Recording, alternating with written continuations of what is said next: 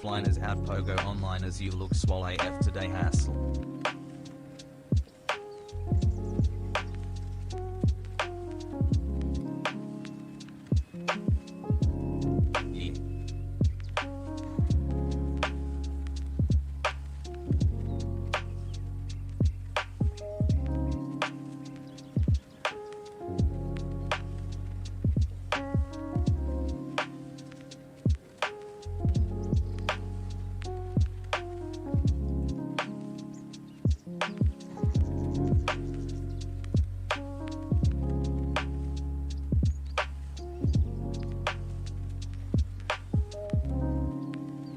Hassle, hassle, hassle, hassle, hassle, hassle.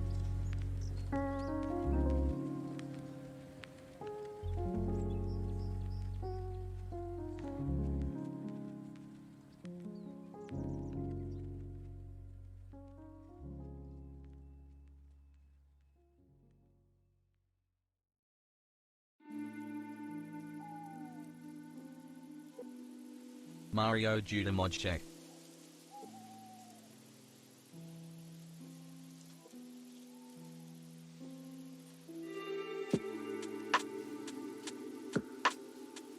Thanks for the content.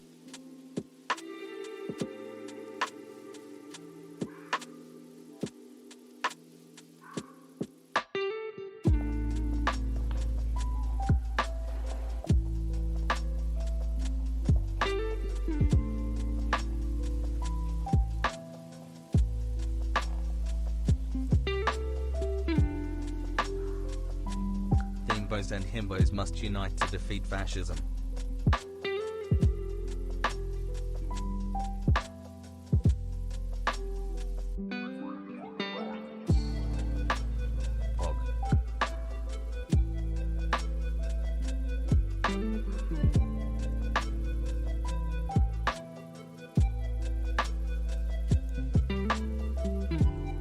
Thanks for saving B from being a libtard.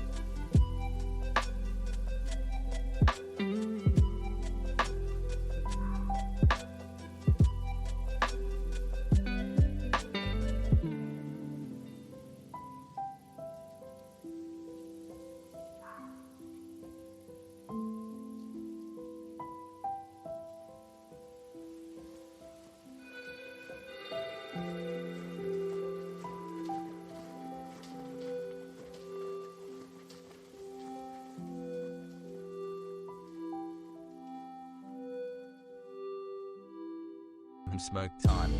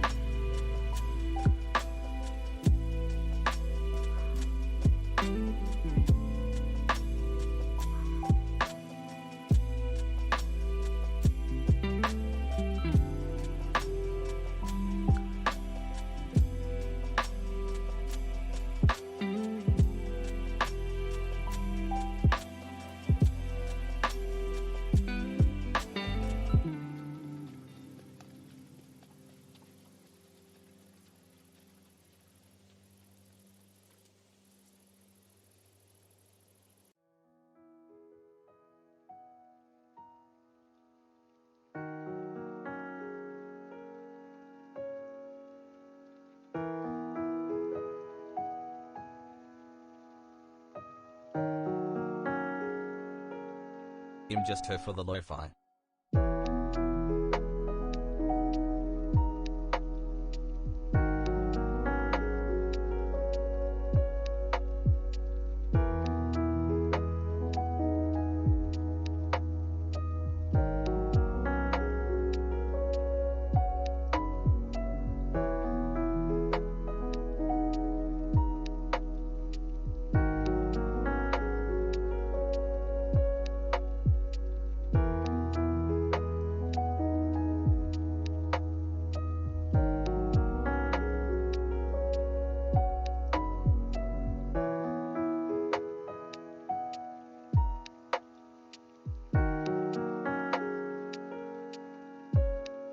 4 months BB.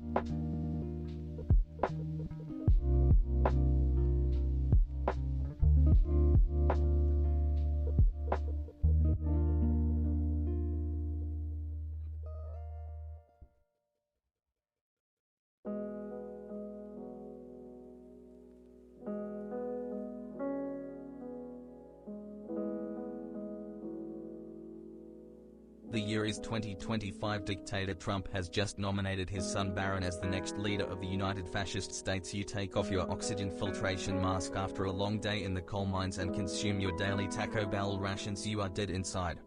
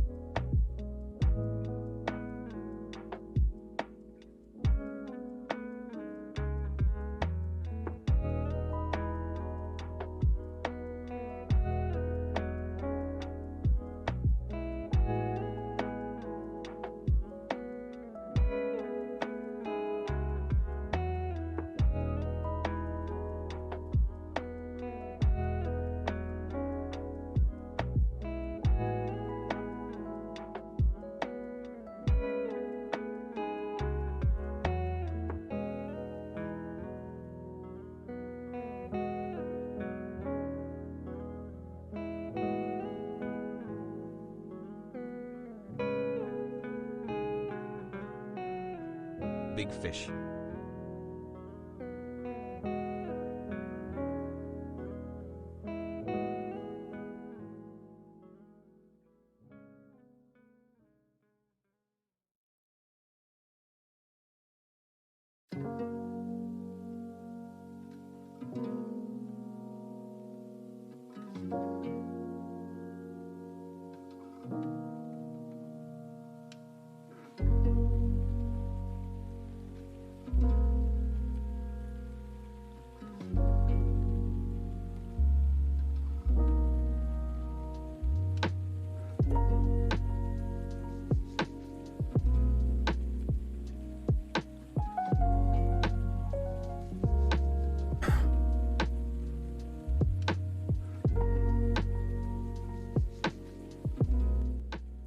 What's going on, everybody?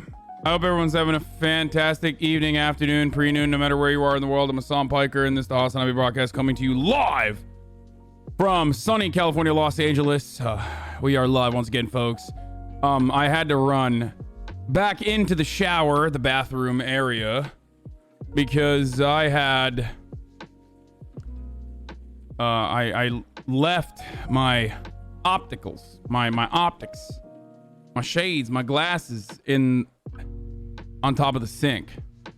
That's why I was that's why you got a little bit of a Hermie.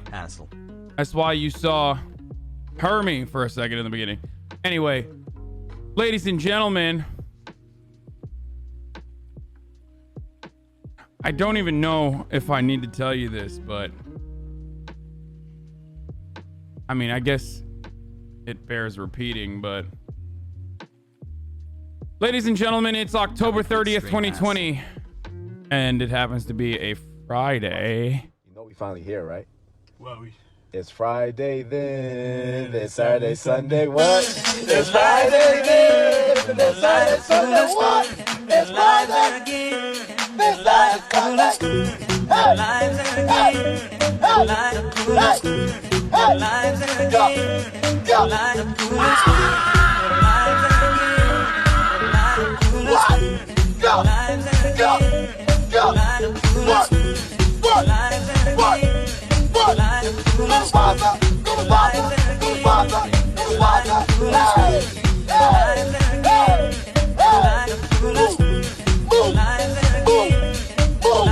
Let's go, let's go, what, hey,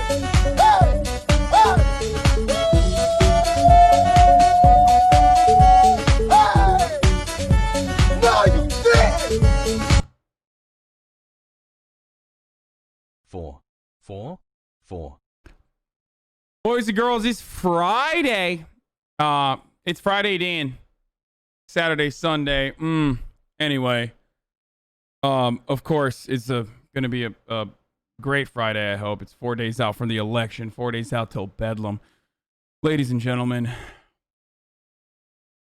it is the beginning of the end. Sub reporting in. It's the beginning of the end.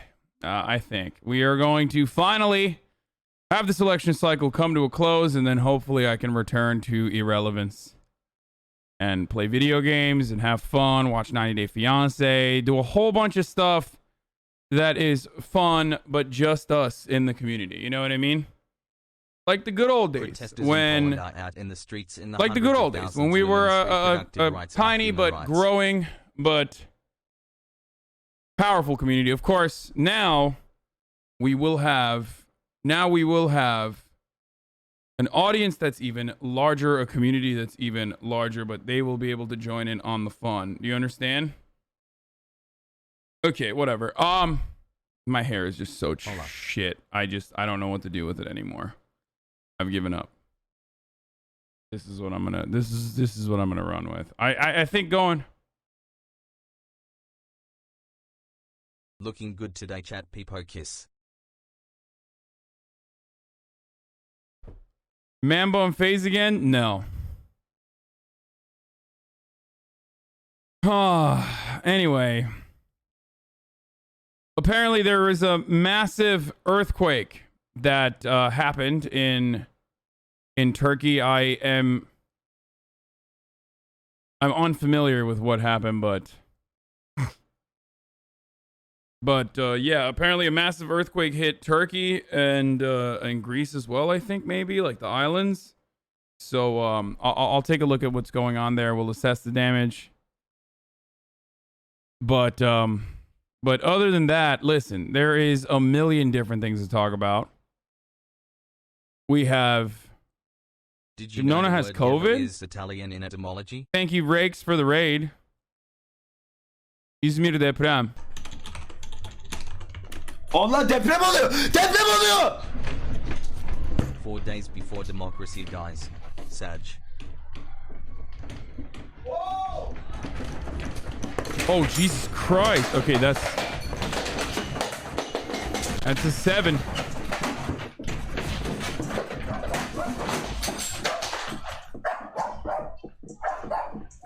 Mallara bak. Kaç. Adamın adı da Akut. Yuh. Sad to say I will be sticking around for the chaos for the foreseeable future. Curse you for being such a himbo, Ajan. Apparently it's a 7 magnitude with a tsunami risk. Akut, of course, is... Isn't Akut literally the... Yanlış mı hatırlıyorum lan? Akut şey değil mi? Deprem. Yeah, Akut is the... like the dude who was saying, oh shit, like watch out. Denizdeyim. That's actually, ironically, the earthquake response team in Turkey. But that's not, obviously, that's not the earthquake response team. It's just some random person. But,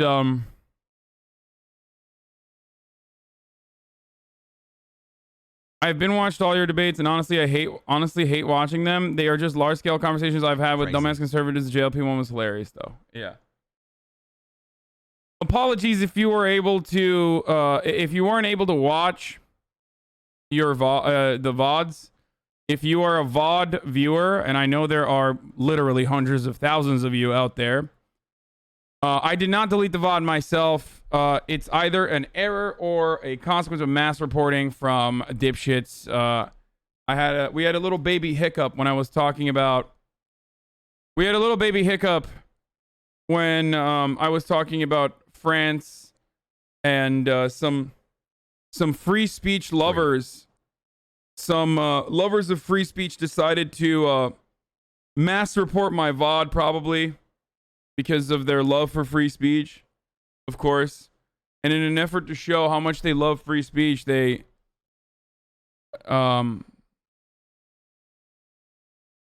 thanks to you and V, I was able to dunk on Chode's bashing ACAB in a push today. Thanks for educating me in politics.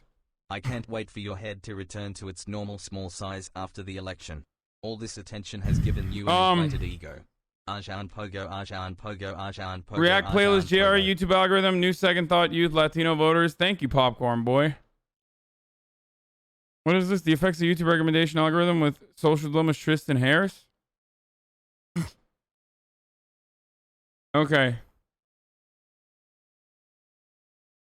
1 year hassle. Yeah, the VOD's gone. The VOD is gone. And I don't know. I don't know what to do about it. I asked my manager. They're looking for. She hasn't gotten back to me on what it is. It's probably a consequence of just like mass reporting or something. Never said my name once, Sag. I don't know what the details are about Turkey. We will find out more about what's going on in Turkey and Izmir.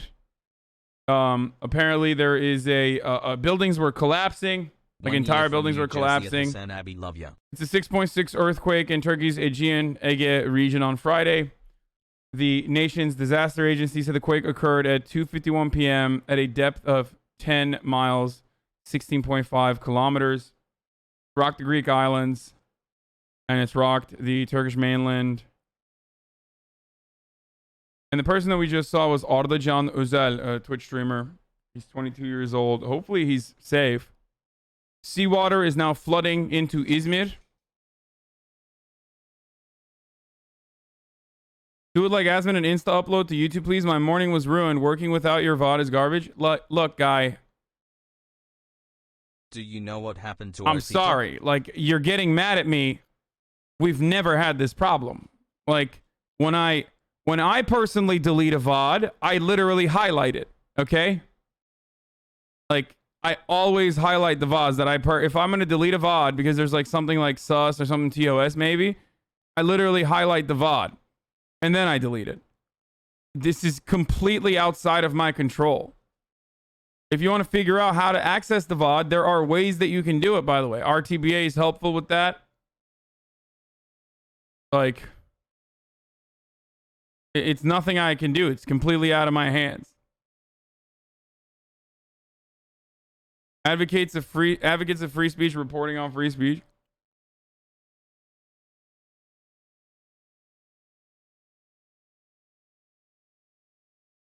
VOD is a video on demand.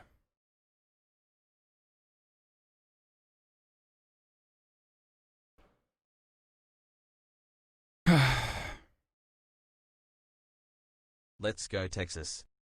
And I'm not going to talk about the France stuff anymore. I don't want to get stun locked into it again. Okay? It's incredibly, incredibly annoying. Like, there are people literally out there saying that I think that it was good that, like, someone got beheaded when I never said that. And I obviously don't believe that. And that's fucking disgusting. Okay? So I don't know what to do about that. Like, I just, anytime I talk about something where like people can inflame the narrative and cause confusion by spreading disinformation, they take every opportunity to do so. So it's deeply frustrating, but I don't want to get stun locked any further on that issue. Happy anniversary, King. Anyway, in personal news, I don't know why, but I feel like I have trouble breathing. Like, while I'm talking. Hold on. Today, I don't know what it is. It's not Rona. Like, I mean, I got tested literally like last week.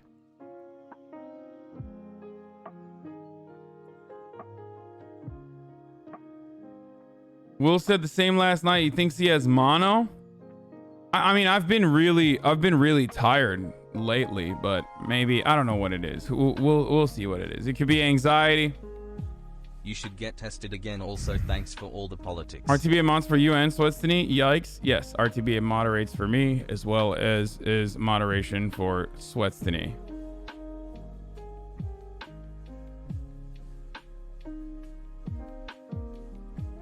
Anyway, Biden is live. Why are you not showing him? Because I want him to win the election.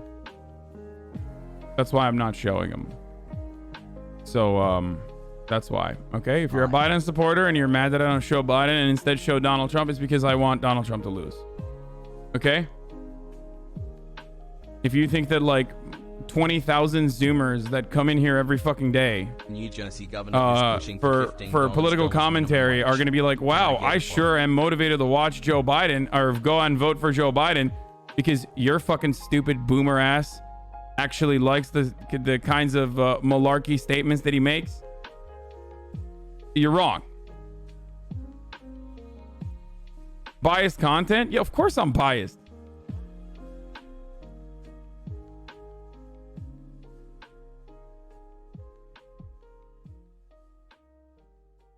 Has it been windy? It could be those allergies you deny having. I don't think I have allergies.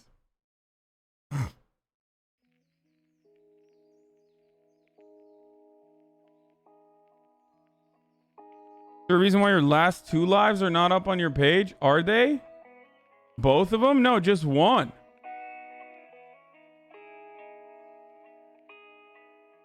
I thought it would. Wait, today's VOD is not even available if you want to watch it? What the frick? It's probably a glitch then. If that's the case, like, it can't be anything but a glitch.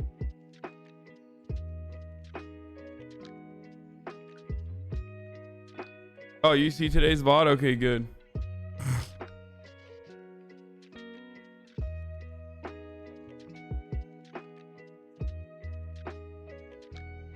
It's literally your back muscles? Maybe.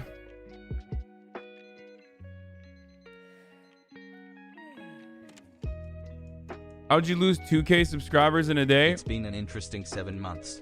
Thanks for all the time you put into this stream and staying with me until you my lose mom picks me up 2,000 from daycare. subscribers in one She's day always when you late. have like a massive night with like 120,000 people and people go crazy with the gift. And then like it spikes so hard that it doesn't roll over.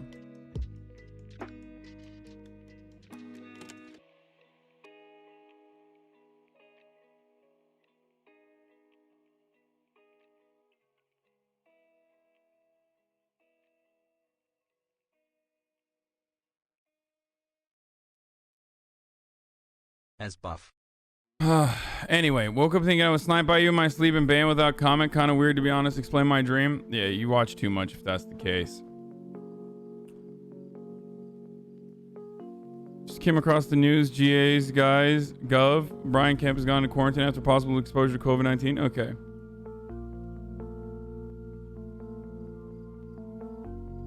Get a female on your election day coverage. I'm vegan, by the way.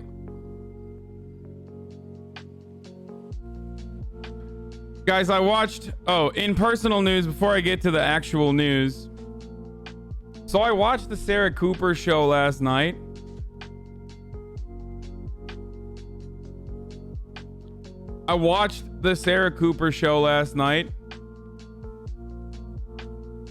And honestly, I could only make it through like... I could only make it through the first...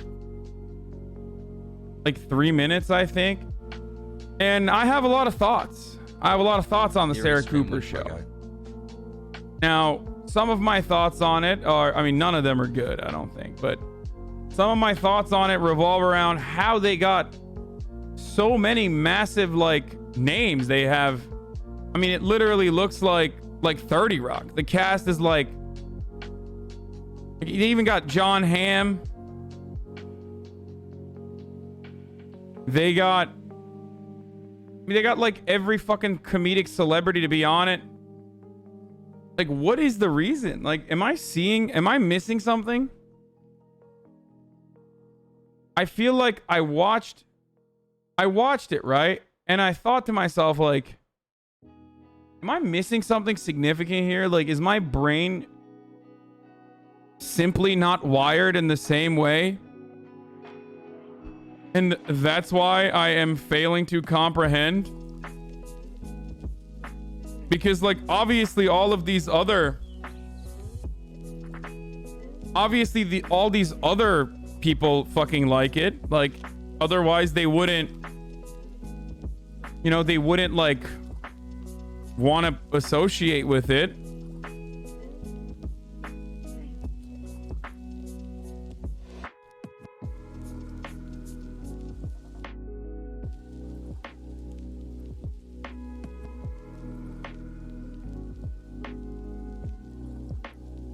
Anything demeaning Trump is worth putting your name on. You just told us you are focusing on Trump rallies because you want Joe to win. Yeah, but I'm also not a comedian. Like, I'm a political commentator.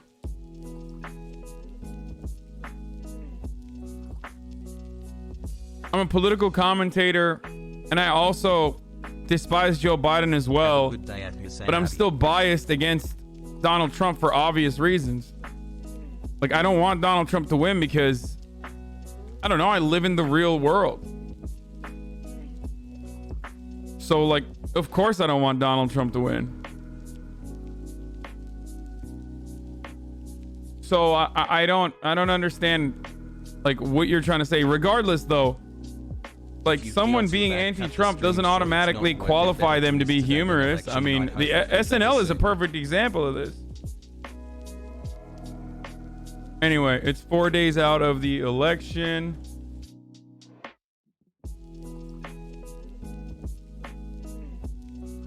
For lots of news, www.twitch.tv/HasanAbi.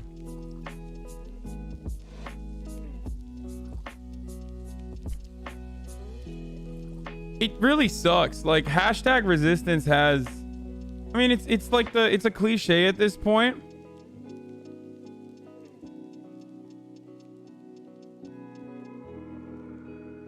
Like, it's a cliche at this point to say that, like, Donald Trump ruined comedy, but he really did. And I think he actually ruined comedy because Hasan, my dad is watching you right now. Convince him not to vote for Trump. How much money does he make? Trick question. Not enough to want to vote for Trump for a second term. Understand? Does he love you? Does he love your future? Does he like the way things were back in like the fucking 60s and 70s? Don't vote for Donald Trump then. Unless he liked the way things were back in like the 60s and 50s for the racism and not necessarily for the union power that they might have had. The fact that they had manufacturing jobs. Donald Trump didn't do any of that shit. He lied to you. And also, he's embarrassing as fuck. Literally every world leader laughs at us now. Like, imagine being laughed at by the French. Just think about that for a second. No, worse. Imagine being laughed at by Canadians. Really? You're gonna sit around and get laughed at by Canadians, dude? I mean, come on. Germans would laugh at us too, but they just can't laugh. Like, they're physically incapable of laughing. But pretty much every other country laughs at us. And that's literally a direct consequence of Donald Trump's administration. Germans are just physically incapable, though, unfortunately. It's just, they've never laughed.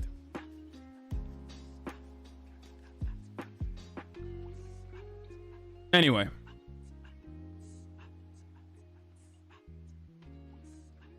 No one laughed at America before Trump. All right, guys, shut the fuck up. I'm talking to his Trump supporting dad, okay?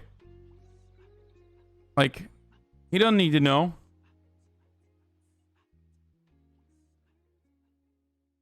If you hate America, vote Trump. All the Americans I meet, I tell them to vote Trump. He's brought the U.S. to its knees in 4 years. Think what he will do in another 4. Dude, that's short-sighted as fuck. Because, like, if there's anything that Donald Trump has shown, these last 4 years have shown, like, America is not going down without a fight. And I mean, like, they're shadow boxing right now, but they will go down swinging. So that's not going to be good for everybody else either.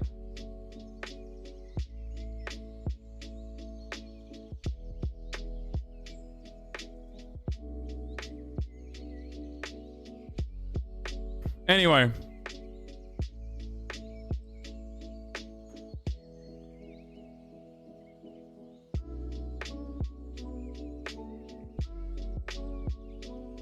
Have you watched Tim Heidecker's new stand-up yet? It's free on YouTube. We could do a watch party? Maybe.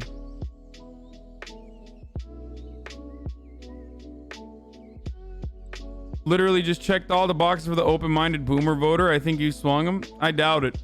I don't even think his dad is actually watching the show. But if he is, he probably shouldn't vote for Donald Trump.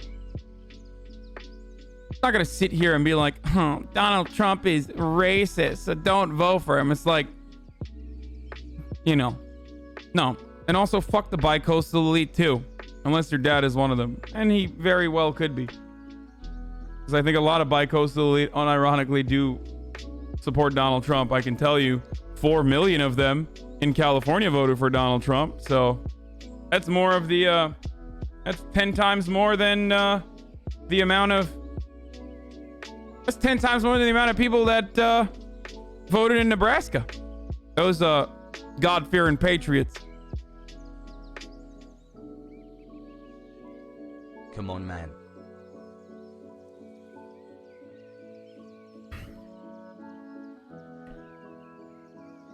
The 8th Circuit Court of Appeals last-minute ruling. Oh, Jesus Christ. Yeah, this happened like last night, didn't it? Breaking, because of last-minute ruling, Minnesota do not publish ballots in mail anymore. In the middle of a pandemic, the Republican Party is doing everything to make it hard for you to vote. Stand up for your rights, vote in person, or take your mail-in ballot directly to the ballot box.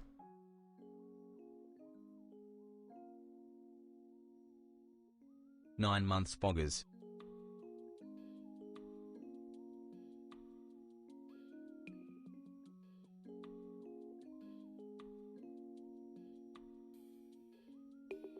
Trapped a well. Send help. What's going on with the FBI and election interference? I can find barely anything on this. What? Dude, it was a nothing story. That's why you can't find anything about it. Because it was literally nothing. Best Twitch streamer. And when it first came out, we all thought it was going to be something. And while I was watching it, I was like, so they're just basically pointing to 4chan and saying like, people hate. like even the Iranian Proud Boy emails or whatever, one, that mailing list that the Iranian government supposedly, allegedly had access to, you can purchase. Okay, you can literally go online and purchase that mailer. You can do that. Secondly, 92% of those emails hit the spam. So out of all the people that were targeted, 92% of them didn't even see it.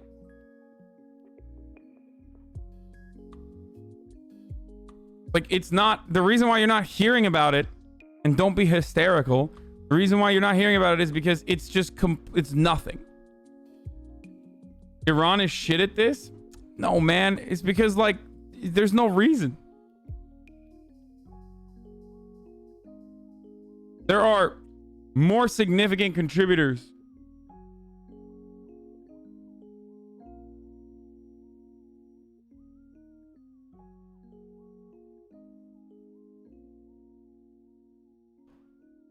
I love you, Hassy Hassel.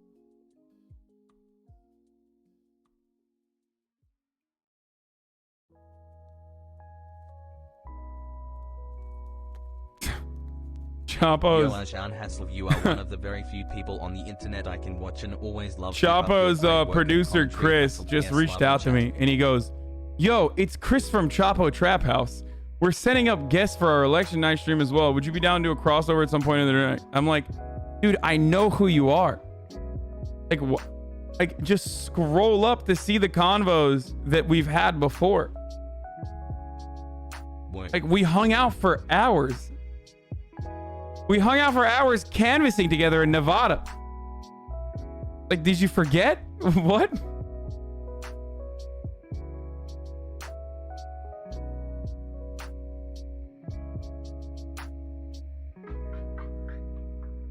Anyway.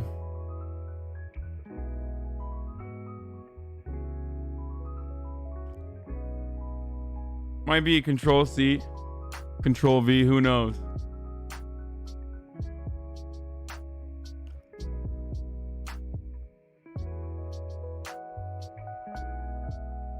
It might have been copy paste. Hey, Hasan, are you gonna cover the Destiny Jesse Lee Peterson talk? No. This stream means so much Why the fuck would I do that?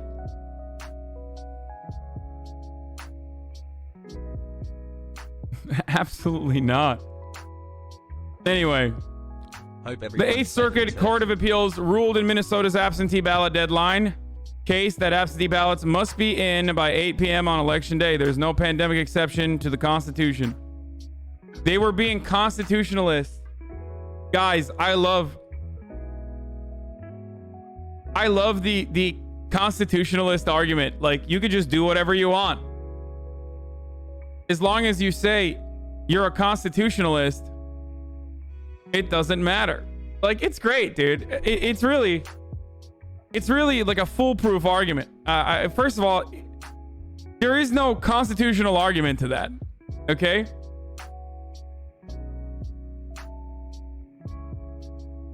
Like, as a matter of fact, if we look at how the founders decided on this shit, it's very clear that the reason why there's a lame duck session to begin with is so that motherfuckers could tally up the votes and ride in buggies from all across the country. There's a reason why there's literally a procedural and still symbolic session where the outgoing president might still be in office, even though he's no longer in power. And the reason for that is literally because the founders were like, no, it's important that we count every fucking vote. So if you were to make a constitutionalist argument, it would be the exact opposite of what they're trying to say. Do you think POC shouldn't vote because that's how the founders wanted it? Exactly. Thank you. That's a great take. Like, that's why every constitutionalist is morally bankrupt, okay? Because women and black people overall are property Thank you. in the minds of the people who framed it, okay? Sorry, the majority at least. And they designed the system in a way where they did not want black people to even have any rights, but any vote or any say. But, you know, the concession was at least 3/5 of a white person. So, you know, that's... So whenever someone says, like, I'm a constitutionalist, it's like, fuck off, dude. No, you're not. Especially funnier when, like, black people say it, or women say it, or gay people say it who did not exist at the time. They just didn't exist. Thanks for being the voice of reason.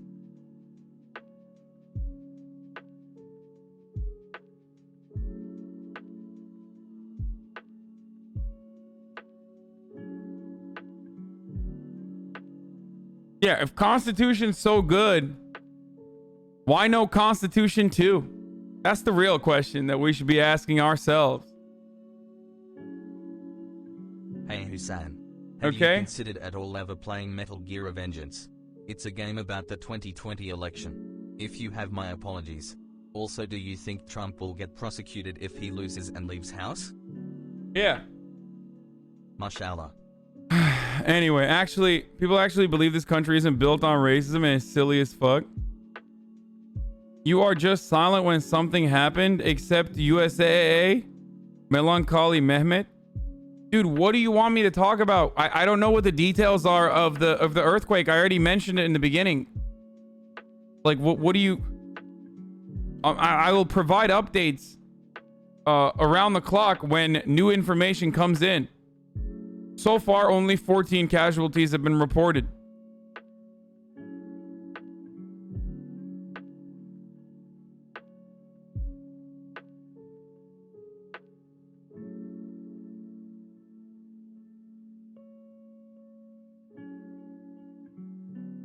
And also, I did cover Corbyn being suspended from the Labour Party extensively yesterday. Yes, as far as the Texas thing goes, this is insane, guys. As of last night, the number of voters who cast ballot in Texas early voting period this year has now surpassed the total number of people who voted in Texas in all of 2012. Texas added 1.8 million registered voters since the 2016 election. Happy Friday, chat and Arjan Hassel. Incredible. Now, of course, there's a lot of, like, incoming new Texans, okay?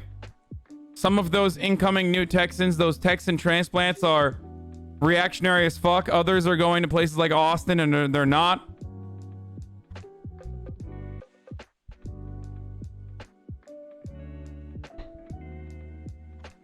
There's also a lot of new Hispanic voters because they're turning 18. The Hispanic population in this country, the Latino population in this country, is the largest 18-year-old age group out of any ethnic background. I think isn't there more 18-year-old Hispanics than 18-year-old white people in this country or some shit? Like, I don't know if that's actually true or not. I mean, that's a crazy fucking... Keep up. Wait, let me look at that again. Farming has mods emotes. Thanks for educating us, King.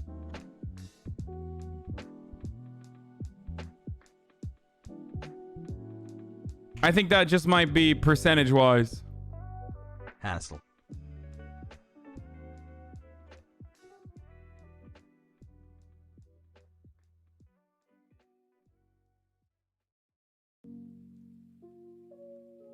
Yo poo poo, if you don't read this message then I curse you with molding for rest of your life. 9 months BTW, not a single call out. WTF poo poo hassle. Yeah, the most common age for white people in this country is 58. In 2018, the most common age group for white people was 58 years old.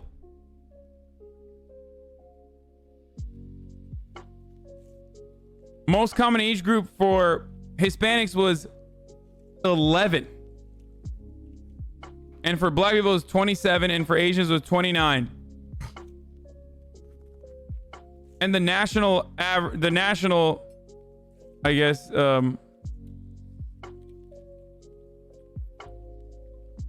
Hispanic babies, dude. Mr. Man has resubscribed.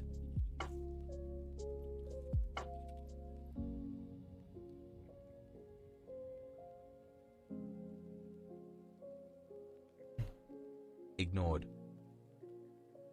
I did not ignore you. Thank you, Alexandra Alex.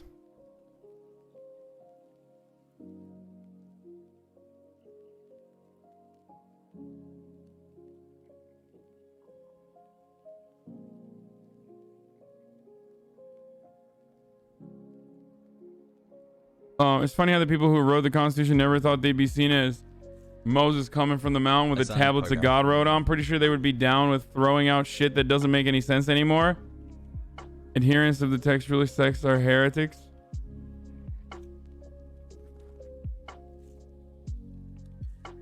Trump Jr. claims that 1,000 deaths is nothing. What? We're really out here doing this?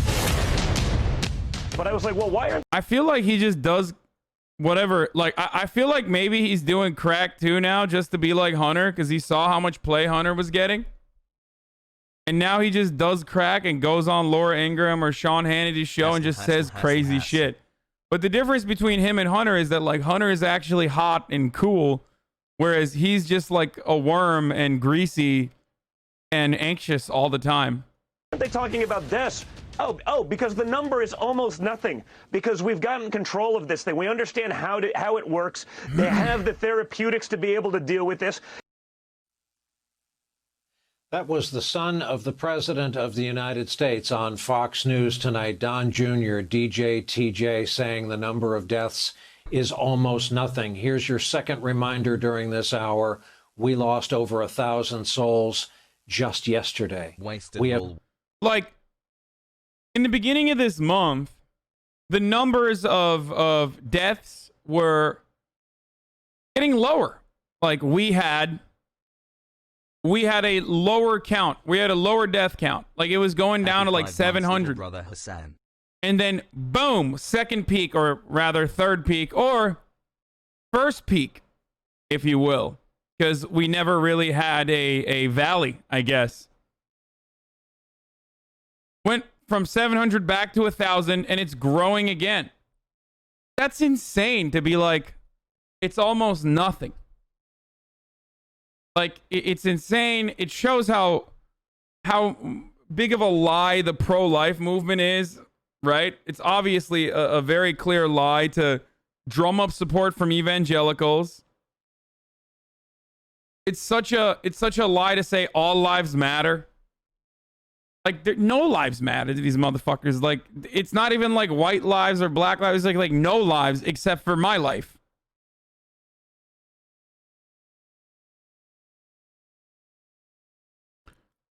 Yeah, 1K a day is only 365,000 a year, dude. Fuck yeah. Have set single-day records. Do you know the average death per day or death per year of a non-COVID America? There's different slopes, and I don't have a daily average, but I have weekly. Like, we can look at weekly deaths. That's how the CDC measures it, for as far as I've seen it. And the CDC tracks the average, or not the average, but the weekly deaths, and also the additional deaths that happen beyond what would happen in a regular like yearly cycle. And I've been saying this since cases, not deaths. No, bitch. We're talking about deaths. We are talking about deaths right now, okay? The CDC tracks deaths, and they also track excess deaths. What is an excess death? An excess death is how many additional people died in comparison to the previous year in the same time period. Okay? This is the way you figure out if something crazy is happening where a lot of people are dying. That's also how you can prove to idiotic Republicans who claim that, there isn't excess mortality in this country or some shit like that, or like COVID deaths are fake or being misreported. Well, no, they're not. Since the beginning of the COVID crisis, since like the first death occurred, we've had nearly 300,000 excess deaths that we normally wouldn't have in comparison to the previous years. And the easiest way to describe it is, if 1 million people died in that time frame on regular years, like in 2018 or 2019, then 1.3 million people died in 2020. Understand?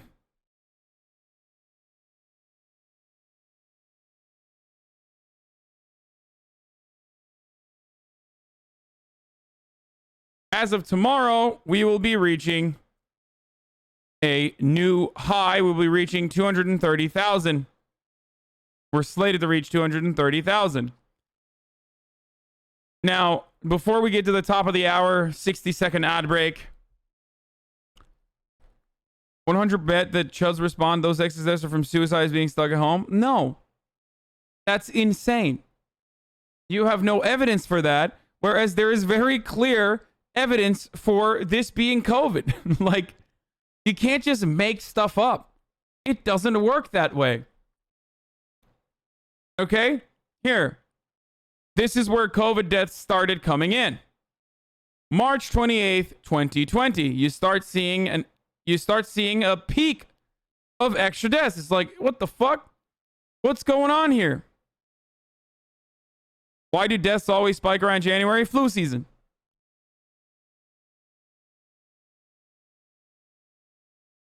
Explaining basic math to middle school dropout chuds law. I mean, dude, this is what I do for a living, okay?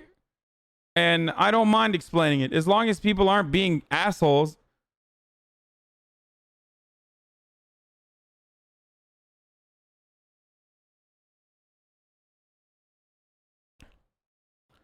This is the 2018 2017 peak. I think this was a particularly bad flu season, maybe. But as you can see here, you got the average expected number of deaths on January 2018, okay? Average expected number of deaths around January, around the same number, and then boom, look at the April data. Out of nowhere, you see a massive fucking spike in comparison to like April of last year. Look at that. That's crazy. April weekly death number last year is 57,000. April weekly death number in that same week, 56,000, 57,000 is what the expected was. But we end up getting 72,000. 22% excess death rate. You understand? It's very simple. You look at how many people died every single fucking year in the same period of time, and you look at how many extra people died. Now, you look at this data, fear-mongering. No, it's not fear-mongering. It's just describing to you what is happening currently. Like, the way to put this in terms that you can understand is like, it's like me saying, dude, the volcano is going to explode. Scientists have said the volcano is going to explode. And also, look outside your window. The fucking smoke is coming out of it. The lava is coming out of it. We need to evacuate immediately. And you're like, no, you're fear-mongering. No, I don't care. You're fear-mongering. And no, I think I'm going to open up my Jamba Juice. I don't really care. I'm going to work.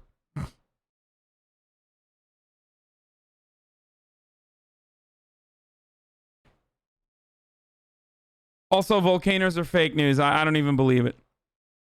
Also, it's actually not volcanoes. It's the 5G. That's what you sound like.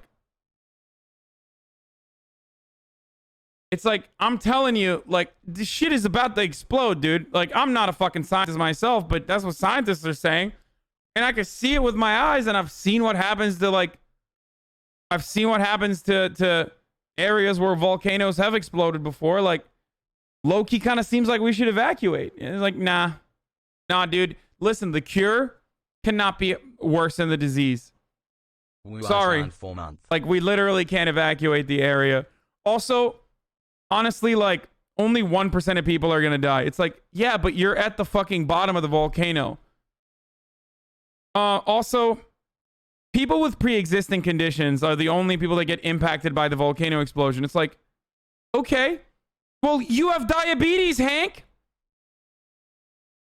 And your dad, more importantly than your diabetes, your stupid fucking dad barely made it out of cancer and has heart disease. So it's not even about you. It's about your dad. If you run around and get it, you might be able to be fine. You might be able to dodge it, but your pop-pop's not going to fucking dodge it. Idiot. Pog. And you're still like, nah, it's fake, brother. Anyway, I'm going to run a 60-second ad and we'll talk about some other stuff. All right, top of the hour, every hour, 6-second ad break. Obviously, subscribe if you want to avoid the ads. I don't know why I'm saying this. People are asking why vote against Trump. All they hear is sexual assault and racism, but what are real reasons Biden is better? Nice hair today, Hasan. What? All they hear is sexual assault? I don't know, man. Look around, dude. Okay? Everybody wants the economy to recover. Everybody wants the economy to do well. But guess how the economy's not going to do well? If you fucking avoid a pandemic and like act like it's not real and then tell a bunch of other hogs that it's not real and refuse to take necessary steps. So if you don't do that, then yeah, you extend the problem. Nobody wants the cure to be worse than the disease, but Donald Trump's lack of a cure, rather, or delayed cure, has made it so that the cure is worse than the disease. 230,000 people have died, man. I don't know what to tell you about that. Like, that's an insane number. 230,000 extra people have died that didn't need to die.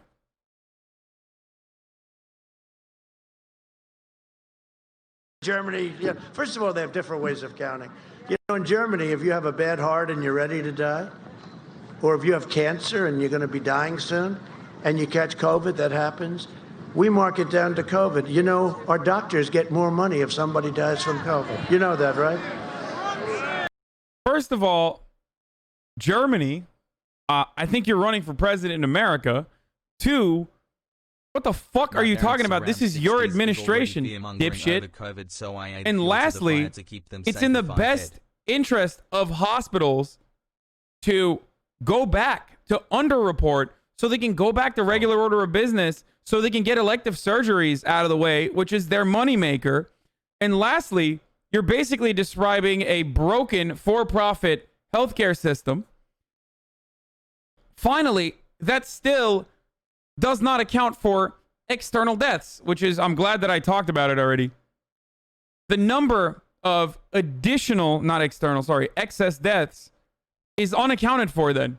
They just died because what? They were just upset with Donald Trump and killed themselves, I guess? I said external, sorry. Like, it literally doesn't matter. This does not matter. None of what Donald Trump is saying matters. Either you think that 230,000 or nearly 300,000 actually people died for some inexplicable, under inexplicable circumstances, or you think that they died because of what the international scientific community has a consensus on.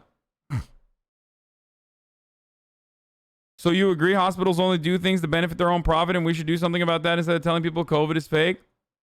Yeah, exactly. That's the other point I was going to make, which is like, seems like you have a problem with a for-profit hospital system. Maybe you should do something about it as president.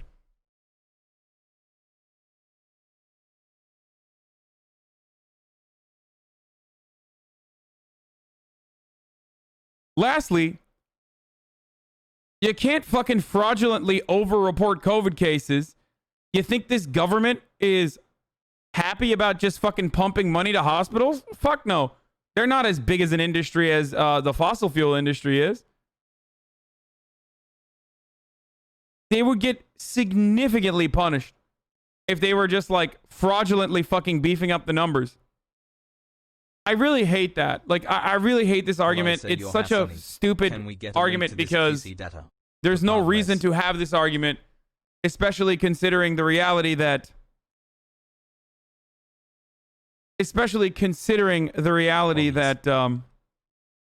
you know, there is no other way to account for the extra people that have died.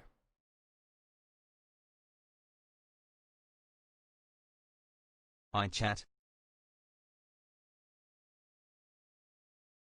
The opposite is happening. CDC is saying Florida has underreported COVID deaths by at least 6K.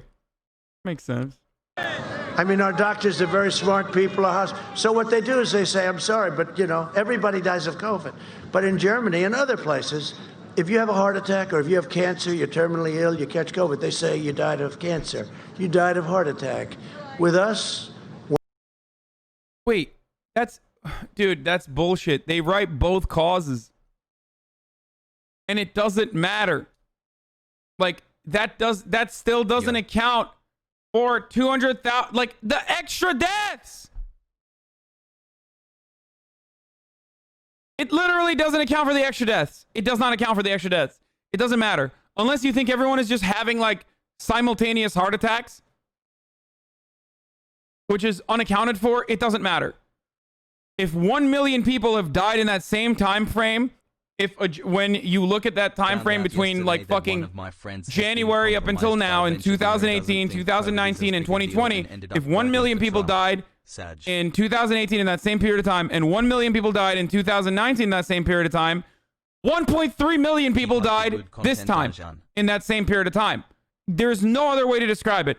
It is either they're spontaneously fucking combusting, and doctors are like, oh, this is a great opportunity for us to avoid the reality that there is this big problem with spontaneous combustion. Okay? So let's just make a killing on the COVID subsidies.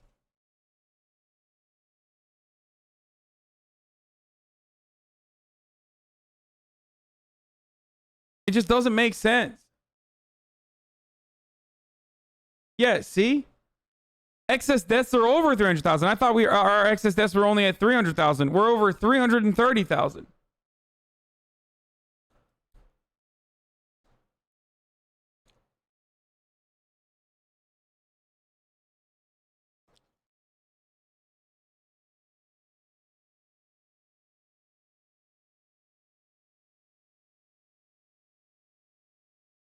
When in doubt, choose COVID.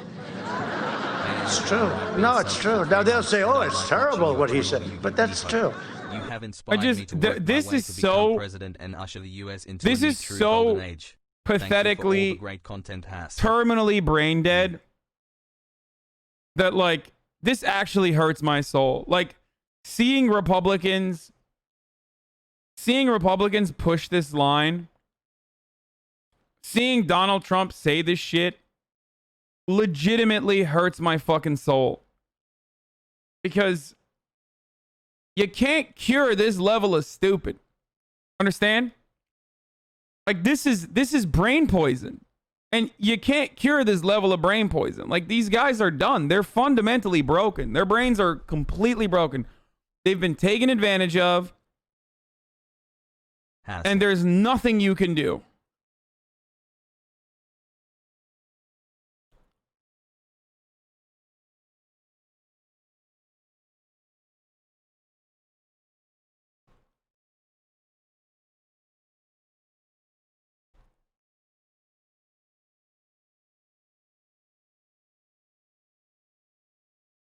My sister spouts this stupid shit and she works at a hospital. It's so damaging to public health.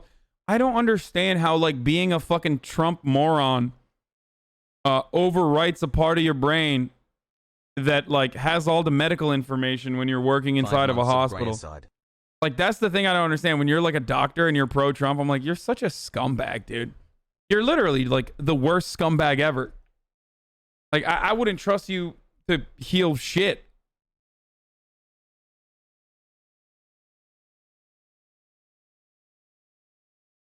Girlfriend's the EMT and her coworkers say the same shit. It's unbelievable.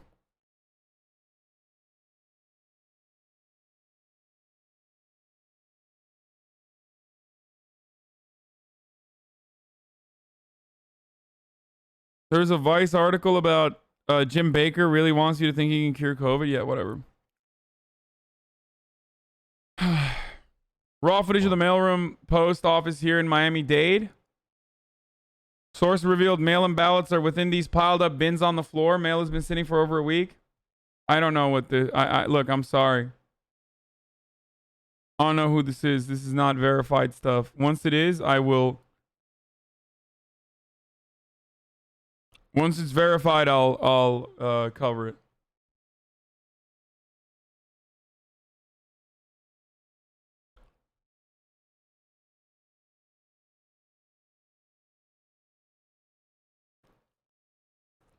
It's weird having surgeons mention talking points while working on a patient. I mean, conservative talking points.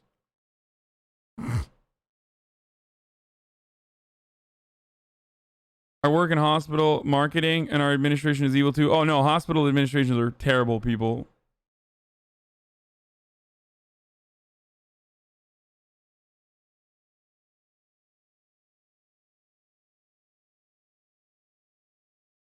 Absentee ballots are taking longer to reach election offices in key swing states than in the rest of the country. New data shows potentially meaning 1 in 10 ballots are not arriving in the expected time frame. USPS data shows the delay looms larger over 28 states that require ballots to reach election officials by election day to be counted. Huh. I wonder how that happened. You vote by mail, then in person, your vote gets banned? No. You tell them that you voted by mail and you go to your polling station and you tell them that you already voted by mail. I think they can like give you a provisional ballot.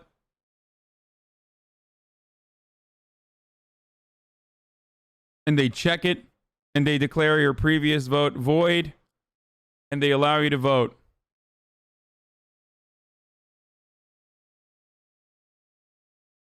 What is this? Timcast?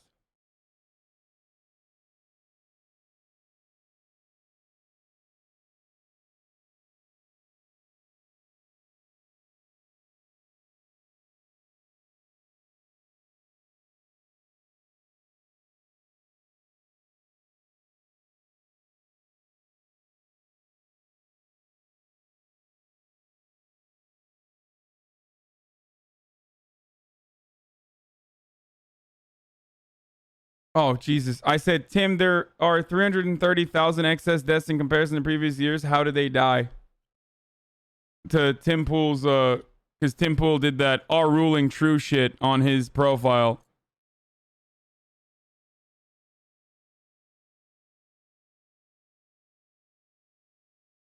Does that mean you could also re-vote if you already voted in person?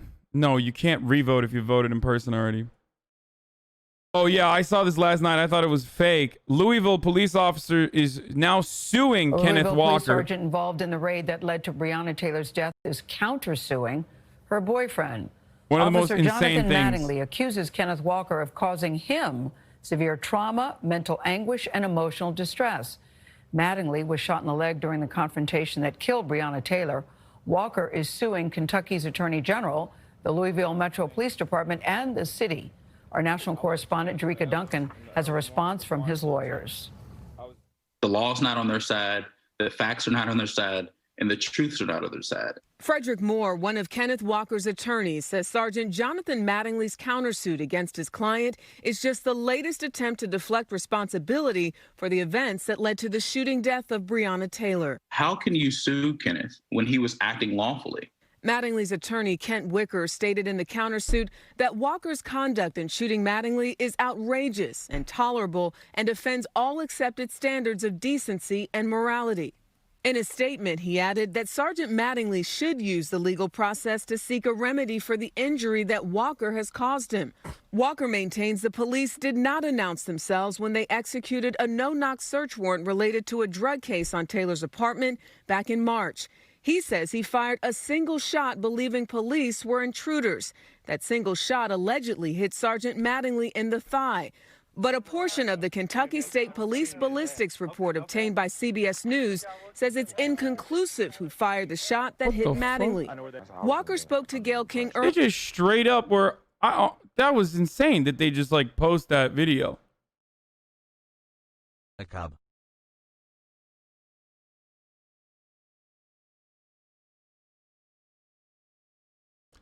FBI report 1,000 civilians killed by cops, 50 cops killed by civilians in 2019. Pogo. Is he the one that shot Breonna? How is him getting shot in the leg worse than him killing a human? Dude, I don't know what the fuck.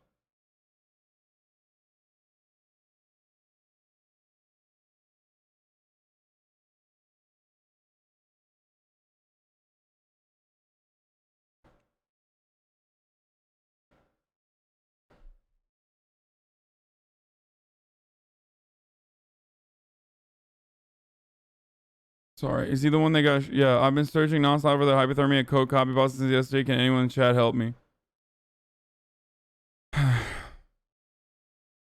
My title does say 4 days until Bedlam.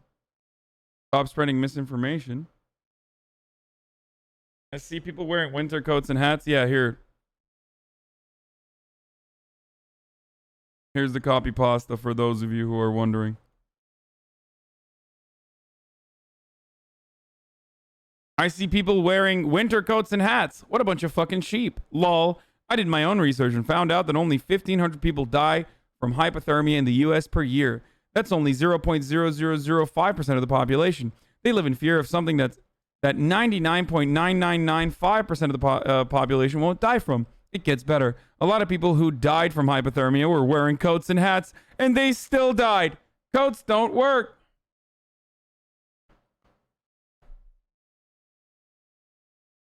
Okay. Earlier this month about the moment he fired his licensed gun. So you fire off a shot. In what direction? Well, I know I wasn't like aiming it straight ahead. It was like down towards the ground, you know, trying to just, you know, scare him off. Also this month, Sergeant Mattingly spoke publicly to ABC News and the Louisville Courier-Journal and dismissed Walker's version of the events. He said Walker was not pointing his gun at the ground. I saw his gun. Our postures were the same, looking at each other when he fired that shot. Walker's legal team says Mattingly... Wait, if you saw the dude fire his gun, then why didn't you just, like, aim it directly at the dude and end up killing his girlfriend instead? That's so weird.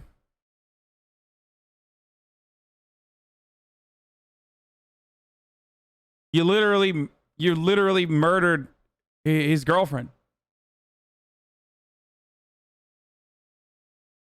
Bro, he shot a fucking cop in his own apartment, motherfucker. I thought this was America, goddammit. If people in civilian clothes can just come into your fucking house, break down your door, and you know, start firing at you, like, there's... what are we doing? There's no right to self-defense? Then why does anyone have a gun? Yee. I mean, unless you're unironically saying, like, oh no, like, Castle Doctrine only applies to whites killing black people. You know what I mean?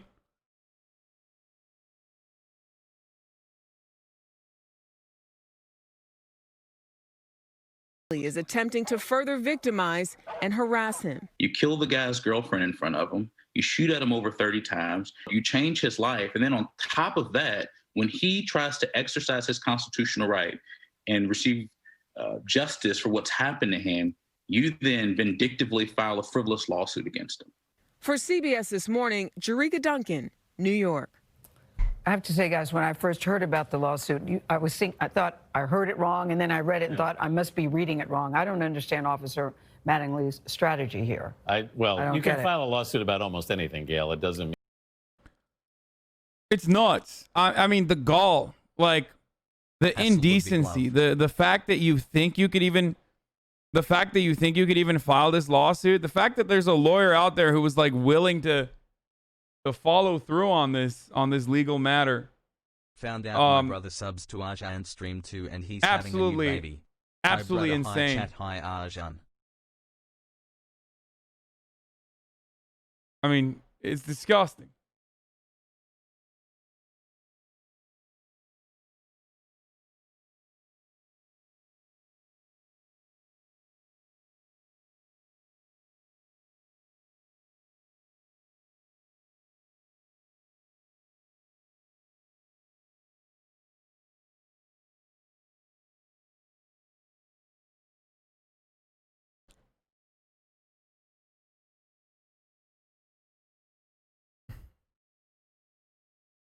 Lawyers get paid anyways, and there are those who don't care about what they're defending. It's legal, but you can sue for whatever stupid shit you want. My government teacher in school used to tell us, if you're going to defend your home with a weapon, make sure you kill so they can't sue. Jesus Christ.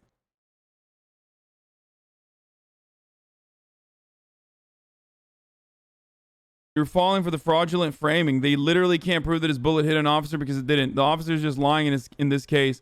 Officers get offended that their victims are compensated financially, and this is them attacking that by trying to get some potential settlement money out of Walker's hands. I mean, this is not the first time this has happened. I hope you know that. Even when officers do end up fucking killing someone, and they did in this case, Breonna Taylor, the dude, the fucking psychopath that killed Daniel Shaver in that hallway, in that hotel hallway, now has successfully sued for PTSD, and now he gets additional payment from the government.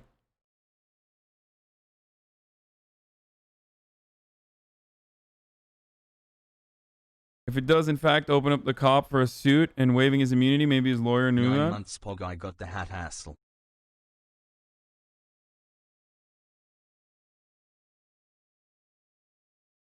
Yeah, he gets like 30 racks or some shit a year. Elon Musk does not want to follow Earth laws when he goes to Mars. I mean, who cares, dude? Fuck him. Anyway.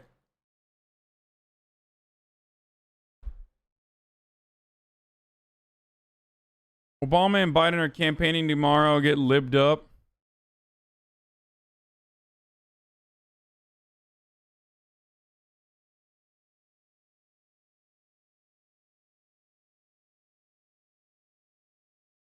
Late mail allots may actually be hurting GOP as Dems have overwhelmingly mailed their ballots early.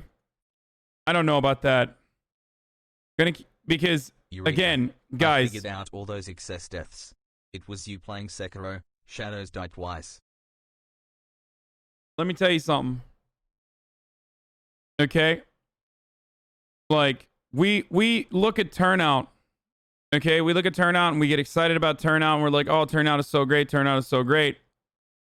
I'm getting random mid-roll ads every 20-ish minutes. What the fuck, Twitch? Wait, really?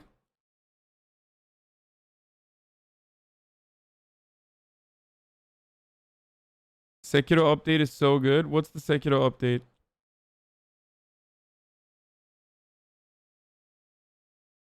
That's a glitch. Thanks for converting this chud. It's from the uBlock patch on LSF? Oh, really? So if you get uBlock, then you get glitched into seeing more ads than what I would roll? Okay.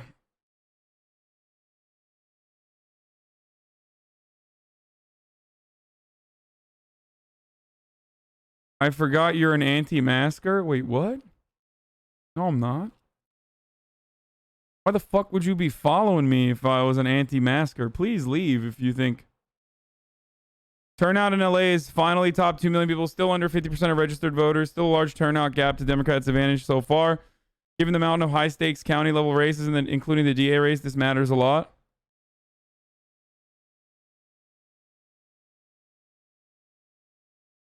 Can you watch Swag News? Is an unbiased review of a couple? No, what the fuck is Swag News?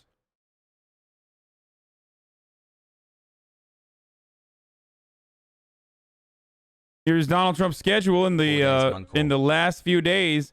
4 campaign rallies on Saturday, all 4 in Pennsylvania. Oh my God. 5 on Sunday. He's gonna go to Michigan. 5 on Monday. And The final 3 in Michigan. Okay, holy shit. He's beefing up. He's trying to do a blitz on Michigan and Pennsylvania, it seems like. And, of course, North Carolina, Georgia, and Florida. The Sunday rally in Georgia is a unique one because, like, the fact that Democrats even are in play in Georgia is insane. He's also doing that because of the 2 Senate seats that are up for grabs in Georgia currently, one in a special election, where Kelly Loeffler, who was appointed to the seat, is competing against, I forget the other dude's name right now. It's escaping me, but they're both like pro-Trump. Kelly is intensely disliked.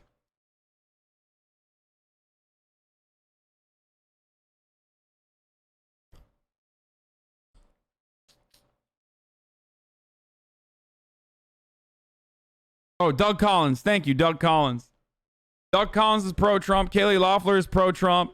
So they're eating into one another in that special election. And in Georgia, in the special election in Georgia, if you don't get over 50%, if you don't get over 50%, there's a runoff. So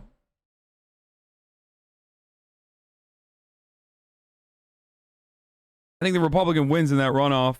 That'll happen in January, but we'll see what happens. Trump and Biden were speaking at the same time. Fox News carried Biden's speech, and Trump is not happy.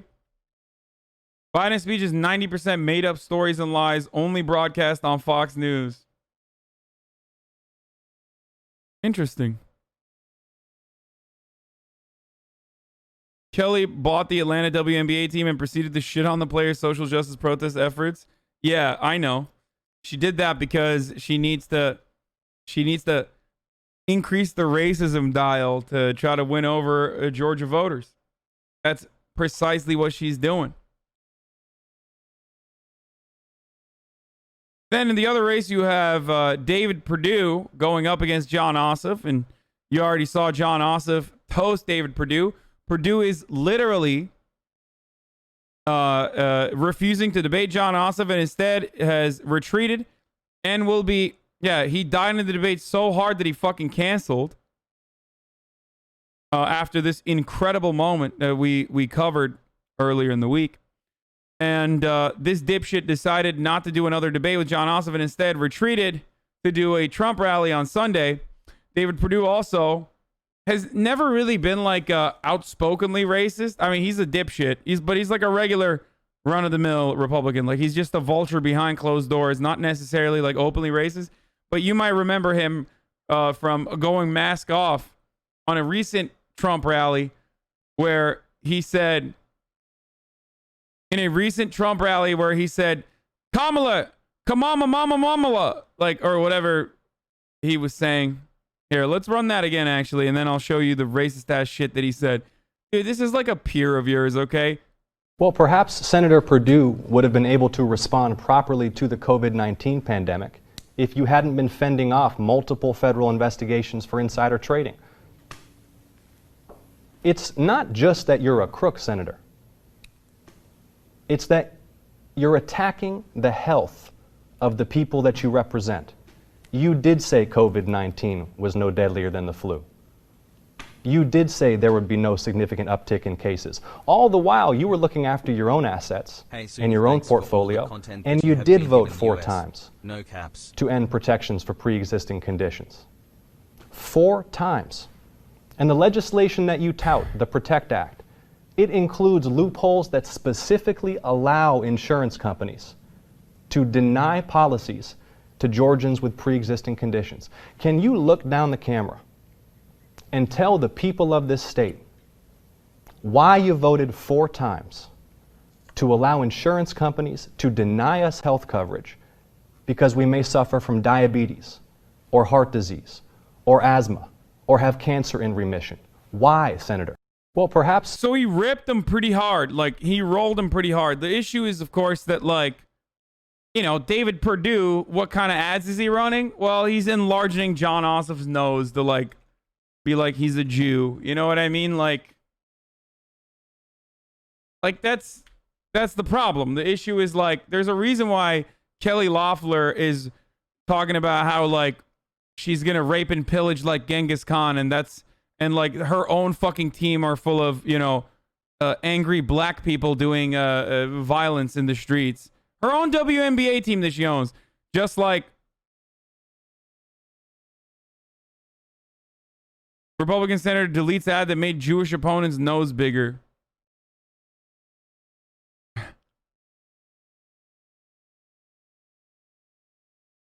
Like, that's the only thing that they altered, dude.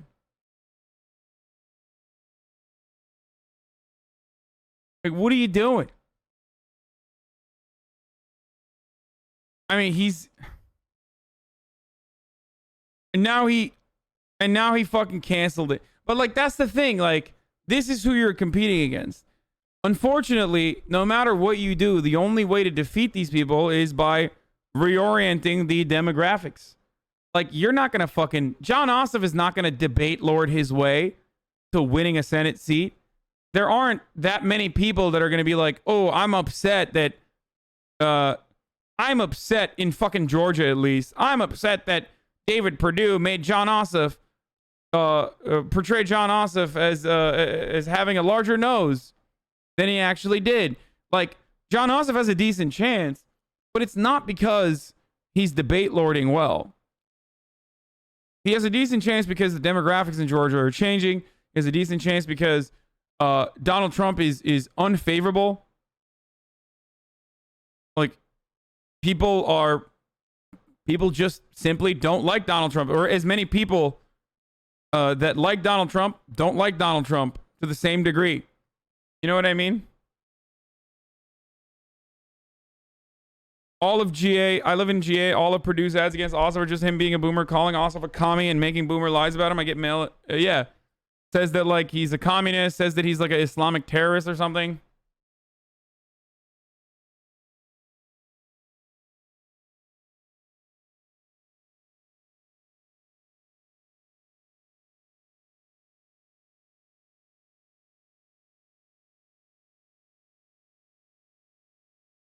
What do you think about all the effects for Turkey after this election? Which president will be better for Turkey? I don't know. Why does every new age Dem sound like Pete Obama? Is this just neoliberalism voice? Yes. Fox has been weird the last 24 hours, carrying a lot more pro-Biden stuff and Tucker dropping the Hunter stuff. Speculation is that they've seen the Fox News poll coming out this weekend and it's super bad for Trump. They might be cutting Anchor and trying to swoon Biden admin so they don't lose all access for 4 years. Imagine thinking that the fucking pussy Democrats would not give access to Fox News. No, they're going to give access to Fox News. And Fox News is going to return to the regular order of business where they say, like, Joe Biden is a fucking communist. And that, like, you know, he eats babies or whatever the fuck they allude to. Or that, like, he wants every immigrant to come into the country so they can fuck your daughter. And also, of course, deficit hawking. Of course. Can't wait for all the deficit sharks to come out. Now, luckily for us, the deficit is not a fucking winning message. Like, it's never been a winning message. It's just that Democrats themselves are unironically actual deficit hawks. Like, they literally, even at times when they could go balls to the wall with the progressive agenda because there's a Republican president, even then they're the ones who are trying to pass PAYGO to, like, stop deficit spending from happening. It's like, what are you doing? Like, this is the moment where you're like, you know that your bill's not going to pass, so you fucking map out exactly what your most progressive legislation would look like. This is the moment where you advocate and agitate for Medicare for all.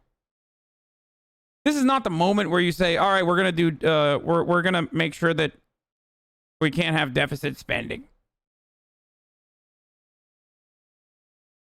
So dumb.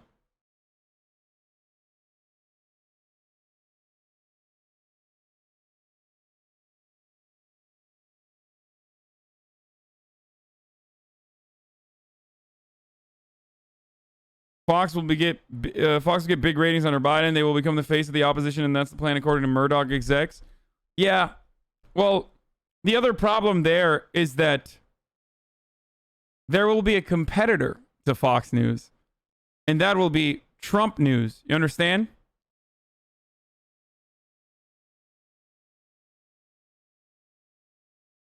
But we'll see what happens there.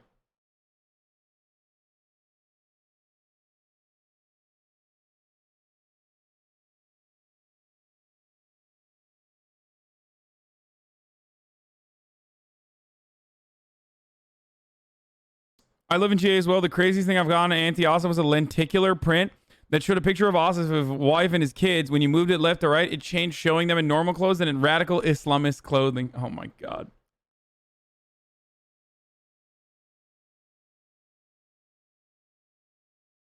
Yeah, Georgia is a really interesting race because it could be going blue. And that is shocking and historic.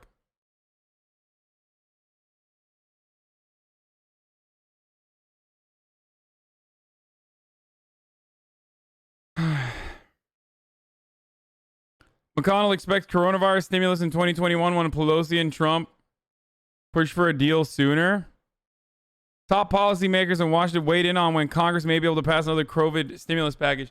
Dude, why can't this guy just fucking decay, dude? I don't understand. I really hate this. But it's not even just him. It's the entire Republican Party. They're so bankrupt, dude. They're so bad. They're so dog shit. It's not just Donald Trump. It's all of them, okay? Like, at least Donald Trump recognizes that he needs a stimulus package to win, right?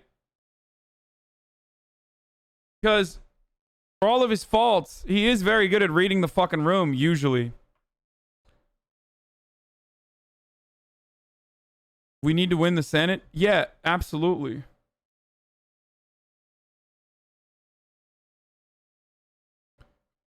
In other races in North Carolina, NBC Marist poll has it among likely voters. In the Senate race, Cunningham has a 10-point lead over Tillis. Jesus Christ. And in the governor race, Cooper has a 19-point lead. What the NBC Marist sample looks like. 33% Democrat, 30% Republican, 34% Independent. 66% white, 21% black, 6% Latino. 40 are college graduates, 60 non-college.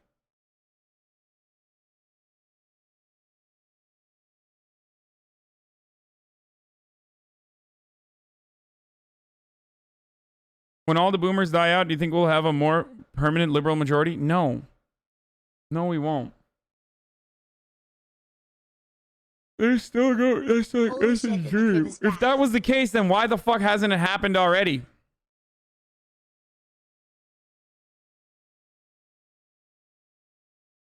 Are you doing a 24-hour stream on... No, I'm not going to do a 24-hour stream on election. It'll be a long one, but...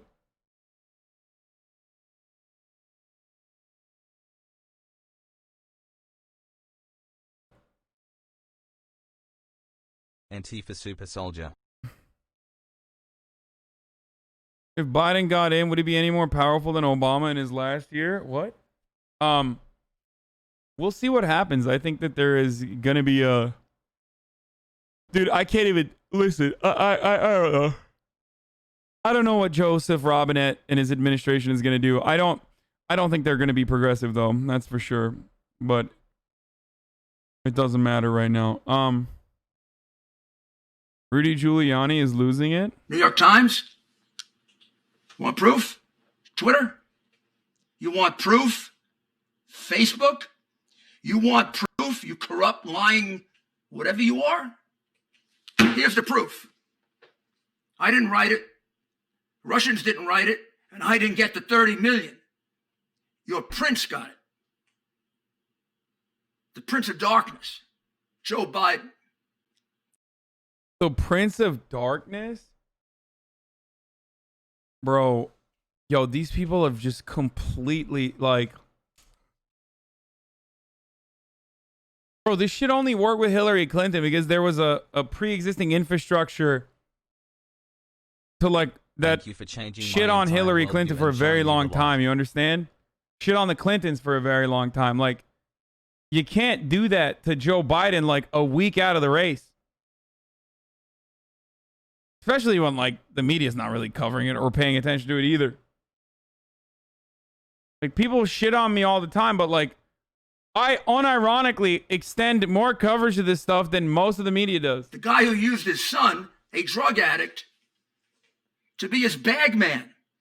Why do you think his son lost his teeth at 40 years old? Because under this kind of pressure, working with murderers and organized criminals like Mykola Zoshevsky and Elena Buturina. Like, this shit sucks. Like, at least Democrats, when they were, or liberal media, when they were going with the Russiagate narrative, like, they built a story for, like, a very long time. For an entire year, they, like, talked about all these other people. Like, no one gives a fuck about Lev Parnas or Maria Babalunsky or Tony Cipriani. I don't fucking know.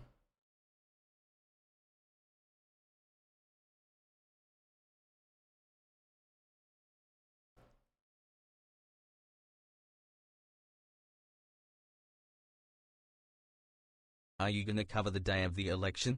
Might skip work to watch from Norway. Yeah, I'm gonna cover the day of the election, of course. Like, you can't, like, introduce these casts of characters with, like, ethnic-sounding names, because according to Americans, like, anything that isn't Hank or Henry is ethnic, obviously. You can't get these people... You can't get Americans to, like, pay attention to this shit a week before the race. And Xi Jinping at the bottom of the river.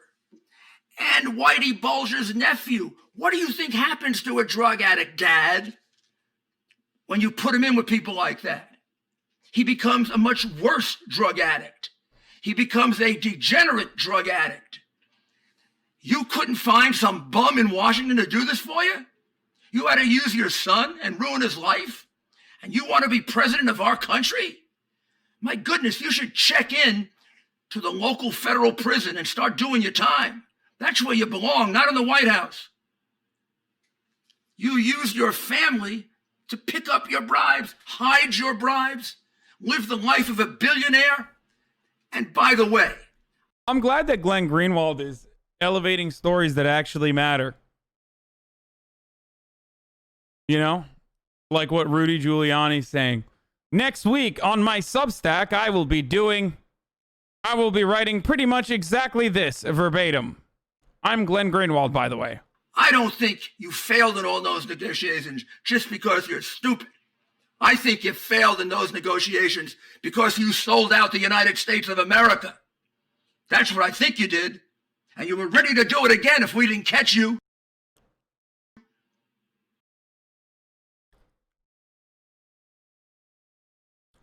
How is it possible for someone to be this unlikable? I don't know. I'm going to keep repeating this point because it has a variety of implications for vote counting. What happens if some ballots come in after the deadline, etc.? There's lots of evidence that Democrats sent their ballots in sooner than Republicans. In Florida, for example, mail ballots received by the morning of October 14th were plus 21D by party registration, but ballots received in the past 48 hours were just plus 6D.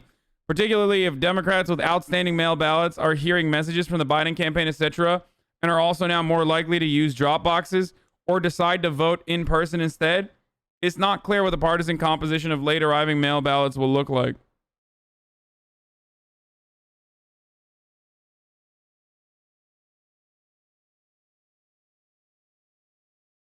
Rudy, you married and had sex with your cousin. Rudy, you married and had sex with your cousin. Rudy, you married and had sex with your cousin. This Rudy, is true. You married and had sex with your cousin. Oh, what is the Dave Rubin link? All right, I gotta pee. I gotta pee while this plays, okay? Trump gave you a shout out. Are you still gay? Trump gave me a shout out yesterday after my appearance on Fox and Friends super early in the morning.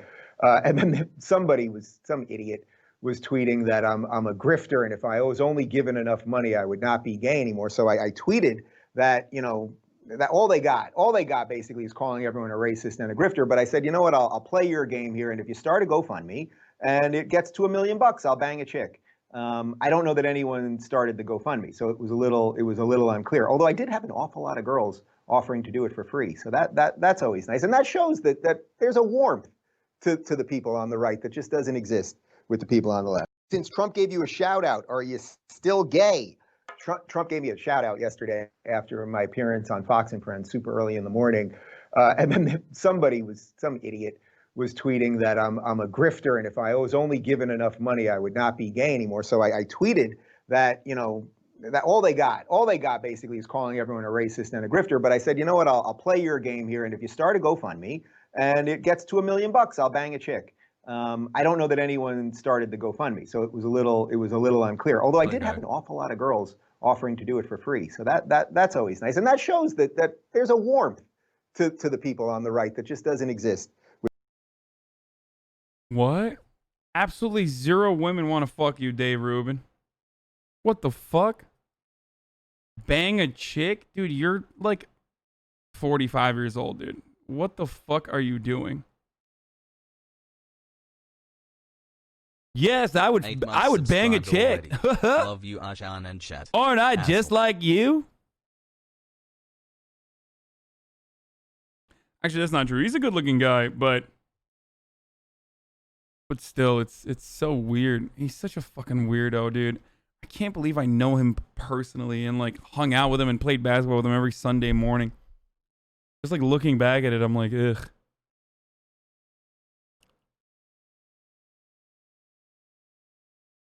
Hasan, you got a huge brain and small head. Love you and chat.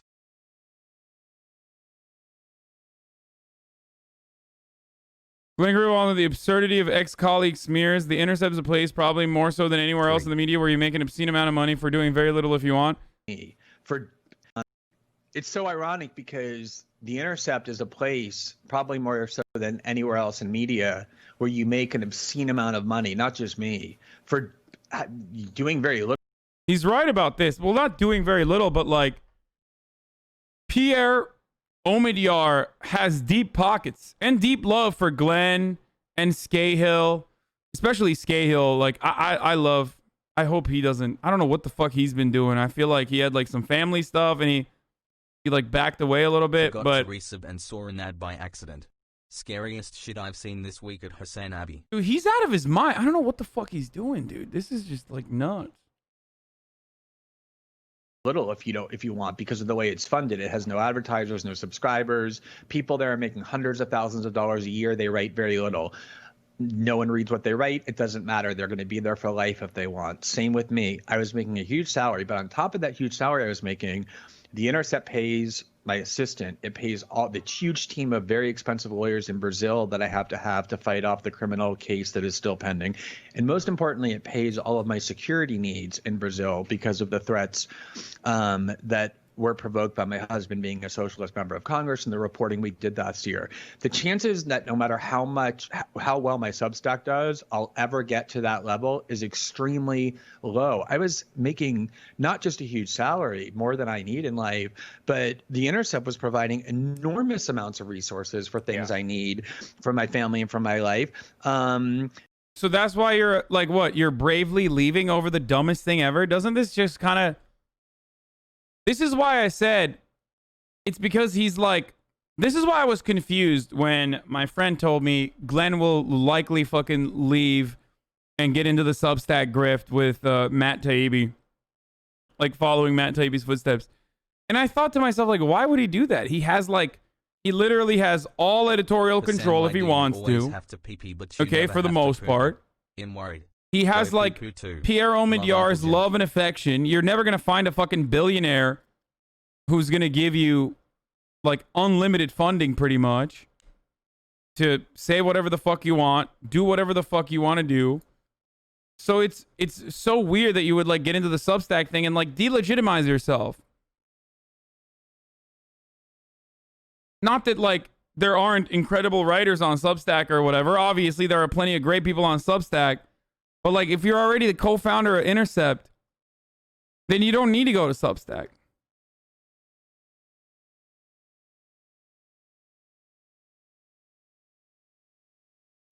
Glenn Greenwald repeatedly misspelled both Tony Bobolinsky and Leslie Stahl's names in the column that he was so upset to have edited. There are many, many other problems with this piece that are more serious, though less amusing than that typo. A big issue is that he completely ignores the major issues of the New York Post reporting, including that Rudy Giuliani contradicted himself in his explanation of what happened with the alleged laptop. While completely glossing over the issues of the Post reporting, the piece then goes into conflate it with reporting or lack thereof on Bobulinski's emails. Bobulinski's emails are more verified and don't have the sticky issues of the alleged laptop. They do raise some questions about Biden that should be followed up on, while contextualizing where any of this fits along with Trump and his family business practices.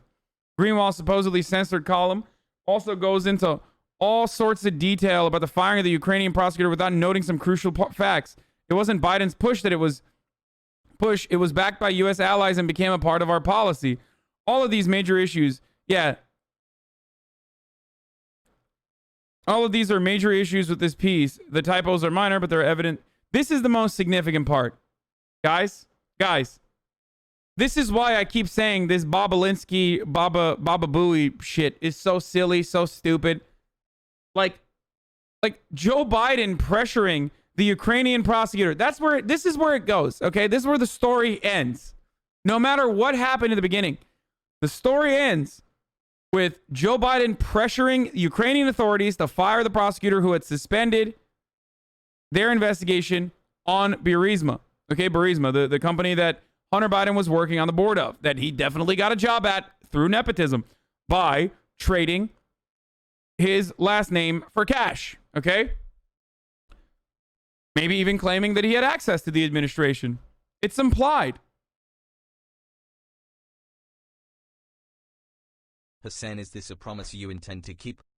But ultimately, Joe Biden pressured Ukrainian authorities to fire this prosecutor who had suspended the investigation and refused to cooperate with international authorities that also wanted to look into Burisma and numerous other Ukrainian companies. And Joe Biden did that for America's allies, okay? That's it. You might have a disagreement with Matt. You might say, why the fuck is America interfering in like Ukrainian prosecutions or whatnot?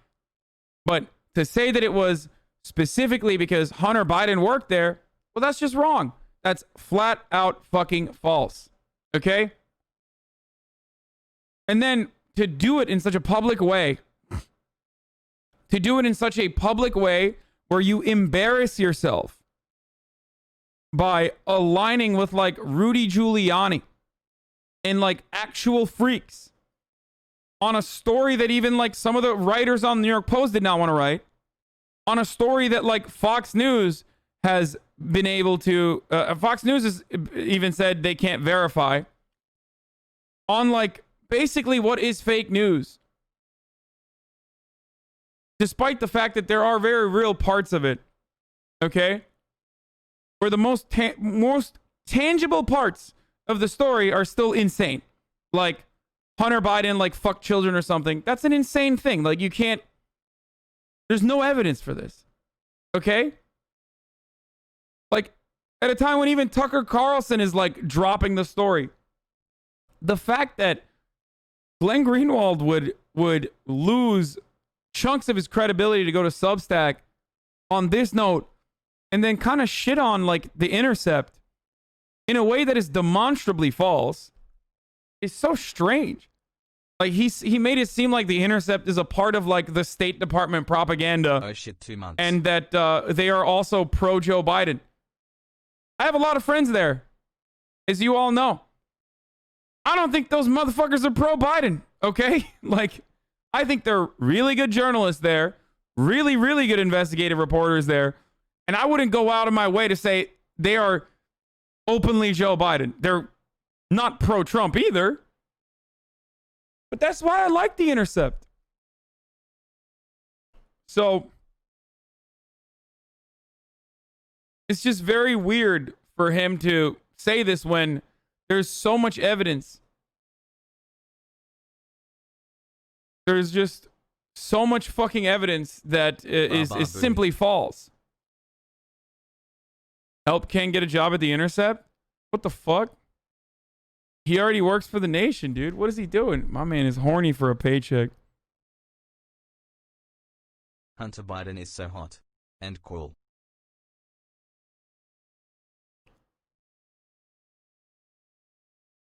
Once you get a husband as hot as David Miranda, your brain instantly evaporates. Jammies? Nodder? I can't speak on that, okay? I mean, this all jokes aside, like,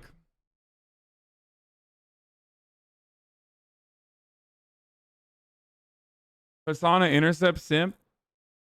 I mean, I'm certainly biased. He must have received the cash infusion. A guy like Glenn Greenwald is not getting cash. You're silly. He was getting paid like $500,000 or something, dude. What are you talking about? You're nuts if you think he did this for cash. No. I think a guy like Glenn Greenwald has a deep hatred for the American State Department and the intelligence communities. Completely understandable hatred. Okay? Completely understandable hatred for America's imperialist efforts. Right? And its surveillance state and its intelligence communities. And I think the reason why he fucking despises them and the reason why he's reacting in this way, okay, the reason why I believe he's reacting in this way Michael Tracy Jimmy Dore start a website when? Is because I think, one, his brain has gotten poisoned by like SJW shit on the timeline because he's constantly on there.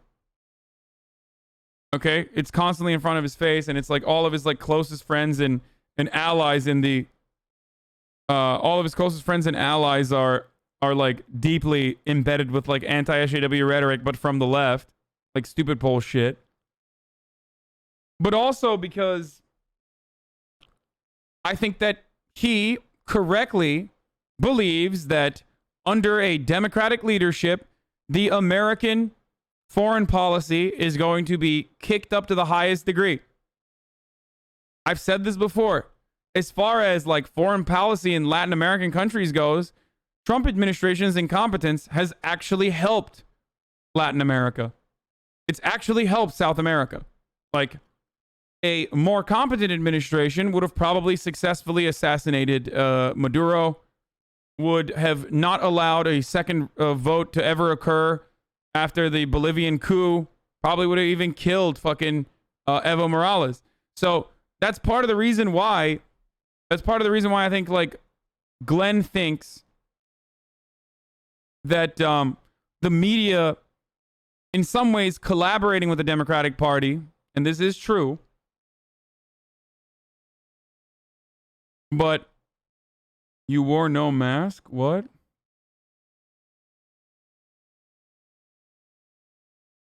I think that he's frustrated with like mainstream media collaborating to a certain degree, or like at least backpacking Joe Biden, which is true. It's frustrating to him, and I think he's fearful of what's to come. And that's also a realistic, that's a realistic speculation to have, or a realistic fear to have. Okay? But the way he's going about it is insane. Why are you such a Glenn Greenwald simp? Because not a single one of these people, even though he goes on Tucker Carlson and does all this like weird shit in America, and I think he is friends with Tucker Carlson, I think ultimately him and his team of reporters in Brazil have done actual good, and he has put his life on the line, and he still does to this day, and that's something that I myself am too cowardly to do in Turkey. So I respect him no matter what. And and this is after he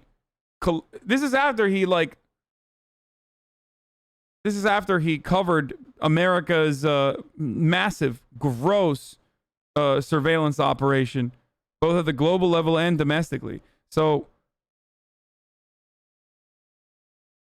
like, I'm too fearful to do that in Turkey. I'm too fearful that he's able to do things in Brazil that I am too fearful to do in Turkey. So I always, as long as he keeps doing good reporting, good investigative journalism, I will always have respect for him for being able to do something that I can't do. Anyway, I'm going to run an ad. It's top of the hour every hour. 60-second ad break for you. Ladies and gentlemen, you already know the only way to avoid them at this stage now, because uBlock apparently has problems, is if you, ladies and gentlemen, subscribe. You can do it for free with your Twitch Prime, or do it for $5. I already ran the ad. Most people are not going to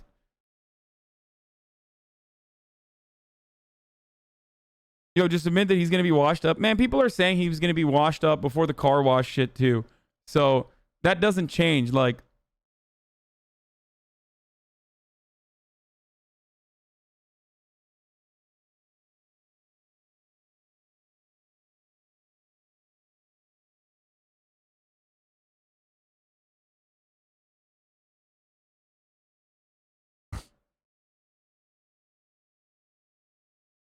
the Georgia Republican representative Drew Ferguson has announced that he has tested positive for COVID-19 and will self-isolate. 60 seconds for me, Pog.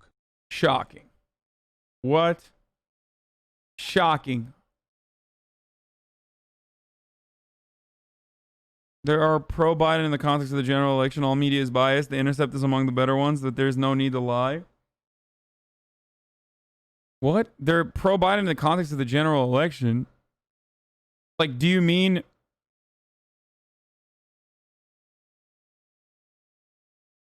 Wait, what? Matt Stoller? There's no way. Obama won in 2008 with unprecedented progressive platform and message, but that didn't matter much when he iced out left-leaning thinkers from his admin. Didn't... Uh-oh. Okay, so I like Matt Stoller only when he talks about dark money and monopolies. But I think he has a borderline reactionary approach to China.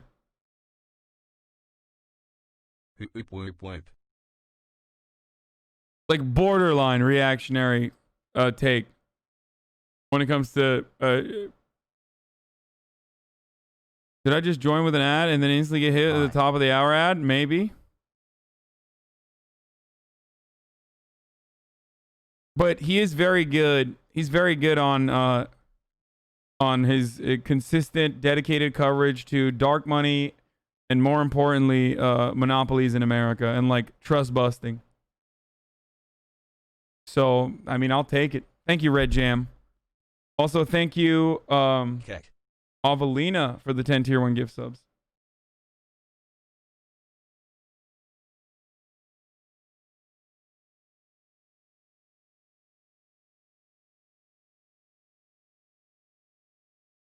Laura, where is she? Do you believe Laura Ingraham is here someplace? Where is Laura? Where is she? Where is Laura? I can't recognize you. Is that a mask? No way. Are you wearing a mask? I've never seen her in a mask. Look at you. Whoa, she's being very politically correct. Whoa. Whoa, I've never seen. Do you believe Laura? Okay, first of all, like, it's cold as fucking tits in Michigan. Like, what do you want? Like, that could be also part of the reason why people are wearing masks. Like, you get that, right? Actually,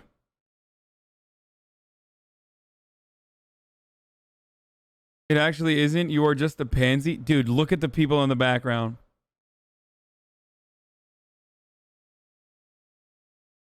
I just don't get it. Like, I literally don't get how you could, like, oh my God.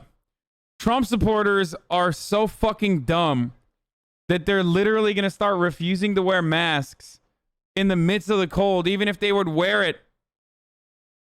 Even if they would normally wear something that cover their face, they're going to no longer cover their face because, you know, they don't want to come across like a pussy.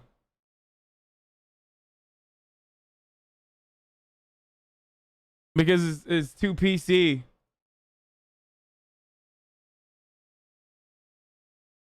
Seven months of mauling from across the pond, watching from EU. His name is Hasan. So can I please be unbanned? I apologize for the Greenwald smear, though there is evidence out there that he was a porn producer in his past. Also, there's nothing wrong with sex work. No, you can't be unbanned. You said he did child porn. This is a deranged. You said he used children in his pornography. I'm not going to unban you. Like, I don't give a fuck how much money you give me.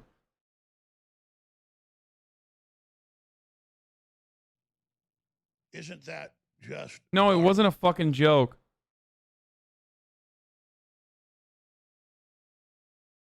Houston looks to boost turnout. Oh, this is huge, by the way. This already started happening in Houston, didn't it? Oh, you're such a big Aubrey Calloway, 23, waits outside of Victory Houston polling station. Houston has opened up 24-hour polling stations. And apparently in Houston, like last night is when this started. Last night in the 24-hour polling station from 7 p.m. to 7 a.m., 10,000 people voted at night. Hopefully in the future, dozens of counties follow our lead and offer a night of 24-hour voting to support their voters. Yeah, fuck no, they're not going to do that. Ya gördüm depremi amına koyayım. Konuştum önceden. Ne yapayım? His name is Hasan.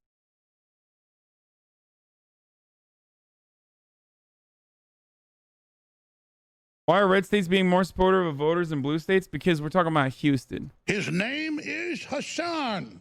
Arjan? Pogo. 1 more month. Arjan? Pogo.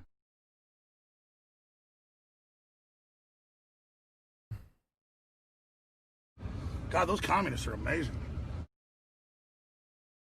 How long till conservatives start bitching about a mob of unregistered scary voters coming to vote illegally in the nighttime? Yeah. This is a deranged pervert. Anyway.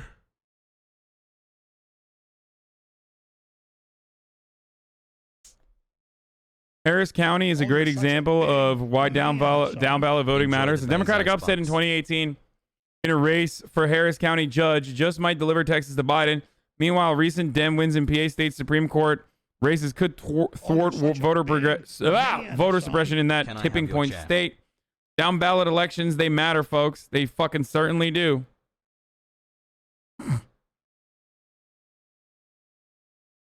Wet ass P word.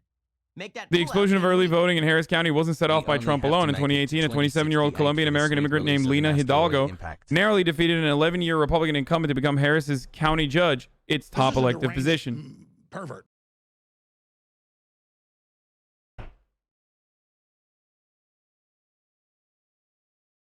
SG Hasan, SG. Lan Türk değil misin? Artistlik yapma, araştır, insanlara da göster. Mal. Ne göstereyim amına koyayım? Ne yapmamı istiyorsun? Yani bahsettim depremden İzmir bölgesindeki. Ne yapayım başka? Manyak mısın? Pervert. Siktir git amına koyayım ya. Dallama.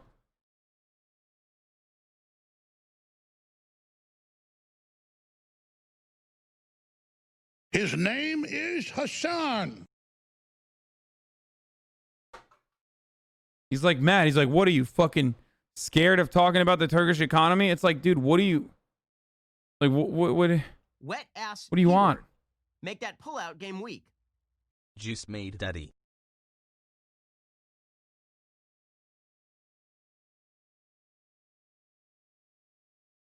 Breaking on MSNBC, a new emergency appeal has been filed in the Supreme Court challenging Minnesota's policy on face masks at polling places. What are they doing? I know. Lena Hidalgo is the reason why the overnight voting thing happened. I know. We were just talking about it. Can we talk about how Republican senators all over the country spend most of their work hours pushing slap lawsuits in their states, attacking rights to protest, organize, etc.?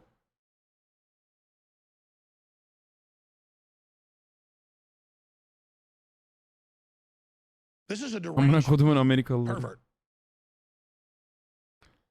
Okay.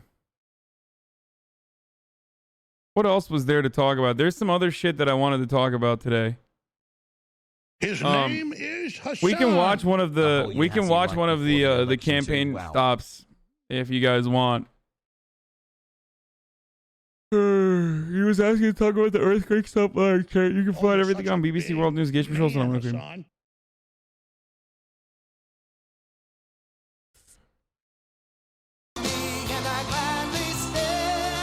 Okay, don't want to get DMCA'd for that. This is a deranged pervert. What's the take on Glenn leaving? I already talked about it twice, man. I talked about it yesterday for like an hour, and I talked about it again.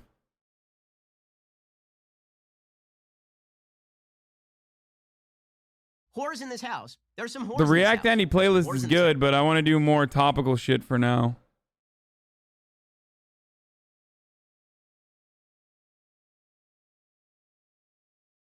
Oh, you're You such can't a even big see the end of man, it. Hasan. People What a hate great chat. crowd. Thank you very much. Hello, Wisconsin. We're back. We're back. We're going to win. We're going to win this state. We win this state, you know what? It's over. Hasan. We win Wisconsin. I've treated Wisconsin very well. 4 days from now, we're going to win this state, and we are going to win His 4 name more is beautiful Hasan. years. I love you, I like chat.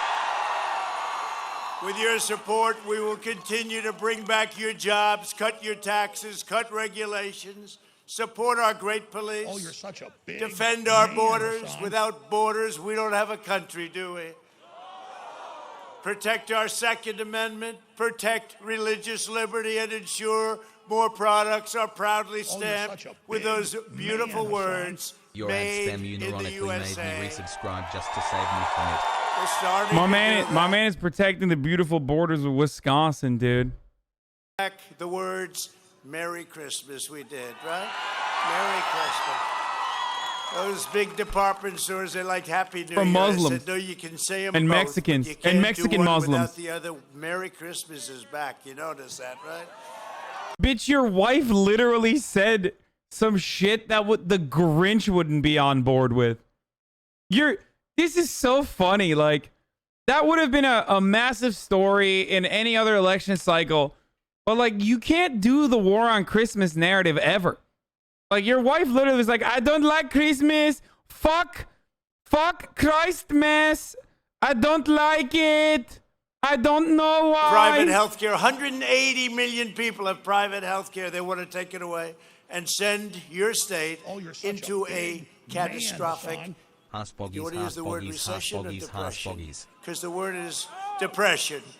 Biden has vowed to eliminate the entire U.S. oil industry. No fracking, no energy, and gas prices going $5, $6, $7 for a gallon. How do you like $2 gasoline? Good? There'll be no heating in the winter, no air conditioning in the summer, and no electricity, whatever the hell you want it. Right now, you have it made. You're so lucky. You are so lucky I'm your president.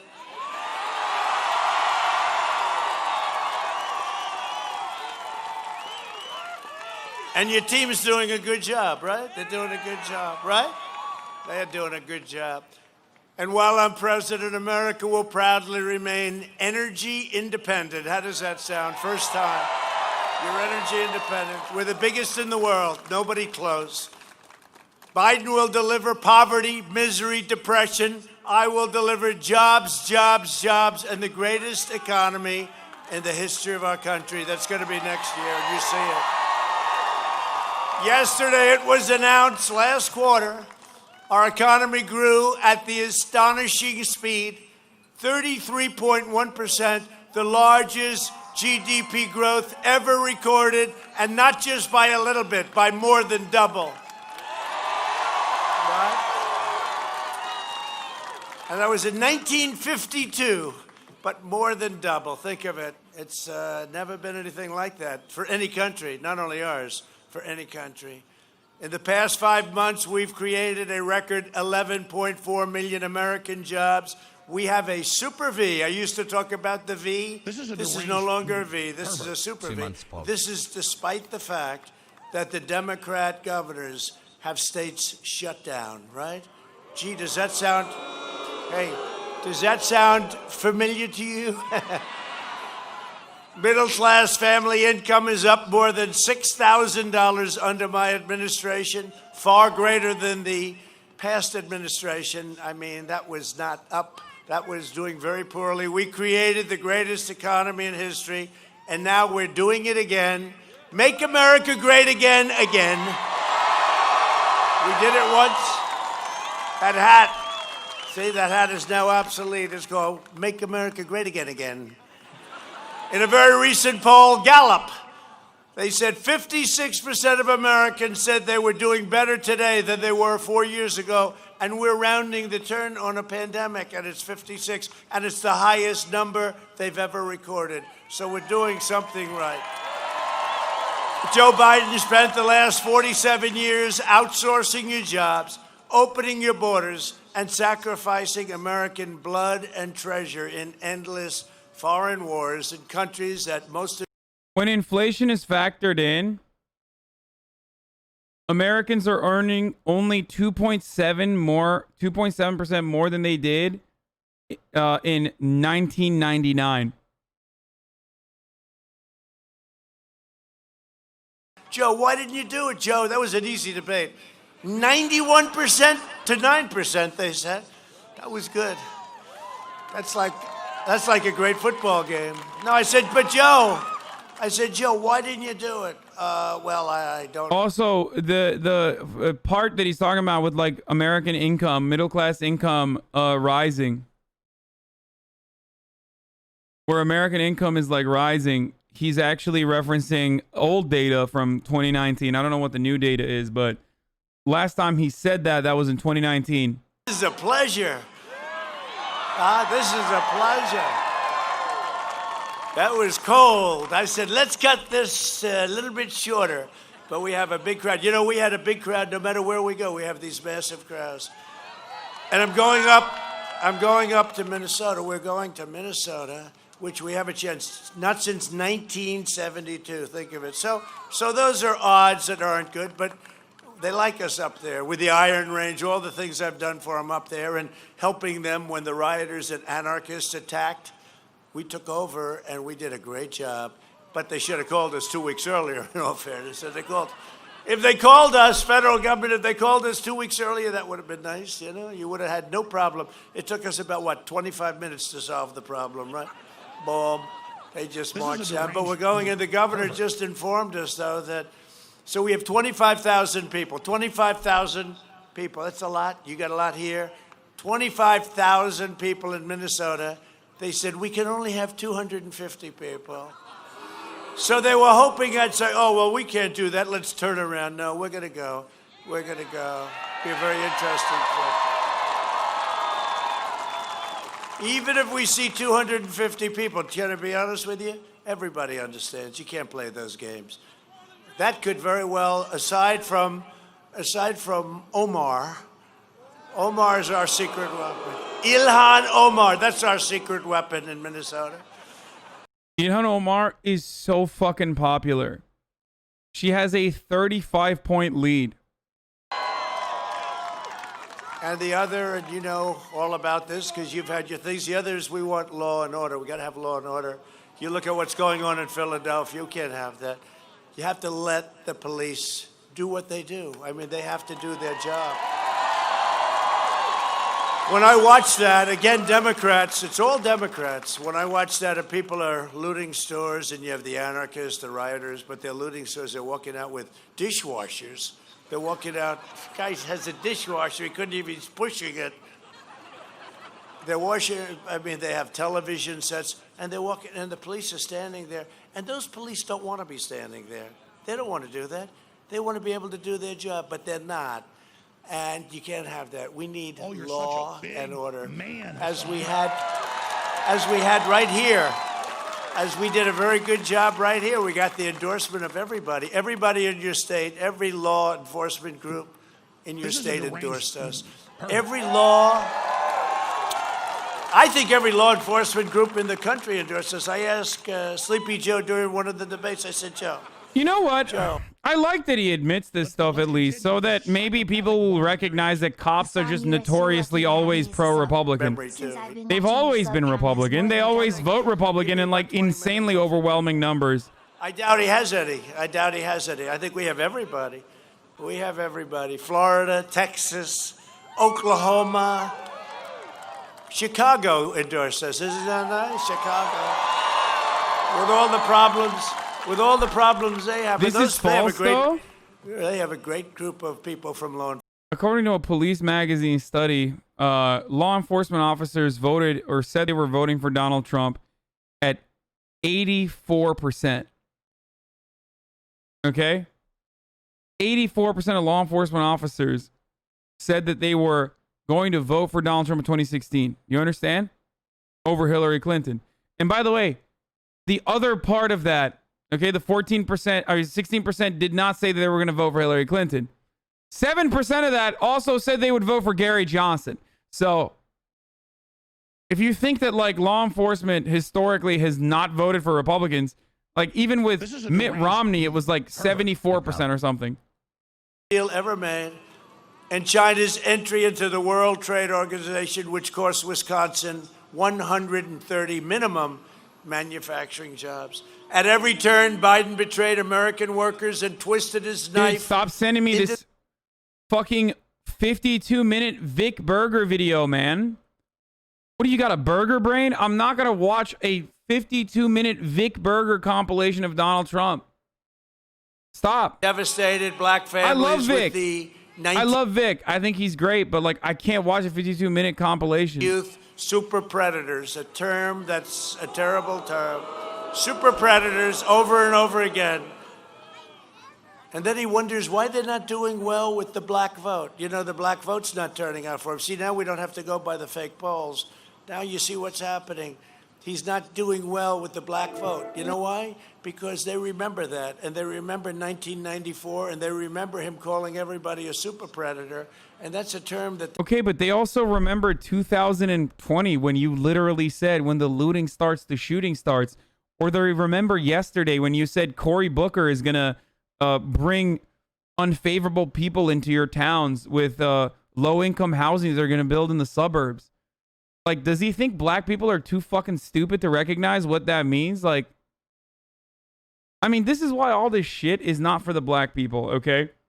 That's why his campaign strategy for black people is very different when he's actually in their neighborhoods, in like, you know, Blacks for Trump or whatever kind of fucking group that they've launched.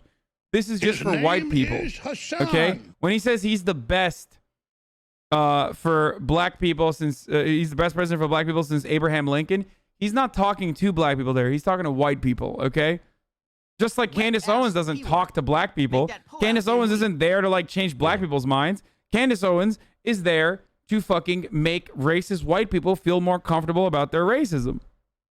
That's interesting. And then the fake Washington Post. ABC, right? Did you see that? So we are, Todd. I was up here 2 days ago. We gave a great speech. That was a cold one. We gave a speech at a racetrack. We got a lot of people, and it was freezing, but I got through that. There was no way that I leave early, or the great people of Wisconsin, because you don't know about that. There was no way. Anyway, this poll. So we're tied. Let's say we're tied. 1 up, 1 down. We're right, boom, very close. I think we're going to take it easily, actually. I think we're going to take it because we're going to have a turnout probably on Tuesday. You know, our people like to vote. They like to vote on Tuesday. Not even on Sunday or Monday. But so Washington Post and ABC, it's called Washington Post ABC poll. They come out 17 down. Donald Trump is 17 down in Wisconsin. I said, wait a minute. I just left a crowd of 25,000 people or more. They were going crazy. That wasn't a second place crowd. You know, we know a second place crowd. That was not a second place crowd. The Chicago police chief is a QAnon supporter. Well, we know that the New York one is. I don't know if the Chicago one is too. Washington Post, ABC, crooked as hell. It's called suppression polls. You know what it does? It suppresses the vote. You get depressed. You like Trump. You know, I like the president, but let's, and in the case 4 years ago, I like Donald Trump. He's going to do a good job. We did more than we said we were going to do. We did more than any administration has ever done in the first 3.5 years. But it's a suppression thing. So they came out 12 down. We actually wrote them legal letters and everything, and then they changed the vote. Can you believe it? They changed it. Well, we were 1 down. Perfect. But that was the day before the election. 2 weeks to go, 12 down. But this one was 17 down in your state. And I said, you know, I could be 3 down. I could also be 3 up.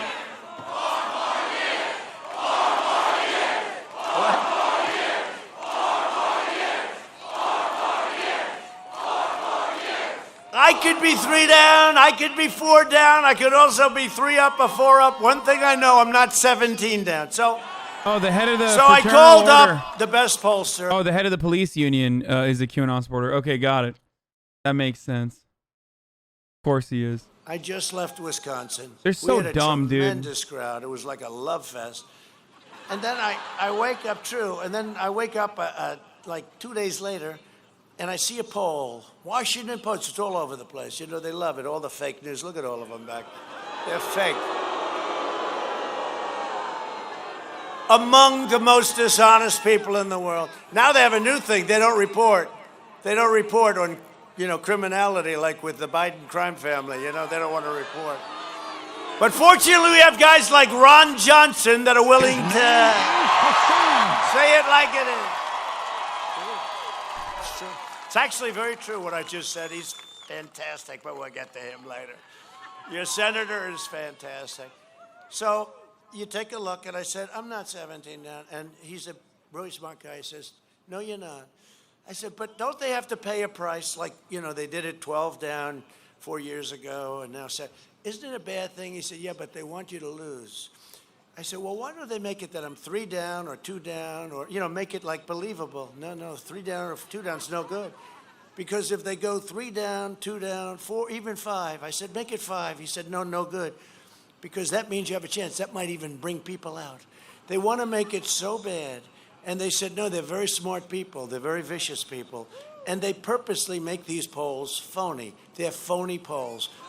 And he said, the only way they really can do it, they have to make it so that the people here think you're 17 down and they don't go and vote because they say it's hopeless. 5 down, 4 down, 3 down means, gee, he has a chance. 17 down means, darling, let's go to dinner. Let's have a wonderful dinner. And then we'll come home and watch the president lose. But we're not going to lose. We're going to win. We're going to win.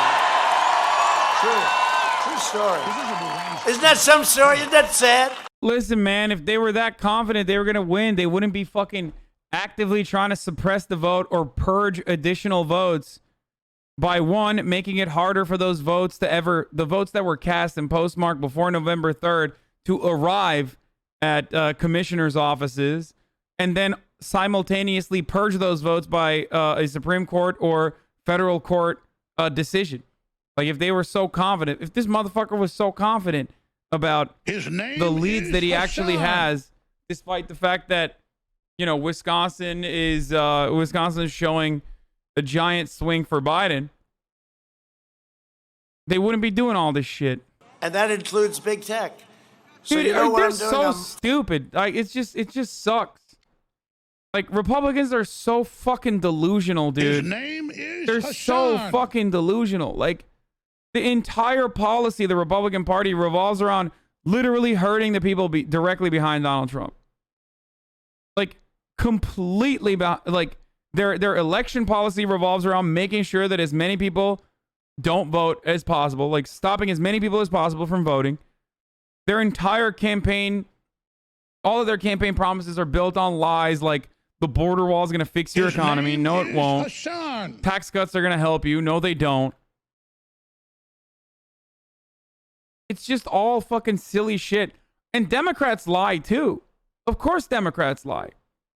All right? Oh my God, there's a cheesehead back there. There's a MAGA cheesehead. Of course Democrats lie as well. His name is right? Hasan. But at least Democrats make it seem like they give a shit about you. Or at least like they make it seem like they give a shit about the policies that they inevitably never end up advocating for when they actually have any sort of power. But like, at least those policies are good. Me for making a phone call. No, I make a phone call to a man I never met, the new president of Ukraine. Congratulations. It was a perfect phone call. Everybody said it. 297 to nothing in the House, the Republicans voted. Right? So you'd rather them lie and pretend they care? I mean, Republicans lie too. Republicans lie about how their policies are going to help people, and then they actually end up implementing those policies, and those policies are very harmful to the overall population. Pervert. Democrats lie about policies that will actually help people, but they lie about the fact that they'll actually implement it. Do you see what I'm saying? Phone call.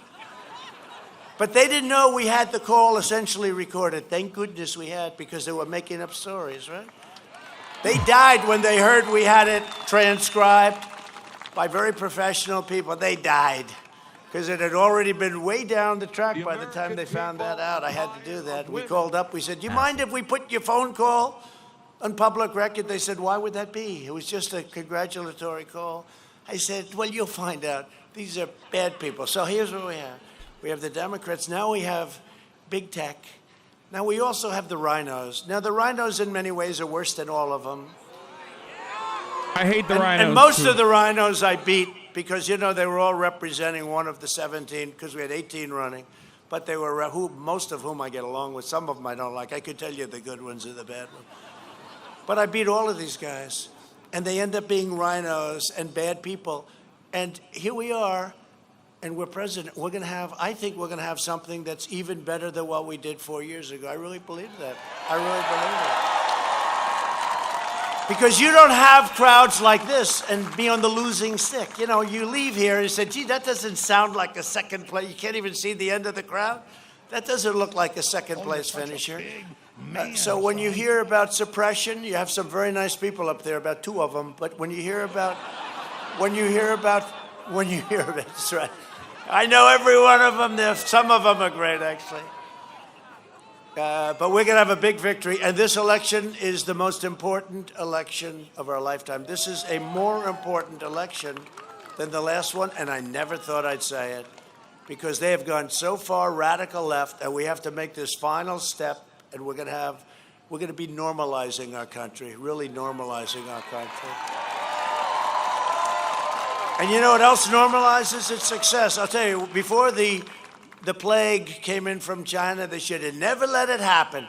But before the plague came in from China, I was getting calls from people that you would least expect. It was time. We had the best numbers, the best employment, the best everything. The stock market all-time high. Everything was the best. And they were like, let's talk. And it was happening. And then we got hit with the plague. Success brings this country together. And we're going to have success next year. We're going to have success next year. You know, the most successful year Wisconsin ever had was last year. You're going to have a year. I mean, unless some guy gets in that wants to quadruple your taxes, which he wants to do. Yeah, he's the totally. only guy I've ever seen. We will raise. Like everyone in Wisconsin is making 400 racks, dude, a year. So Wisconsin, the wealthiest state on the planet, actually. Fun fact: every single person in Wisconsin makes $400,000 plus. This corrupt political establishment. All of those people. And you elected an outsider as president who is finally putting America first. If I don't sound like a typical politician, it's because I'm not a politician, if that's okay. And if I don't always play by the rules of Washington and the Washington establishment, it's because I was elected to fight for you, and I fight harder for you than any president at any time in the history of our country.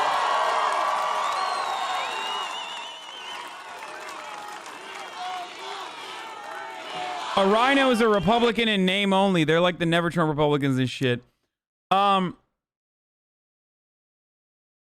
Someone said, oh, still voting Trump? Dude, that's so sick. Yo, please vote extra hard for, brother, we love it. We love it around these parts when people very openly, clearly showcase their idiocy, okay? We love it. You are welcome here, sir. If you're very openly going, nope, doesn't matter. I don't care that he's fucking me. I'm still voting for him. We welcome you here. We will pet you all day. Understand? You will get pet. Somehow it doesn't work for us, right? We can't do that, right? Look at him. He goes, no way, you can't do it. No, we appreciate it. It's a chant that nobody's ever heard before. It started happening like 6 weeks ago, and I said, man, that's very unusual. But it's a beautiful chant, and I appreciate it. I'm not just running against Sleepy Joe Biden. I'm running against the left-wing media, the big tech giants, and the Washington swamp, and it's deep and vicious. And they can't believe what's happening. They can't believe it. They would have taken most people out. Almost anybody would have been taken out, and I have been helped a lot by that man right there named Ron Johnson. I have. He's a tough guy. I watched the Jordan Clipper video yesterday. And I knew it earlier than anybody else. I watched it last night. I had a meeting with Ron Johnson, and we were going over a very complex tax. Most people had no idea what we were even talking about. He understood it so good. I mean, he really understood it. So I knew a long time ago what you had.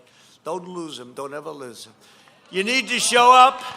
in record numbers and deliver a blistering defeat to these corrupt forces, and they are corrupt as hell. They're trying to take over our country, and we caught them. They're coming for your guns, they're coming for your jobs, and they're coming for your freedom. If you think about it. Your vote will stop them on November 3rd. Get out there, you gotta vote. It's the most important issue, one of the most truly important issues. You don't like to even mention it, but it's law and order. And I mentioned that to Biden during one of the debates. I said, hey, Joe, say the words law and order. Can you do it? He wouldn't do it because he didn't want to lose the radical left. He didn't want to lose them. Joe Biden and his party have spent the entire year inciting violence and hatred against our police officers. And he refuses to say you got to stop it. You cannot run through Portland and destroy the city. I mean, it's been going on. We could stop it in 30 minutes. You know, in Seattle, I said, I don't care. We waited and waited. The governor never called. We waited. I said, you got to go. And they took over a part of the city. I mean, this is even, to even talk about this, who would think of this, Seattle? And we were going in, and we told them, we're coming in the morning. And you know what they did that evening? They raised their hand and they left. That was the end of it. And a lot of people are paying a big price, by the way.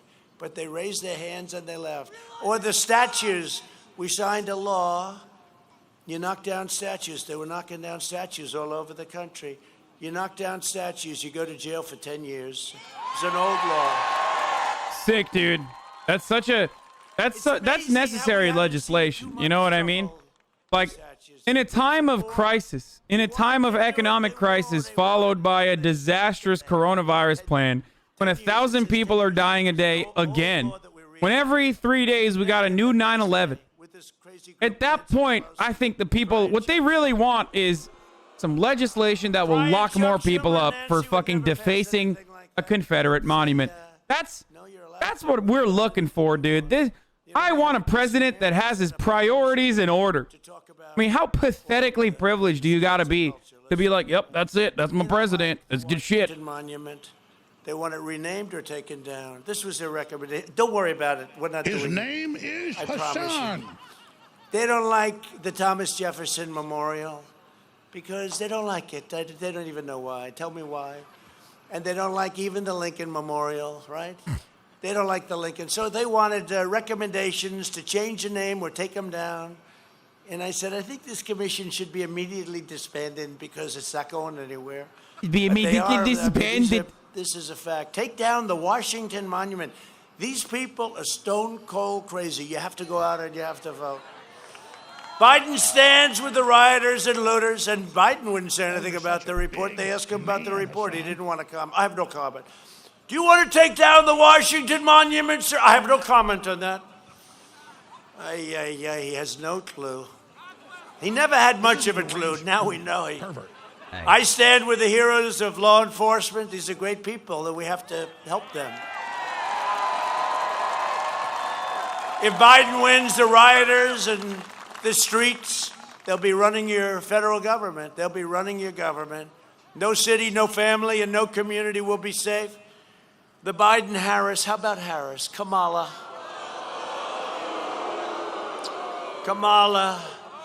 And you have to say her name right or she gets very upset, right? Even though she doesn't say it right. Come on. That's racist as fuck. That's racist as fuck. Biden-Harris plan would end cash bail releasing. Dude, that's racist as fuck, dude. You're 100%. Everybody knows. Everybody knows what he's doing there, okay? Everyone knows what the fuck he's doing. When you purposefully, knowingly, full-blown do that shit, you're like, you're 100% doing it on purpose. Like, oh yeah, come on. Kamala, she gets so mad. She's so unreasonable. Know your fucking place. Know your place in society, of course. This is not a country for people named Kamala. We're gonna fucking say it wrong from time to time.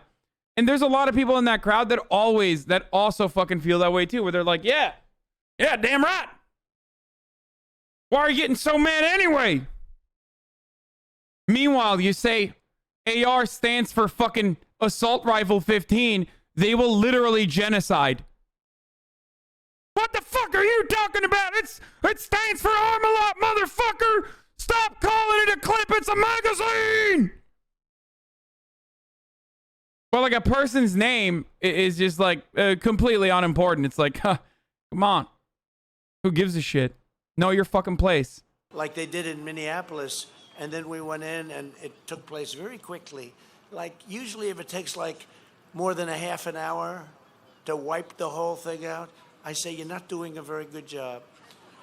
Biden's running mate, the most liberal senator in America, even urged their supporters to donate to a fund that bailed out the rioters, took them right out of jail, including a cop killer or... That is you stretching too much, bro. When did he say that about belonging or play stuff? It was just a joke. Dude, when you make a joke like that, it's deliberate. Don't be a fucking idiot. It's 100% deliberate. And that's the sentiment. I'm not saying he says Kamala doesn't belong here in this country. I'm saying the sentiment behind making fun of someone's foreign sounding name and the anger that they demonstrate for you very purposefully incorrectly stating what their fucking name is and making it seem like that anger is misplaced is totally coming from a place of a white supremacist attitude, having a white supremacist attitude. You all, some of you at least, have fucking worked in the professional workplace. You all know there's a fucking white boomer dipshit like that, okay, in the workplace that does that exact same thing. Oftentimes that white boomer dipshit isn't running for president, so he's not as deliberately doing that, where he just thinks he's being funny, where he's like, you know, that new tech guy, what's his name? Gupta? Gooper? I don't know. Isn't that funny? Like, that guy is being a piece of shit, okay? That guy's being a piece of shit, but he's probably your fucking superior or supervisor or whatever, you know what I mean? In your workplace, so you can't fucking say anything to that guy, right? But, like, that's precisely who Donald Trump is channeling the energy of and trying to shit over or shit on in a similar capacity. Sorry.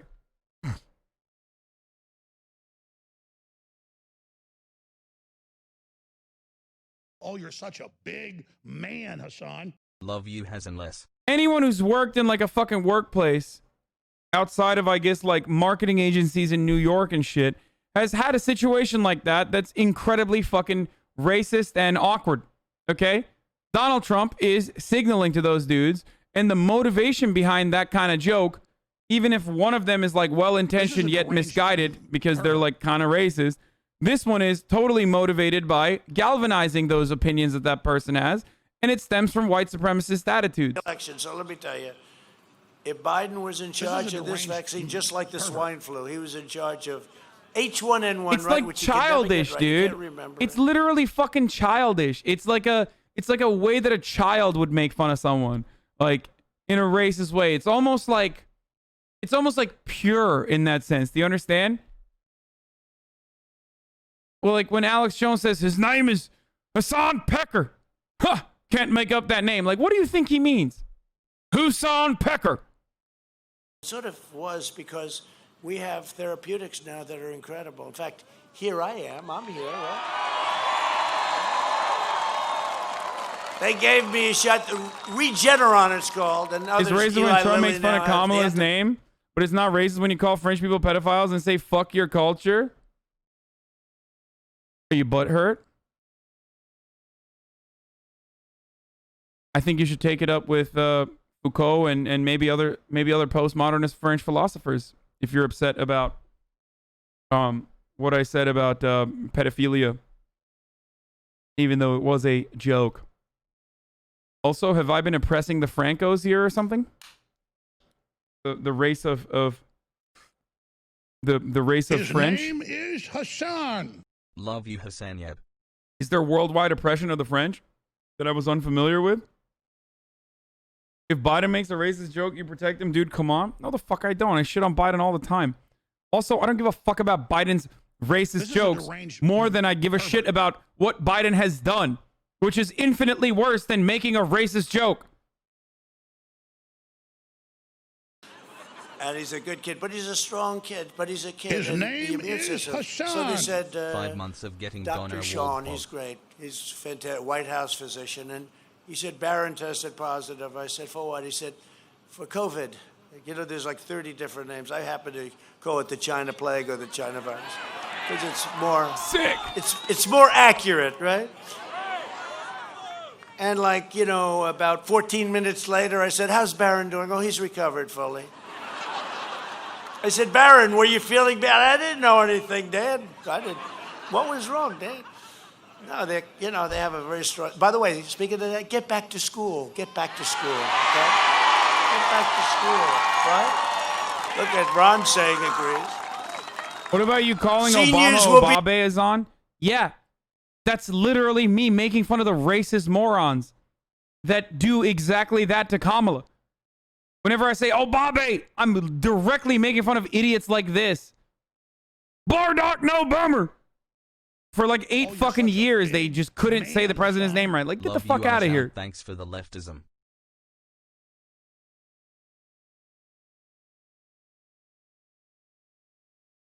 Y'all are too sensitive. We can't even meme about this shit, goddamn. What do you mean? I meme about it all the fucking time.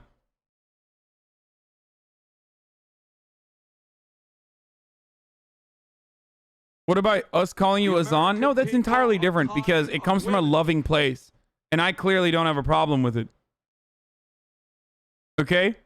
There isn't like a birtherism conspiracy around me after I was the president for 8 years. It's not comparable in the least bit. That was like purely backed by racist sentiment. Not even close. All right. But next year will be the greatest economic year in the history of our country. Joe Biden's plan will delay the vaccine, postpone therapies, crash the economy, and lock down the entire country. He doesn't mind locking down the country. The country could not stand it. You know, we locked it down shortly. We did it. We figured it out. We protect our elderly people, etc. But he thinks it's fine. He loves that whole deal. I'll tell you, all he talks about is COVID. He gets up today, he's talking COVID, COVID, COVID, COVID, COVID, COVID. His name is Hasan. And the truth is, we have done an incredible job with our ventilators. Where is this idiot? Hold on. You were fine with Borat doing that super racist Asian shit? Yeah, that's funny. His name That's is actually Hasan. funny. You want to know why that's fucking funny? Because of how fucking racist and idiotic it is. That's the whole point. That like a sitting fucking politician could like go around and be like, oh, ching chong, oh, Chinatown, like Shanghai virus or whatever the fuck. Like, that's the idiocy is what's funny there. Okay? That's the hilarity. That like, it's so fucking insane. It's so insanely fucking racist that like someone could come out and say that. It wasn't Borat that was saying that, by the way, or it wasn't Sacha Baron Cohen that was saying that. It was the fucking guy who literally had to resign because he just also screamed the N-word. Yo, what the fuck, by the way? The guy was also screaming the N-word. Seems a little bit like your priorities are hyper-focused on one aspect of oppression there. Rather... Wait, are you saying that making fun of bigoted ideas isn't the same thing as having those bigoted ideas? Unsubscribed. Yeah.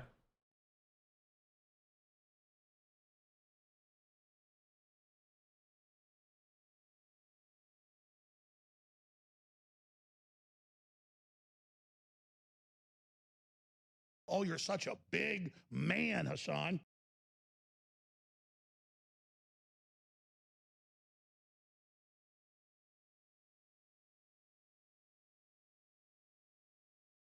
God, and where did I say the N-word was fine? You didn't. You just tried to fucking woke scold.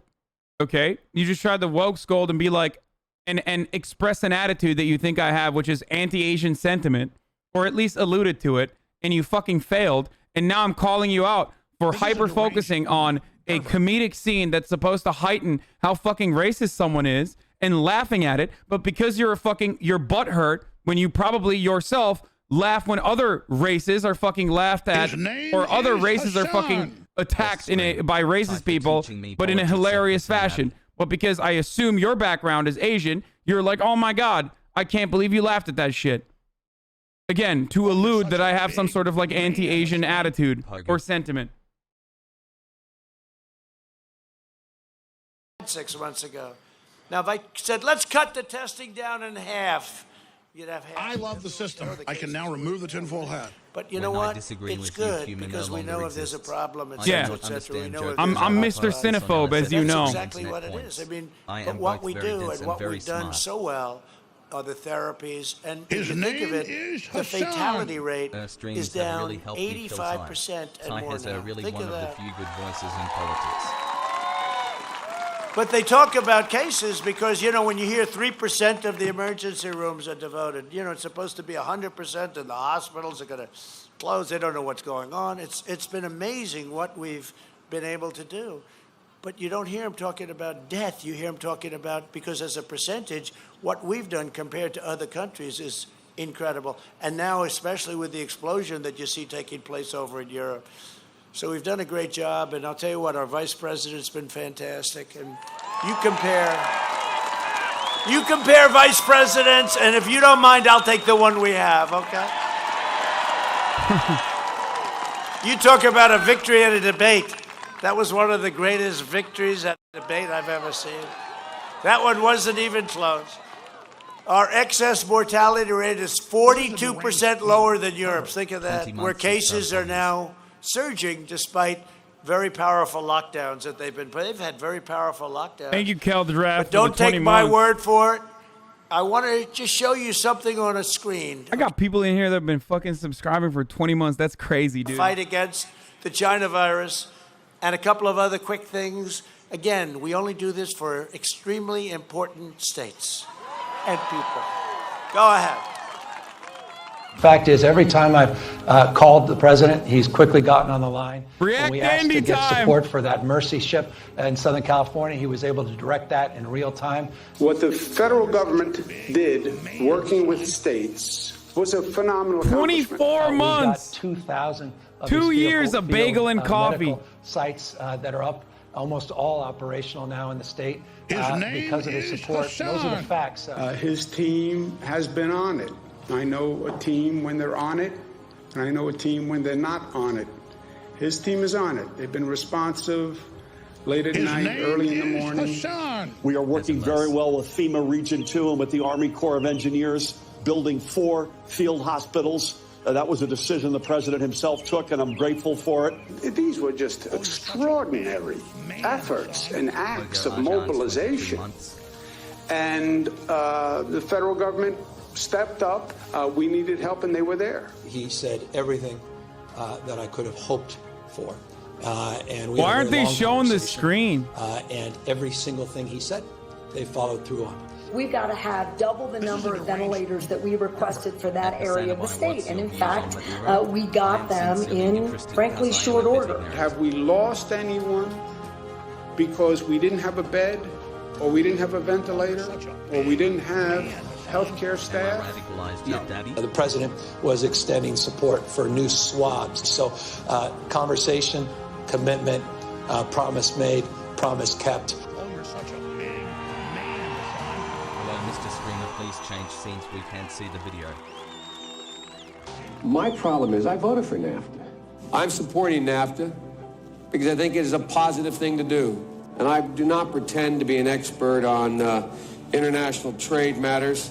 Trade agreements like NAFTA and permanent normal trade relations with China, which forced American workers to compete against people who are making pennies an hour, has resulted in the loss of 160,000 jobs. The president is absolutely right when he says that China has been cheating for 25 years and that Bill Clinton didn't do enough about it, George W. Bush didn't do enough about it, Barack Obama didn't do enough about it. The rising China is an incredibly positive development for not only China, but the United States and the rest of the world. Rising China is a positive development. It is in our self-interest that China continue to prosper. We want to see China rise. China's a great nation, and we should hope for the like. What's the argument here? That like what is? Are they supposed to be saying like is that what we're doing now? Like our goal is to be like no, you don't understand. Like fuck China. But it's okay when he talks about having like better relations with Russia. I don't get it. Like I don't understand why this is a talking point. I hate how fucking anti-China America is. I really do. I think it's going to be a massive problem and like more problematic than any number of different issues that we have as far as our foreign policy. I think the overwhelming anti-Chinese sentiment in the United States is bad for all Asians living on U.S. soil. Hasan. All Asian people worldwide, because of course the Western world notoriously cannot fucking figure out who's Chinese and who's Japanese or any number of different Asian. But I don't understand why, like, he correctly says we should have better relations with Russia. We should have better relationships with like everyone around the world, but then it's like Joe Biden is not anti-China enough.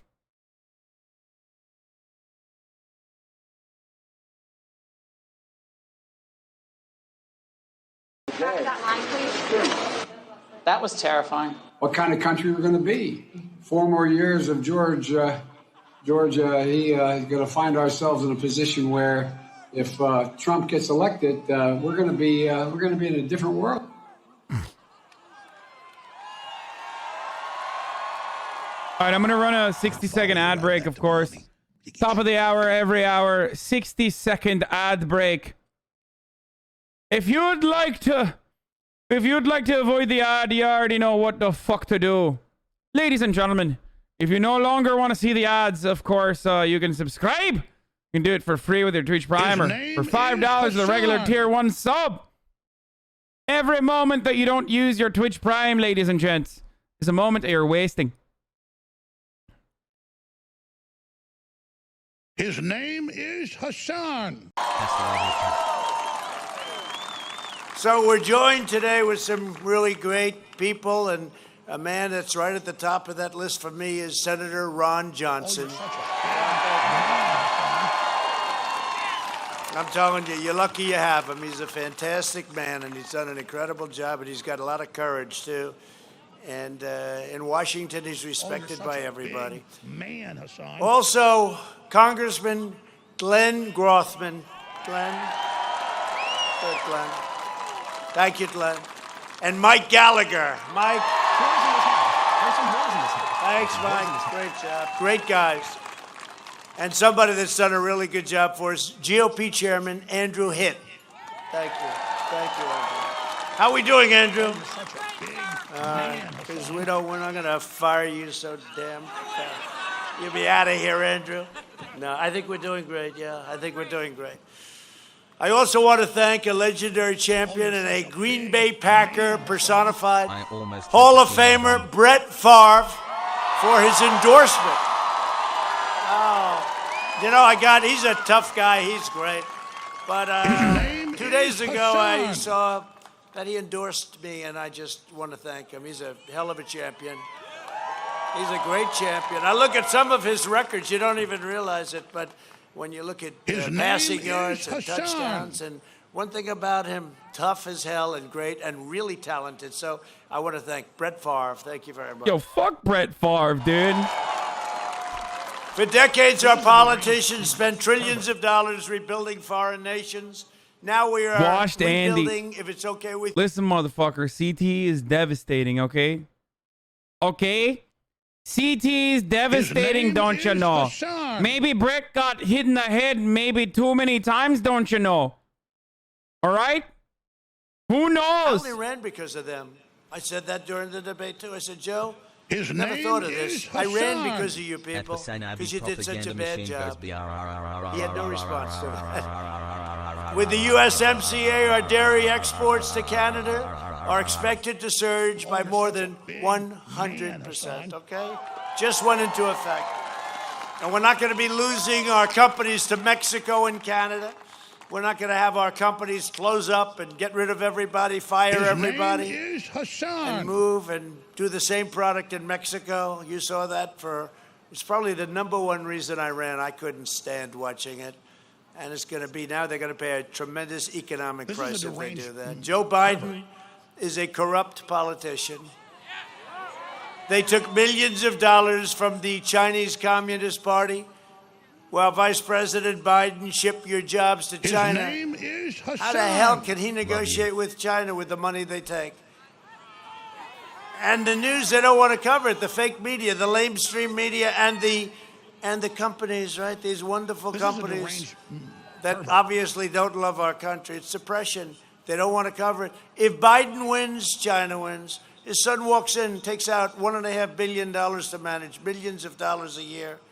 They walk in, where's Hunter? He wants to know where's... I think one problem that we have when we're doing this sort of coverage is that we exclusively focus on like Trump's rhetoric you're such a big as it pertains to the current election cycle. This is like the short-sighted nature of the ADHD media cycle, okay? So we look at the Hunter Biden misinfo and we say, oh, whatever, like it's not working, it's not working. But what we fail to comprehend is just like previous disinformation cycles and, echo chambers on the internet and little rabbit holes on the algorithm created a opportunity ripe for QAnon weirdos to take over. This kind of mentality is going to probably define... Actually, I don't know if it'll define, but like it will probably guide a lot of the Republican rhetoric and therefore the Democratic Party's attitudes against China, because Democrats are gigantic pussies who do nothing but concede to the Republicans because they are the ones that they're the ones at the forefront of policy. They're the ones who guide America's foreign policy. They're the ones that guide America's domestic policy when it comes to economic issues. So I'm truly fearful that this is going to lead to really, really just horrific consequences. His name is Hasan. Miles of wall. And we'll soon be finished. They don't talk about the wall anymore. They used to kill me. I'd go through, we'd fight them, and we'd close up, and we'd do all sorts of things, and they would go after me. Once the wall started, or once they saw we had all that money lined up to get it done, and the impact it's had is incredible. It's not completed yet, but it will be very soon. And I built it exactly as Border Patrol and ICE wanted it, exactly. I said, what about concrete plank? They said, sir, that's no good, have to see through. Well, how about this and how about that? I know it all. That's what I like. They said, sir, we want steel. We then want concrete inside the steel, and then we'd like rebar. I said, can you think of a more expensive way, maybe? Whores in this house. There's some whores in this house. But we gave it, and then we want on top an anti-climb, the thing on top. I said, why are we doing that? That's very expensive. The piece of steel on top. It's 4 feet deep. They said, sir, that's called anti-climb. It's harder to climb. I mean, I gave them everything. Now they have no excuse. I don't want to have any excuses.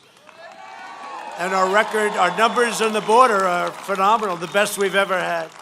Joe Biden has pledged to open borders, mass amnesty, nationwide catch and release. You know what that is? That's when you catch a criminal, murderer, rapist. You let the criminal go. We argued about this during the debate. He said they all come back for Trump. No, they don't come back, Joe. Since Nexus. Only the ones I said with very low IQs come back. You have a trial in 2.5 years for murder. He's doing it again. He's just doing it now. He's just running that all the time. It's all ended. His name you think that was easy? Hasan. It's not easy doing this stuff. It looks easy, but it's not. Sanctuary cities from coast to coast. They want to have sanctuary cities all over the place. And free health care for illegal aliens, which will bankrupt your Medicare and your Social Security. You will not have Social Security if you do that, or Medicare. We all have a big heart. I do. I want to take care of everybody. Problem is you have millions of people pouring in from all over the world. His name is Hasan. As your president, I will protect your borders, I will protect your families, and I will always protect your Medicare and your Social Security. And I've always said it. Biden and Bernie Sanders, crazy Bernie, one of the greatest losers of all time, this guy. No, but I meant that in a nice way. He lost, and he went back to the Senate and voted radical left. His then he name lost is again. Hasan. I mean, Elizabeth Pocahontas Warren. All she had to do is get out a couple of days early. He would have won every one of those states, but she decided not to do that. I don't think she likes Bernie, okay?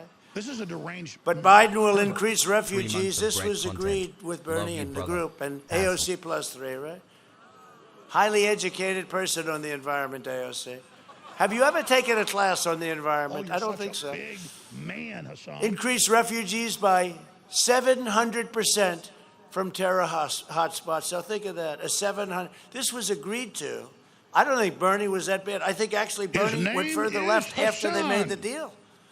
And I'm keeping radical Islamic terrorists the hell out of our country, okay, if it's okay with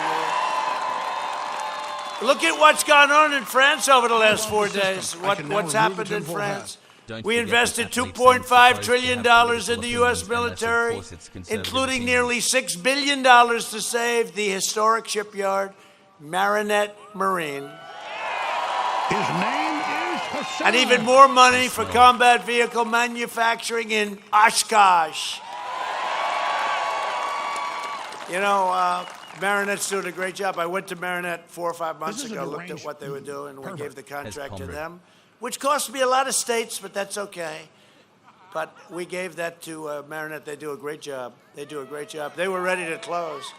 A $6 billion contract, and it's going to be extended. They make the most beautiful ship. You have to see it. It looks like a super yacht, except it's got weapons all over it. You know, I would say paint it gleaming white and call it a yacht, but the weapons sort of throw you off a little bit. You got more guns and things than that. I've never seen anything like it. Anyway, but they're fantastic. Biden will close the shipyard down. He would close it down. He will cut your military spending. We need it. And also, it's all made in the USA. It's jobs. It's great. It's best stuff. And you know what? $2.5 trillion.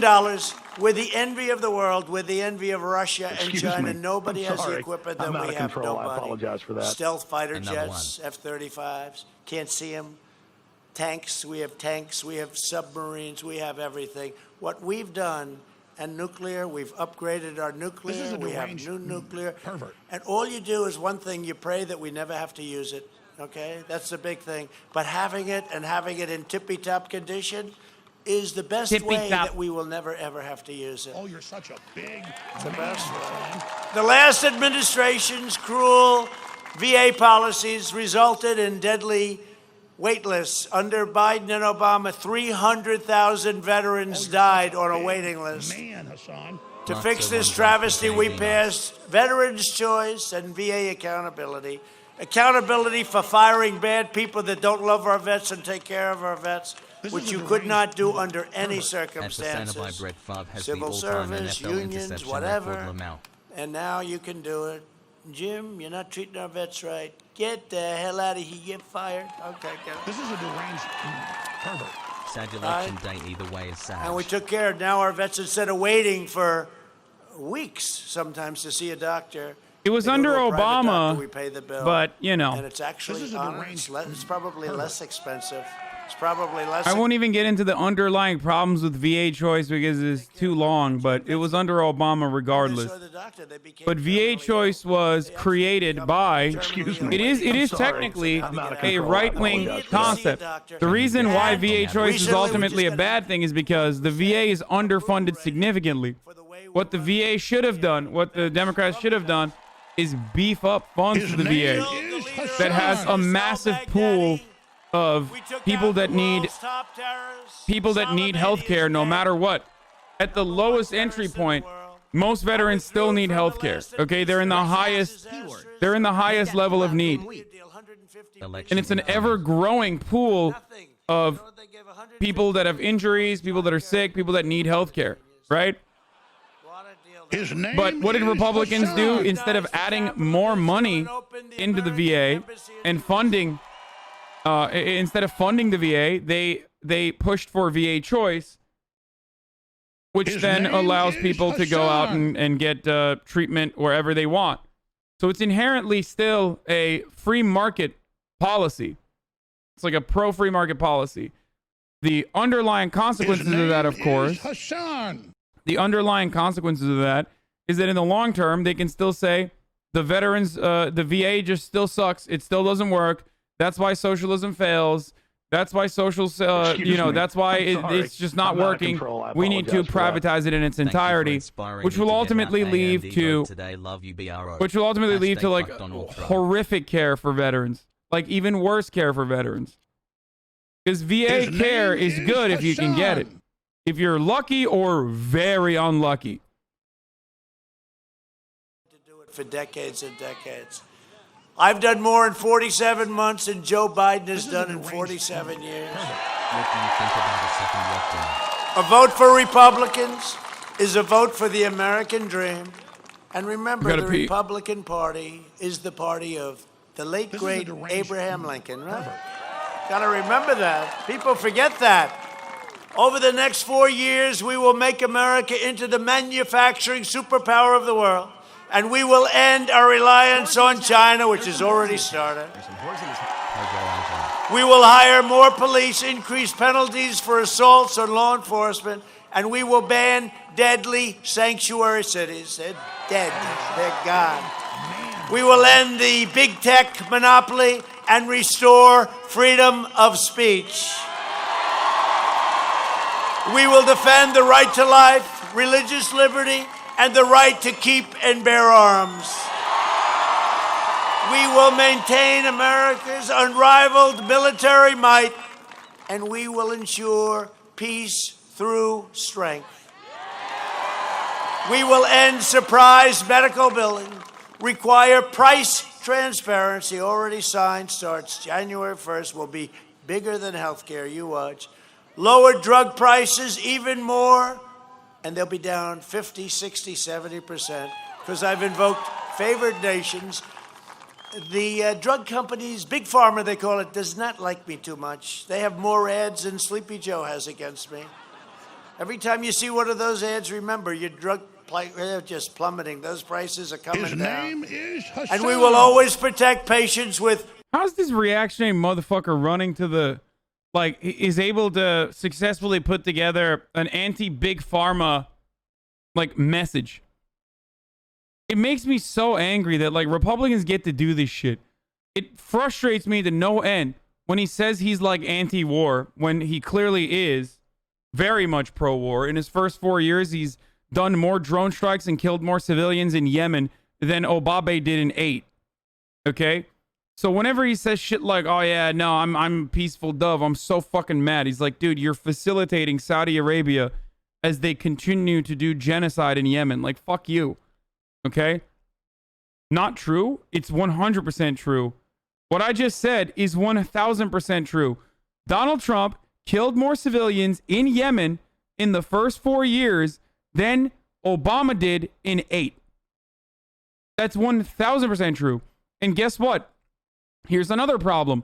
And I call Obama drone king. Wait, why are people saying so wrong? Wait, oh, fuck. Oh, fuck. Hold on. Gotta go back to the live broadcast. It's absolutely correct, dude. Oh, you're such a big man, Hasan. Not only that, but he also fucking ended. He also rolled back an Obama era regulation that he also fucking ended an Obama era regulation that calculated at least civilian casualties. Trump may have bombed Yemen more than all the previous U.S. presidents combined, new report finds. The only reason why we have an outside, like, NGO reporting on this is because... Oh, you're such a big man, Hasan. Like, is literally because he also rolled back on a fucking provision. May have Pepela. Whores in this house. There's some whores in this house. There's some whores in this house. Really? Wait, do I have this many fucking brain dead idiots in my chat that unironically think that, like, Donald Trump did better in the Middle East? Are you guys this fucking delusional? The guy literally executed a leader of a state. Like, he assassinated a foreign leader with a drone strike. What are you talking about, dude? I mean,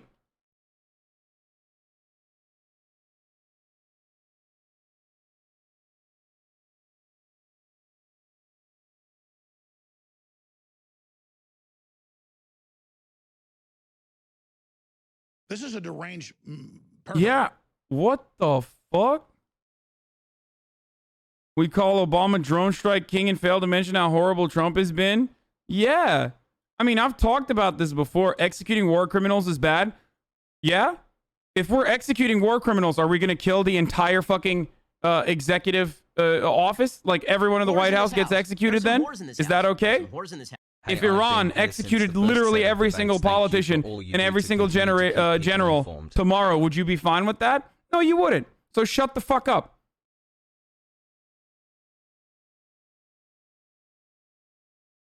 Trump revoked the Obama rule on reporting drone deaths too. Exactly. And that's the only reason why we have NGOs calculate the damage on the ground. And of course, Obama was underreporting regardless.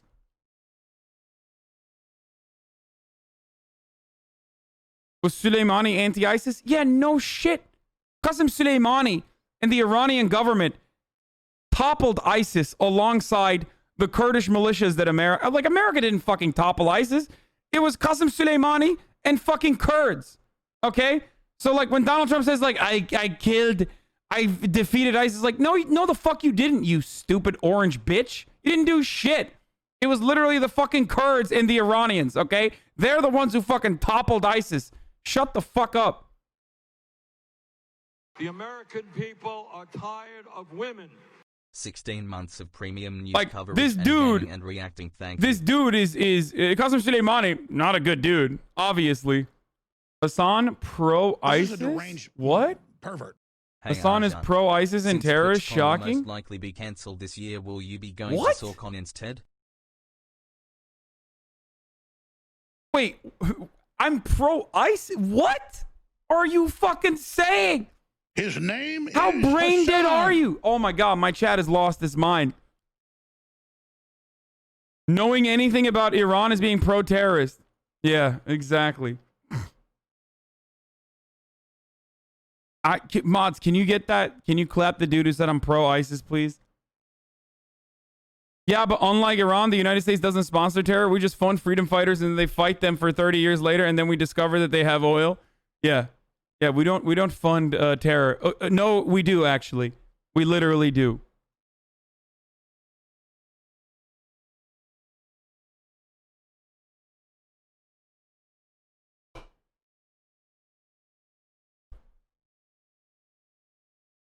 Not only did Trump do more drone strikes than Obama in 8, he reached that point in 2019. Yeah.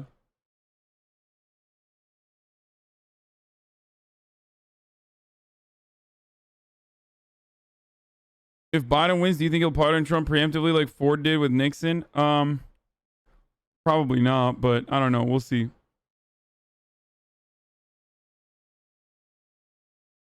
Anyway, where were we?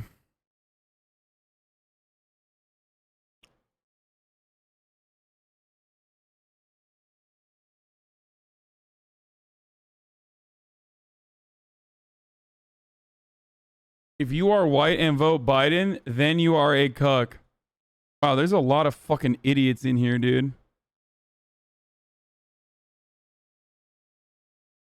All those immigrants fucking their white daughters. My Asian mother and Mexican dad voted for Trump. What? Jesus Christ.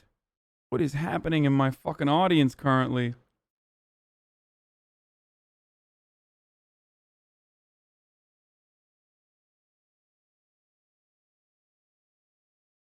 Why are drone strikes bad? It makes the world a safer place. You just said a U.S. government is the same as killing terrorists? Yes. No, I think that the U.S. government is worse than Iran. Yeah. I've had this conversation before. If you think that state action that ends up killing civilians is an act of terror, then you have to recognize that the United States is a larger supporter, financier, funder, and also directly does terror worldwide. More than Iran could even imagine to do. Definitely more than North Korea and shit. I mean, holy fuck. Kim Jong-un couldn't imagine killing as many civilians as the United States is responsible for. Of course, a big part of that is, we'll never know. This is a hypothetical. A big part of that is, of course, because the United States is a global superpower. The global superpower. Kim Jong-un has no power. He's got artillery that can maybe fuck up South Korea, but that's pretty much it. So when I don't agree with you, it's because I think you're underrepresenting the bloodshed caused by the United States government. Yeah. The American people Yeah, we are tired of women. It started with a gift. How did I end up like this? Yeah, we're worse. Like, we're worse than fucking Iran by a wide margin, dude. Iran kills more of its citizens, though? Well, probably. That's probably true. I'm unfamiliar with the actual numbers. What the fuck are you talking about? ISIS kills civilians by the hundreds of thousands? First of all, I would even go so far as to fucking attribute some of that ISIS shit on us, again, because it rolls back around, considering the fact that ISIS is a direct consequence of America destabilizing the region. So you should probably remember that. George W. Bush did ISIS. So remember that, okay? So that's one.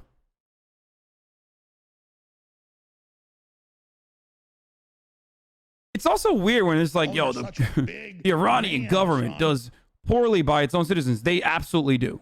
They absolutely do. Meanwhile, like 1,000 people a year get killed by the police in America. You would never even consider those to be in the same category, though. Man, Hasan.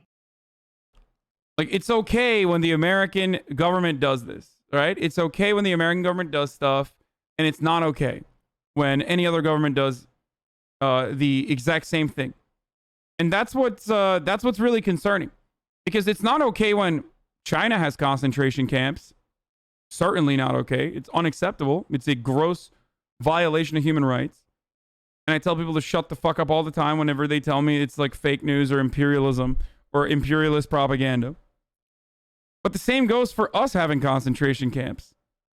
Like, why would it be okay for us to have concentration camps? It's not okay when any superpower has concentration camps.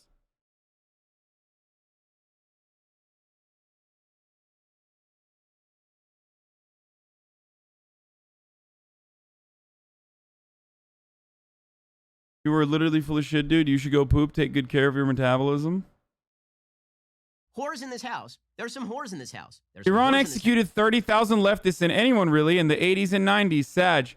See? Mr. Lambda. How did Iran get to do that? How did Iran get to do that? Would Iran have that exact same outcome? Or would they even have the same regime that the theocratic regime that they have currently? I'm sorry. If it wasn't for American and British interference. Thank you for shaking the fools and making the truths apparent. You have to be honest about these things. When we talk about all these countries, oh, you're such a big when we talk about how backwards they are, it's easy to just say like, oh, it's because like Muslims are just uncivilized or whatever. It's a really racist thing to say, but it's an easy one to say, and it's a narrative that you hear always. Whores in this house. There's some and whores it in this gets house. There's some it makes whores your in this house. fifis feel better. It gives you like a sense of superiority. When in fact, those countries are not a monolith, and there are people just like myself in countries like that, and just like there are people just like myself in Turkey that fight against the oppressive, authoritarian, and pro-Islamist state in Turkey. There are Iranians that fight against that consistently, and if it wasn't for American interference, these sorts of leftist regimes would never get toppled as they did in Iran.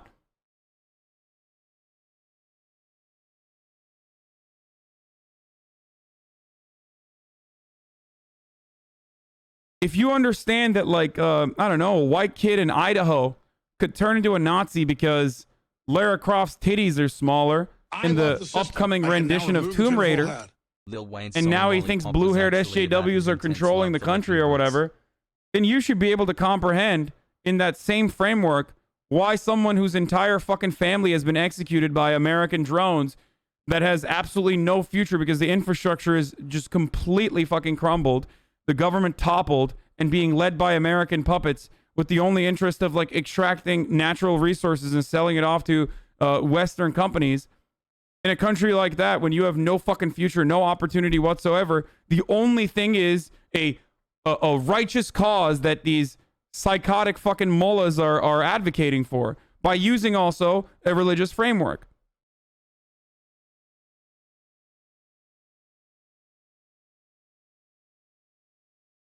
That's why I always say Western interference is directly responsible for so much Islamic radicalization. And it's not like some intrinsic value that Islam has, when suicide is the cardinal sin.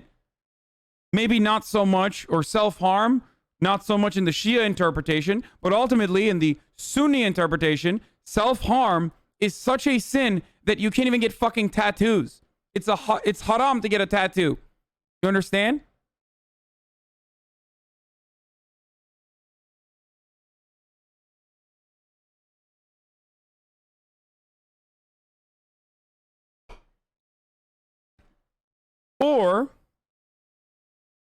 Or you could just be an idiotic Westerner who simply thinks that Muslims are horny to destroy the Western civilization because they're jealous and they hate our freedoms.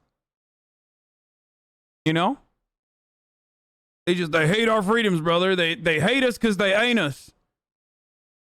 Well, it seems like we here in the American government, at the very least, are doing our very best to have our version of white Sharia.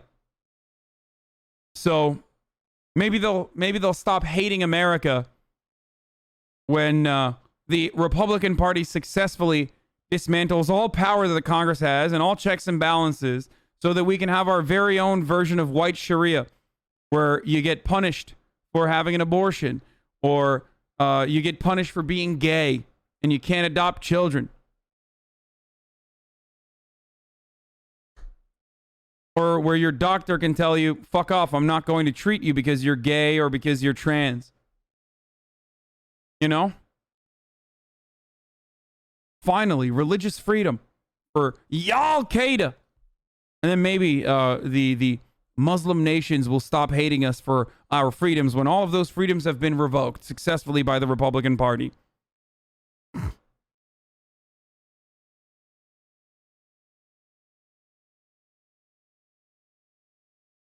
Y'all are dumb as fuck. So you support radical Muslims but not radical Christians? At what point did I say I support radical Muslims? If you're familiar with my commentary, you would know that I consistently talk about how fundamentalists and radical extremist fundamentalists, conservatives in Muslim nations, cause so much decay and death and destruction. They're horrible, but what you fail to recognize is that there are plenty of progressive Muslims that are fighting back in those respective countries. Except their voices never get elevated because the radical extremist cause becomes just when America comes in with this big ass dick and starts fucking up the board. Okay? That's it. It's not the fucking Quran.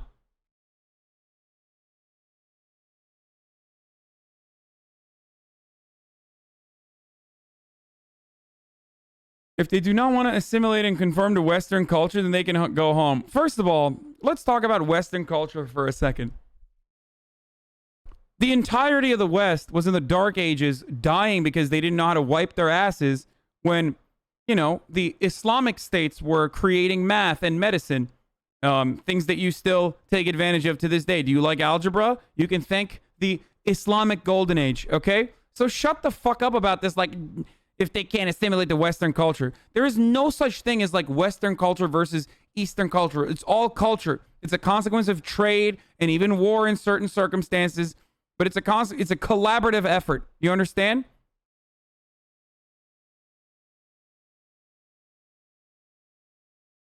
Telling me about Western culture when you still don't have fucking bidets in America. Some of these motherfuckers out here in the West literally live like animals. They don't even use bidets on their butt. I don't understand how you just walk around all day with a doo-doo butt and then you look down upon fucking Eastern culture. Go fix the poop in your ass first, okay? And then you could talk about Western culture.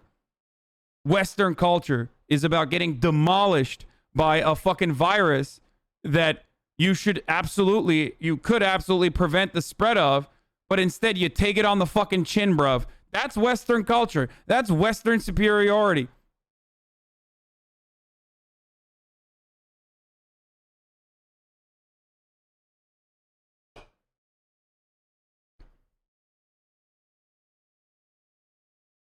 It's $30 fucking for a bidet, you fucks. Go get one. Literally.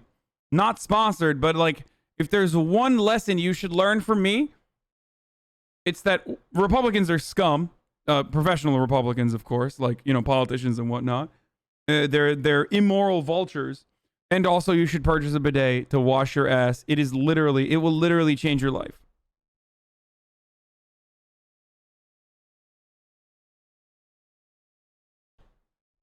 Why the fuck do these dumbasses act like they personally had an impact in the creation of Western culture? Because they're fucking stupid.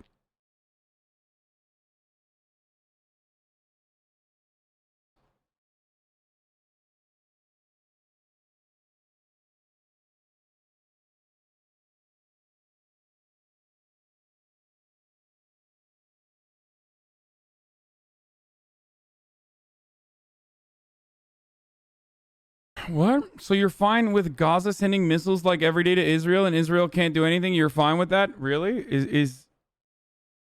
Or would you rather send a drone strike and have some innocent casualties when every single one of Gaza's missiles can kill like 1,000 people?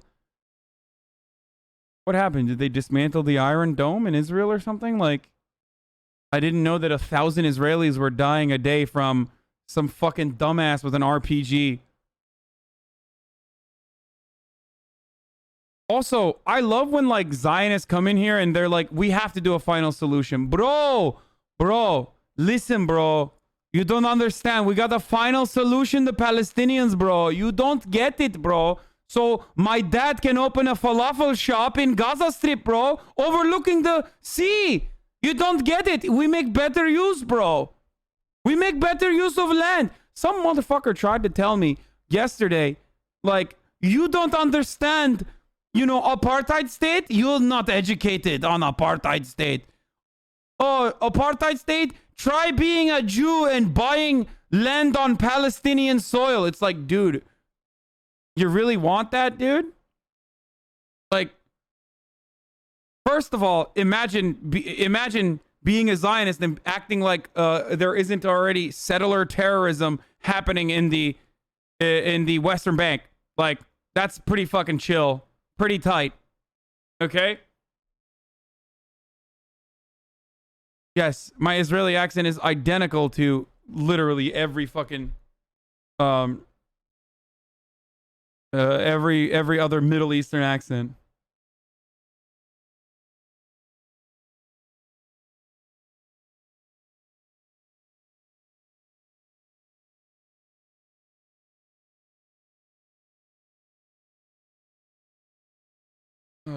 Have you seen new Wisecrack video on the evolution of presidential campaigns? No, I have not. It's pretty good, though. We can take a look at it later. Let's see what Jamal Bowman had to say about Wheezy F Baby. Just had a great meeting with real Donald Trump. Dude, the Republicans have always been so desperate for, like, any sort of support from cool, like, black celebrities, white celebrities, just any sort of celebrities whatsoever, that they take everyone who's just washed and permanently fried their brains in irreparable ways. Lil Wayne, what are you doing, man? What are you doing? You can't read the room? You don't see what's going on around this country, man? What are you doing? We got Black Lives Matter movements all over the country, all over the world, man. We got cops killing black people. We got women being sterilized at the border. We got travel bans on Muslim and African countries. What are you doing right now, man? You meeting with Trump and you shaking his hand and you looking crazy right now. Lil Wayne, come on, man. What are we, and then a little Flip and Waka Flocka? What y'all doing? You coming in the 11th hour causing disruption, man? What? Y'all supposed to be hip hop. That ain't hip hop, man. It ain't hip hop to rock with Donald Trump. That's the opposite of hip hop. He wants to destroy your people, man. Wake up. What are you doing?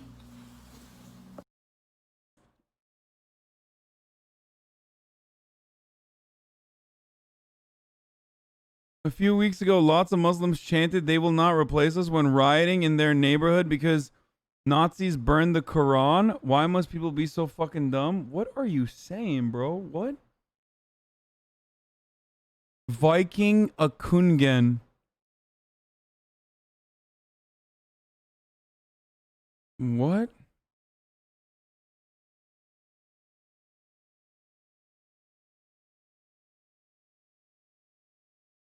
The Muslim countries reacting like this just it reinforces the stereotype, saying this as a racist, by the way. Us Europeans are more racist than the Yankees and we're proud of it. 15-month sub? What the fuck?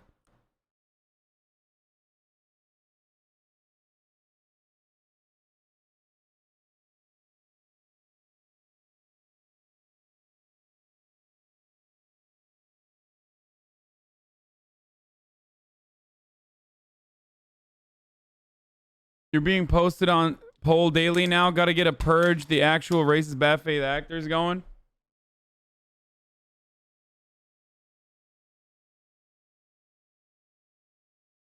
Yeah, Lil Wayne has always been sus on race issues. He loves cops because a white cop saved his life after he shot himself when he was 12.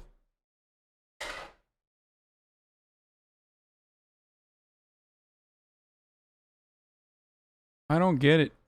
15-month sub? There's no way. It's sarcasm. Oh. Did you find out what happened to yesterday's VOD? No, I don't know. I didn't get an answer. Why does he act like he isn't an asshole but thinks he's ignorant? What? Can I get a gifted sub? Why you have 15 months saying Islamophobe shit? Oh.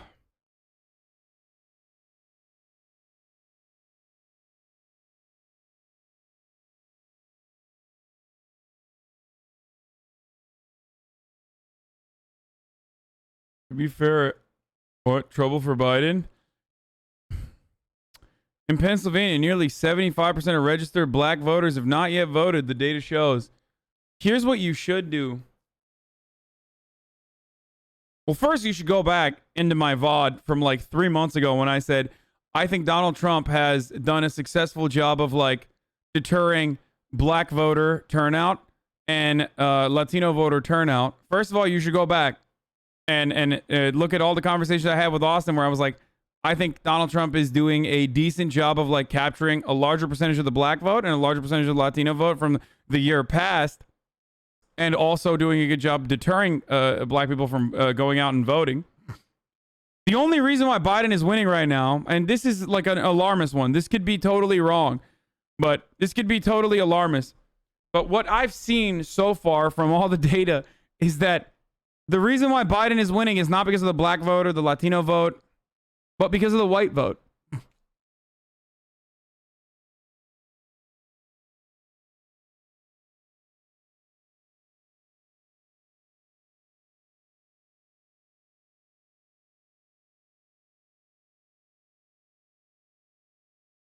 That was the shit I typed on obvious sarcasm. I thought the sheer stupidity of what I said made it obvious. There's been a lot of Nazis in here lately.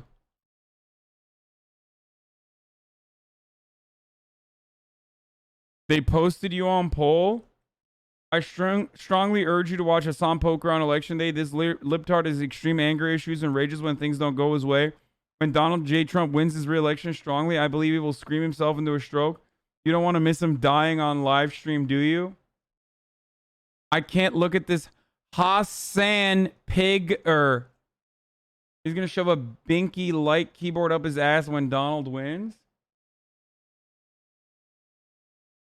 I want to choke this dude out. I can't wait to see this F words melt down.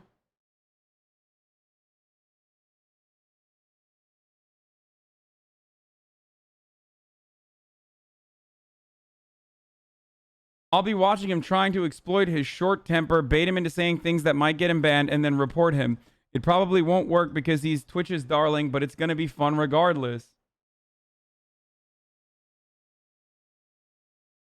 Look at that.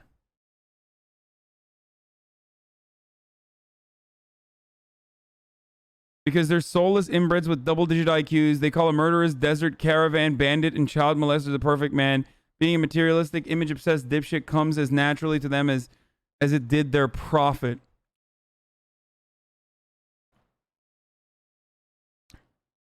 Listen to all the fucking...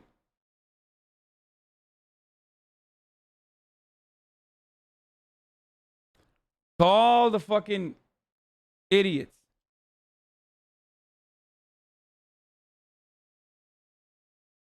Wait, what? There's a Will Neff shout out for the last time. Will Neff, please stop posting these cancer threads. No one likes them, and you're a fucking N-word. F-word. What? I even know Will Neff. Didn't this obese one say he was going to do a mass shooting? What? I remember making Hasan shit post a year ago how he was going to dominate Twitch. Now it fucking happened. Right-wingers in his chat constantly outed as brainlets. It's actually funny. The dabbing on conservatives is nonstop. And they still come into his chat being like, you'll be so mad if Trump wins.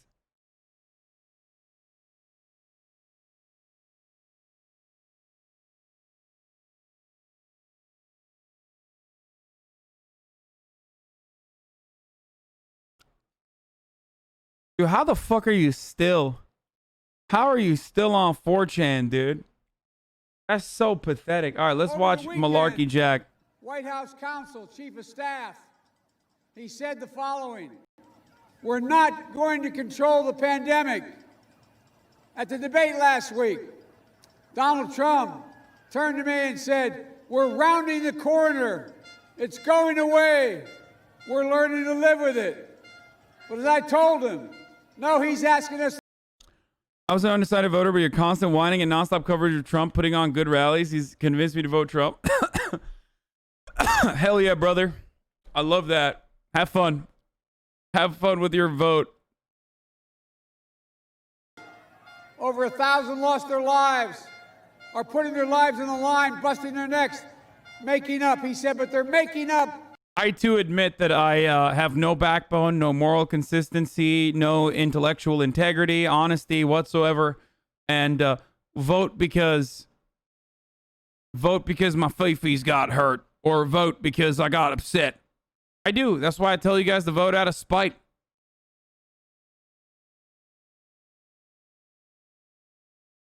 What kind of fish do you have? I don't have any fish.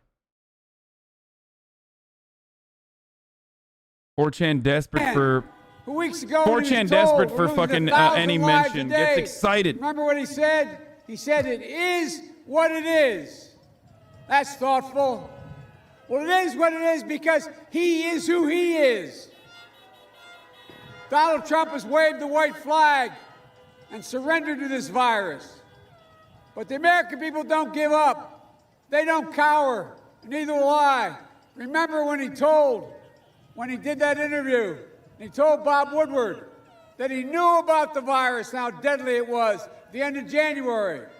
But he didn't tell anybody. He didn't even tell those folks. He didn't tell anybody. And Woodward asked him why. And on tape he said because he didn't want to panic the American people. The American people don't panic. Donald Trump panics. And unlike Donald Trump, we will not surrender to this virus. Look, President Trump is spreading division and discord. He thinks that he can divide us. We won't notice his failures. That's what it's all about. That's why he shamelessly equates Somali refugees, folks seeking a better life in America, contributing to this state and our country, with terrorists, as he did last night. We need a president who'll bring us together, not pull us apart. I'll deal with this pandemic responsibly, bringing the country together around testing, tracing, masking. It's estimated by the leading doctors in this country that if we just wore a mask for the next few months, we'd save over 100,000 lives of over 200,000 lives they expect to lose. Dr. Fauci called for a mask mandate last week. This isn't a political statement like those ugly folks over there beeping the horns. This is a patriotic duty, for God's sake. Look, in his own words, as I said, the president knew back in January how extremely dangerous and communicable this disease was. And I told you, he went on and he made that tape. He said the disease was easily able to spread. But he did nothing. He did nothing at all. Look, folks, American people are tough. And instead of talking and politicizing the vaccine, he should be planning for a safe, equitable, and free distribution of a vaccine when it comes next year. This guy refuses to provide schools and small businesses the resources and the national standards to open safely. The House of Representatives already passed the money to allow schools to open safely, businesses to open safely, to make sure people are paid. Ladies and gentlemen, we'll bring Republicans and Democrats together to deliver economic relief for working families, schools, and businesses. As I said before, I'm not going to shut down the economy. I'm going to shut down the virus.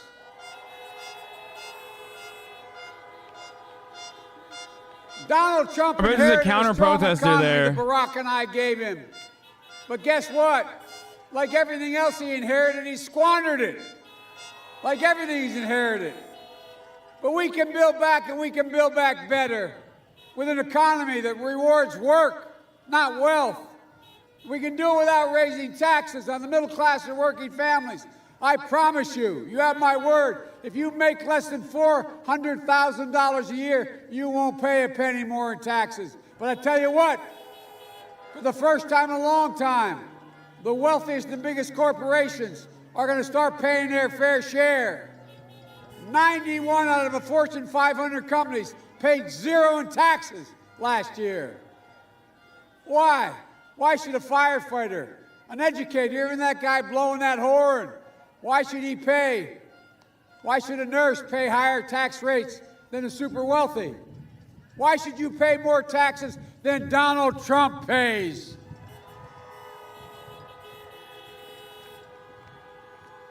He's exploited every loophole in tax code. He's run a shell game to avoid paying taxes. If you notice, I've released 22 years of my tax returns. He's not released one single year. What's he hiding? Where's the corruption? According to Trump, the reason why I only paid $750 is because he's smart. Well, what does that make the rest of us to pay our fair share, Mr. President?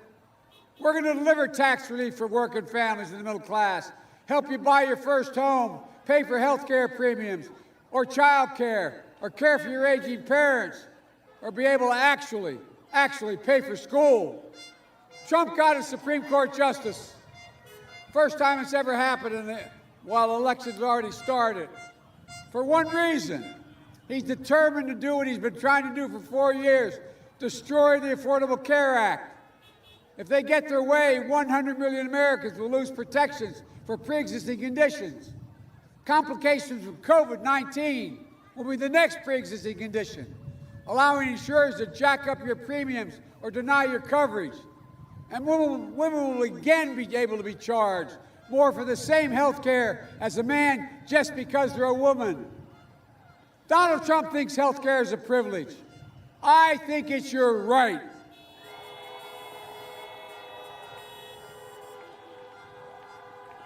What? You don't believe his tax returns? What do you mean? And if we all get out and vote, we'll not only restore Obamacare, we'll strengthen it and build on it. So you can keep your private insurance if that's what you like, or choose a Medicare-like option, a public option. We'll increase subsidies, lower your premiums and deductibles, out-of-pocket spending, reduce prescription costs by 60% by allowing Medicare to negotiate with drug prices. We're going to keep the protections for people with pre-existing conditions, and we'll protect Social Security and Medicare. Meanwhile, the Social Security actuary said that if Donald Trump said, elect me again and I'm going to change Social Security, the actuary said if the changes he puts in place occur, that Social Security will be bankrupt in 2023. So go home and tell your parents and grandparents just what Trump's about to do. I'll protect Social Security, Medicare, and Medicaid. But folks, nothing's worse that this president has done than the way he spoke about those who served in uniform. He called them losers and suckers. My son, Beau, gave up the Attorney General's seat in the state of Delaware to volunteer to go to Iraq for a year. He won the Bronze Star, the Conspicuous Service Medal. He wasn't a loser or a sucker. He was a patriot. So many of you as well. No wonder the 6 generals who worked directly for the Trump administration have left, and they say he does not deserve to be the commander-in-chief of the United States. That's never happened to any president before. And that's why Special Operations Commander General Stanley McChrystal, Navy SEAL Commander Admiral McCraven, along with 24 stars, endorsed me, saying they support me to be the next commander-in-chief because they trust me. And that's why the Military Times reported the more troops will vote for Biden than Trump. That's why we have to support the military. They're the backbone of the country. So let them vote, and let's vote for them. And while Donald Trump fails to condemn white supremacy, we can deliver on racial justice. The season of protest has broken out across the nation because the life and dignity of George Floyd, senselessly killed 7 miles from here, and so many others that mattered. Protesting and burning and looting is not protesting. It's violence, clear and simple, and will not be tolerated. But these protests are a cry for justice. The names of George Floyd, Breonna Taylor, Jacob Blake will not soon be forgotten, not by me, not by us, not by this country, because true justice is also economic justice. Access to schooling, housing, access to capital, good-paying jobs and financial stability, giving families of color a real shot to own a home, start a small business, send a child to college debt-free so they can build wealth and pass down opportunity through the generations like the rest of us have. We have to vote to ensure the full promise of this country for everyone. And finally, we have to vote to meet the challenge of the climate crisis. The West is on fire, losing more forest than the total land of Connecticut and Rhode Island combined. The Midwest is flooding. Here in Minnesota, extreme weather incurs big costs for your infrastructure. Increased flooding in the Mississippi watershed has shut down port facilities here and in St. Paul. Donald Trump thinks it's all a hoax. He sure is a stable genius. He says the wind power causes cancer. I say it creates jobs, Minnesota jobs. We can combat climate change with American ingenuity in manufacturing, building a more resilient nation, creating millions of new high-paying jobs. We can change the path we're on. Nothing's beyond our capacity. So honk your horn if you want America to lead again. Honk your horn if you want Americans to trust each other again.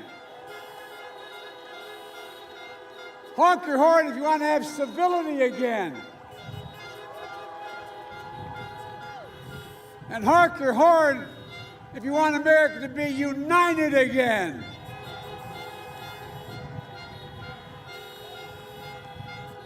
We cannot afford 4 more years of Donald Trump. In 2008 and 12. It sounds like the counter-protesters are for Biden now. They're riding with him. As we work for you and the entire community. I'll do it again in 2020. My campaign is a broad coalition of Democrats, Republicans, Independents, Republican office holders. I'm running as a proud Democrat, but I will govern as an American president. I'll work as hard for those who don't support me as those who do, because that's the job of a president. It's the duty of care for everyone. And you, too, have a sacred duty, the duty to vote. It matters. Minnesota matters. So on the final days, stay empowered, stay optimistic, stay united.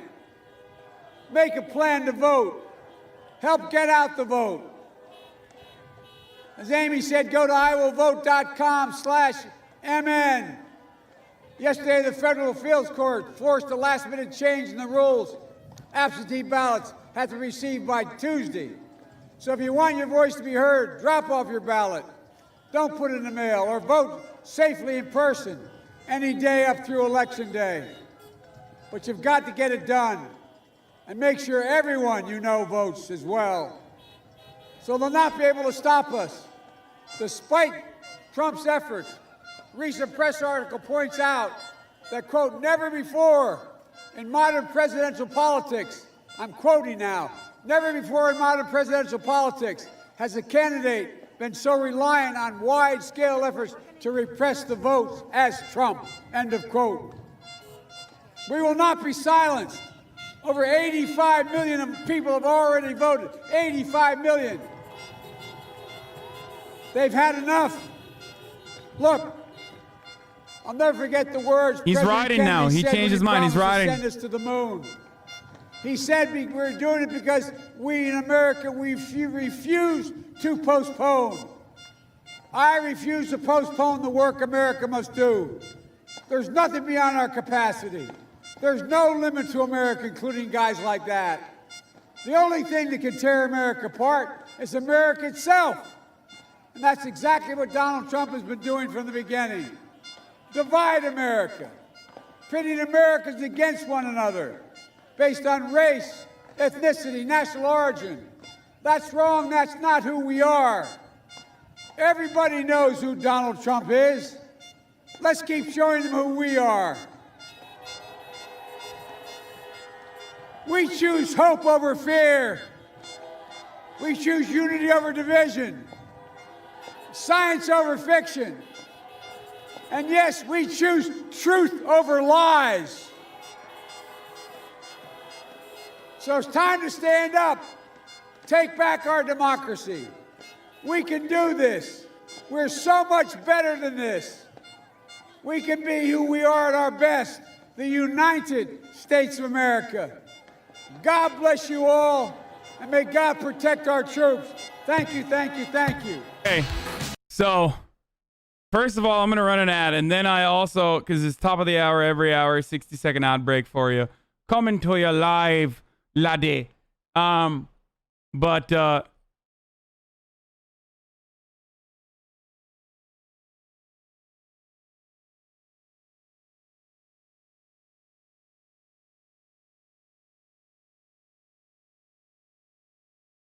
I have to run an ad. If you want to avoid it, you should subscribe, or, you know, there's other workarounds around it. But I also got a message in my DMs while I was pee-peeing, which is a very good one.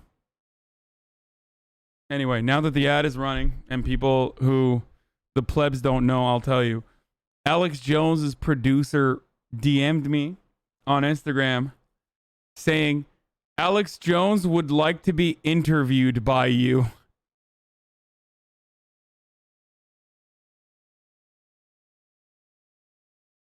I'm not going to do it. There's no way. That's too big of a risk. I can't do that. This is too big of a risk. Like, he's going to say some insane shit. Like, I literally can't do it. Like, I don't want to get banned off the platform. Yeah, you don't want to get too close to the truth, man. It's dangerous. Yeah. The people that are watching ads right now are probably freaking out. Like, what the fuck is going on? The chat blew the fuck up. Hey, welcome back, Ad Andes. You missed out on a really special thing that I won't say. And I won't tell you what it was. You'd have to clear it with Twitch and put it on a delay. That's the only way. Yeah.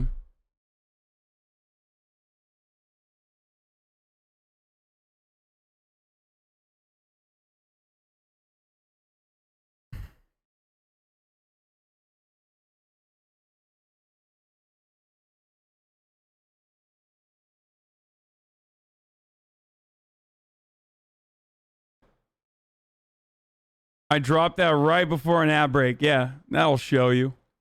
Listen, going forward, just subscribe, baby. I'm going to do little secrets on the ad breaks. Just going to check the VOD, nerd.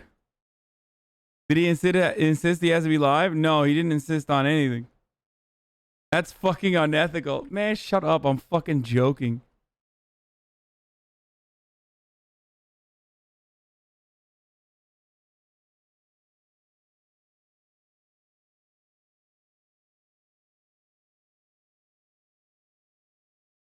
There was no ad break. The Karen trope explained? What the fuck is this, dude?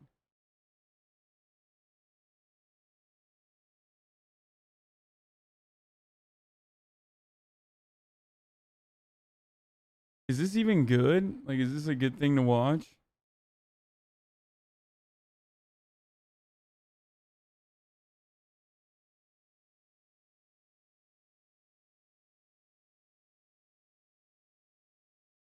Anyway. Ilhan went live. Okay, what do you want me to do, man? Like, are you going to play Little Hope at all? I enjoy playing... I'd really enjoy you playing a scary game.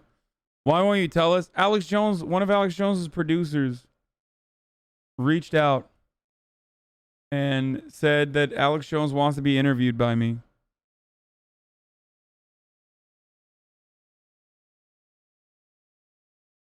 Okay. Now your average African has a playlist for me too? God damn, dude. I got playlist Andes over here. Okay, let's get to some more fun stuff now. I think we've covered enough fucking news for the day. Ultra PG has his own playlist too that he just like has been trying to get me to watch. Let's watch this first. Trump's crime galaxy is a thing of wonder. The universe is filled with mysteries. Is there life out there? What's inside a black hole? Why did everybody stop photographing UFOs after we all got iPhones? The unanswered questions are limitless. But here at the Vice News Observatory, we're probing the deepest question of our universe. Why does the orbit around President Trump include so many criminals? An impeachment probe, umpteen lawsuits. Yeah, I'm not watching this. This just sucks. Okay. Here, dude. How Chile finally scraped this dictator-era constitution. This one's for Ultra PG. He's been trying to get me to watch this. I hope there's no fucking TOS in here. I would not want to ban my #1 simp, okay?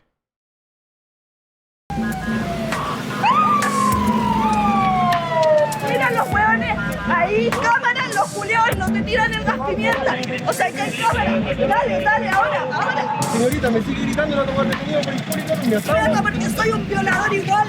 Yo no he violado, no he matado, ni he hecho nada. Así que por favor, cuide sus palabras. Cuide sus palabras. This is the final protest before an historic election in Chile. The movement was initially sparked by a hike in the subway fare. But its overarching demand was to change the Constitution, which was written under former dictator Augusto Pinochet in 1980. In an effort to appease protesters, President Piñera called a referendum on whether to draft a new constitution. This motherfucker is literally like a billionaire airline magnate. Un acuerdo por una nueva constitución. It wasn't enough.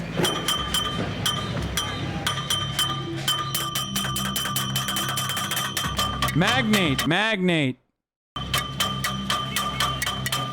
¿Qué piensas de la idea de una nueva constitución aquí en Chile? Yo creo que es lo mejor. A mucha gente le da miedo, pero es la idea de que haya un cambio, que nosotros como pueblo podamos elegir el futuro de Chile. Ha sido pura corrupción, robo, sobre todo del agua. You know, no more private water, as you can see. Instead of privatizing water in the neoliberal hellhole, you can get it for free when the government sprays you.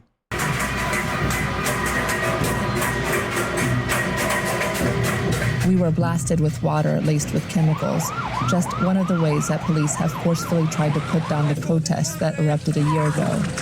During that time, government forces killed at least 6 people, and they shot rubber bullets at protesters' faces, causing more than 300 people to lose an eye.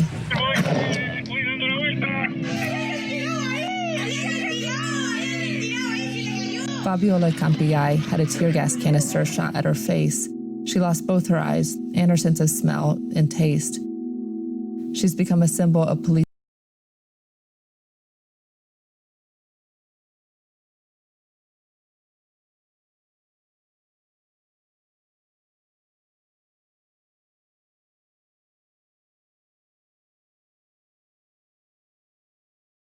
brutality and the need for change. The day of the incident, what do you remember? Mis recuerdos son súper pocos porque, bueno, ese día estaba con un turno de noche en mi trabajo. Al llegar a la esquina del pasaje en donde yo vivo, solamente recibí el disparo y de ahí ya no me acuerdo de nada más. What's the change that you want? El cambio en nuestra educación, en la salud, vivienda, en las leyes, en nuestra policía que hoy en día está vuelta loca por un decir, dispara sin una provocación. Ya, viejita, vamos. Cuidado que hay una soledad alta aquí. Levante el pie, levante el pie. Eso. Cuidado, mi amor. Te dije. Ya, viejita, vamos. De un vaso de la mamá. Will justice come quicker with the new constitution? Yo creo que sí. Esperemos que sí, que haya justicia más rápido con la nueva constitución.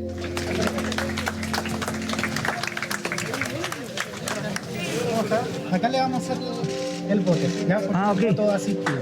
Sí. ¿Ya?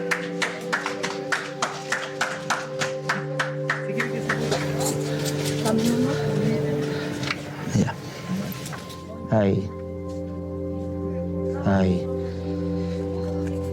Ya. People fought for this for an entire year, dude. Like, general strikes, ongoing protests, people died, people got their fucking faces shot off, as you saw. So weird that America still refuses to cover any news whatsoever that pertains to Chile. Like, you probably had no idea, right, that this was happening. You probably had no idea. Maybe most of you don't even know that this is not just like some sort of pepper, but an actual fucking country. And that is deliberate. The reason why you don't know about that, is because this is basically a neoliberal testing ground. And it is considered the jewel of South America. That's why.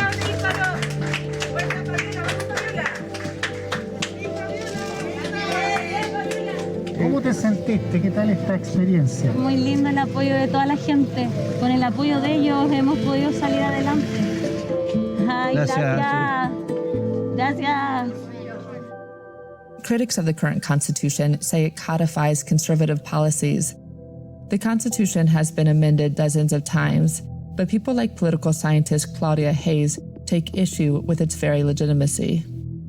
I think the current constitution, it's a lock to maintain the way the things as they were when the dictatorship ended. And it was designed for that purpose. It has prevented change from occurring through elections, through political parties, many things that... Actually, TYT covered it a lot. Bitch, I was the one at TYT that covered it a lot. What the fuck do you mean? I'm talking about Western media, mainstream media. People want to change are declaring unconstitutional. So you want to make the water be Guys, public. I don't care. I'm not going to go and like watch what AOC and Ilhan Omar are doing. You guys can go check it out if you want. You need very high quorums to change the constitution. Do you think that this constitution is going to actually address the pressing concerns of so many Chileans? I think it's a first step in that direction. Of course, the Constitution is not a social policy. It's not a social program. It doesn't have a budget, but it can send a message to the political system. So in the worst case, even if the Constitution is not perfect or not very consistent, I think any Constitution would be better than the Constitution we have now.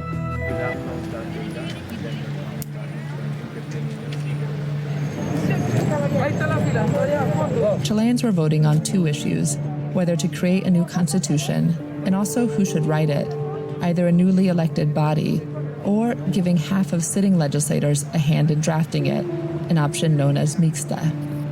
¿Y qué votó usted hoy? Rechazo y convención mixta. ¿Y por qué usted votó rechazo? Las modificaciones que yo quiero en la Constitución se pueden hacer modificando las leyes. Y de nuevo, la opción mixta. ¿Por qué usted votó por esa opción? Porque sí me interesa gente con experiencia también, que tiene manejo en el proceso de modificaciones constitucionales. Entonces me parece que una combinación de 50-50 es óptima. Detrás del señor que tiene la polera blanca manteniendo distancia. The election was originally planned for April, but delayed till now because of the pandemic. What problem do they have with the Constitution written by Chicago boys-driven ultra-right-wing coup dictatorship government? Yeah, I don't know. I don't know why these guys are... Man, these people are so... They're so selfish and so whiny. Like, I don't understand what the problem is with privatizing water. Like, it just seems like the future, okay? Guess what? Chile is what I need to say to all the people in Chile. They're so yeah, exactly. They're so unappreciative of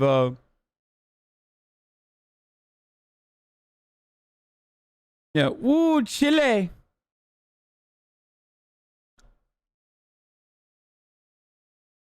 This time around, the government took the extraordinary measure of prohibiting people with COVID from voting altogether. At the polling locations, police forces conducted random checks to make sure voters hadn't tested positive. As early returns came in, thousands of people started emptying into the streets.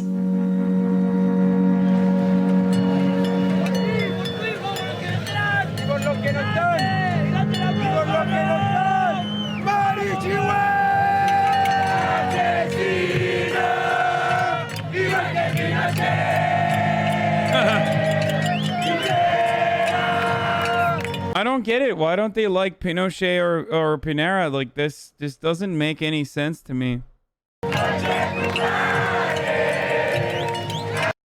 Why do you hate the global poor? I say to the people of Chile who have been fighting against their oppressive government. Yeah, why do you hate the global poor, guys? When I look at this, all I see are a bunch of white guys in college and Bernie bros that just don't understand what is good for them. Okay?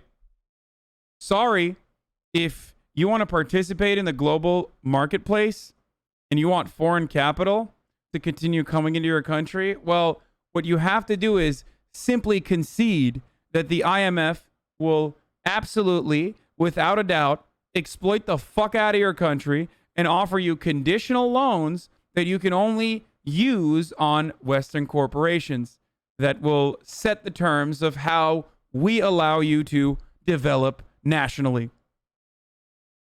Sorry, that's just how it works, okay? Chileans have overwhelmingly voted to create a new constitution, and the feel out here in Plaza Baquedano is so festive, so happy, and there is not a police officer in sight.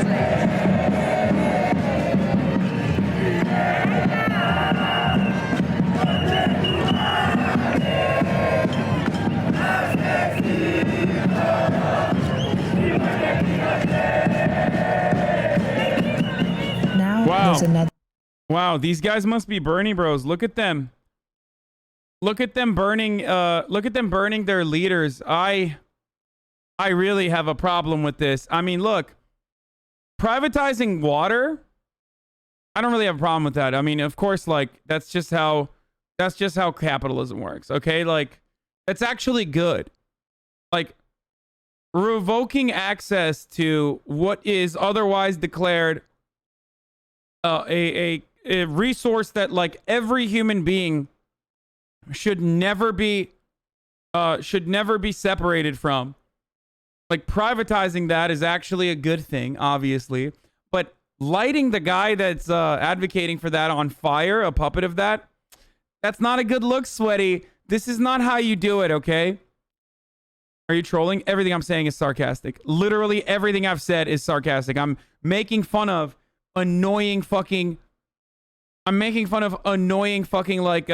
dudes with socks and the globe on their profiles on Twitter that talk about how great Chile is and how economic development in Chile has been great despite the fact that they have horrific income inequality. Okay?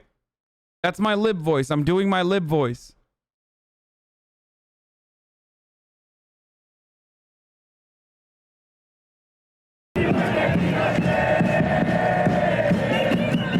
Now there's another challenge, writing the Constitution. Chileans will go to the polls again next year. Whenever you hear me say, why do you hate the global poor, Sweaty, while literally looking at a group of people that would be that would be categorized as the global poor, understand that I am being an out of touch neoliberal that thinks it's okay to devastate Chile. To elect a whole new slate of representatives to do just that.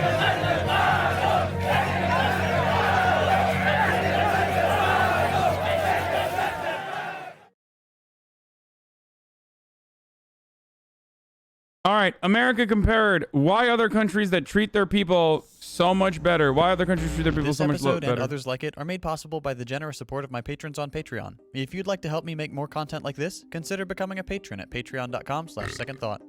I'm going to say something that will probably offend many of my viewers. Let me preface this by saying that I, as an American, include myself in the following statement. Americans are quite possibly the most willfully ignorant people on the face of the planet.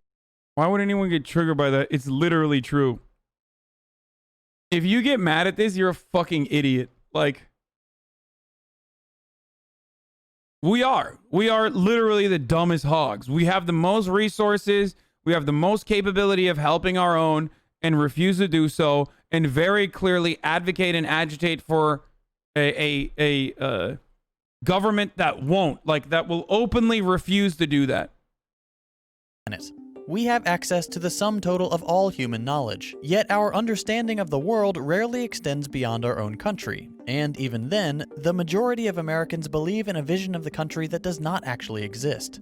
It's not that we're stupid, we just tend to blindly accept that the US is the greatest place on Earth, and therefore don't see any reason to educate ourselves about the realities of the rest of the world. In this episode, we're going to pull back the curtain on how America actually compares to other countries, and consider why the richest country on Earth fails to treat its people with dignity and fairness. I'm going to provide a list of important topics, then for each item we'll compare the American— Did the Biden team contact you about running a Get Out the Vote ad campaign? I don't think so. The fuck do they want? I don't think they did. Experience with that of citizens from other nations. Hopefully, by providing a side-by-side comparison, you'll be able to see the stark contrast between how most Americans see their country and how it really stacks up against the competition. To give you an idea of just how skewed the American perception of our country really is, let's start with a pretty shocking example. Compensation for what are considered low-skilled jobs. We'll take the quintessential American company, McDonald's. McDonald's is the world's largest restaurant chain by revenue. It operates— Dude, are we seriously about to watch another video about how great it is that Sweden pays their citizens to take a shit? Yeah, until every fucking moron that finds its way into my chat that, like, unironically comes in here just to troll gets the fucking message that, yes, it is tight, and that, yes, that is the right way to go about it. Not only just paid to take a shit, but also paid to go get sloshed for during, like, their annual 3-month fucking summer break, okay? Üretim abi. Operates in over 100 countries and serves over 69 million customers every day. As of 2018, McDonald's was the second largest private employer, with 1.7 million employees, behind Walmart's 2.3 million. How many times have you heard someone refer to McDonald's jobs or workers? Okay, actually, I don't know if Sweden gets 3 months, but most European countries have really generous and really long, like at least 2 months. This says, I have 6-week paid vacation per year here in Sweden. Derogatory manner. For some reason, people who work at McDonald's are seen as inferior or lazy or have any number of other unfair and unkind assessments leveled at them. This probably stems from the old notion of flipping burgers being a job anyone can perform. But the animosity towards low-wage workers has grown significantly in the past few decades. And in America, McDonald's workers really do suffer a low wage. My man said, wait, you don't have 3 months summer break in the USA? LOL! What break, dude? We don't even have paid sick leave, dude. What are you talking about? What? What do you mean a break? What? Ah! He thought we got summer break, dude.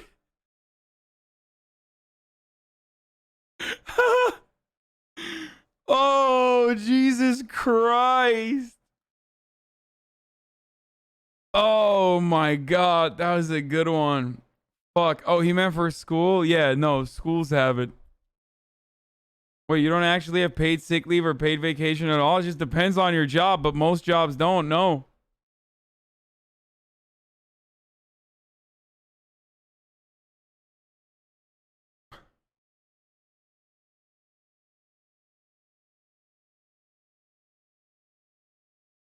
Bro, people are actually shocked. Are you guys serious?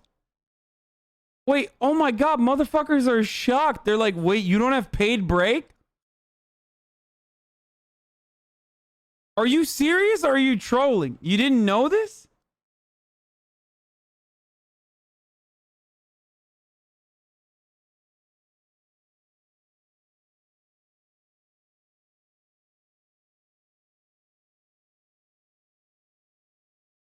What happens if you're sick? What happens if you're sick, you think? You fucking suck it up and sneeze on a burgle, okay? That's what happens when you're sick. In New Zealand, we get 5 sick days and 4 weeks a year to leave at every job.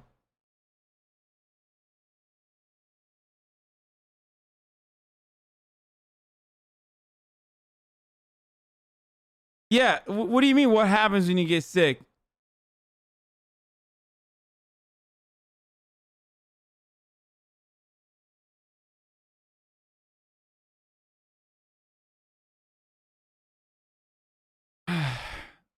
Currently, there are no federal legal requirements for paid sick leave.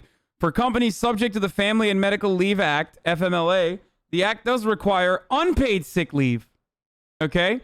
FMLA provides up to 12 weeks of unpaid leave for certain medical situations for either the employee or a member of the employee's immediate family. In many instances, paid leave may be substituted for unpaid FMLA leave. Employees are eligible to take family and medical leave if they have worked for their employer for at least 12 months and have worked for at least 1,250 hours over the previous 12 months and work for a location where at least 50 employees are employed by the same employer within 75 miles.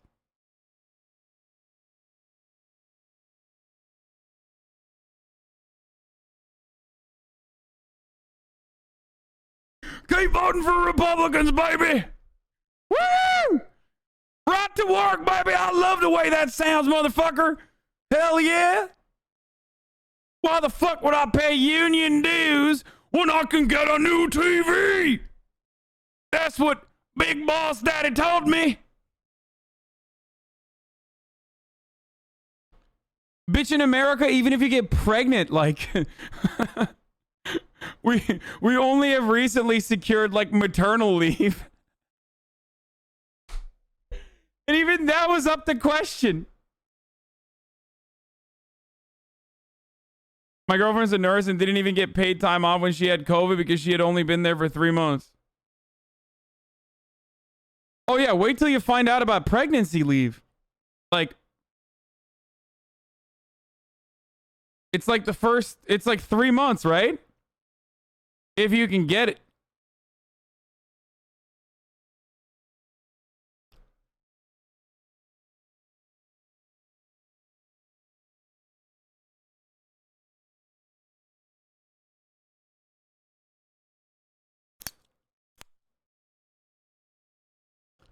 Salary in the US for high-skilled workers is way higher than EU salary. How is that a counter to like anything we're talking about? Like and it's because of fucking idiots like that. You understand? It's because of idiots like that we don't ever have progress. Because idiots like that are like, nah, dude, actually, like, fuck everyone else. I'm gonna get mine. Meanwhile, if you have that kind of fucking brain disease, you're probably never gonna be a fucking high-salaried skilled worker anyway. So shut the fuck up. And even then, it's not even true, but we're not even gonna talk about that. It's like when fucking people talk about, you know, like the top marginal tax rate being like 70% plus in the Scandinavian countries and how that's communism and devastating. Meanwhile, Norway has more billionaires per capita than we fucking do in the United States. You know what I mean? Or so does Sweden. Oh, their taxes are so fucking crazy. It's like, well, why the fuck do they have more billionaires than we do then per capita?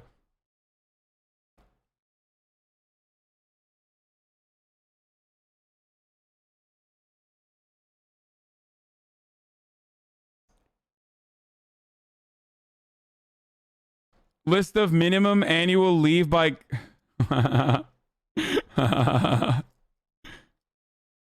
Look at that minimum. Look at that minimum. Look at how blue that gets over there. America. No mandatory vacation or no data at all.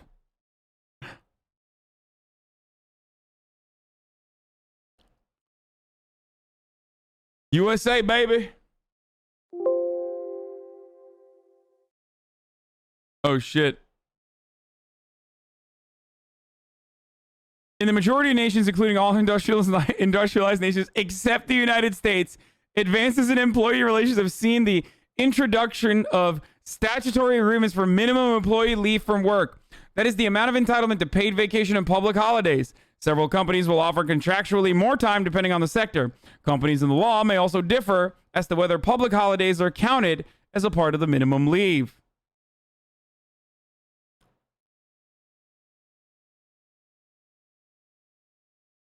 There is no federal or state statutory minimum paid vacation or paid public holidays. Paid leave is at the discretion of the employers to its employees. According to the U.S. Bureau of Labor Statistics, 77% of private employers offer paid vacation to their employees. Full-time employees earn on average 10 vacation days after 1 year of service. Similarly, 77% of private employers give their employees paid time off during public holidays. On average, 8 holidays per year. Some employers offer no vacation at all. The average number of paid vacation days offered by private employers is 10 days after 1 year of service, 14 days after 5 years, 17 days after 10 years, and 20 days after 20 years. So like in Norway or Finland, if you could get 20 paid vacation days, you can only get that after 20 years of toiling the land in your serfdom, okay? Your feudal lord will offer you the same amount of fucking benefits only after you have given your soul to the company for 20 fucking years, dude. A system I have no problem with. This is the perfect system.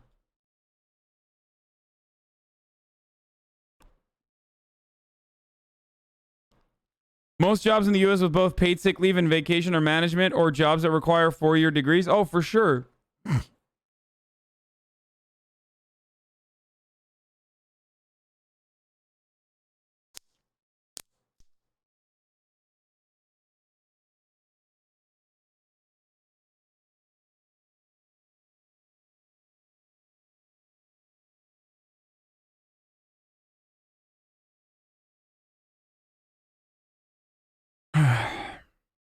Our productivity strong, brother. Hell yeah.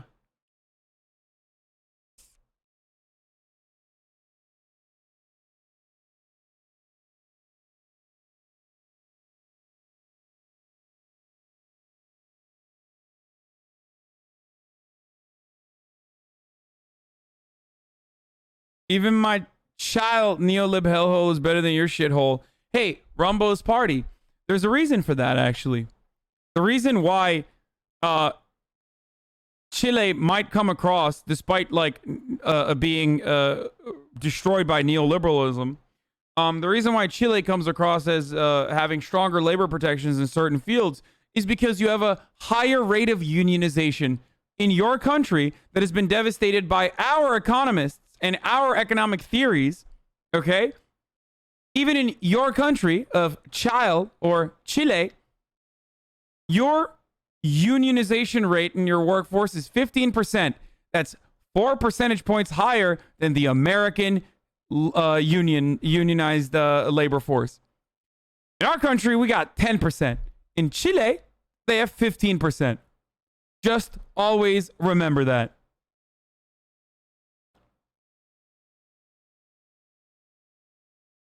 That's why when I say, if you want to destroy America, then vote Republican. Like, there's nothing better you can do. You want to destroy America, you got to vote Republican.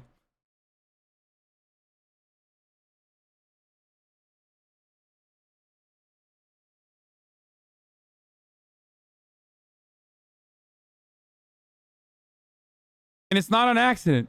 Countries with higher unionization rates, of course, have more fucking benefits.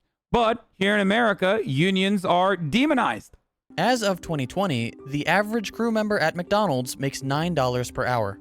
The average McDonald's cashier makes $8 per hour.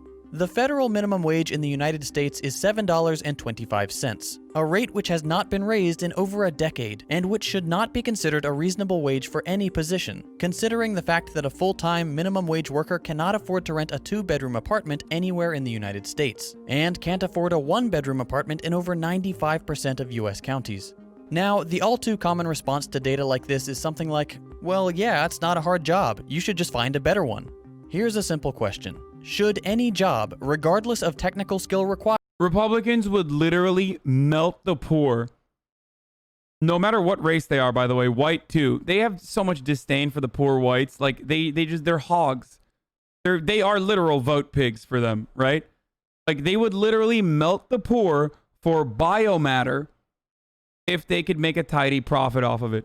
You understand? If you think about ALEC, the American Enterprise Institute, the Heritage Foundation, these motherfuckers would literally, and have very successfully over the course of the past couple decades, like, dismantled all labor protections whatsoever. The Federalist Society then also has put in place, Supreme Court justices that would declare it constitutional from an originalist perspective, of course. The Founding Fathers actually wanted to melt the poor for biomatter.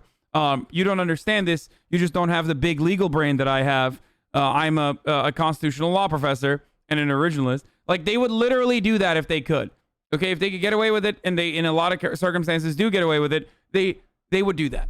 Okay, they would melt you for biomatter if they could make a tidy profit off of it. Pay workers so little that they cannot afford to rent even the smallest place to live. Not to mention other necessities like utilities, food, and medicine. Absolutely not. That is inhumane and cruel, especially coming from the second largest employer in the richest country on the planet. Other notable objections include, McDonald's has to make a profit. If they pay their workers more, they might go out of business. First of all, if you can't pay your workers a fair wage, your company should not be in business. End of story. But again, McDonald's is not struggling to make ends meet. In 2019, McDonald's raked in $21 billion in revenue. But no matter how obvious the exploitation of low-wage workers, Americans are hell-bent on praising the very companies doing the exploiting. Take this article on Reader's Digest, for example. It's titled, "This is what McDonald's workers really get paid." You see that and think, oh, nice, finally some news showing how poorly these workers are compensated. Then you scroll down and nope, they're actually praising McDonald's, saying things like, the food chain is also great for paying their workers fairly, and McDonald's is one of the highest paying fast food chains in the United States. This level of sycophancy is insane. If $8 or $9 an hour is some of the highest... When I think about McDonald's, I think, well-paid workers that are happy to be there. That's what I think of. Pay in the industry, that doesn't... The corporate journalism is so fucking disgusting. And then people get mad. And then people get fucking mad at me when I say, like, the media is absolutely an institutional propaganda arm of capital owners, okay? Like, the media can be good, right? There are great journalists out there, but there are few and far between. Like, this is not normal. They are an anomaly, all right? Doesn't indicate that McDonald's is paying fairly, it indicates that a massive chunk of the population is being paid poverty wages. This is where taking an international perspective is so critical. If all you see is feel-good stories about how well McDonald's workers are paid... Also, this is literally making me crave McDonald's. I haven't had it in fucking years, but... You'll never know how badly American workers are actually being treated. Let's take the same company, the same position, but in a different country. Here's a McDonald's in Denmark. The average McDonald's worker in Denmark, for doing the same low-skill job, makes $22 per hour. Well, hold on, you hear Reader's Digest scream from across the Atlantic. McDonald's workers in America get paid vacation days after just a year of work. Wow, enticing. In Denmark, when you're hired at McDonald's, not only are you making nearly 3 times what you would make in America... Are you ready for the chud counter to this? Are you ready?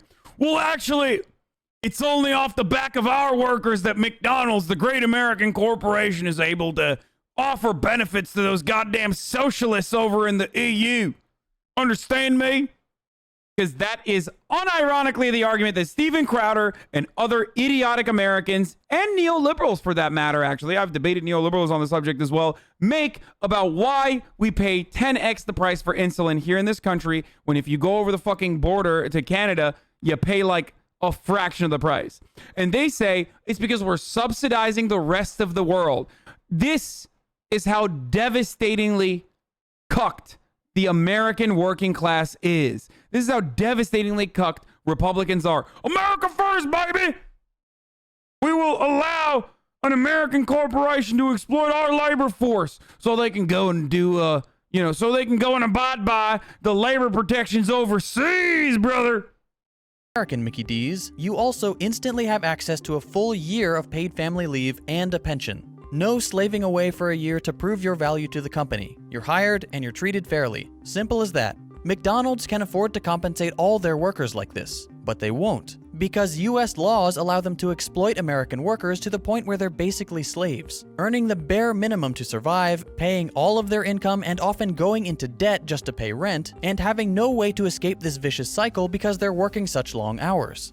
This is the case across all of America's low-wage jobs, of which there are many. The plight of the low-wage worker is incredibly dire, and all you have to do to understand that is look at how those same workers are treated in other wealthy countries. Let's move on to another topic, work-life balance. Fair wages are definitely part of this equation. If you're paid fairly, you don't need to work a second job, which will free up your time to be spent elsewhere. But we're going to focus on other metrics, specifically the length of the work week, vacation time, and parental leave. Let's start with the US. Most Americans would say that 40 hours per week is full-time. That seems to be the general consensus. But, in keeping with the country's exploitative labor practices, the hilariously named Fair Labor Standards Act does not actually define what qualifies as full-time. That's left up to the employer. Okay, why does this matter? Well, think of your past part-time jobs. Did you get any benefits? Healthcare, 401k? Probably not. Most benefits, when they're offered at all, are reserved for full-time employees. Companies don't want to provide benefits because they affect their bottom line. America is all about cutting costs and remember to report anyone that mentions unionization to your Amazon supervisors. Oh, of course. Of course, brother. Of course. Providing workers with fair compensation is a cost. So, imagine you apply for a full-time job at Best Buy. You're offered the job, but they tell you they only have part-time positions, but they can give you almost full-time. They make it sound like they're doing you a favor, offering you more hours than normal part-time. But this is just another example of employers exploiting their workers. If you work 37 hours per week, you're essentially a full-time employee, but they don't have to provide you any sort of benefits. No healthcare, no vacation, nothing. This is a common practice. Companies will hire people, but keep them just below the threshold for full-time to avoid providing fair compensation. I've seen it happen. I used to work at Best Buy and they would do it all the time. And that's just the companies who are still trying to appear generous. Others will simply not offer benefits at all, or set their... Dude, whenever people say there is no minimum wage in Denmark, I lose yet another brain cell like, I lose more brain cells when I hear Republican talking points.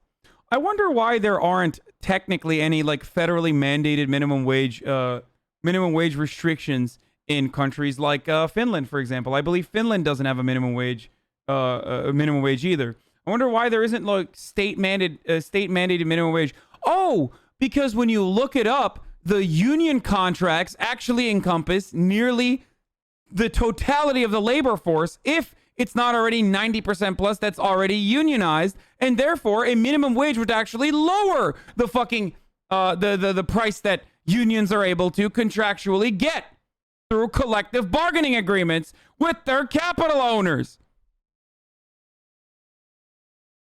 It's such a disingenuous, horrifically fucking brain dead take to be like, ha, well, Norway doesn't have minimum wage. Oh, okay, well, that's great, dude.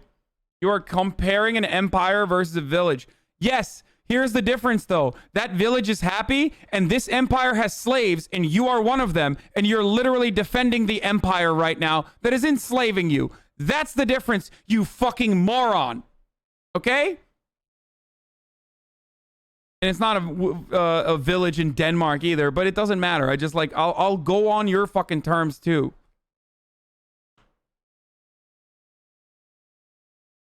You're not American, you're Turkey, go home. Only in America do fucking idiotic Americans turn around and say, hey, advocating for more rights and more benefits for the working class? Well, fuck off. That's un-American, goddammit. I love working a minimum wage job that hasn't fucking functionally increased, with the exception of like one time, since the 1970s. And when adjusted to inflation is like worth less than whatever the fuck I'd be making in my daddy's time. Fuck you. That's un-American. I want to work every single day. I don't want to have any paid benefits or any paid time off or paid sick leave. Okay? Fuck you. Go back to Turkey. Go back to your own goddamn country. Only in America do the American working class say shit like that. Okay?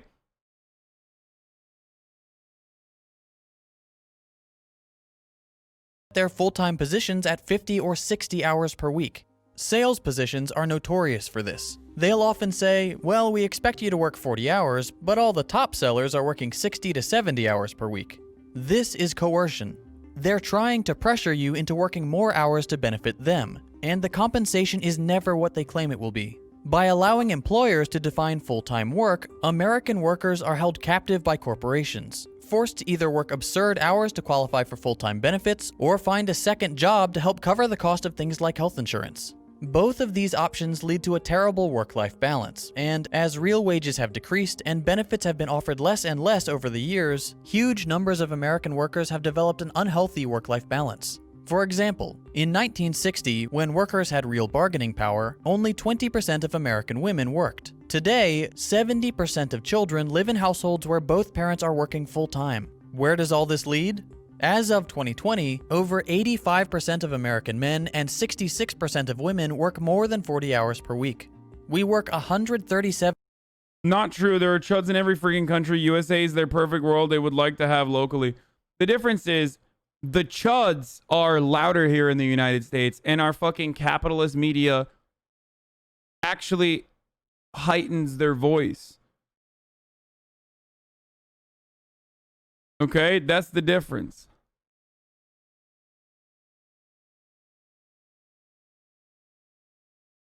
More hours per year than Japanese workers, 260 more than the British, and 499 more hours per year than the French. Why do other countries have such a better balance? Because many of them have laws that cap the length of the full-time work week. Companies are required to pay their workers fairly and allow enough time off for employees. The best part about this, of course, is that your entire health insurance, if you are eligible to go full-time, your health insurance is tied to your job. If your job has allowed you to get that benefit, and as soon as you're fired for, I don't know, maybe taking too many fucking sick days off or some shit like that, then you're fucked.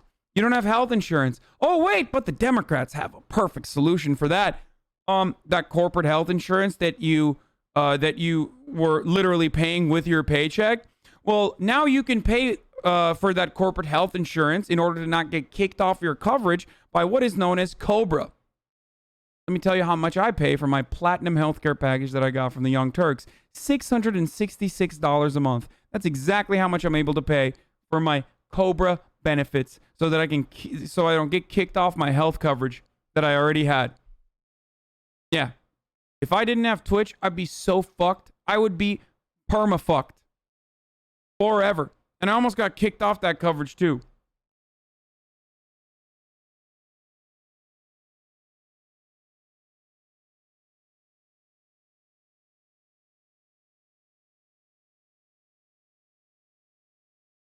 To maintain a healthy work-life balance. That's not the case in the US. Vacation time is a similar story. Whereas many other countries mandate that employers provide paid vacation and sick days, the US does not. In every industrialized nation, workers get more paid vacation days and holidays than in the US. Here's a depressing graph to illustrate just how poorly we treat our workers. France 31, Spain 34, Austria 38, America 0. 0 paid vacation days, 0 paid holidays. And remember, these are the mandated figures. Every Austrian worker gets a minimum of 38 paid days off per year, even in the worst possible. It's communism, brother. That's fucking disgusting. That's disgusting. I'm getting triggered thinking about that, brother. What the fuck? 38 days? What the fuck are they doing? These goddamn Europeans. Employment situation, they'd still get 38 paid days off. In the US, many workers are lucky to get Christmas or Thanksgiving off at all, and the odds that it's a paid holiday? Next to 0. Let's move on to our final comparison, paid parental leave. Many Americans aren't even aware this is a thing, so let me explain. When an employee of a company has a child, sometimes they're offered parental leave, a period of time where they can stay home from work to bond with and take care of their new baby. This greatly benefits the employee, the child, and in the long run, the company, because the employee will be happier, less stressed, and more loyal to the company. Of course, offering paid parental leave doesn't benefit corporations in the short term. And if there's one thing that encapsulates the American business philosophy, it's short-term gains over all else. So it won't surprise you to learn that the US is the only industrialized nation on the planet that does not mandate some amount of paid parental leave. This may be shocking to my American viewers because being able to get paid to spend time with your newborn child sounds like an impossible dream in our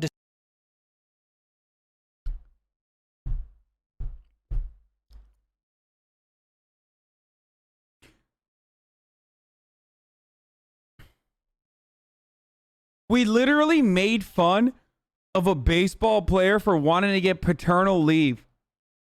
Like, the entire country got together and made fun of a new father for wanting to spend time with his child. We're like, what are you, a fucking woman, dude? What are you, a pussy? Paternal leave? What? The fuck is that, dude? What? What are you gonna milk the baby? Huh? With your titty? Is that what you're gonna do? We're so fucking dumb. We're the dumbest country on the planet, dude. We're literally the dumbest. And we think we're the smartest, too. We think we're so fucking smart. Yeah, fellas, is it gay to demand paternal leave? Exactly.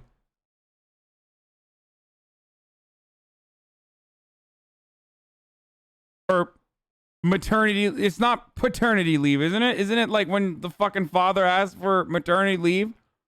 Yeah, I said it right.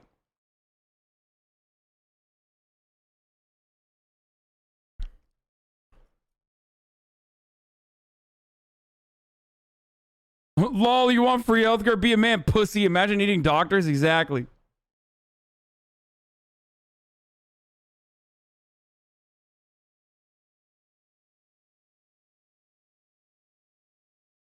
Dystopian labor market. And honestly, it probably is impossible in our current America. We're so invested in self-destructive capitalism that even suggesting the possibility of paid parental leave would put US politicians out of a job. That's not the case in the rest of the industrialized world. In fact, every other OECD nation, and even in many third world countries, new parents are guaranteed at least several weeks of leave. Let's take. And then we get mad. In America, we fire women for having children. We look at women as like a person that we probably shouldn't elevate in a career, specifically because like they might fuck around and like literally fuck around, by the way, not figuratively, like literally fuck around and like have a child, you know, and limit their career prospects. And then we turn around and we're like, dude, it's just because like women aren't just as smart or as strong. They're just not as strong as men. Like they wouldn't be able to carry as many boxes. Well, okay, I'm applying for a position in a Big Four accounting firm. What the fuck does picking up boxes have to do with anything? Idiot.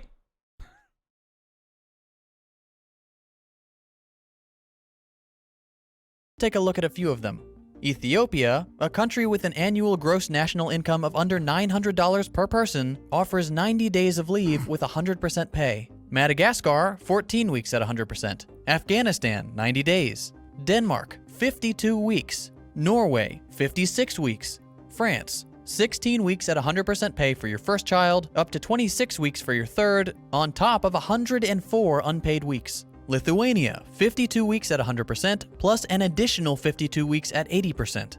Again, the United States does not mandate a single day of paid parental leave even for the mother, and the father is never considered. This means that workers in America have to choose to either pay the exorbitant cost of childcare or have one parent quit their job in order to take care of the child. Of course, the difference between this and slavery is that you want your slaves to have children so that you can have more slaves, whereas in this circumstance, like American capitalism is so accelerated where they're like, no, I don't want my, like there will be babies anyway.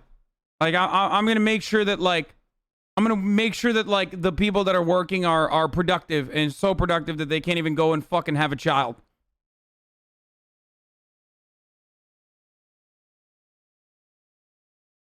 These are both bad options, which often lead to economic precarity. But that doesn't matter to the companies employing American workers. Profit is the only thing that matters.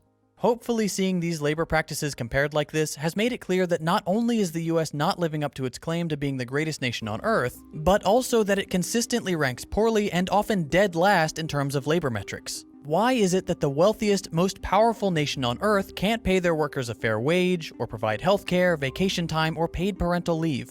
You should realize by now that it's not that they can't, it's that they won't. Everything in America... Listen, dude, if you're in here, there's 27,000 people in here.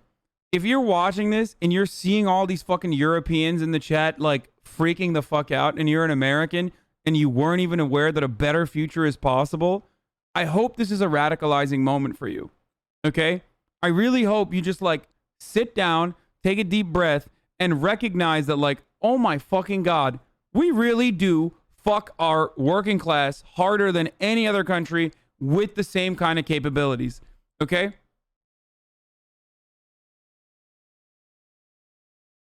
Just remember, we are fucking horrible to our own working class. And then motherfuckers come into my chat and they're like, dude, shut up. You wear expensive clothing and you're a fucking communist and you're a bi-coastal elite. Meanwhile, he's like, his daddy is a fucking oil baron from Texas. So that's why he's more American than me. You know what I mean? And he cares more about the workers. They love that shit. Texans love that shit. You know, putting on fucking some gator boots and turning around and acting like someone like AOC does not represent the working class when she's in an infinitely poorer district than someone like Dan Crenshaw. You know what I mean? Dan Crenshaw, Harvard and Tufts graduate, by the way.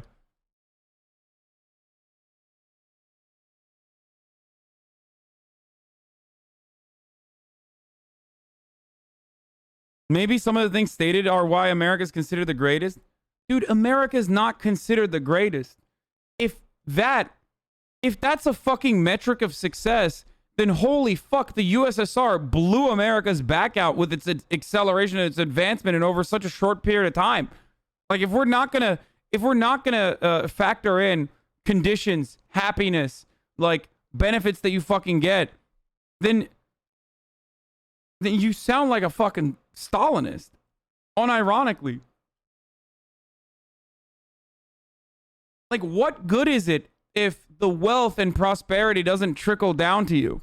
At least with the USSR, like, they didn't have that. They They had a limited amount of fucking wealth that they could generate to begin with what they had. We have no excuse here in the United States.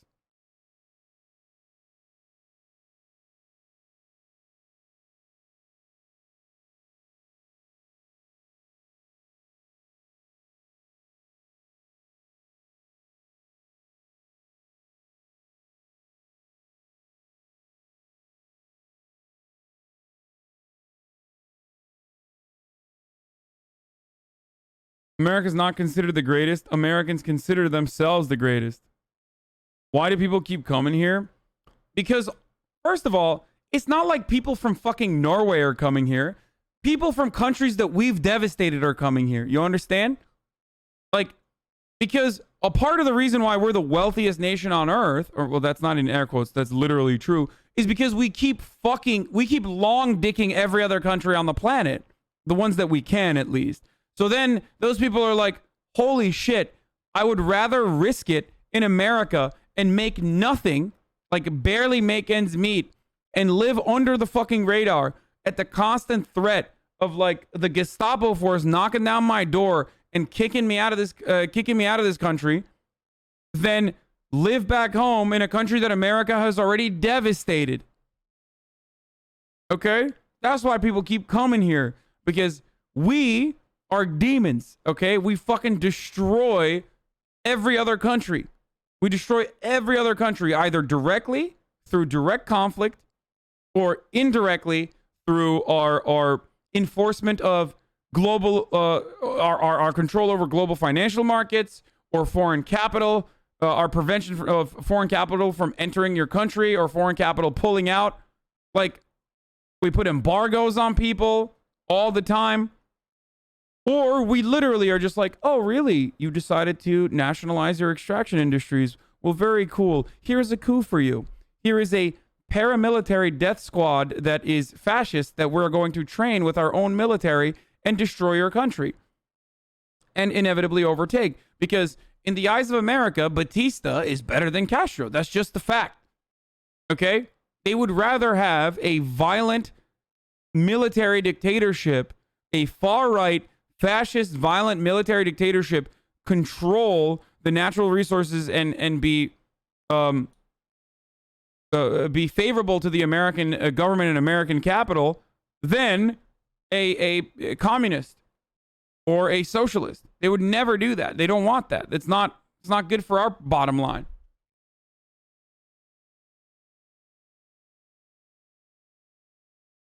It feeds into our illegal labor industry. All of the destabilization overseas feeds into our war economy. Yep.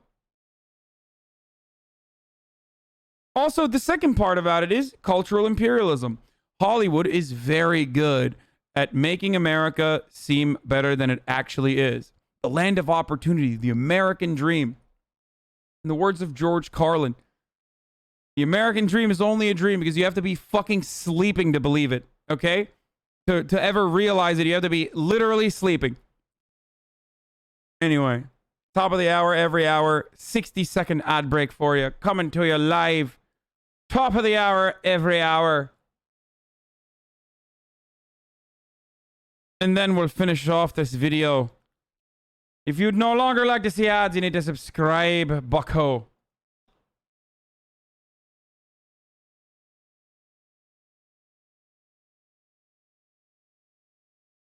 Anyway.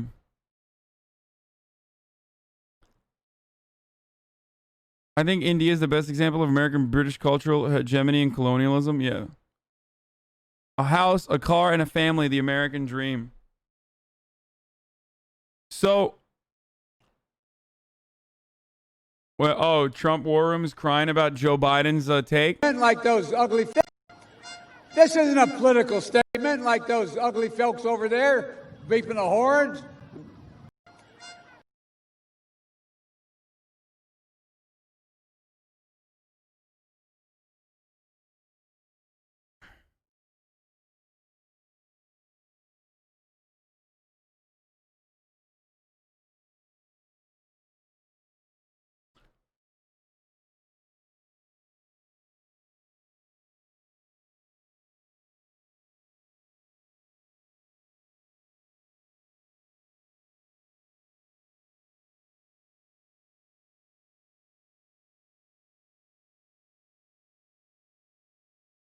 Let's keep going.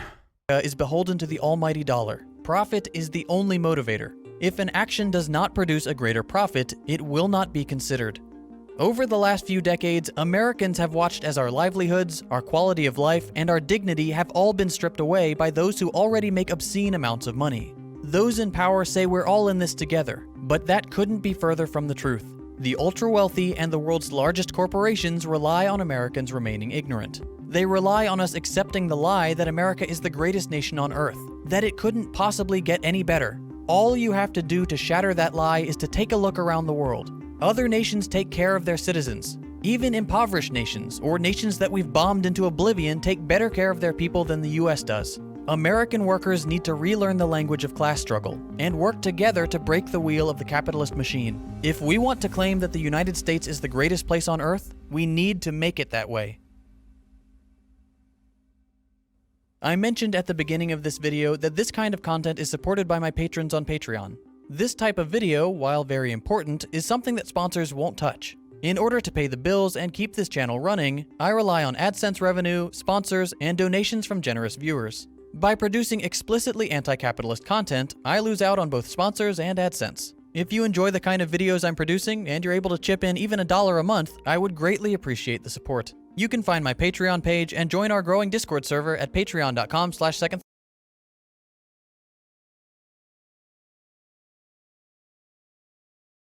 Sometimes you gotta let them have a little bit of ad. Why the LGBT rights Before hinge the US on the definition of sex, according to the 2020 election. Civil Rights Act passed in 1964, it had been written to protect Americans from discrimination on the basis of race, religion, color, or national origin. The bill was controversial. Not all politicians wanted to see it go through. And one of those people was a representative from Virginia named Howard W. Smith, who proposed an amendment to insert the word sex. He snuck it into Title VII of the bill, which protects people from discrimination at work. And he did it because he thought that adding sex discrimination protections would make the bill so unpopular that it wouldn't get enough votes to pass. But it didn't work. Congress passes the most sweeping civil rights bill ever to be written into the law. Instead, the inclusion of the word in the Civil Rights Act set up a different battle. Because the Civil Rights Act says nothing about sexual orientation or gender identity, for the past 50 years, the US has been debating the legal definition of sex and whether it protects LGBTQ Americans from discrimination too. That answer depends on who you ask, and it hangs on the outcome of the 2020 election. What sex discrimination meant in the context of the Civil Rights Act of 1964 was that women, who were becoming a larger part of the workforce, couldn't be discriminated against just because of their sex.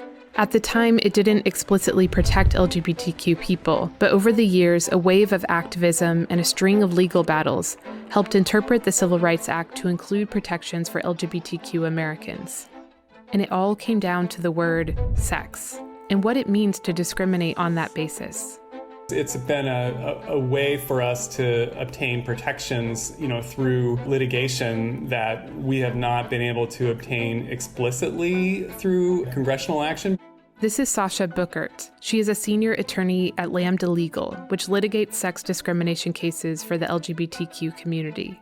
The pivotal case would be Price Waterhouse v. Hopkins. The Supreme Court ruled on it in 1989, and it helped expand the definition of sex discrimination. It involved a woman named Ann Hopkins who was worked at an accounting firm and who, by all accounts, was highly successful. Ann was competing against 87 male applicants for a promotion to become partner, and someone from the hiring committee told her how she might get the job. Dress more femininely, get her hair styled, wear jewelry, and there were other folks who, were throwing around words that she was, quote, macho. She was rejected for partnership twice, so Hopkins sued her company using the sex discrimination clause in the Civil Rights Act. And she won, which expanded the kind of discrimination that Title VII can protect against. Are people being transphobic? I was sending a DM to someone to have them on the election stream.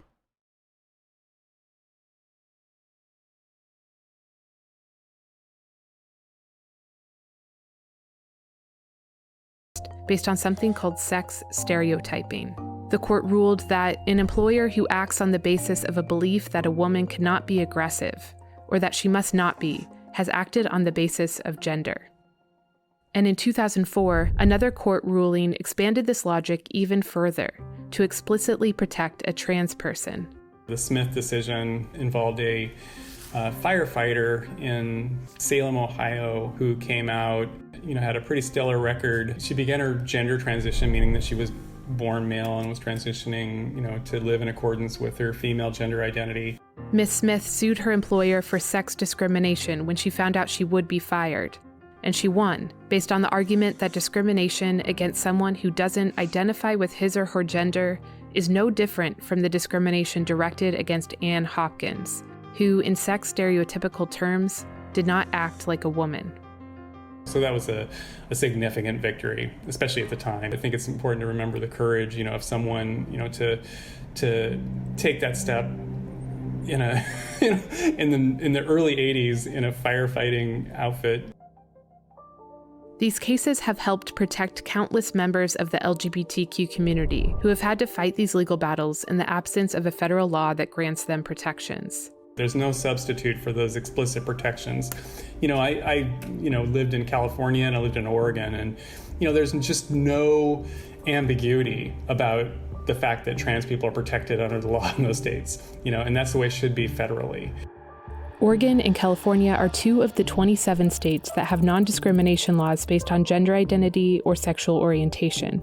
One state only has sexual orientation protections, and 22 states don't offer any protections at all. That ambiguity makes the position of the White House on this issue really important. Starting in 2014, the Obama administration signed executive orders to reflect how sex discrimination was being interpreted in the courts, and those rules impacted all these federal agencies. For example, the Department of Justice wrote that the best reading of Title VII's prohibition of sex discrimination is that it encompasses discrimination based on gender identity, including transgender status. The Department of Defense said that transgender individuals shall be allowed to serve in the military. And the Department of Education issued a letter that said schools that receive federal funding should allow students to use the bathroom that aligns with their gender identity. But in 2017, my man added me and everything. He's like, gays are destroying the human race.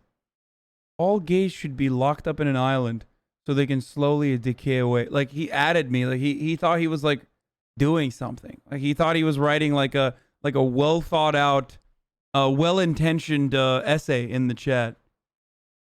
When President Trump took office, his administration reversed all those rules, explicitly saying that discrimination does not encompass gender identity, meaning sex is limited to biological sex determined at birth. And that contradicts how the courts have evolved over the past 50 years.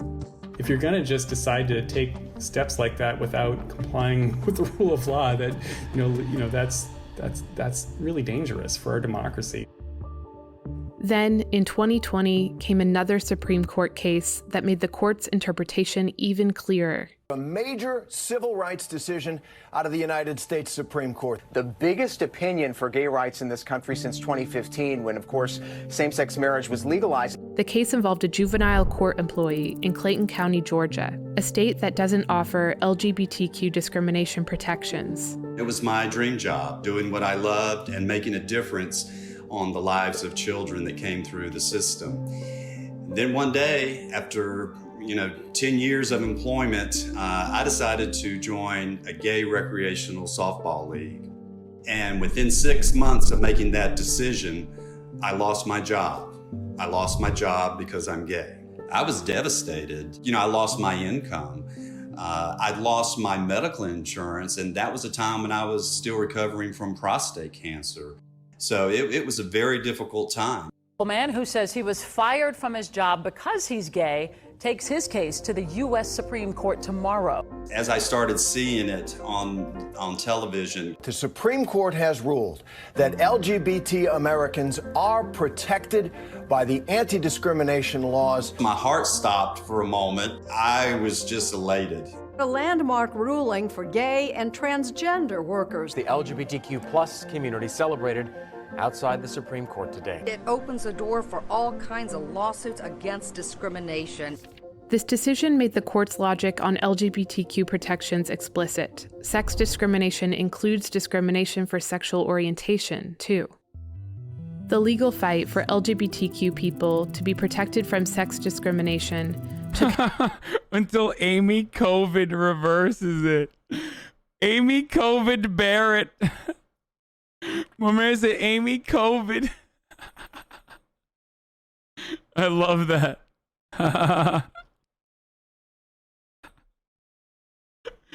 So dumb. I don't know why I find that so funny.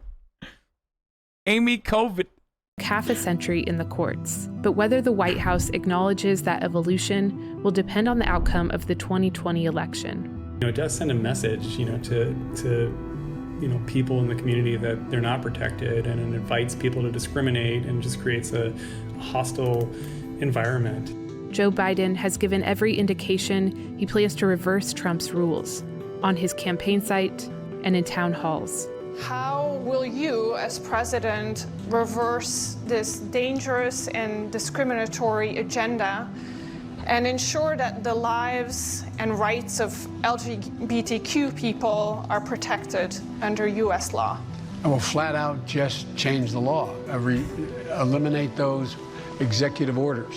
That change would acknowledge what the courts have decided, that the definition of discrimination based on sex should include the LGBTQ community, instead of leaving them to continue their fight.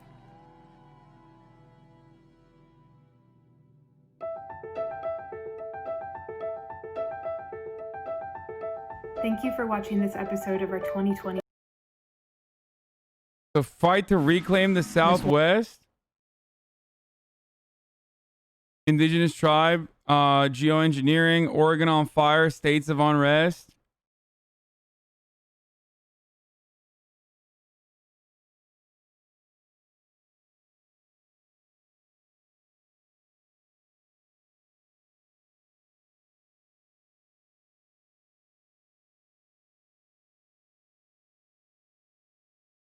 Wait, Trump's rally stream has gotten fucking... Oh, shit. It's ruined the whole speech. YouTube is doing this on purpose. Never forget. Police, support our military, defend our borders, protect our Second Amendment, which is totally under siege, but don't worry, as long as I'm here, nothing's happening with it. Finally. Protect religious liberty and ensure... He's literally 15 minutes away from me.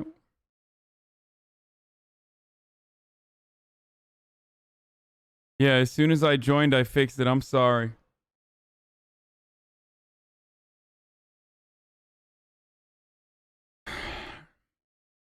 To you by CuriosityStream. How presidential campaigns change. This video is brought to you by CuriosityStream. Don't watch science videos. Chat gets so unbearable when you do. No, I know, dude. People voting for the first time react to the 2020 election? Everyone. Okay, maybe. What's up, guys? Helen here to talk about something we collectively What's up, guys? hate and yet continue to gluttonously indulge in. Election season. You know, that special time when everyone bombards you with digital ads, pleading emails, annoying surveys, and, inexplicably, real paper mail? All to convince you to vote for their choice of fancy-suited, white-toothed candidate. Now, elections are a necessity for any functioning democracy.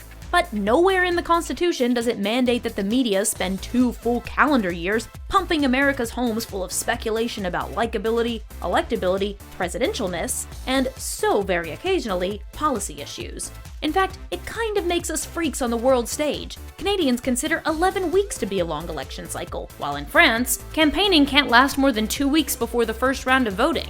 Which is to say, the contemporary American presidential election bonanza is not the norm for the world. So, how did we get here? We'll explain in this Wisecrack edition on American presidential elections. What happened? And if you liked our deep dive into the history of American elections, then you should check out CuriosityStream.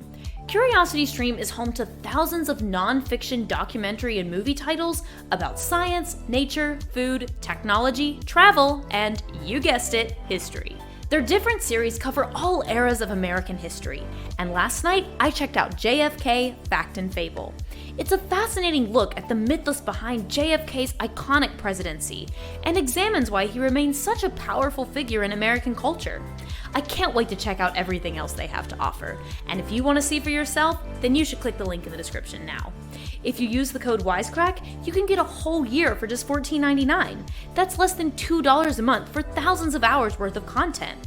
You can stream it all right on your phone, laptop, smart TV, and even your Xbox. So check it out today. That's curiositystream.com/wisecrack and use the code WISECRACK at checkout.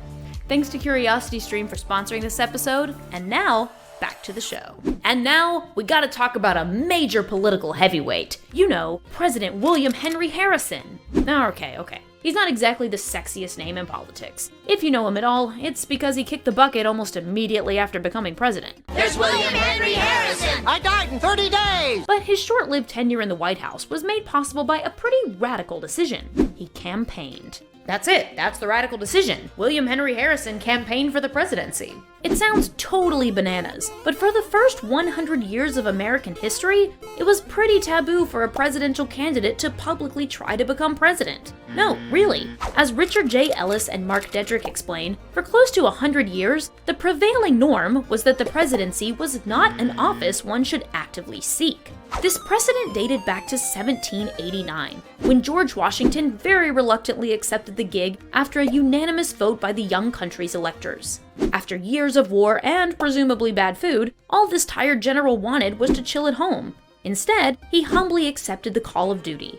The men who angled to succeed him somewhat followed his example, modestly accepting their party's nomination before disappearing from public view until the results were in. Of course, this stuffy propriety was undoubtedly a performance. If you were Thomas Jefferson, for instance, you wouldn't campaign so much as casually sort of bribe someone to start a newspaper purely for the purposes of roasting your opponents. While publicly campaigning for president wasn't cool, it never stopped tons of candidates like Andrew Jackson or Abraham Lincoln from stealthily controlling their campaigns behind the scenes. But asking people to vote for you directly? That was just kinda tacky. You weren't supposed to be too greedy for power, explains scholar Michael Kazin. Even the presidential embodiment of the Tasmanian Devil, Andrew Jackson, was convinced by his advisors to let up on his letter-writing campaign, and agreeably keep silent when running for re-election. Don't get me wrong, there were still campaigns. Throughout the century, surrogates and supporters of candidates would do the dirty work of actually rousing voters. But as scholar Jeffrey Tullis puts it, candidates exemplified a public teaching that political campaigns were beneath the dignity of men suited for governance. As land ownership requirements were abolished, newly eligible voters, that is, landless white dudes, wanted to know who the hell they were voting for. This created a tension where candidates wanted to be appropriately dignified, while also telling average Joes what they thought. Enter my man Harrison, who ignited what scholar Kathleen Hall Jamieson calls the presidency's first full-blown campaign in 1840. Harrison was a military man, but his record was a bit spotty. When he first ran for president as a Whig in 1836, he orchestrated a tour through 4 states where he was met with horse-drawn carriage parades, bonfires, and singing. He gave ostensibly apolitical speeches about the importance of the Declaration of Independence and inoffensive patriotic stuff. Still, dude lost, but things were gonna get real wild in 1840. That's when Harrison once again tried for the presidency, this time at least pretending to be intent on maintaining the basic decorum Washington had shown by staying the hell home. After all, he had explained where he stood on everything in 1836, right? Tell that to the Democratic newspapers, who instantly responded by calling him General Mum, a caged simpleton, and an old granny for refusing to voice his stance on the issues. Other attacks decried him as a sort of backwoods yahoo who would be content to live in a log cabin drinking cider and collecting his pension. What they didn't know is that Harrison's Whig Party would seize on this imagery, making the log cabin, hard cider, and objectively dope coonskin hat the symbol of his campaign. Ironically, Harrison was actually born to a wealthy family, and lived in a mansion. Anyway, intent on defending himself and his physical strength, Harrison embarked on a tour around the country, holding raucous, cider-drenched rallies to prove how tough he was. Still, he at least pretended to have some reservations. In one speech, Harrison confessed that this campaigning violated his sense of propriety, and that he feared he was establishing a dangerous precedent. He told crowds that he wasn't there to campaign, but this didn't stop him from decrying his opponents. Basically, the first real campaign was kind of just the result of one man's refusal to, look like he was sitting at home twiddling his thumbs. In the process, Harrison, who was maligned for being the then oldest candidate at 68 years of age, rebranded himself as a 19th century all-American bro. This is what Jameson calls the first example of image advertising in presidential campaigning. And after some exhausting mid-19th century travel, Harrison won. Intent on looking strong at the inauguration ceremony, he did not wear a hat or a coat despite the miserable weather, because wearing a coat is for sissies, I guess. Anyway, he talked for 2 hours and got seriously sick, though most probably from drinking contaminated Washington, D.C. water. Anyway, he died just 4 weeks after, which, bummer. But Harrison's log cabin revolution didn't change everything so fast. For the next 3 elections, publicly taking to the stump, that is, traveling the nation giving the same speech over and over again, was actually considered a bad move. The only candidate to repeat Harrison's ballsy antics was Whig General Winfield Scott, who earned Democratic disdain for encouraging man worship. When he lost, everyone extolled his victorious opponent Franklin Pierce and his silence, and blamed Scott for being a blabbermouth. This continued from 1860 to 1872, during which Democrats kept stumping and kept losing. However, image advertising was still evolving. You couldn't go anywhere without seeing a photograph of Abe Lincoln's face, but the guy was nowhere to be found. He didn't write letters or make speeches, or participate in debates. Those famous Lincoln-Douglas debates were actually over a Senate seat, which was a little more kosher. Anyway, the curse of the stump loomed large, but at the same time, people wanted to hear their guy talk. So, in the late 19th century, we saw a kind of uneasy transition into the front porch speech, where several candidates like James Garfield or Benjamin Harrison invited supporters over to watch them speak from their house, which wasn't technically campaigning because you were just being a polite host, okay? Like how it isn't technically assault if I swing this bat wildly around and you just happen to be in front of me, which is to say, it totally is. And so, slowly, it becomes increasingly less taboo for the presidential candidate to speak for themselves. But this modest style of campaigning would get seriously undermined with one William Jennings Bryan, former Democratic congressman and renowned orator.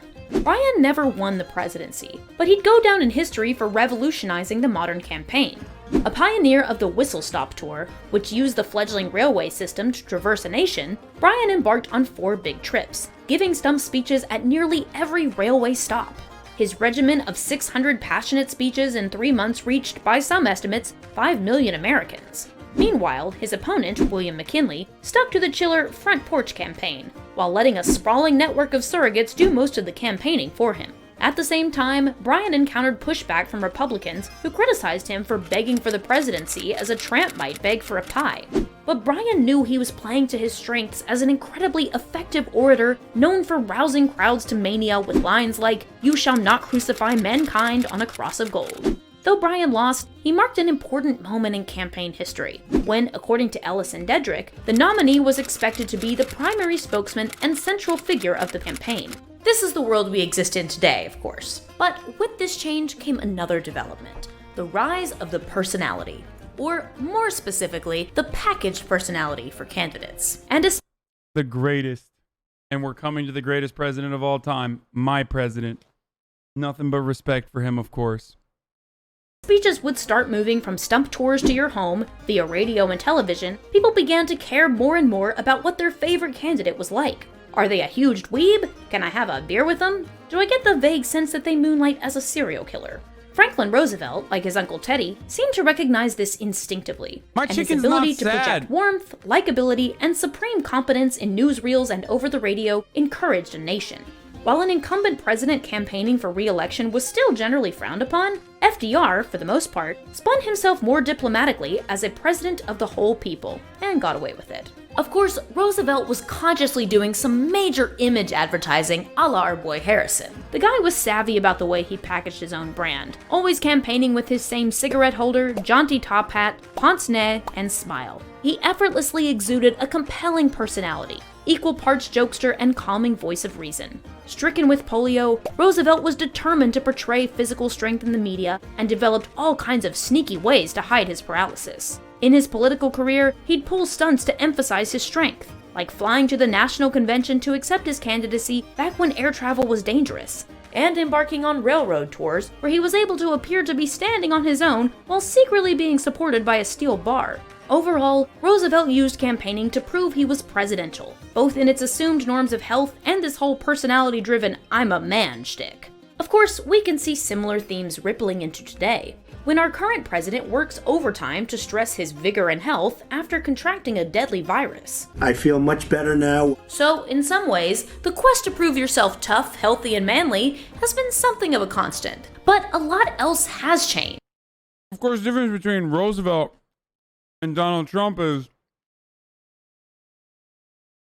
he made its life's mission to eradicate polio, whereas Donald Trump made it apparently his life's mission to spread COVID as fucking far and as wide as possible.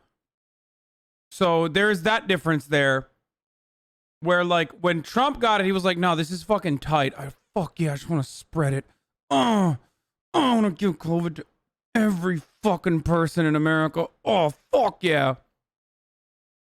Specifically, the rhetoric of how personality is conveyed. But if you want to understand how our personality-driven elections have become a non-stop blitz of TV ads and dumb optics, we need to talk about Dwight D. Eisenhower, the first TV candidate. Now, it's not that Eisenhower was just the first candidate to widely campaign on TV.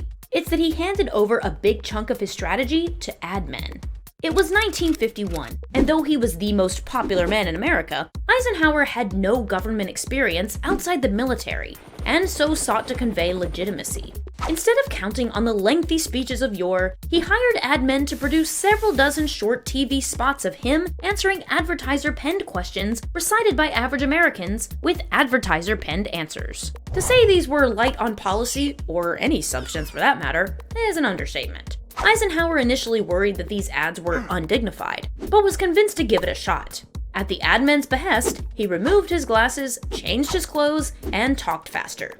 In this way, according to scholar John E. Hollitz, Eisenhower's ad men had accomplished the first successful attempt to sell a presidential candidate by employing the same techniques that sold soap and toothpaste. Now, if you preferred a less made-for-TV candidate, you might have fancied the hyper-intellectual Adlai Stevenson. He was called an egghead for being a smarty pants who talked fancy. His beautiful rhetoric was, of course, irrelevant, because he looked hella uncomfortable on screen, struggling with the teleprompter and flashing an awkward smile. Stevenson loathed appearing in political ads, considering them too short to fully express his ideas, and let's just say his performances didn't have that special pizzazz, which the Eisenhower administration has been giving away. He's been described as a 19th century style presidential candidate, who, unlike his opponent, refused to be packaged or phony. While Republicans spent somewhere around $1 million on TV ads, Democrats spent just $77,000. Stevenson ran against Eisenhower, and lost, twice, demonstrating that packaging your personality was now paramount. The intimacy of television demanded that the candidate be personable, showing empathy and likability. Above all, it solidified the importance of TV-friendly catchlines over any meaningful engagement with the issues. And we're I like that we still have the same energy where it's like, shut the fuck up, you're too smart. Shut up, you egghead. still feeling the effects today. So, to win the presidency, now you had to be palatable on television. You see what's coming. After all, what's more palatable than a goddamn celebrity? Enter JFK, an incredibly charismatic politician who spent 5 years building a grassroots operation and giving speeches to gain popularity. If Eisenhower was the first TV candidate, Kennedy was the first candidate actually made for TV, able to give short, decisive answers with profound eloquence. And he knew it. Packaging his persona as that of the youthful, vital, compassionate, strong leader, Kennedy had this thing in the bag. As his father put it, "We're going to sell Jack like soap flakes." It was Kennedy who would invite his opponent, Richard Nixon, to the first ever presidential debate. Taking place on millions of TV screens, it wasn't even a fair fight. The youthful and aesthetically blessed Kennedy spent weeks tanning and wore a bit of stage makeup, which Nixon refused, appearing pale, nervous, and sweaty in a suit that blended into the background. There's lore that radio listeners believed Nixon won and TV viewers believed Kennedy had, but not really enough data to back it up.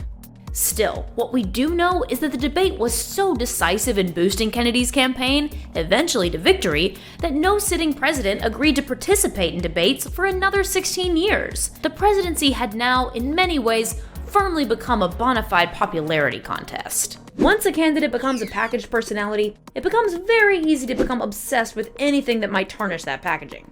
Candidates began to see if they were likable enough with hyper-specific polling data. The rise of this data, and the weakening of party power, did something specific to our politics, as outlined by Sidney Blumenthal in his 1980 book The Permanent Campaign. Starting with Lyndon Johnson, Blumenthal explained, we saw the act of governance become a perpetual effort to get re-elected, with the combined use of political strategy and image-making. As Blumenthal writes, permanent campaigning remakes government into an instrument designed to sustain an elected official's popularity. Essentially, this meant the line between campaigning and governing started to disappear, as presidents made choices and conveyed messages increasingly based on the reaction it would incur from the American people. According to scholar Hugo Heclo, the strategy of permanent campaigning crystallized under Richard Nixon, who employed unprecedented White House use of public opinion polling, political consultants, and comprehensive media strategies, and the like, in pursuit of a second term. To those who hated him, Heclo writes, the man's whole political existence seemed a shabby and conniving permanent campaign. This arguably can be seen in his inconsistency on civil rights. When courting Northern black votes in 1960, he seemed generally committed to the cause. I'm here for life, man. You are correct. I do eat the same shit every single day. It's not shit. It's delicious, but yes, I do. Equal rights for all our citizens. Why must we vigorously defend them? First, because it is right and just. When courting Southern white votes in 1972, he was against laws that would further integrate schools.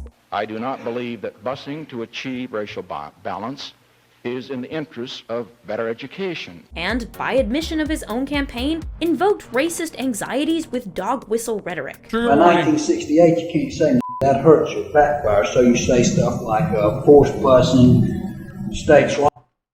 Isn't that great that we now have a Democratic? Isn't that great that we now have a Democratic candidate that literally also participated in what Nixon was participating in?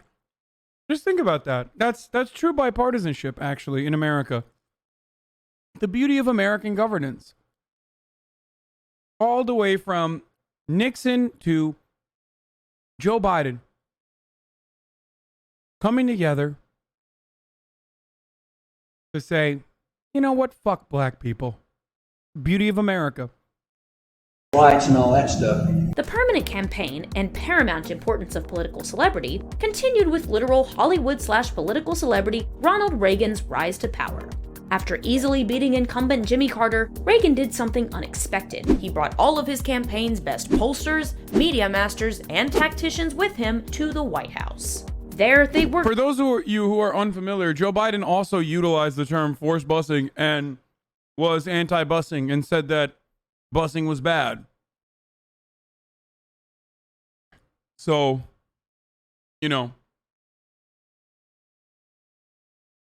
throughout his presidency, using the same campaign techniques to address and win the approval of the American people.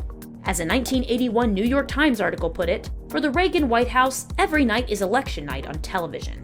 Their obsessive strategizing was why, according to the Times, Reagan had such stunning success in shaping public opinion. Of course, with constant campaigning comes constant image making. Reagan used his first term to cultivate his own mythology. That meant endless strategic photo ops showing him riding horses, chopping wood, pumping iron. Like many a candidate before him, the oldest president no doubt felt pressure to portray himself as a dude who does dude-like things. While Reagan had previously run on a reasonably robust platform of reducing inflation and taxes, his 1984 campaign was, according to a Republican strategist, virtually issueless. His ads peddled largely an image-based patriotism, with nary a policy discussion to be found. This is when that song "I'm Proud to Be an American" became something of an anthem for 50% of the country and a terrible earworm for future generations. The phenomenon of the permanent campaign can be traced in each subsequent presidency. At the same time, Heclo notes, the politics of permanent campaigning and the media's consequent framing of every day as Reagan ultimately was very woke. Here's why. Because his grave became the first gender-neutral bathroom. Which is precisely why we celebrate Ronald Reagan to this day. Yeah, many don't know this. But both Margaret Thatcher and Ronald Reagan. That's inclusion, that's progress, sweaty, you can't deny it. As a political battle that is to be won or lost, prioritizes dramatic conflict over meaningful debate about the issues. Over the next 30 years, the permanent campaign became an ongoing quest to seem presidential. Oh, come on, that's such a fucking cliche joke that it's like a knock-knock joke at this point. It's not, you can't steal something that everyone knows is like not belonging to me. AKA likable and popular, as candidates and presidents alike turned increasingly to entertainment venues like talk shows to establish their homespun likability. Once elected, they continued to re-establish that likability, over and over and over again. How does it feel having a 3-inch vertical? It's a 3-inch horizontal. George Bush took 416 trips, frequently to swing states, in his first 3 years, while Bill Clinton even created a voter poll to decide where he should go on vacation. So the line between governing and campaigning continued to erode. All the while, more and more money would continue to pour into the political game of marketing charisma, particularly after the Citizens United decision, which allowed for limitless money to flood into elections. At the same time, as the media increasingly focused on the most contentious aspects of politicking rather than actual policy issues, negative ads about the other candidates' personal suckiness dominated.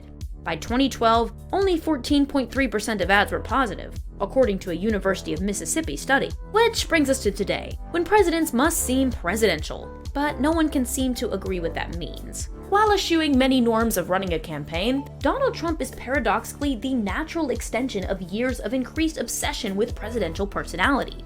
The former Apprentice star has spent years preoccupied with his own celebrity, crafting an image as a shrewd businessman unencumbered by any rules. At the same time, Democratic attacks of him center around how unpresidential his personality is. And of course, Trump is the embodiment of the permanent candidate, filing his paperwork for re-election the day he took office, and continuing rallies throughout his tenure and a pandemic. By this point, we'd all become so used to the permanent campaign that it took his extreme approach to make anybody really notice something strange was going on.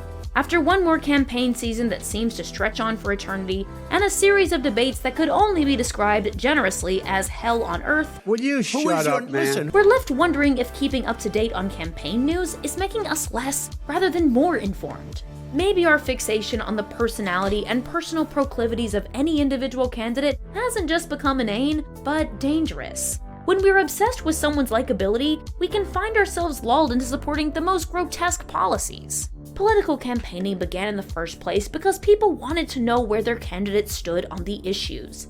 It's devolved to the point where candidate positions often feel more inscrutable after watching them debate, or in an ad or on a talk show. As much reporting as there is about the candidates and their presidentialness, it can feel like there's very little actually being taught or learned. But who knows? Maybe we're all becoming savvy to this. Maybe there will be some magical backlash when people start speculating about the 2024 election 3 weeks from now. Or maybe we can stop the weird personality worship of politicians. One can only dream. But what do you guys think? Is the To the people who are saying she's attacking your business model, my entire business model revolves around making this shit more palatable. Even if it was more boring, I would still find a way to make it more interesting. It doesn't have to be fucking Donald Trump.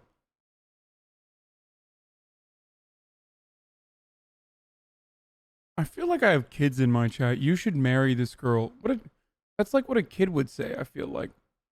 American campaign cycle just proof of how good we are at democracy?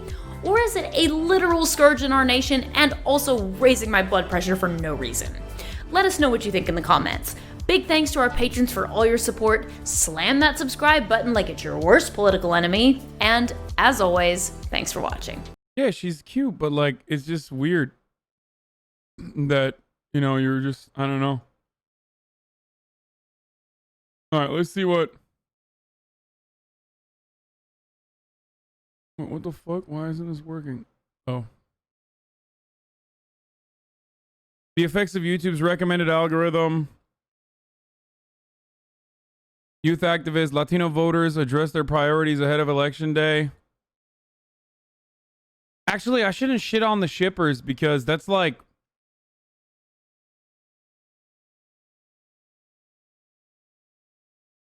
You really should. You're not getting any younger.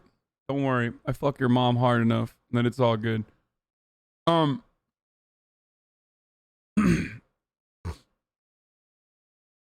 I shouldn't shit on the shippers because that's a huge part of... That's a huge part of like what is the bread and butter basically of this platform. Okay. Latino voters could make Arizona blue. Are you ready to deliver Arizona from Joe Biden? We're in Phoenix, Arizona right now, and we're inside of the Biden-Harris caravan. One of the reasons why Democrats are here right now is because they see an opportunity that they haven't seen in a long time. Right, the last time that a Democratic presidential nominee won the state of Arizona was in 1996. But polls are indicating that Joe Biden actually has a pretty big lead in this state. One of the things that's changing the dynamics is the growing Latino population. You do not use us. You do not abuse us. You do not separate us. We will get you. And we will get you at the polls, and we're going to get you out. Arizona, once synonymous with the Grand Canyon, is now known for President Trump's border wall and politicians like former Maricopa County Sheriff Joe Arpaio. Maricopa is the largest county in the state, and it's 31% Latino. During Arpaio's reign, he championed SB 1070, known as the Show Your Papers law, that gave cops the power to racially profile, to stop anyone they even suspected of being undocumented, and to hold detainees in what Arpaio called his concentration camp. Reina Montoya and Jose Patino are both Deferred Action for Childhood Arrival recipients who grew up in Maricopa. Well, it's been exactly 10 years since the state passed SB 1070. How old were you guys when that happened? I was 21. I was 19. What was that like? Yeah, I always knew that you're undocumented, and I've been pulled over before by cops and asked, but it felt different because there was this fear that everybody had in the community. Could you live freely? I mean, not really, but we were very cautious. And I think that when SB 1070 happened, the fear was so palpable. The U.S. Supreme Court struck down parts of the law in 2012, but the Show Me Your Papers provision is still in effect. And for the more than 25,000 dreamers who live in the state, this reality fosters uncertainty and fear.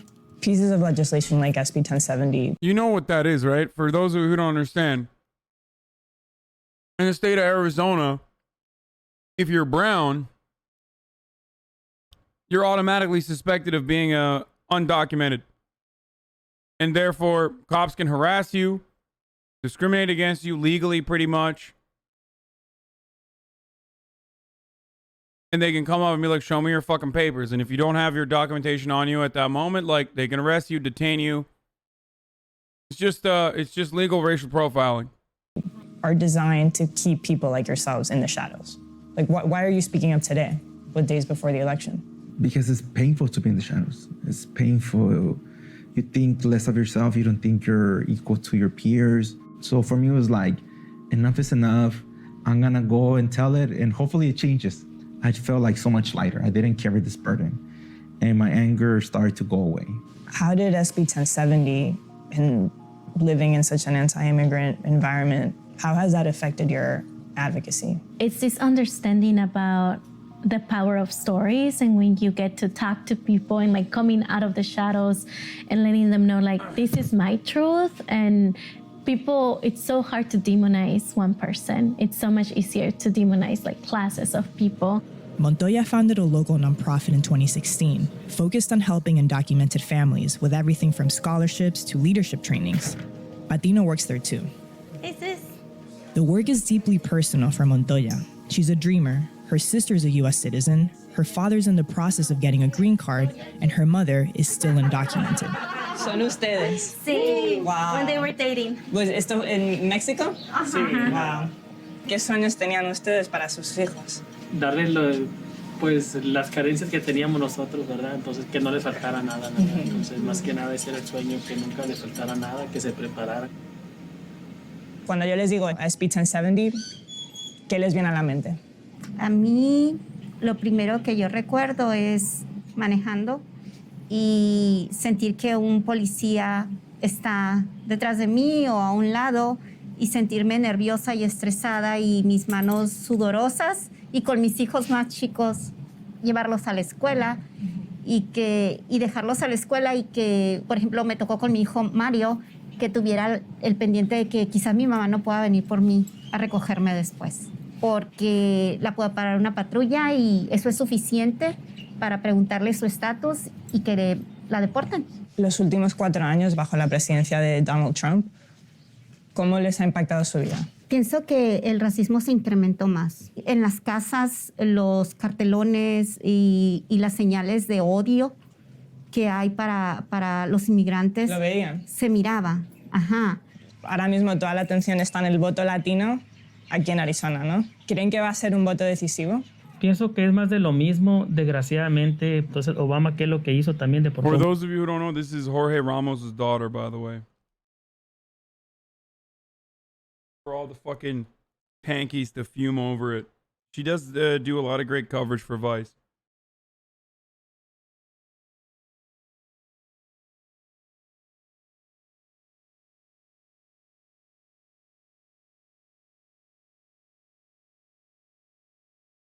Jorge Ramos is a famous Latin American anchor who once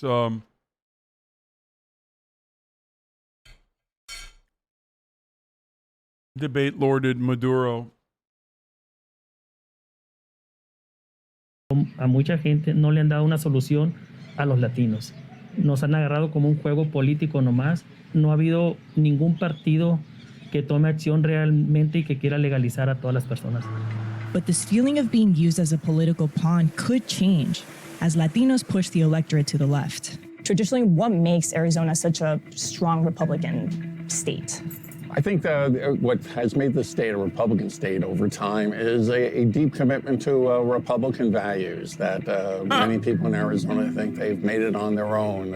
I think there is also the fact that the white population here has been worried about the influx of minorities and how that will change whether whites continue to be in control. You know, Republican values, like white genocide. And they have tended to flock towards the Republican Party as a result because they see their interests are best served by voting for the GOP. How have Latinos changed Arizona's electorate? I think Latinos, by and large, have slowly changed Arizona voting patterns in a more liberal, more democratic direction. I think this is in part because more Latinx voters understand that they must vote in order to achieve the change they want to see. In the last 2 years alone, approximately 100,000 Latinos turned 18 and are eligible to vote in Maricopa. But not all of them will vote for Democrats. Trump is making inroads with young Latino men. They told me that Trump was going to lose by 4, and I told them Trump's going to win by 7. Sergio Arellano is one of them, and he's a member of the Latinos for Trump Advisory Board. He has faith that Trump's message still resonates here. The president has given us the tools to come out and be proud of being Republican and also his policies, which have made a big difference in the life of Latinos in general. How so? Motherfucker trying to look as much like a skinhead as he can. He's like overcorrecting. My guy, they don't want you. They're just using you. Okay? Just because you fucking Senor Clean. Yeah. Just because you fucking shaved it up doesn't mean they think you're a skinhead.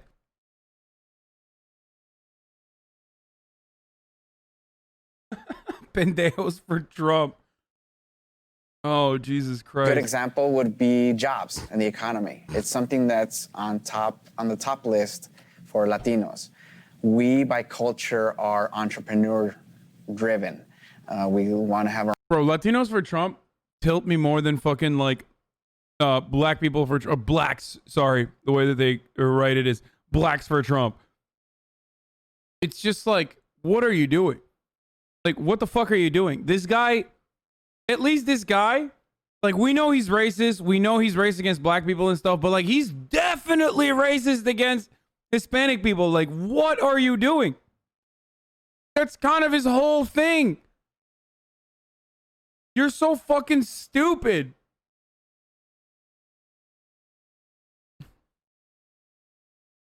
our own business. We want to achieve the American dream. And with a lot of the business-friendly policies of the president, you're looking at tax cuts. You're looking at the ability for opportunity zones in areas that have been neglected in the past. One of the things we've been noticing in Arizona is that immigration is personal. When you look at President Trump and you see that he's aligned himself with someone like Joe Arpaio, Joe Arpaio would racially profile people that look exactly like you. And so some Latinos would look at you and say, why would you support that? What would be your response to that? But President Trump isn't Joe Arpaio. He pardoned him, right? And he's one of his biggest supporters. So sure, and other presidents have pardoned criminals and murderers and a lot of felons. I just don't. That's such a good question. Like, here's the real answer, okay? It's because he looks white enough, okay? He thinks he can get away with it. That's it. That's the real answer. It doesn't matter. Anything else he says beyond that, is a lie, okay? No, this motherfucker thinks they won't get racially profiled. That's it. Like you? Yeah, bitch, exactly. Exactly. But I use my fucking privilege for good. I don't turn around and like spout Islamophobic rhetoric or, I don't know, do a bunch of fucking racist shit and like advocate for Republicans as a Muslim. Especially like, dude, in the Obama era, do you understand the amount of money I could have made as a white passing, relatively attractive ex-Muslim guy from a scary Muslim country, dude? If I came out, you know how many of those like ex-Muslims made fucking entire careers, hang out with Sam Harris, go on the Joe Rogan podcast? You know what I mean? There is a marketplace for that. People want to hear their fucking base fears substantiated by someone that supposedly comes from that background more than anything. Okay?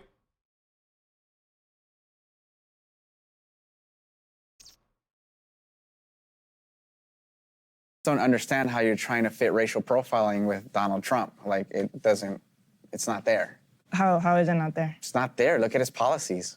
I mean, I'm just, again, we're in Arizona. Joe Arpaio is a big profile for the president. Immigration has been the backbone of the president's campaign. So it's a pretty simple question. I just don't see the association based off my encounter with the president. Got it. Okay. I've met the guy 5 times. Yeah. I would say go out and meet the president for yourselves if you're trying to make up your mind. It's true that the Trump campaign is all over the state. The week we were there, wait, what? Donald Trump Jr. was stumping in the Phoenix suburbs. So I got totally yelled at. Wait.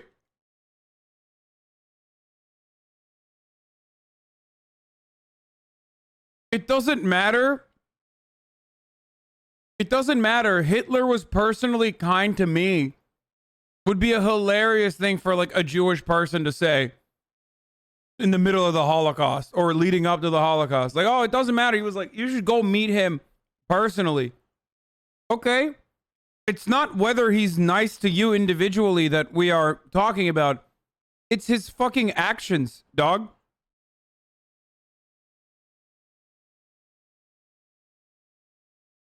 Yeah, go meet the president. So we were following Sergio to this Trump event with Don Jr., but suddenly he received a call from what we believe were some of the higher-ups in the Trump campaign, and they asked him to leave, and they also asked him to stop his participation with Vice News. And so we left the premises with him. We reached out to the Trump campaign for comment and have not received a response yet. Arellano says that Republicans are reaching out directly to Latino voters, but so are Democrats. State Representative Raquel Terán is Arizona-born and Mexico-raised. ¿No me dejaría poner un letrero aquí? She's also a Biden campaign surrogate.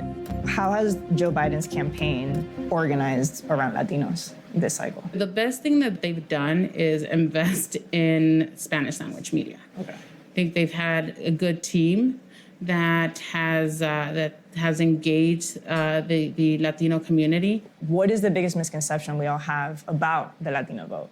I think that the misconception is that we don't come out to vote. When we've seen gradual increase, we've seen the changes in front of our eyes in a decade. Look at the fact that we were able to recall Russell Pierce, the author of SB 1070, the fact that we took out Arpaio in 2016. So for me, it's always troubling. It's like, why don't Latinos come out to vote? We are coming out to vote, and we will be out in big numbers this election.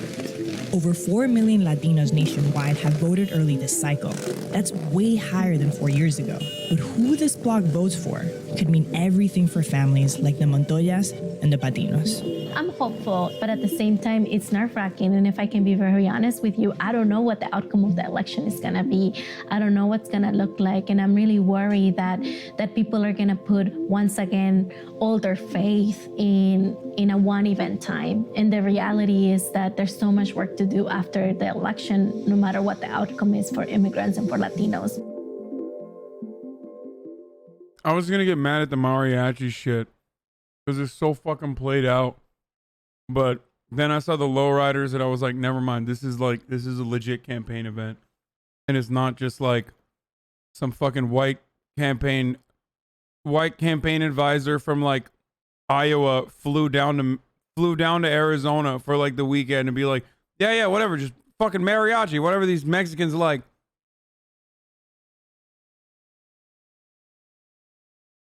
No, because like it's a classic fucking George W. Bush did the same exact shit. Okay? They're just like, here, listen, it's mariachi music. All right, come on, go vote for me. Even though it is, of course it's fucking dope. It's cool as fuck. But it's super pandering. It's like Donald Trump saying, I got the best tacos on Trump Tower. Happy Cinco de Mayo.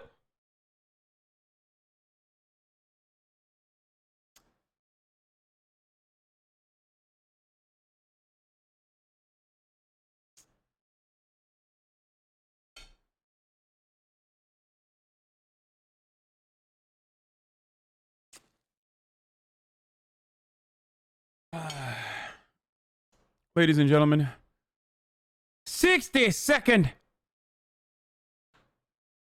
ad time, top of the hour, every hour. Holy shit, dude. Popcorn Boys got stacked.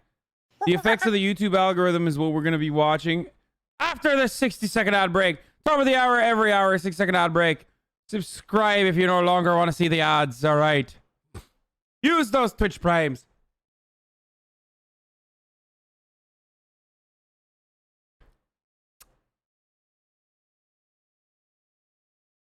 Since your community has grown so much, you should run a chat straw poll.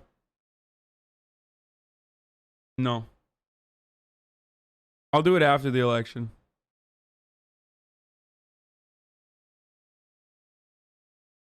The problem with the Latinos and why older ones vote for Trump while youngers are more inclined to vote for Joe, more democratic people, is because our parents who immigrated here come from countries that have been fucked up by the U.S. All those first generation kids see what they think of us and don't want to support that. Well, they come from countries that were fucked up by the U.S. Some of them inappropriately or incorrectly, rather, attribute that to communism, especially if they're asset owning or had more assets back home. But, dude, listen. Your fucking uncle is susceptible to the same kind of machismo that some white dude's uncle is too. You know?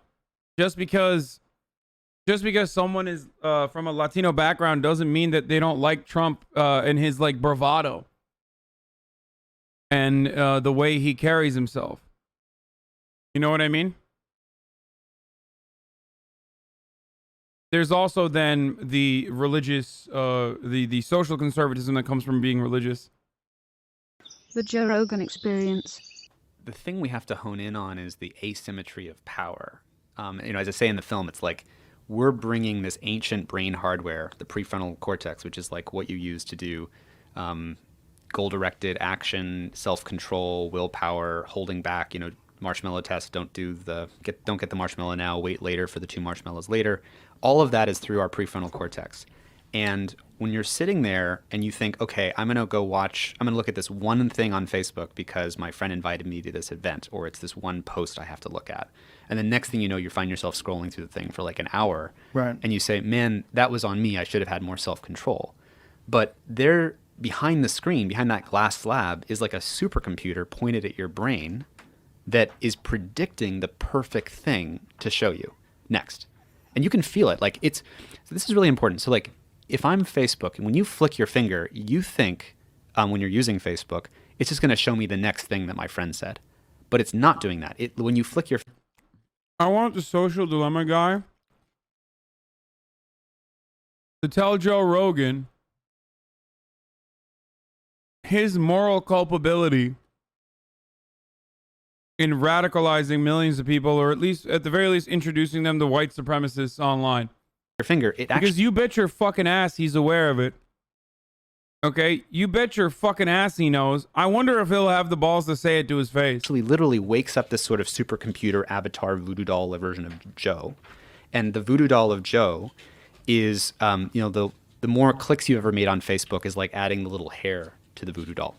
And the more likes you've ever made adds little clothing to the voodoo doll. And the more, watch time on videos you've ever had adds little, shoes to the voodoo doll. So the voodoo doll is getting more and more accurate the more things you click on. This is in the film, The Social Dilemma. Like if you notice, like the character, as he's using this thing, it builds a more and more accurate model that the three AIs behind the screen are kind of manipulating. And the idea is it can actually predict and prick the voodoo doll with this video or that post from your friends or this other thing, and it'll figure out the right thing to show you that it knows will keep you there because it's already seen how that same video or that same post has kept 200 million other voodoo dolls there because you just look like another voodoo doll. So here's an example. And this works the same on all the platforms. If you were a teen girl and you opened a dieting video on YouTube, 70% of YouTube's watch time comes from the recommendations on the right-hand side, right? So the things that are showing recommended videos next. And it will show you, what did it show that the girls who watched the teen dieting video? It showed anorexia videos because those were better at keeping the teen girls' attention. Not because it said these are good for them, these are helpful for them. It just says these tend to work at keeping their attention. So again, these tend to work if you are already watching diet videos? Yeah. So if you're a 13-year-old girl and you watch a diet video, YouTube wakes up its voodoo doll version of that girl and says, hey, I've got like 100 million other voodoo dolls of 13-year-old girls, right?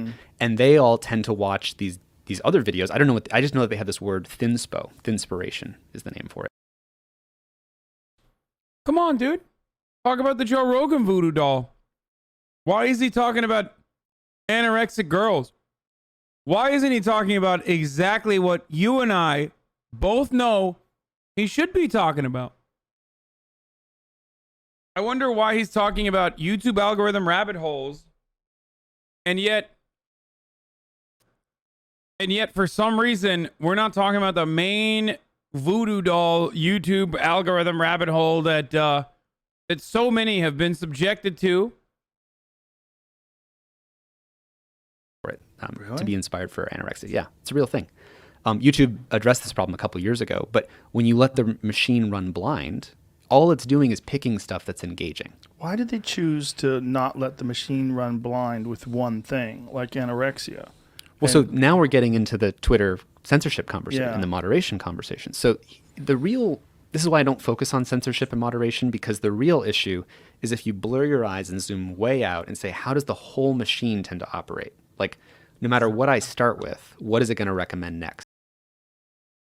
The Twitch tracker guy showed more detail. Yep, numbers agree with Hasan. Ad spam spikes align perfectly with the top of the hour. HasanAbi ads in the chat by time of day. 5-minute buckets. Jesus Christ, dude.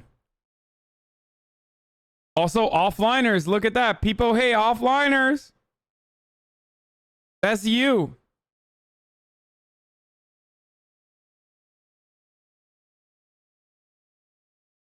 What time period is this? I mean, this is probably where I start.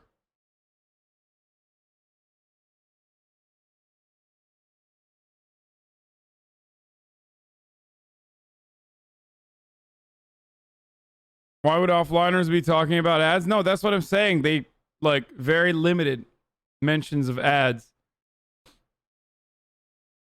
in the offliners chat. Got to keep those numbers up, dude.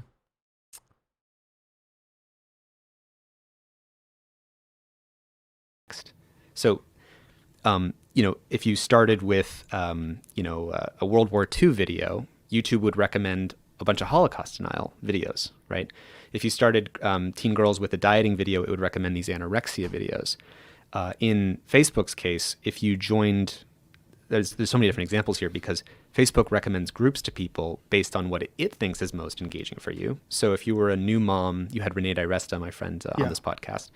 We've done a bunch of work together, and she has this great example of, as a new mom, she joined one Facebook group for mothers who do it-yourself baby food, like organic baby food. And then Facebook has this sidebar. It says, here's some other groups you might recommend, you might want to join. And what do you think was the most engaging of those? Because Facebook, again, is picking on which group, if I got you to join it, would cause you to spend the most time here, right? So for some do-it-yourself baby food groups, which group do you think it selected? Probably something about vaccines. Exactly. So Really? anti-vaccines for moms. Yeah. Okay. So then if you join that group, now it does the same, runs the process again. So now look at Facebook. So it says, hey, I've got these voodoo dolls. I've got like 100 million voodoo dolls, and they just joined this anti-vaccine moms group. And then what do they tend to engage with for a very long time if I get them to join these other groups? Which of those other groups would show up? I don't know. Chemtrails. Oh, okay. Pizzagate. Flat Earth? Flat Earth, absolutely. Yep. And YouTube recommended, so I'm interchangeably going from YouTube to Facebook because it's the same dynamic. They're competing for attention. And YouTube recommended Flat Earth conspiracy theories hundreds of millions of times. And so when you're a parent during COVID and you sit your kids in front of YouTube because you're like, this is the digital pacifier, got to let them do their thing, I got to do work. Right. And then you come back to the dinner table and your kid says, the Holocaust didn't happen and the earth is flat. And people are wondering why. It's because of this. And now to your point about this sort of moderation thing, we can take the whack-a-mole stick after the public yells and Renee and I, make a bunch of noise or something in a large community. I wonder if Joe's gonna ask, like, oh, so what kind of voodoo doll am I in, you think? Probably not, right? I assume he won't.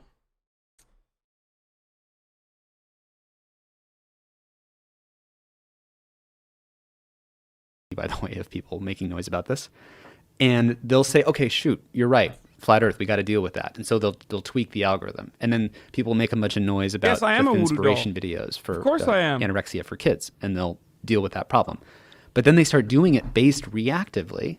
But again, if you zoom out, it's just still recommending stuff that's kind of from the... My goal is to be the voodoo doll for leftist radicalization. Yes. Are you opposed to being a guest on JRE? No, of course not. Are you fucking insane? Why would I be opposed to fucking going on a show that I watch nearly every fucking day of a comedian dude I've both met before and used to be a huge fan of, a much larger fan of?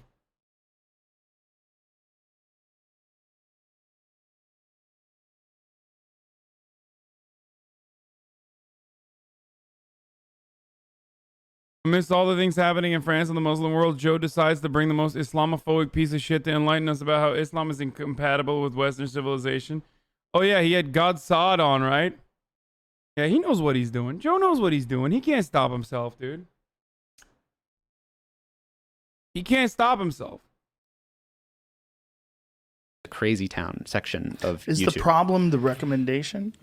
Because I don't mind that people have ridiculous ideas about Hollow Earth because I think it's humorous. But I'm also a 53-year-old man. Right. Right. I'm not a 12-year-old boy with a limited education that is like, oh my God, the government's lying to us. There's lizard people that live under the earth. Right. Wait, wait, really? Doesn't Joe literally believe that the moon landing was staged? I'm fairly certain that you are a 53-year-old man with limited education. I mean, that's part of the appeal, isn't it?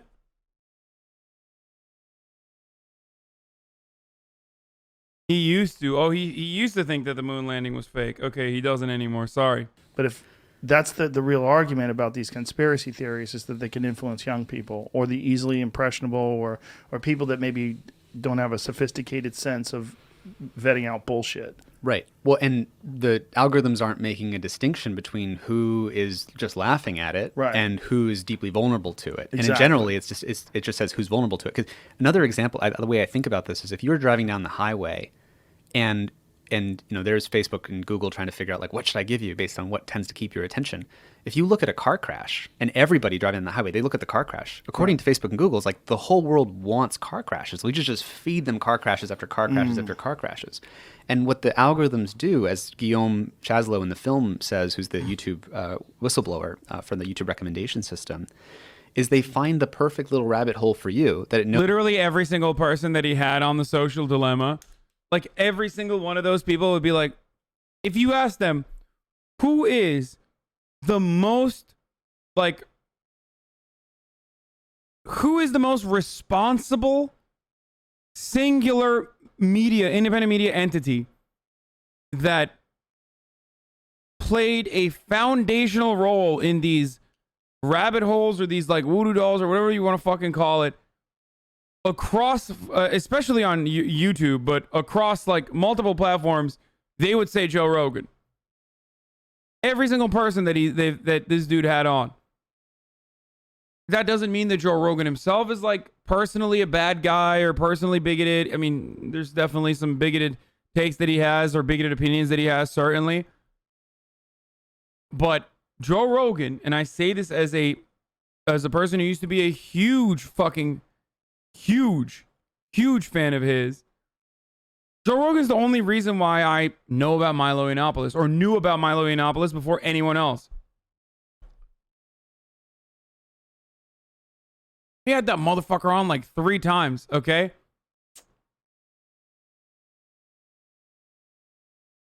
He had Milo Yiannopoulos on before anyone.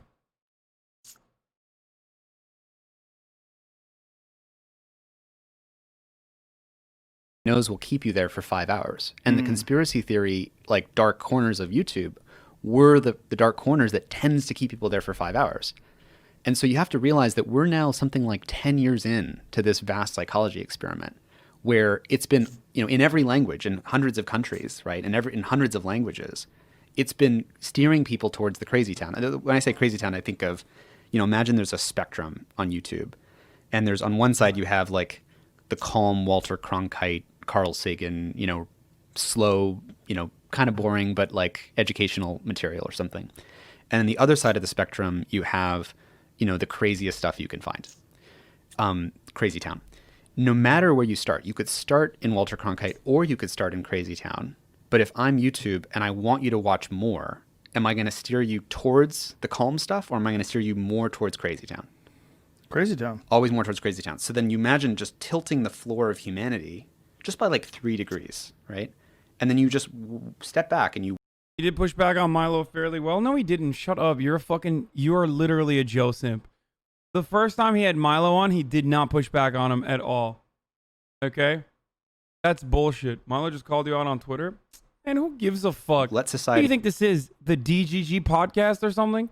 I don't give a fuck. What's next, dude? Does Sargon want to come on my fucking show too? Really?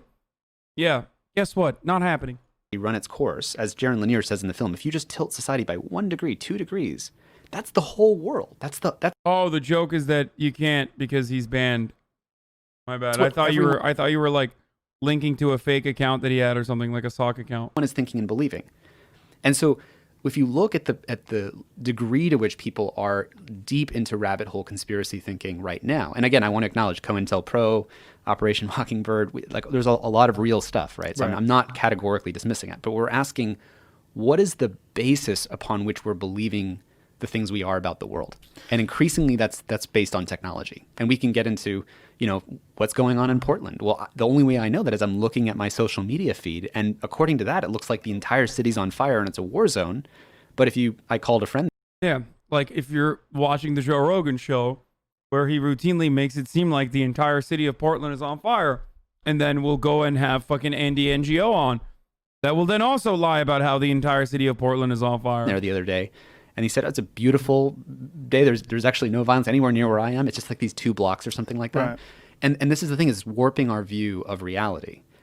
And I think that's what really, for me, The Social Dilemma was really trying to accomplish as a film, and the director Jeff Orlowski was trying to accomplish, is how did this society go crazy everywhere all at once?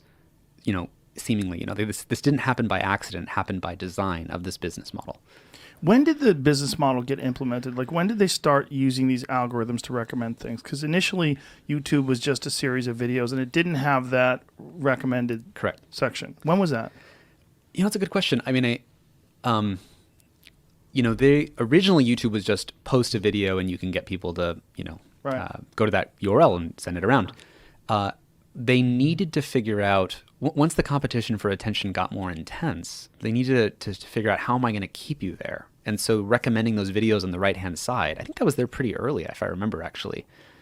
Because that was sort of the innovation, is like keeping people within this YouTube wormhole. And once people were in the YouTube wormhole, constantly seeing videos. He's changing Joe's mind in the best way, getting close as possible from every angle and backing off. No, because Joe knows, dude. Joe knows. He doesn't give a shit. That's a Band-Aid you got to rip off, friend. Ultimately, no matter what happens, like, yes, he has changed throughout the years. Yes, his opinions have gotten better. But there are certain biases that he just cannot overcome. Like, for example, him being an ape has completely opened him up to any pseudo-intellectual that is rhetorically stronger than him.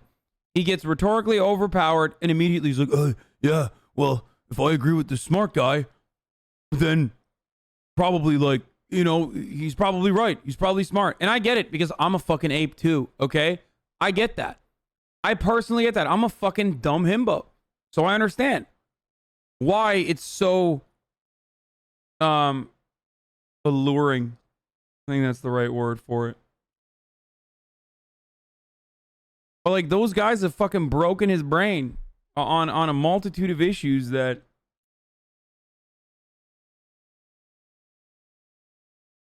Joe will agree with him right up until the next guest comes on and says that it's not true, at which point Joe will agree with that. Yes, yeah, that's true. That was what they could offer the promise to a new video uploader. Hey, if you post it here, you're going to get way more views than if you post it on Vimeo, right? And that's the thing. If I open up TikTok right now on my phone, do you have TikTok on your phone? Well, I'm not supposed to, obviously, but more for research purposes. Research. Do you know how to TikTok at all? No. Okay. My 12-year-old's obsessed. Oh, really? Oh, yeah. She can't even sit around. If she's standing still for 5 minutes, she just starts like. She starts TikToking. And that's the thing. I mean, 2012. 2012. Oh, so the Mayans were right.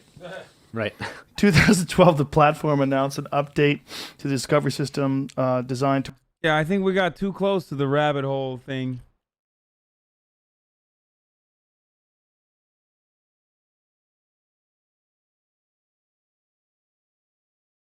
To identify the videos people actually want to watch by prioritizing videos that hold attention throughout, as well as increasing the amount of time a user spends on the platform overall. YouTube could assure advertisers that it was providing a valuable, high-quality experience for people. Yeah.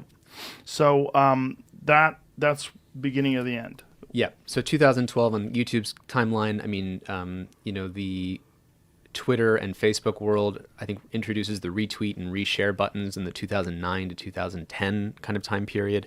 So you end up with this world where the things that we're most paying attention to are based on algorithms choosing for us. And so the sort of deeper argument that's in the film that I'm not sure everyone picks up on is these technology systems have taken control of human choice. They've taken control of humanity because they're controlling the information that all of us are getting. Right. Think about every election. Like, I think of Facebook as kind of a voting machine, but it's a sort of indirect voting machine because it controls the information for 4 years that your entire society is getting.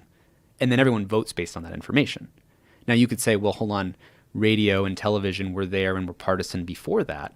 But actually radio and TV are often getting their news stories from Twitter. And Twitter is recommending things based on these algorithms. So when you control the information that an entire population is getting, you're controlling their choices. I mean, literally in military theory, if I want to screw up your military, I want to control the information that it's getting. I want to confuse the enemy. And that information funnel is the very thing that's been corrupted. And it's like the Flint water supply for our minds.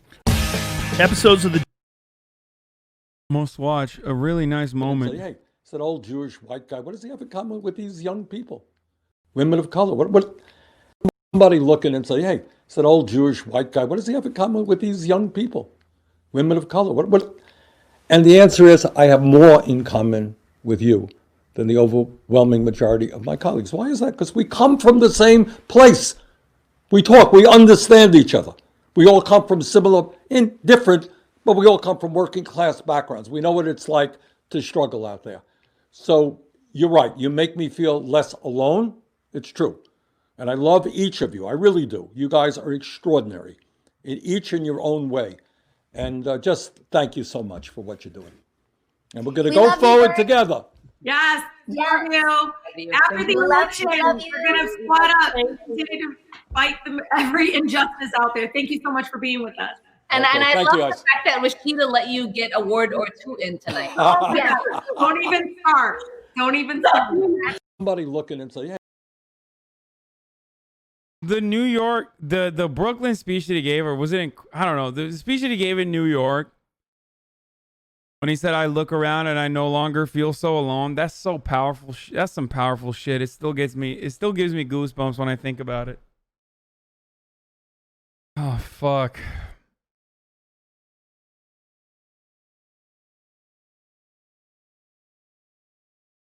They didn't invite us on? Why the fuck would they invite me? They're a bunch of Congress people, like, and Bernie talking about shit. You're nothing but a react, Andy. Oh, I love that. Shoe in the other foot. Keck W, react, Andy, Keck W. Well, get excited. I'm the only fucking Twitch streamer with over 20,000 concurrent viewers that's ever going to pay attention to your little shit ass, so be thankful. What is this? Ajan? Ajan Poo, who works with the domestic. Ajan, you all know Ajan Poo, who works with the domestic work with Ajan. You.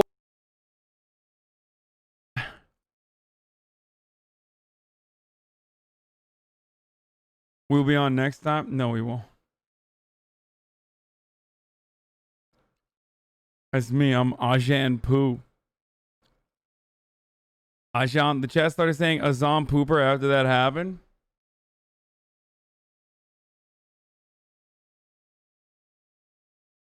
That's the closest. That's the closest I'll ever. Watch your pride, Hasan. It goeth before the fall. Dude, I have no fucking pride. I embarrass myself on a daily basis. I don't know what the fuck you're talking about.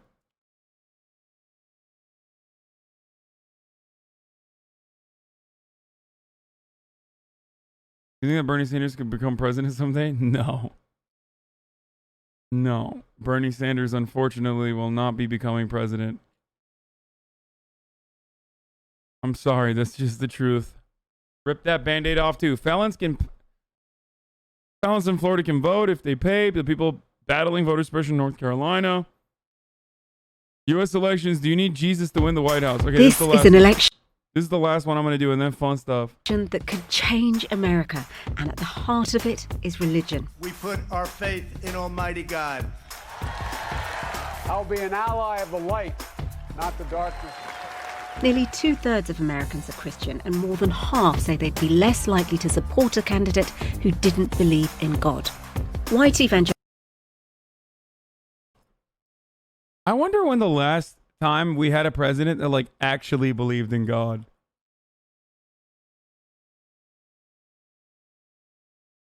Like actually, you know what I mean? Like not like, oh yeah, I love God, oh my God. Like I mean legitimately, you know what I mean?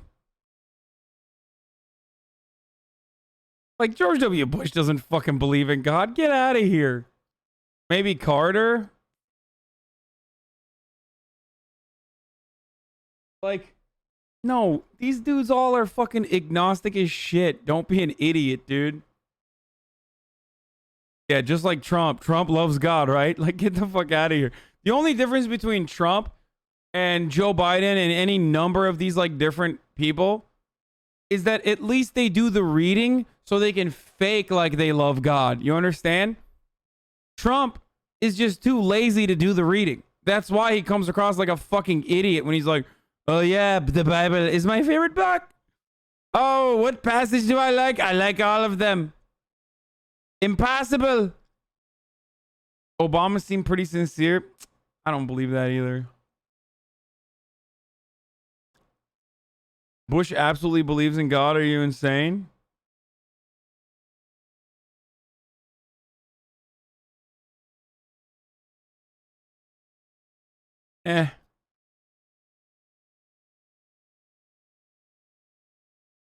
Dude, you underestimate how many people believe in God who aren't very religious.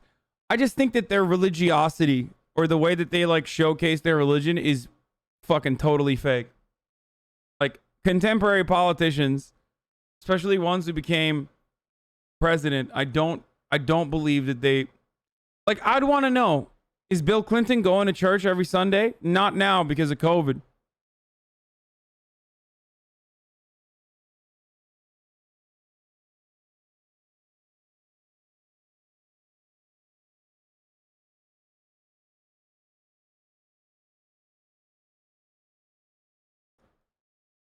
Dude, I don't know Sir Barrington. I don't know what breed Fiona is. She's like pit mixed.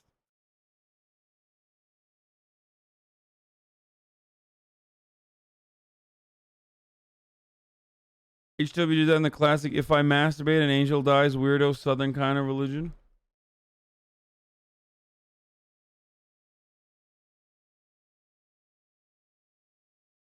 Evangelicals helped Donald Trump win in 2016. This is, in my opinion, spiritual warfare. But a different type of Christian could tip the result this time. I do not believe that President Trump stands for Christian values. If you're gay and you want to marry another man and Okay, there's not a single American president that stands for Christian values. That's without a fact. I mean, without a doubt, sorry. Not a single American president. Like, when you sit on the throne of American empire, there's no Christianity after that, like or Christ-like values that you can uphold. It's capitalist. It's bloodthirsty. There's so much bloodshed. Oh, JFK, what the fuck do you mean? It's literally in the job description. There is no like when you're a state leader, especially one of like Bush father, really?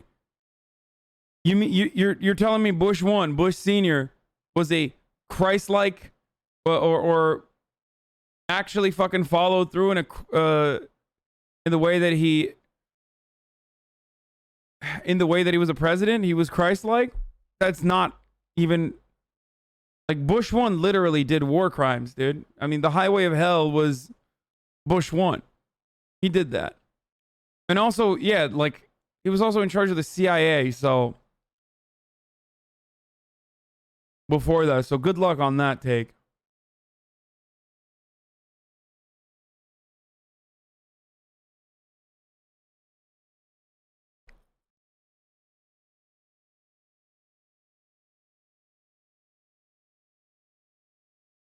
Russia did that, dude. Believing in God was the question, not who was Christ-like. No. You're right. And I changed it over to behaving in a Christ-like capacity because that person said Christian values. Like that person said like Donald Trump doesn't demonstrate Christian values. It's like, what do you mean? you pray, and if you believe in God and you say, this is just how I feel, that's how you feel. God would like to see no abortions, so that is something I do agree with. So what are the issues that matter to Christian voters? And do you need... How do you know? You don't know that. ...need Jesus in order to win? I would describe myself politically as a Christian conservative patriot. Yes, conservatism and Christianity do not work, okay? You can't be a conservative and a Christian at the same time. You just can't. It's all a matter of interpretation, but like that is an inherent contradiction. It's oxymoronic. Unless you completely redefine what conservatism means and what you are trying to conserve, you literally cannot be a person who follows Jesus Christ, our Lord and Savior, amen, and be fucking Christian and be Republican at the same time. There's just no such thing. She's literally shooting a gun while she's talking about how I love Jesus. I'm a conservative Christian. It's like, no, you're not. You're just like Marxists are closer to Christianity than conservatives are. Like, Jesus never denied anyone healthcare coverage. You understand? It doesn't work that way. There is no, like, supply side Jesus. He was not a capitalist, okay? That's what I'm looking for. Make sure you can see it through. Firearms instructor Rhonda is one of the Christians who helped. What are you talking about, dude? Like, can you point me to the passage of the Bible where Jesus is like, oh, healing the leper? I don't know about that actually, because it says here that you have a pre-existing condition, and it also says here that you don't have enough fucking gold to pay me. So I'm gonna go ahead and say no to that, fam. Or, you know, feeding everyone, feeding the poor. Nah. Literally, Mr. Welfare State, okay? Yeah, miracle handouts, dude. He was literally Mr. Welfare Queen, okay? Straight the fuck up. Yeah, don't even get me started on the camel through the eye of a needle.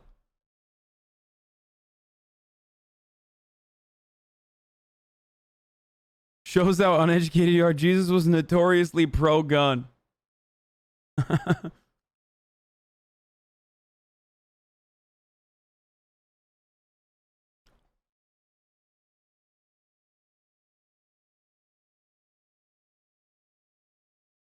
It's easier to thread a camel through a needle than for a rich man to get into the kingdom of heaven.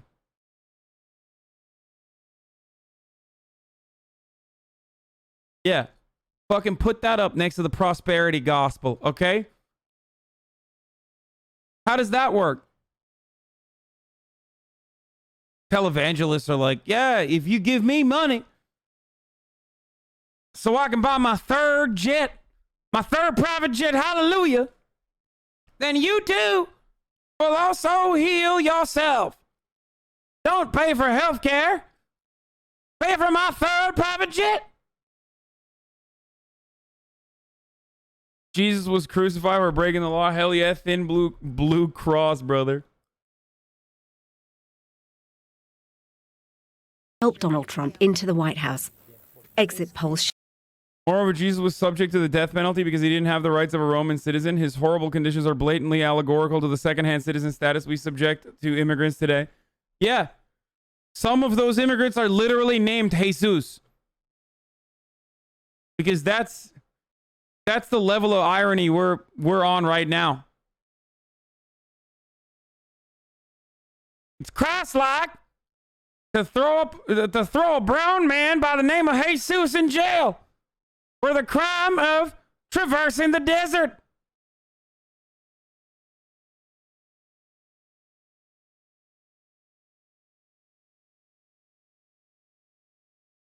Show that more than 8 out of 10 white evangelicals voted for him.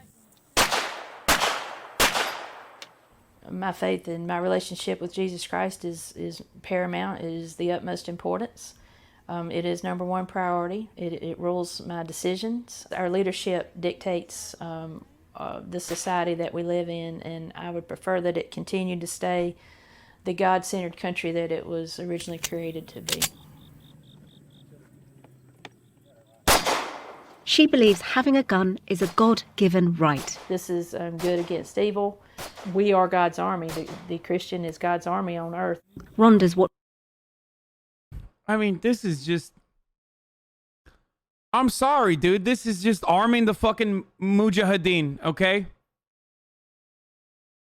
But like the American version. what many people And then we do surprise Pikachu face when they turn into Al Qaeda. think all Christians in America are alike. But the majority are not white evangelicals.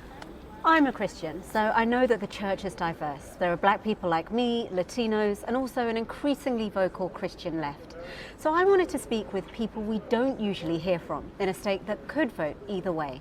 To do that, I'm travelling as best as I can in a pandemic to North Carolina. It's a key swing state in America's Bible Belt, and Donald Trump won here. How is this different than radical Islam? Brother, I don't know if you noticed that, but they're overwhelmingly white, and therefore their kind of white conservatism, or any number of different things that those very same white conservatives say Muslims do all around the world, whether it be grooming children, or whether it be fucking their cousins, or whether it be any number of different social conservative values that they shit on, is entirely acceptable when you're white. Duh.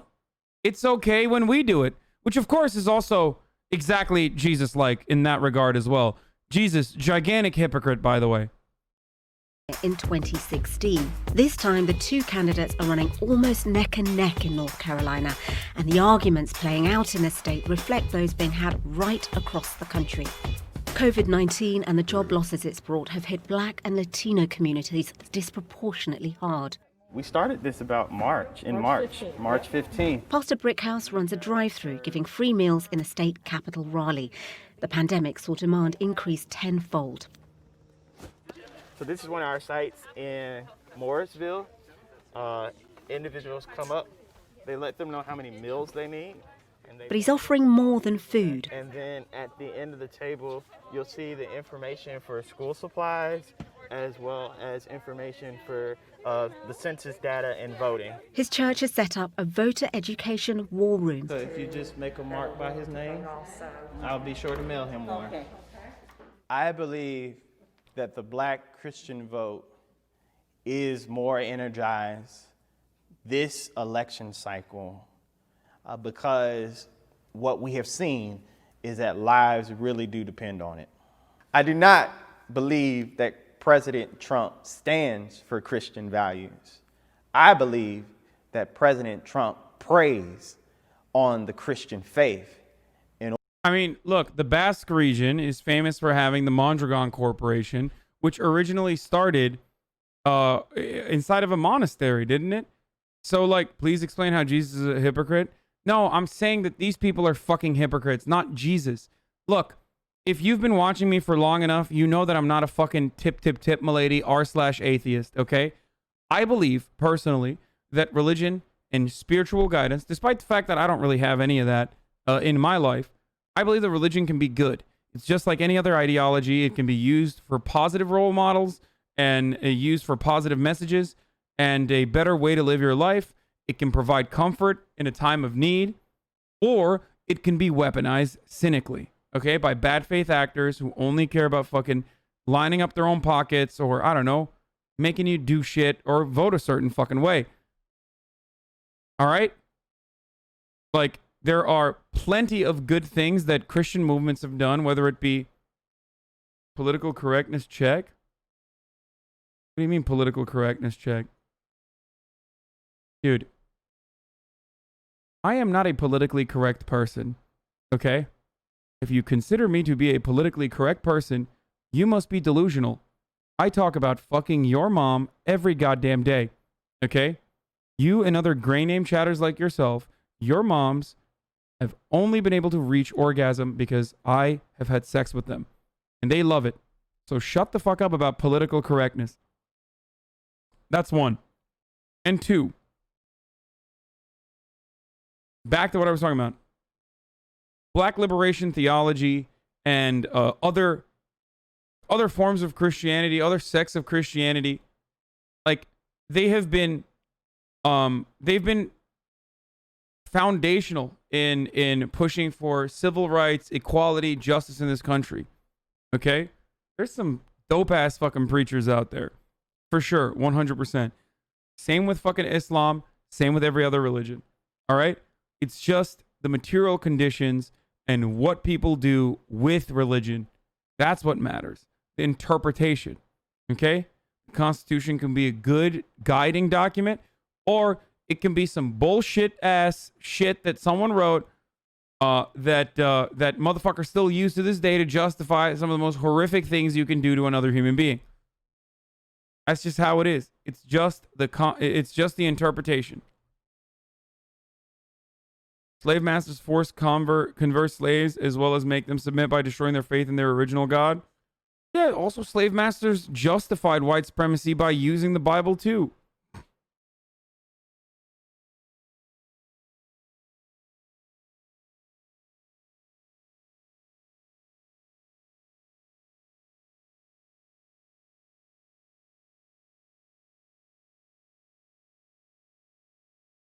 In order to seek re-election. The Black Church in Greensboro has a history of civil rights activism, from sit-ins in the 1960s to Black Lives Matter today. I'm about the Christianity that is about a revolutionary Jesus, a Jesus that cared for the poor, the sick, and ultimately stood up against the powers and principalities, the systems of his day. Pastor Morris is part of a movement called the Poor People's Campaign, hoping to reclaim what it means to be a Christian from the political right.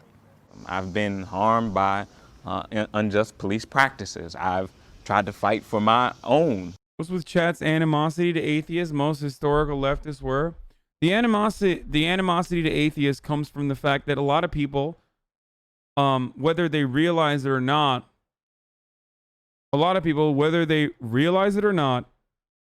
just uncritically fucking despise religion, and they turn into evangelical atheists themselves. Okay? And there are people of faith in here. People who believe in God, people who are Muslim, people who are Christian, people who are Jewish. And there's nothing wrong with that as long as you don't use your religion to oppress other people. Okay? Because we've been oppressed by religion. Paco, man, shut the fuck up. Like, half of you guys live in fucking America. Like, I literally grew up in Turkey. Like, oppressed by religion, my dick. Okay? Shut up. Like, I know, I'm sure you have been. But, like, this it fucking tilts me to no avail, dude. Like, America's talking about religious oppression. Makes me so fucking mad.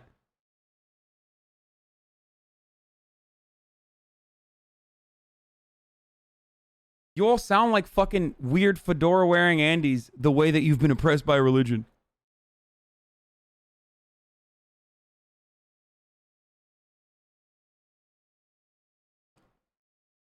I don't think there are any Jewish people here, lol. No, there are plenty of fucking Jewish people in here. What are you talking about? There are hella leftist Jews that are fucking anti-Zionist or extremely critical of Israel. The fuck do you mean there are no Jewish people in here? So dumb. That's how fucking pervasive the hyper-militant attitude Bibi Netanyahu has had. That, like, dumbass Americans literally think that, like, it's just so frustrating to see. Like, this is what I absolutely despise about, like, American Christian Zionism and also Bibi's own agenda. Like, it just makes me so mad.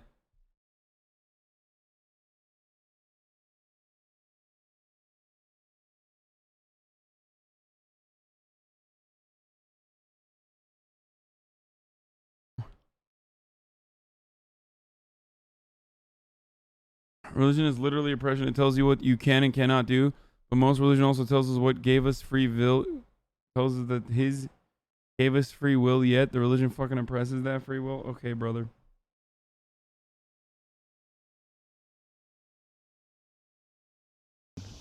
Justice. I've filed complaints. They've gone up all the way to the Department of Justice and have been denied. So I know what it's like to feel the injustice of a unjust world. The heart of Christianity to me is the really the care of the poor, and our faith calls us into the spaces of systemic poverty and racism. Appreciate it. Thank you. I'm excited. It's important to me that our state speak clear that it rejects the kind of policies and the experience that we've had under this president. More than a quarter of all Christians are black or Latino, and they tend to vote for the Democratic Party. But it's not always that simple. 19-year-old Rose is voting for the first time this year. Some pros for Trump would be the abortion. I think that is something I agree with. Like, that shit's dumb as fuck. You understand? Like, this is dumb as fuck. This person is totally misguided. Okay? But if it wasn't religion, it would have likely been something else. In that circumstance, religion is used as a way to brainwash someone into fitting a certain mold, to push for a certain political agenda. But that juxtaposition should remain in your minds when you see the black preacher moments before talking about how Christianity is about distribution. Christianity is about helping the poor, feeding the homeless. Okay? It's great. It literally shows you both sides of religion. Chat acting like there aren't any atheist white supremacists. Oh yeah, no, totally.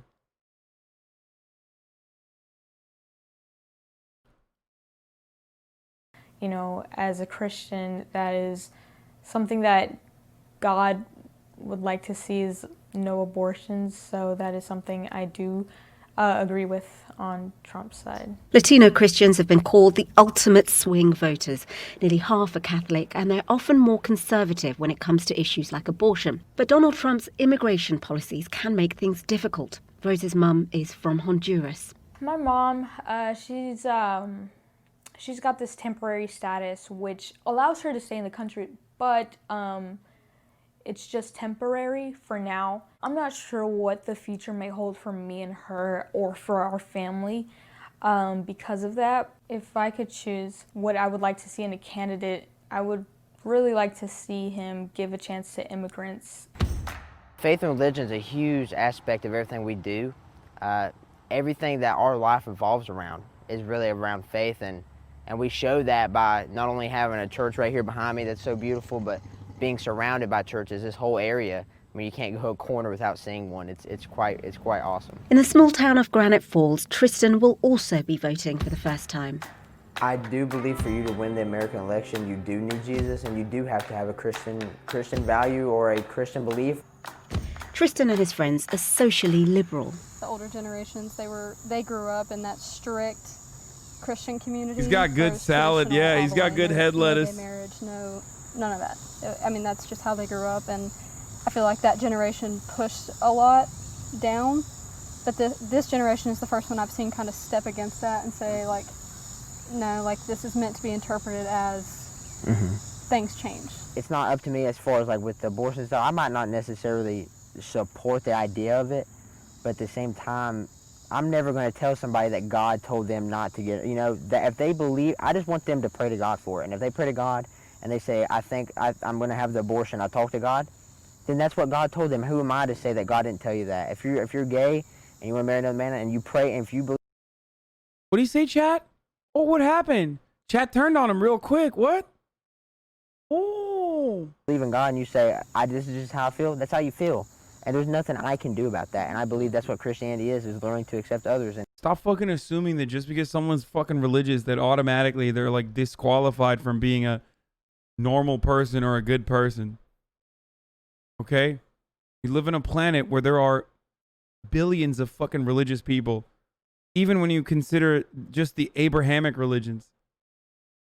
This shit tilts me to no end on like annoying fucking the online corners of like are like places I guess that people that don't believe in religion have made for themselves, and because it's so mainstream otherwise everywhere else that like you do the same kind of oppressive shit that you get triggered by when Christians do it. Like you literally turn into annoying evangelicals. But for atheism. And that shit fucking tilts me to no end.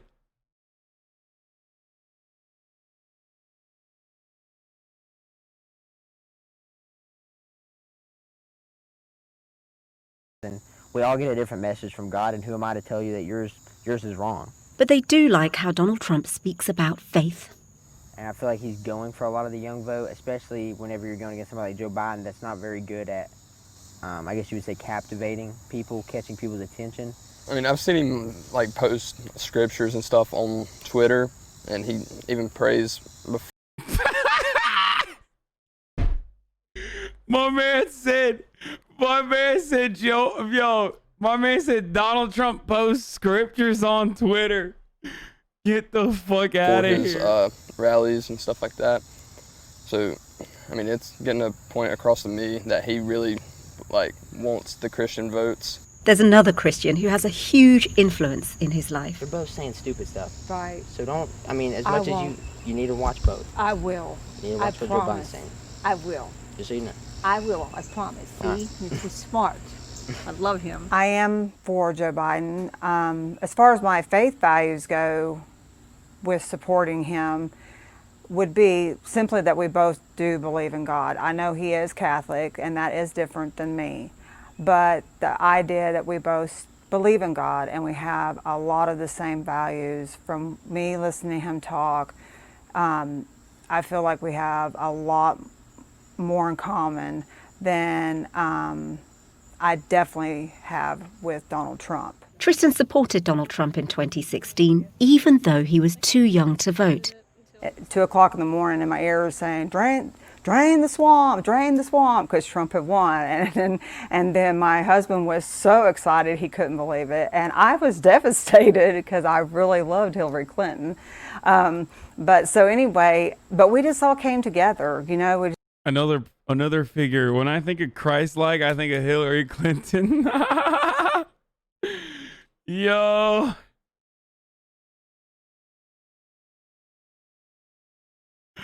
Bro, she definitely does not give a fuck about God, okay? Oh my God. Just like, I never want us to be apart because of politics. So you're still undecided, right, Tristan? She's not very liberal. I love that you're undecided, though. You're thinking. So just don't let anybody make you think anything. Just do what you want to do. Pretty incoherent. But not everyone's able to have conversations like this. The left is either going to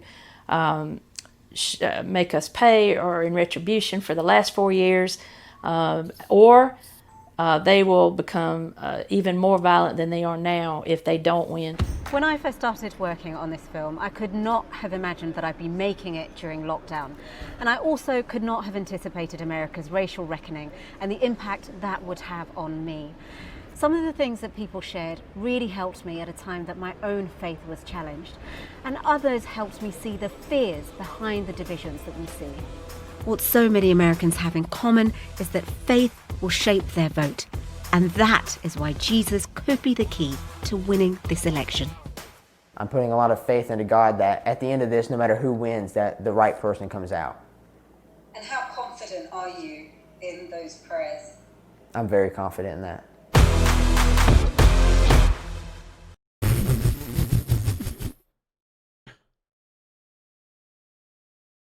Listen, man.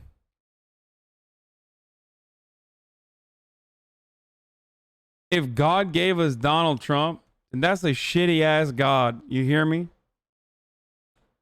You're 100% in that movie. Why would I be in this movie?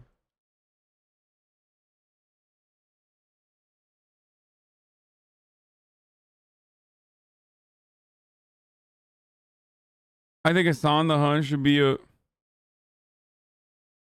villain. Ellen Page, Paris Barelk, starring in video game company 1UP exclusive. Oh my God, this shit's gonna trigger so many people. This is gonna frustrate so many little nerds. It'll be... You were a Who Megalo when Gamergate exploded in 2014?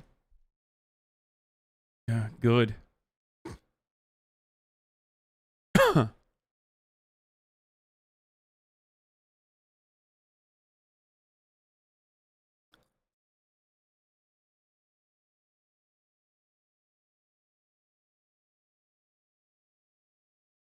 I think I know why Azan didn't work on TYT. You are not aligned with Jink politically in any way, shape, or form besides blood and familial concern. I just realized he is a proud atheist and even tries to suppress that judgmental side of it. You are not the same. Man, Jank used to be a fucking devout Muslim when he was like in his early 20s, all right? So chill the fuck out. You don't know what the fuck you're talking about, bitch. My man was a Republican and a devout Muslim. You know that? No, you don't. You don't know anything.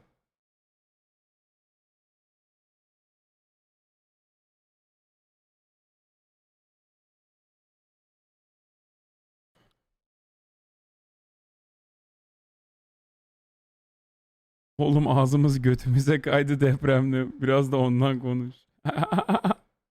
Ağzımız götümüze kaydı ne oğlum? 21 tane adam ölmüş. 800 insan injured herif burada şaka yapıyor ya. İnanılmazsınız yemin ediyorum Türkler. Allah ya. Ey Allah'ım ya Rabbi. Ağzımız götümüze kaydı dedi herif ya.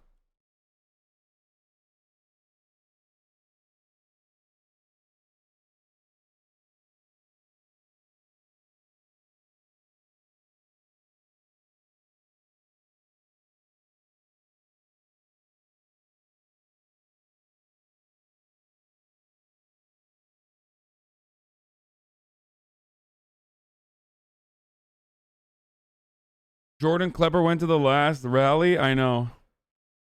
Turk meme. What Europeans think Turks do every day. What Turks actually do every day. What the fuck? There's a little bit of an aggressive meme there. Okay. I don't really like it.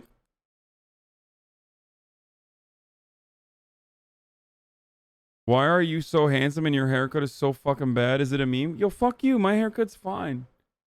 It's just my hair is growing in ways that it's hard to manage right now. Okay, shut up.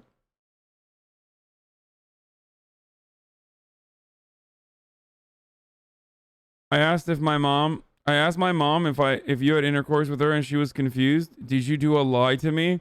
Malding Hasan makes me sad. No, I did not do a lie to you. Your mom is hiding you. Your mom is hiding the truth from you.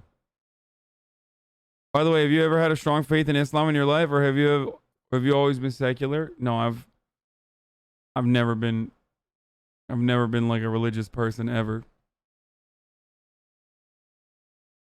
In 3rd grade, it was my religion class in school that got me to be a non-religious person. I guess it hit me in my rebellious phase.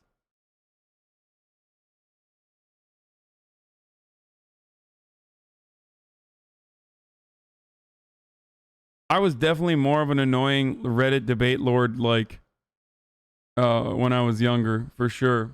Especially in Turkey.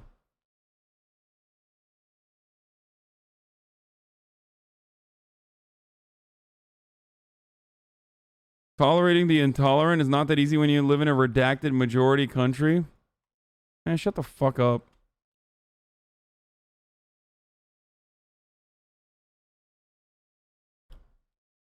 In 3rd grade in religion class, I was like, nah, fuck this. This shit's weird. First, I didn't understand why they were only teaching Islam. So I was like, what's up? Why are you only teaching Islam if this is a religion class? Like, when are we going to learn about other religions? And then my teacher was like, fuck off. So I was like, oh, this is bullshit. I would draw like mosques and shit on my religion, like on my religion paper. I would draw mosques and stuff. I failed it. Like I was that guy, okay?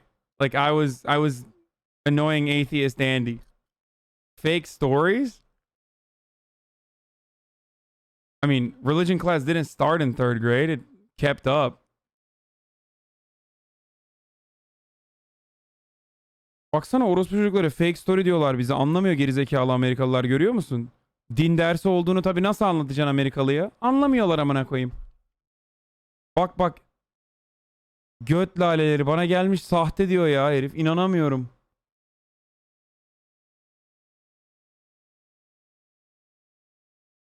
Zorunlu din dersi görüyorduk biz zamanında. Bunlara nasıl anlatacağım bu gavurlara?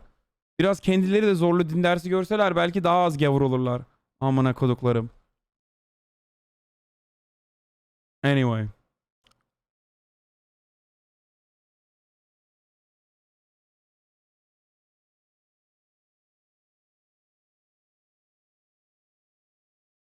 Yeah, I am shit talking the Americans who are like fake story, because for most of them, they don't even comprehend what it's like to have a religion class that you need to fucking learn religion in. You're like, or not even religion, but I guess it's like Catholic school kind of. So I'm sure like Catholic school Andes get that a little bit.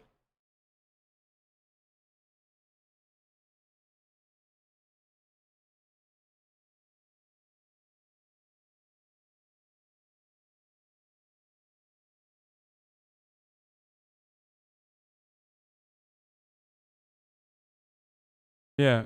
Oh shit, did I run an ad again on accident? How the fuck did I do that? Wait, what?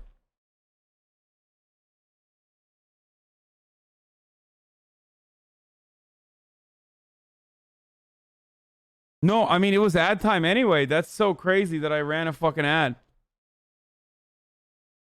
You're gonna play Man of Medan this fun day Sunday with Dav? If so, what time? Yes. Yeah, I went to Catholic school. I had to take religion classes in college as well.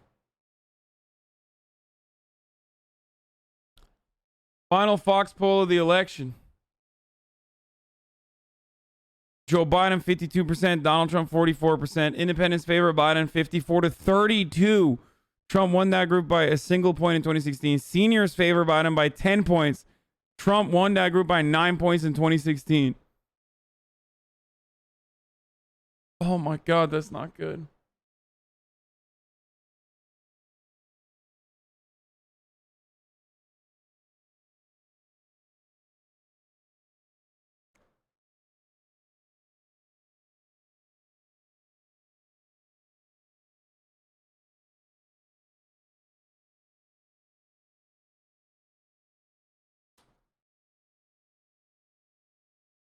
Dude.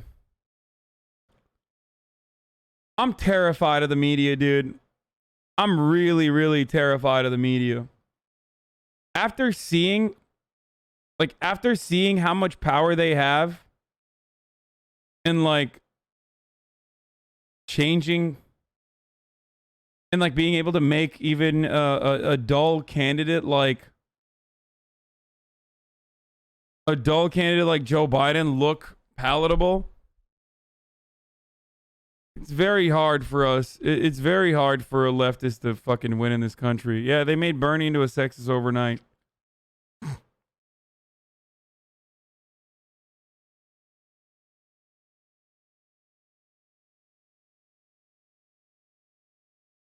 Like, don't get me understanding. What am I saying? My fucking brain is just completely broken. Do not misunderstand me. I'm not saying that Trump doesn't deserve all this shit. He deserves this and more. You understand me? Like, he is a gigantic piece of shit. He represents all of the fucking worst, like, he is basically the human manifestation of like unregulated capitalism in a pathetic, dying imperialist country like the United States of America.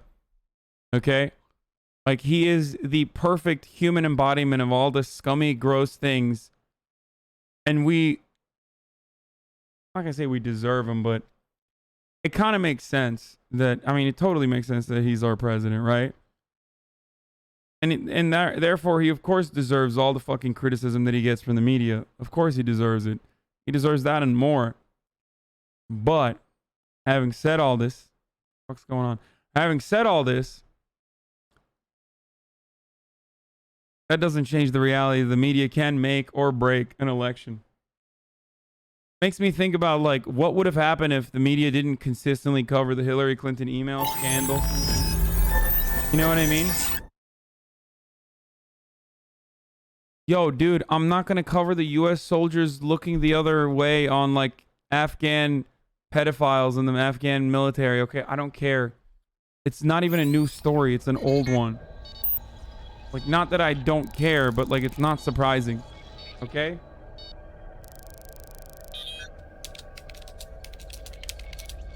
I don't know why I keep spamming it in the chat. Like, What do you think? I'm just gonna be like, all right, let's talk about a story that's like fucking 5 years old.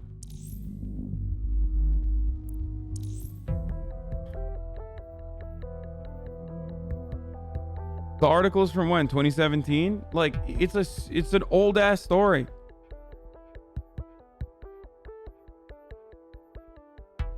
He's making it, he's like making it seem like it happened yesterday or some shit.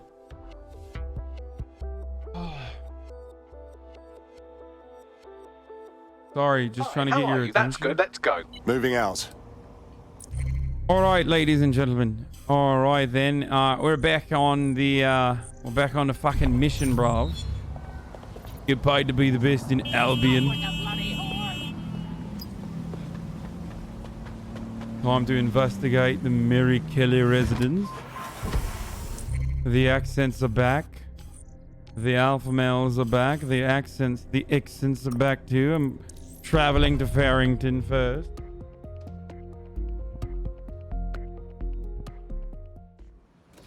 Yeah, I guess. All the fucking gamer brovs are Haas buffs, bruv.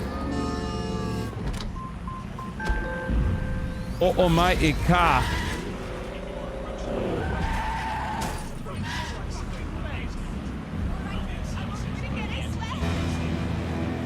Before I forget, time to turn on the game capture.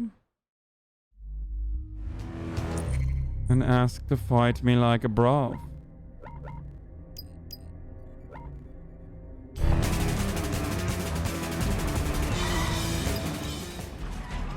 Time to investigate the Sandstone residence.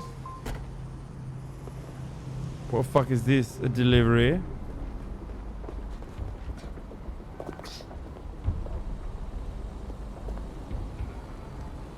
Why can't I fucking control this? Security here is state of the art. Quite impenetrable. Unless, of course, you flew a drone through the window one of Mary's mouth breathers left open.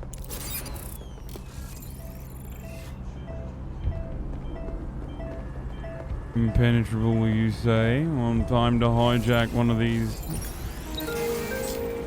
coronavirus drones then. Oh, well, there it is. Oh my, look at that. Look The recording device is in her security room.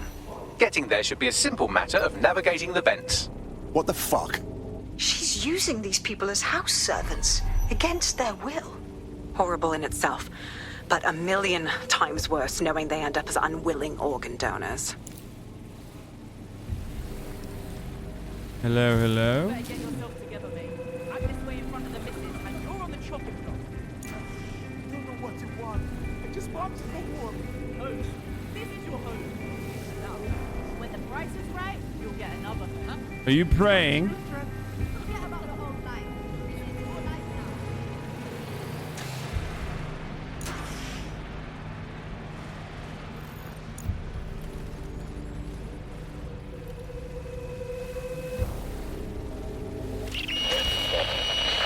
You have a real fucking attitude problem. Do you know that?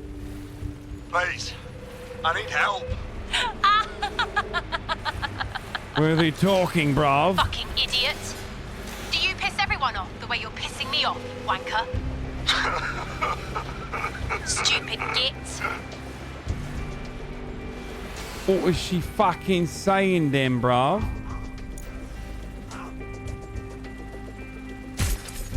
Time to arm this trap then. Arm that trap as well. Oh, a fucking spider bolt. Oh, how lovely. Time to locate a fucking security system, bruv. Alright then, I'll just stay right here while I fucking hijack this spider bolt, bruv.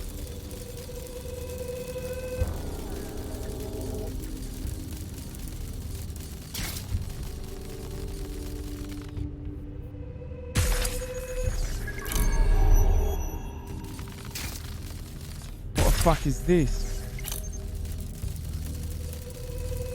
So many fucking traps, bro. So many opportunities to fucking blow people up, bro. I want Spider-Bot to massage my scalp. Really? I feel like it's a bit of a yikes, bro. It's a bit of a yikes. It's a bit of a yikes for me. That's actually a cool... This is actually kind of a cool port. Like, I could fuck with this. I'm chuffed. I'm chuffed, bro. Alright then. Where the fuck are we supposed to be going then? Where the fuck are we supposed to be going then? Love? We're looking for a place to be in it.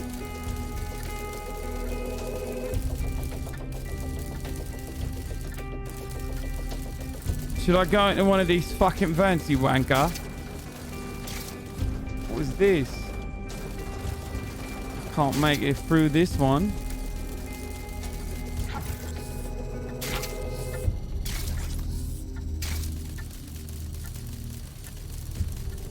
Maybe this one, yeah? This one could be a good one. That's it. Let's see what kind of recording we've got on her. This is it, yeah? Oh, I got a new mask. Wait, why can't I fucking hack this, yeah? I can't hack it.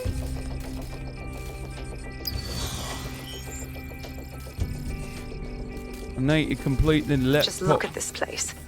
This is what comes of old crooked money. The Kelly family has been profiting from people's misery for a long time. She's got this shit all over the manor. So you've been in there before? Is that how you ended up in the basement of the Southwark incinerator? We needed something incriminating, so we decided someone had to get in here and plant a bug. I wasn't going to assign someone else to do that. You saw how Mary uses the people she grabs out of the EPC, and the staff's uniform's not hard to mimic, so I went in. What I didn't know was that she had intel on our investigation, my team. I thought going off book would stop the leaks, but she still knew we were coming. She tortured me for the names of my team, tried to break me, but cops don't give up cops. Turned out she already knew the whole unit and put hits out on them. The woman is a mind fucker. Jesus, well, at least you weren't microchipped. You don't seem like the type to comply with the Kellys. That's how I ended up on that butcher's table. So many reasons to want to rid the world of her, but it wouldn't be enough to just put one in her brain. My mates died trying to bring her to justice. I have to honor that. All right then. This game has got too much fucking propaganda for my taste, but it's all right, I guess. Why isn't this fucking working, bro? Oh, that's just one side of it, yeah?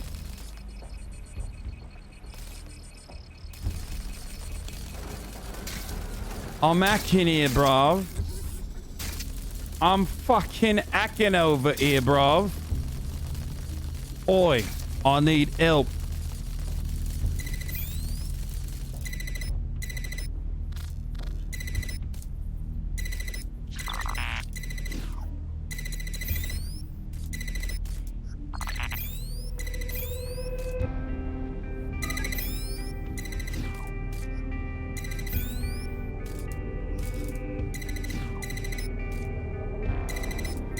Oh, fucking shite, bruv.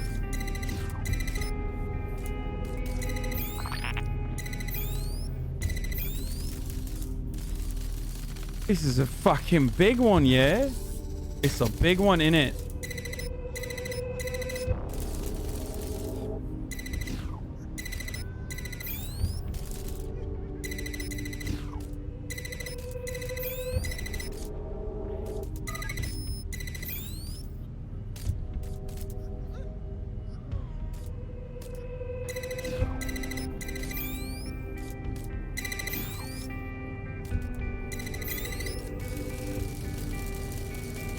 This is fucking crazy, bro. What the fuck is this, then?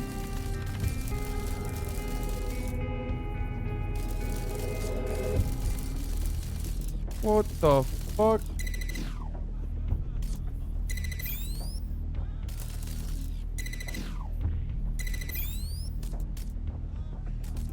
Okay, this is way too fucking hard, dude. No helping. How the fuck do I unlock the other one then, yeah? Welcome to the end of Watchdog streams, everybody. Yeah, this is... I think this is coming to a close soon. Upstairs, you free head.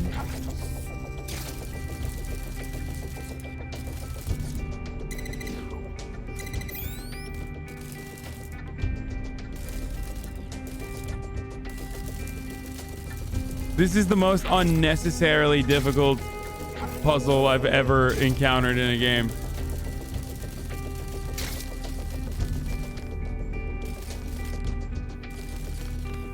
Like, literally the most unnecessary puzzle. Why would they do this?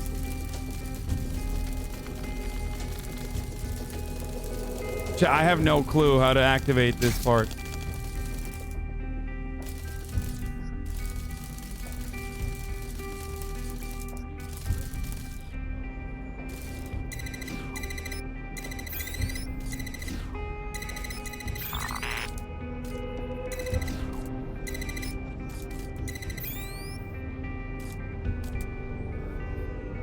Oh, shit.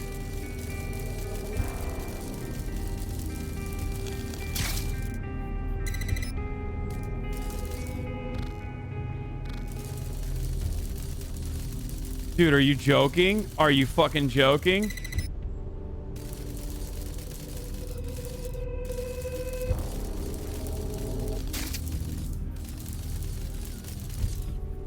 Dude.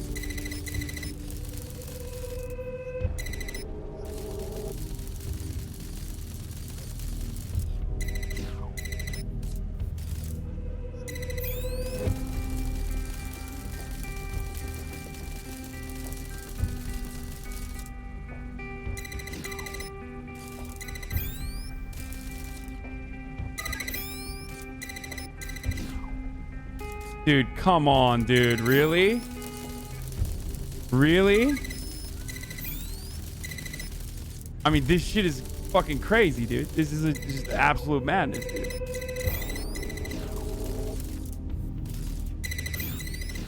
Like, everything, every single system is, like, limited within itself. And my entire purpose here is to...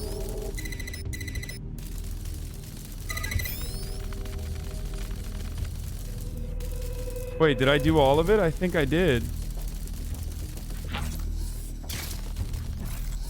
Okay, not so much brain rot after all, huh?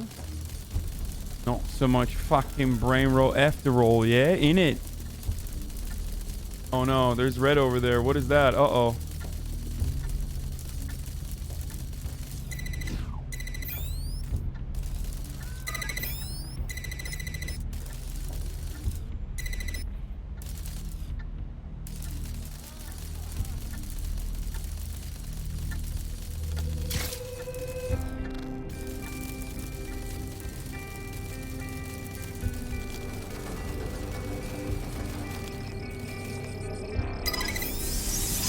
Jesus Christ, that was hard.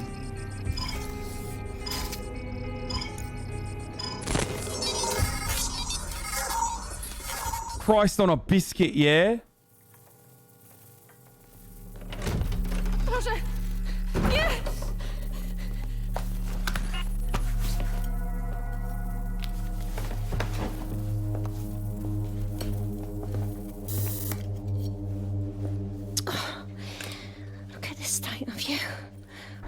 To yourself after everything I've done for you. You made me a slave. All of us. You made me a slave. Please, let me go. Take this thing out. Back to your old life. Back to nothing. Back to you 2.5 screaming blighters in your dead end job That's and a sucking off the dole. Slavophobia, yeah? You don't want that, love. Unacceptable. This microchip is scary, I know, but I got to keep tracks on my merchandise, don't I? And this kitchen knife, that won't do it, love. Cutting yourself affects my bottom line. You mug. I can't live like this anymore. No. You're all right there. It's all right, sweetheart, because I have another use for you. It's time for you to be a fucking organ donor.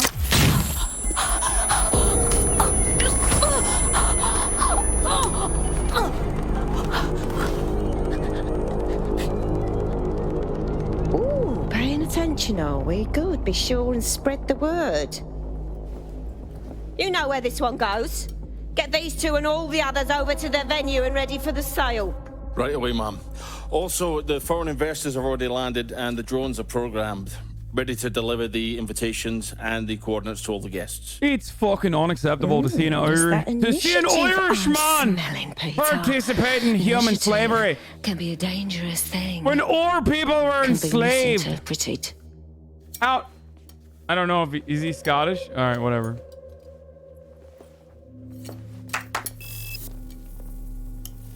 Fuck's sake. This is insane. How did Mary get her hands on this kind of tech? It takes a sick mind to come up with killer microchips. Perhaps a disease mind, but definitely an ingenious one. Perfect psych profile for a group like Zero Day, wouldn't you say? Her affiliations aren't my priority, Bagley. She's keeping these people enslaved. And it sounds as if she's selling them. This is huge. That's a very handy microchip. Bloody Mary Kelly, yeah. Zap your organ meat on the black market. DedSec, we'll have to crash that slave auction. Get all the information we can out of there. The location will be on the invitation. That is a little on the nose for someone who said, isn't that a little on the nose? Yes. Should I neutralize a fucking VIP while I'm at it? She hasn't sent out the invitation yet, but when she does... Bagley, monitor the drone networks. Give us a heads up when Mary sends out her fleet. Until then, I reckon we're in a holding pattern. I'll get in touch if I hear about anything else that might interest you. Cheers, DedSec.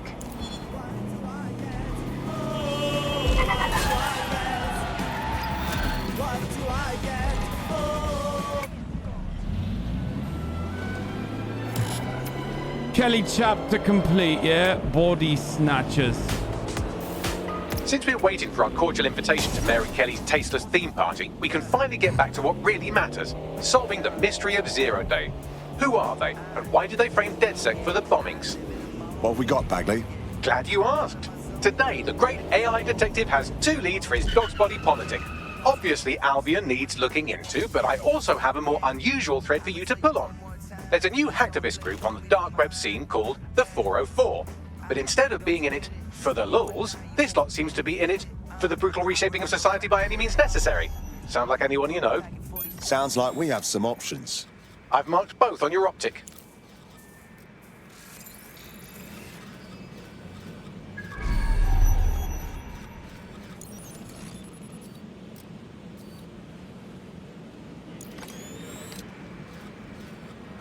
Alright then, time to kill one of these fuckers, yeah? That's the target, yeah? Very nice. Very nice. Maybe I could use one of these, yeah? That's the fucking target, bruv.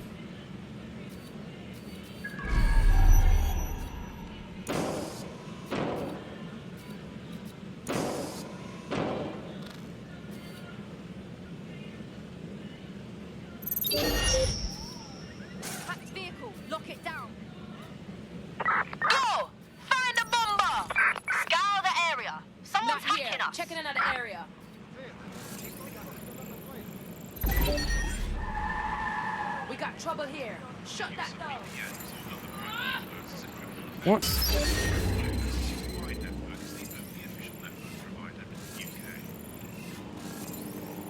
It's fucking stuck, bro. Look around for who's toying with it.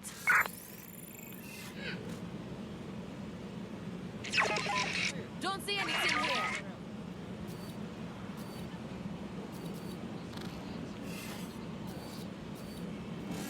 Why can't I go backwards on this thing? I wish I could just move it, you know? Stop. Or this No car. point anymore. I guess it'd be too easy if I could just move this car. You know what I mean? Always save a couple quid for the Tesco meal deal, bro.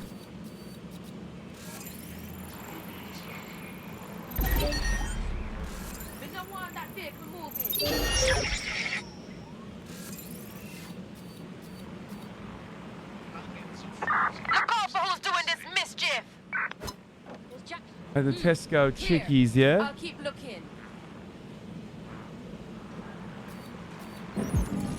It was a banner year for what many may think an unlikely time.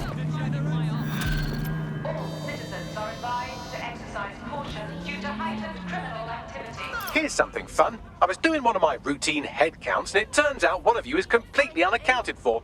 Probably kidnapped. Fuck's sake! Oh, don't be so dramatic. They'll be fine, assuming they're not dead. In the meantime, I've identified someone with a grudge against DedSec who fits the profile of a likely kidnapper. Find him and you'll find your friend. Copy that. It's over. There. Stop.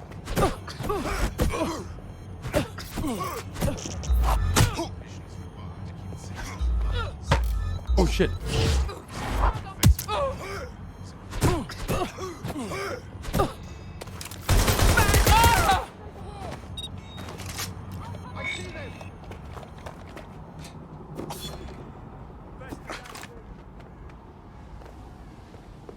This is a highly placed Albion informant, or as they're called in America, a narc. And if there's one thing I know about the people of London, it's that they always like to see a rat get his comeuppance. Good on you. Thank you. What the fuck? How'd they fucking know? Message received. Moving in.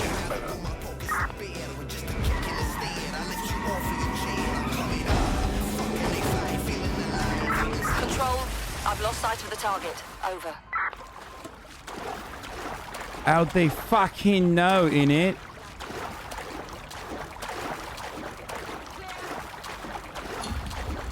Returning to HQ. Search terminated.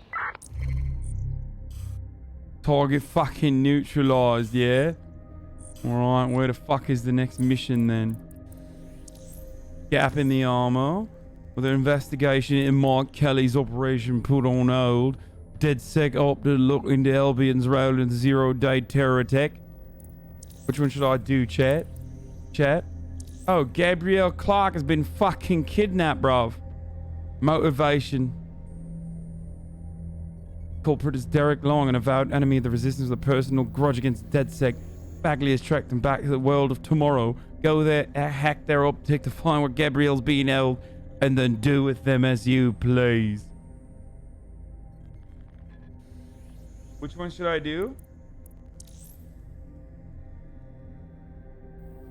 Where did you learn Tesco meal deal? Save her, bruv. She could give you... No, okay. Ew, dude. Come on. How's the game, bruv? It's pretty fucking cool, bruv. I actually like it. I actually enjoy it, bruv. Go to Jezza's gaff for a cheeky cuppa. Oh, that's funny.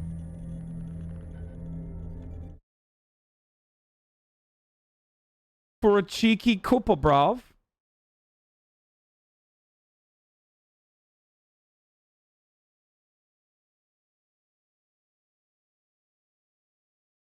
Why are you appropriating my accent, bruv?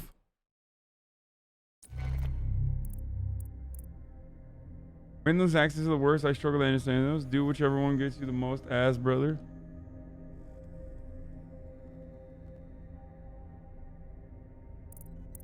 Real talk, side missions is what you should do. Why? Alright, I'll save one of these. I'll save Gabrielle Clark.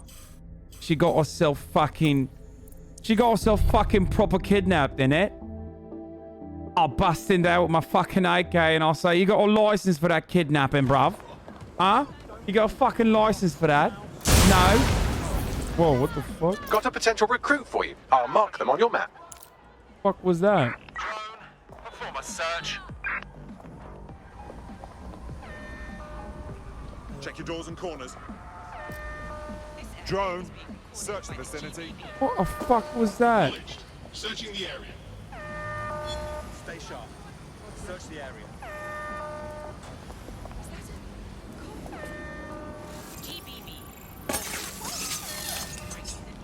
How the fuck did they die then?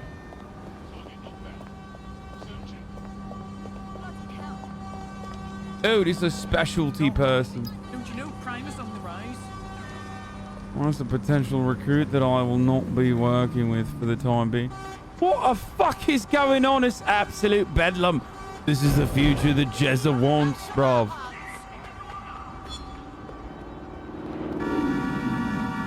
This is the fucking future that Jezza wants, bruv. Yeah. Corbin. The kidnapper is nearby. Oh, and look at that. He's made some evil new friends. With any luck, our missing operative's location will be on his optic.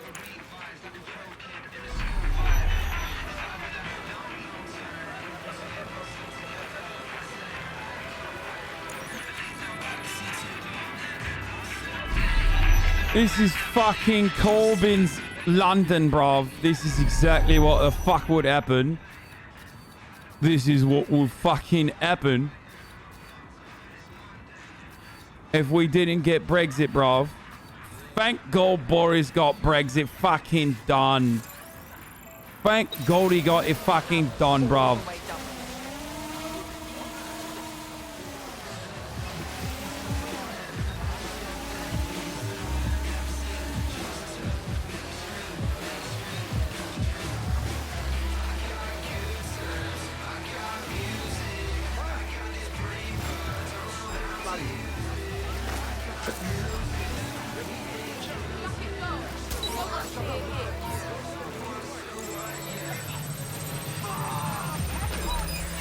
No! No! I almost fucking got it, bruv! Shite on a fucking biscuit, yeah?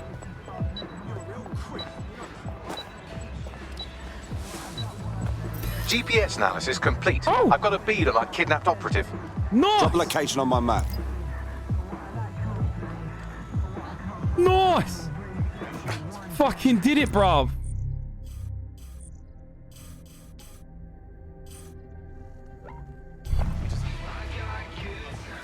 Palestinians are humans. Corbyn's anti-Semitic smears must be stopped. Boy, bro, that kind of fucking talk will get you banned around these parts, innit?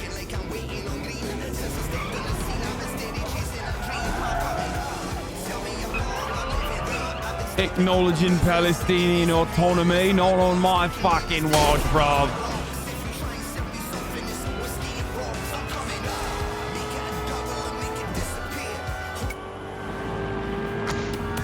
I might get through the fucking hole there.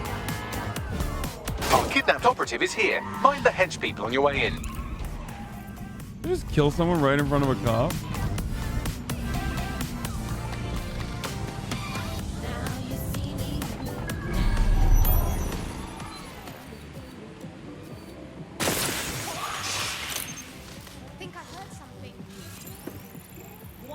Security turret, yeah? What the fuck is this? All clear here. No one here. Somewhere else. No one here. Moving on. Go, get that oyster. Why can't I fucking take it, yeah? Huh, no one. I'll look this all way. Clear here. I'm gonna check somewhere else. No one here. Yeah, no one here, but I'll keep looking. Yeah, come out. I'll go easy on you. It'd be nice if I could just fucking take over this security turret, yeah. It'd be fucking nice if I could do that, yeah? I can't. I'm out of range. Oh, they're gone. But I feel like a right knob.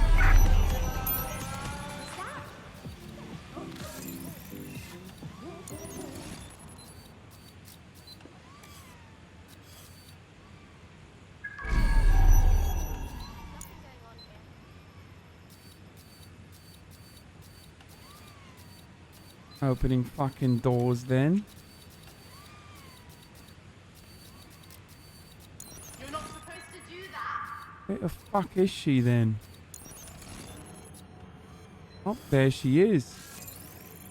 Got her.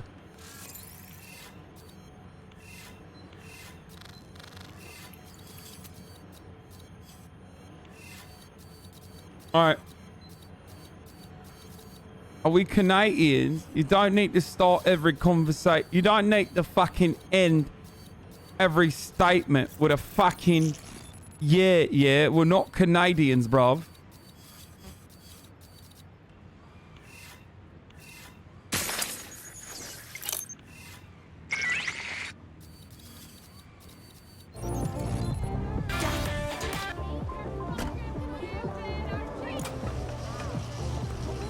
Alright. Should I start fucking blasting, yeah?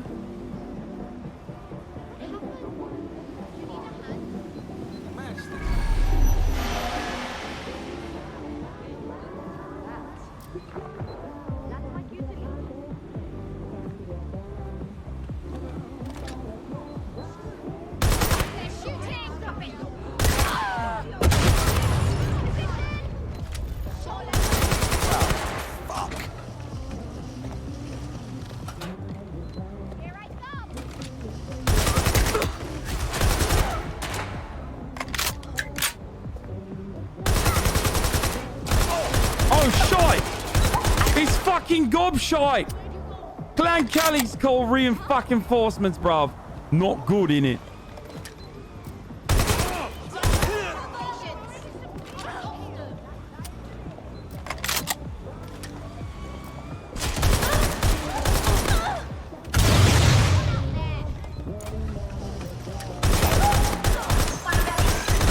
Oh, shit, bruv! No! About to get fucking pitted, yeah. Tonight.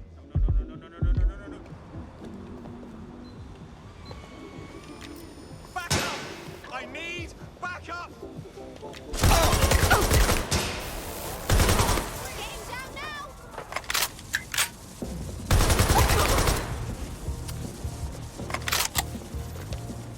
Somebody get over here and help!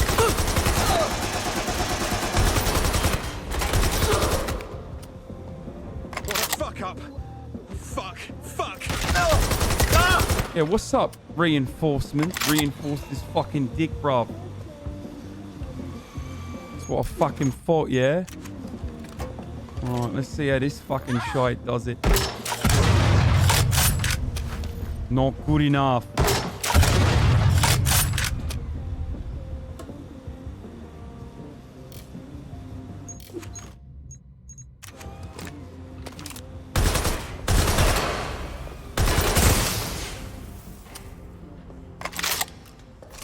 It's a fucking bloodbath, yeah. Clan Kelly. How you like that, bruv? You like that shite? You fucking like it, yeah? Yeah. That's what I thought. That's what I fucking thought. No more operations in the area, bruv. No more Clan Kelly operations in the fucking area. Help me! Boy, I got you. I fucking got you. I got you, love. Love. I just need to figure out where to fuck this power.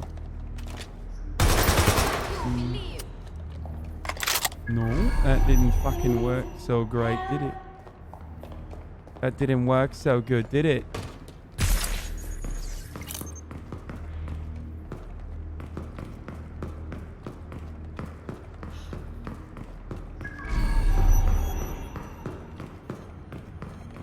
Where the fuck is the goddamn power generator? And there it is. And there it is, bruv. Yes. That's one of the generators. Did it work? Yeah. Did it fucking work? Yeah. No, it did not fucking work. It's not enough. It's got to be a two-parter. Every fucking time, innit? A two-parter.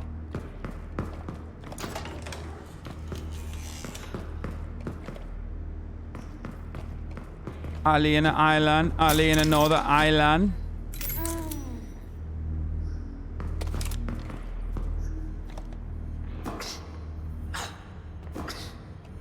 All right then, operative. Up you go. Right, get her out. Get the fuck out of here.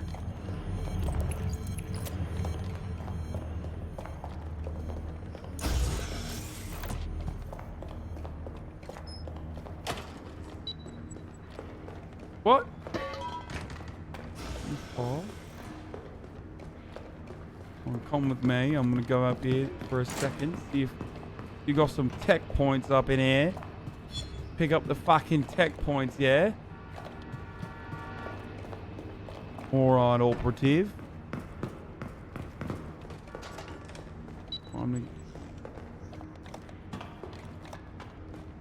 Oi! What the fuck are you doing? Alright, come on, operative. What the fuck are you doing? Nice. Nice AI, bruv. Come on, then.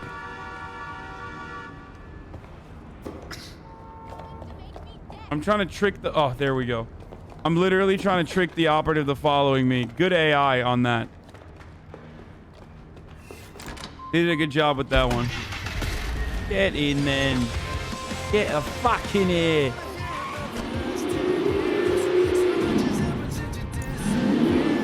What was this noise? Seems like you got away. Our friend is back in fighting shape and another enemy of DedSec has been thwarted. Nicely done.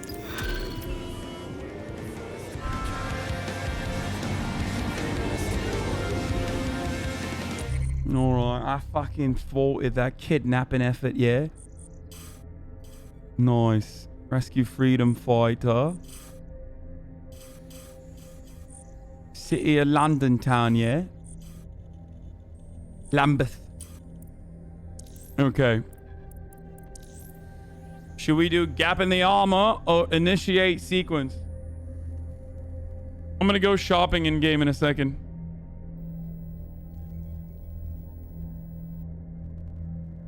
What do you think of the play as anyone mechanic? I don't know if I like it too much. Ignore the haters, bruv. Oh, I'm ignoring him. Oh, I'm ignoring the fucking haters, bruv. Don't you worry. Don't you worry about a fucking thing, bruv. Do you need any side stuff in town? There's a character you can play that has an Irish accent? Speak normally, you git. Alright. Alright, I'm gonna do this mission. But first I got pee-pee.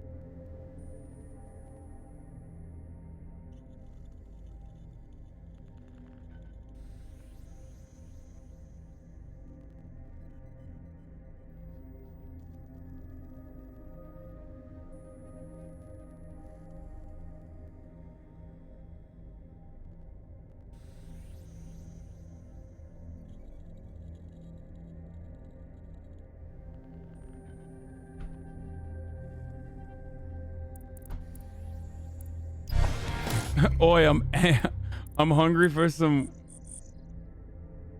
Ubisoft games don't need a guide. They hold your hand the whole way through. Do other English accents than Cockney. The North exists. The fucking North exists, by the way. Alright then. If you want me to do that, I'll fucking do it. I'll do it. You sure you want me to do a Northern accent, London, though? this is 404, the first peer-to-peer hacktivist network. All are welcome. If you want to make a difference, join us. We're taking down the elite, one contract at a time. Found that on the dark web. Oh shite, what the fuck am I doing? Cool kids are forming hacker groups these days. But this 404 might actually come in handy in our fight. If all are welcome, that means we are too. I say we infiltrate 404, we get their connections, we get their assets. If you play nice, they might even help you take out Zero Day. For that matter, maybe they are zero-day. Only one way to find out. I found Street View images of a CTOS hub that's been covered in 404 graffiti. They're marking their territory like an overexcited chihuahua. Dropping the location of the hub on your map. You just lost the radical left Brits, bro. The fuck are you talking about? That's as far north as it goes. I don't know what the fuck you're talking about. That's as fucking far north as it goes. You want a northern accent? I'll do a fucking northern accent. Alright? I just lost the radical left. I just gained the radical Irish. And that's all I fucking care about. Time to buy some fucking shop stuff. Time to buy some fucking gobshite. What the fuck is this? I'm looking like a fucking fool. Your accent is making me vote Trump.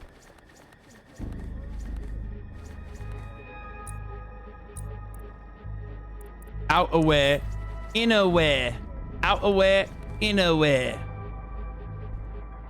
Birmingham, do a Birmingham accent. I will never do a Birmingham accent. It's very hard to do a Birmingham.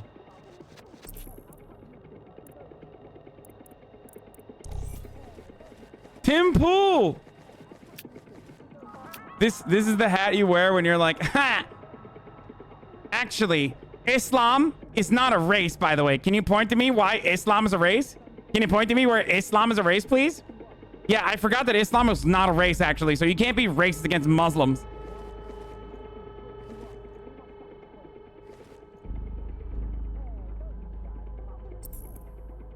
Tip, tip, tip, my lady. Tip, tip, tip, me fucking lady.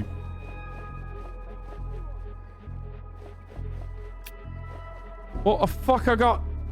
What the fuck is this, bruv? Me legs, they're invisible.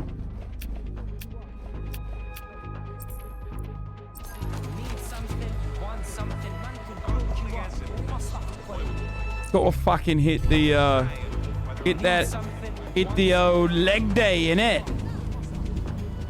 Can I get a fucking haircut? No? Alright, fuck it. Who cares? What about this one? What kind of shop is this?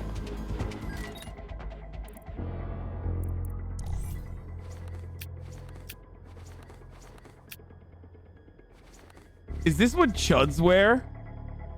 A fucking Union Jack? This one's kind of cool with the spikes and all, you know?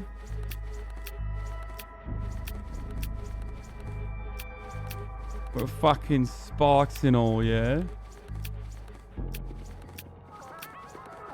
This one's kind of cool too. I don't know how to do the Manchester accent. I don't know how to do any of these accents that you want me to do. Okay, honestly, a lot of this shit's really expensive, dude. Like, if we're being real, a lot of this stuff is hella expensive. For like what you get out of it, it's insanely expensive within in-game currency. Is it worth it? Should I get a spike one, bruv? Should I be a leather daddy? Should I be a leather daddy? Practice accents before stream.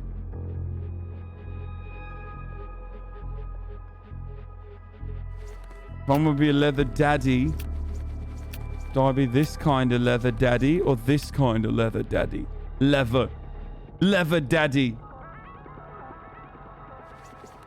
Alright, I'll fucking buy this then. Fashion is asinine. Yeah. It's a statement piece, bruv. What you don't get is that this is a fucking statement piece, bruv. You're asinine. Who the fuck are you calling asinine? Oh my god.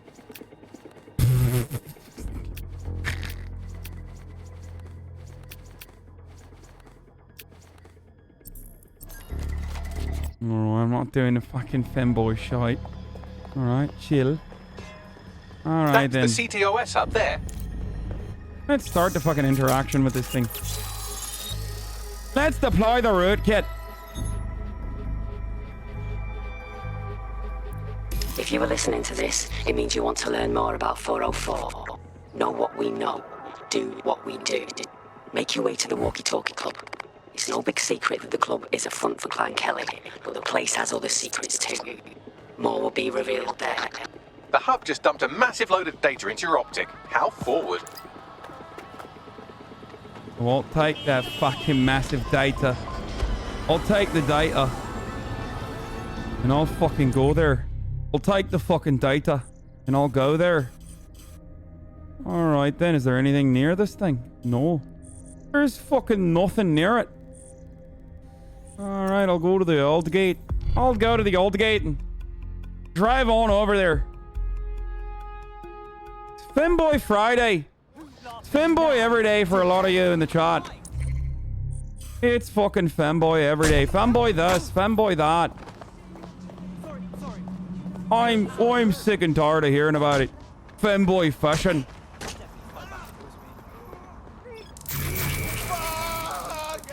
You better stop fucking around. Christ. You better stop fucking around. Come on, man. An Albion guard recruited for DedSec. I'm sure they could get us in all sorts of restricted areas. Finally, those criminals get it. Huh? Local British broadcaster. Britain's first news network. No way to escape, I guess. Oh, it is. What was that? Albion is patrolling the immediate area. All clear. Alright then, I got a fucking job to do. I need to go. I've got a job to do. This car looks nice.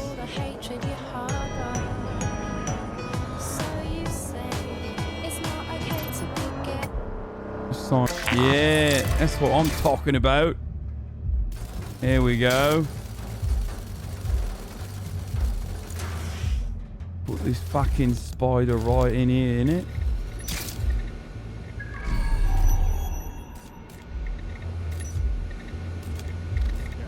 Fucking high society.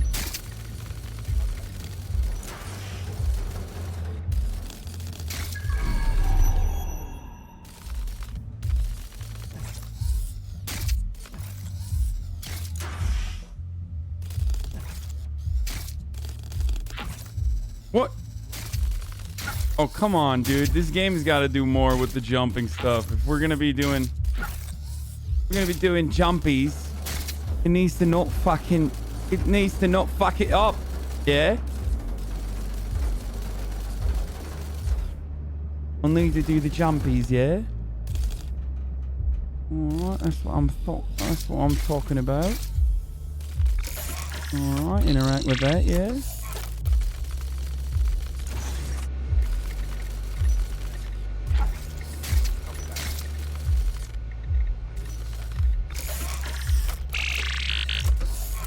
Well, you worked hard and persevered, and now we have nothing. The AI is not actually here, just a relay sending the club's data off-site. I'll find where it's all going, and you find a way out of this loud, obnoxious sweat hole. Deal? Deal.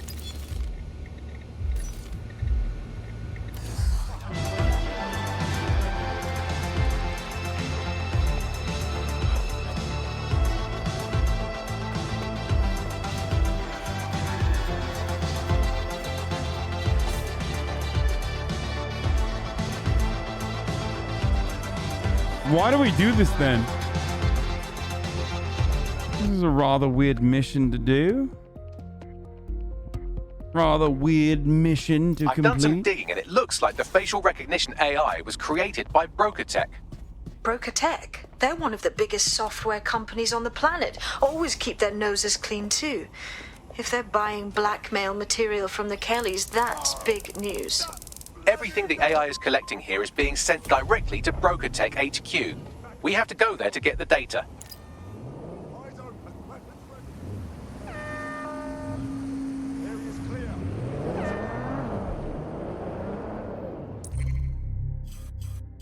Where the fuck am I supposed to go now, yeah?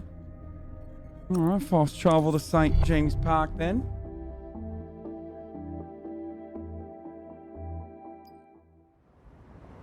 you fucking fascist cunt. It doesn't say cars, it says scars. This right to death right now. You fucking fascist cunt. Fascist cunt. Not today. Don't want to comply. How about now? Stop fucking harassing the people, bruv. Run!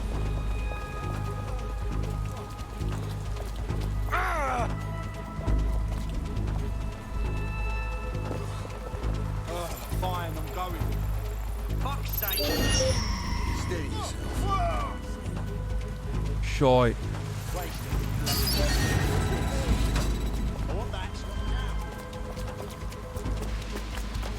I was trying to fucking kill the copper, bruv.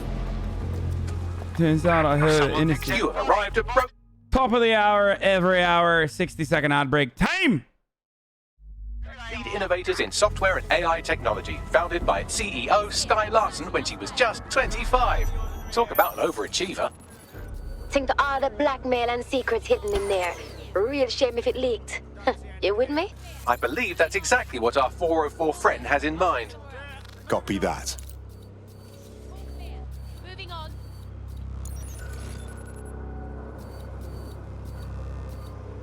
Clear. Moving on. Nothing here.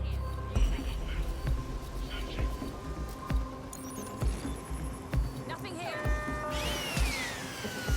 All clear here. Moving on elsewhere.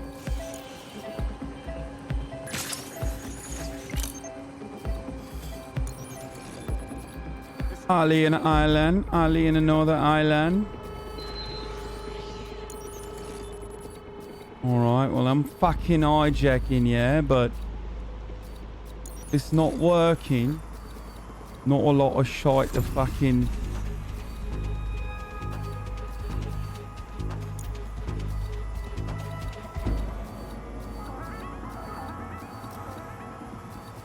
Let's see if I can fuck this guy up then.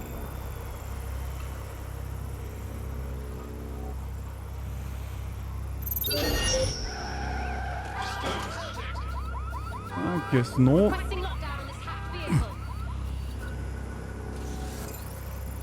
want this hacker found. Drone, perform a search. Area clear. Moving on. Don't No see one's anyone. here. Redirecting.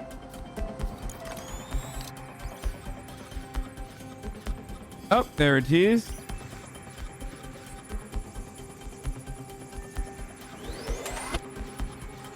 What was this shite then? Alright, need to find the little security thing for that, yeah? Okay, there's a spider one in this one. Like, there's a spider bot somewhere. Nobody's here. Searching elsewhere. All clear. Moving on. Shit! Put out an all ports warning. Wait. Just a minute. That'll do. That'll do.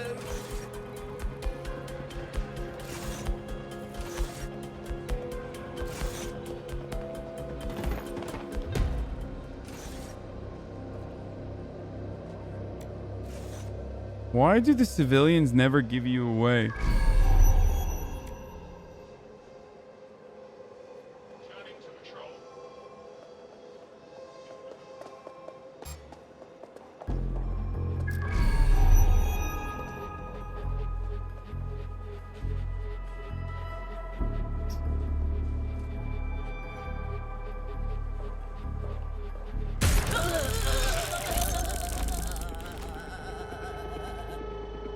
Sorry about that. Oh, never mind.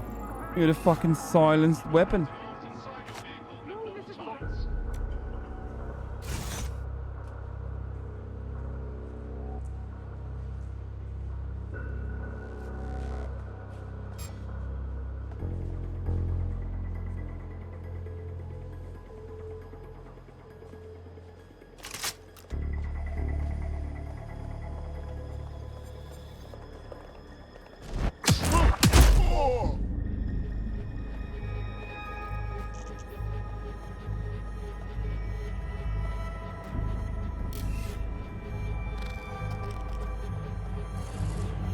Is this not it? No.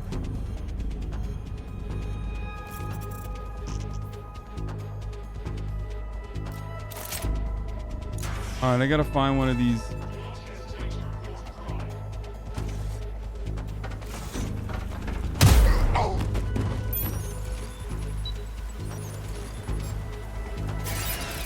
What was that? Area clear.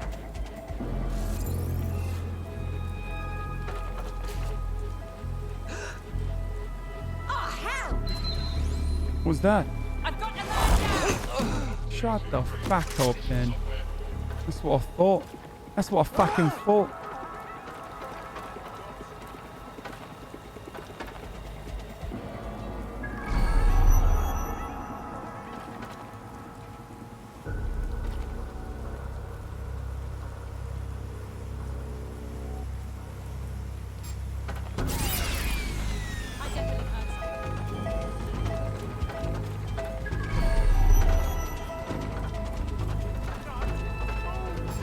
Fucking hell!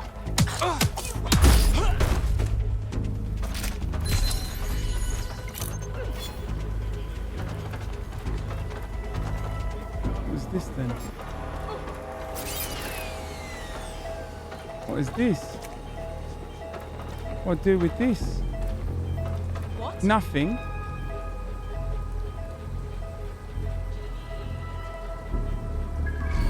But it's lit up.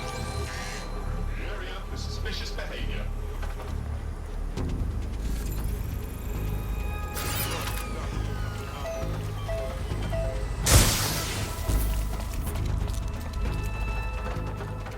There we go. Got rid of that pesky little shite there. That pesky little shite.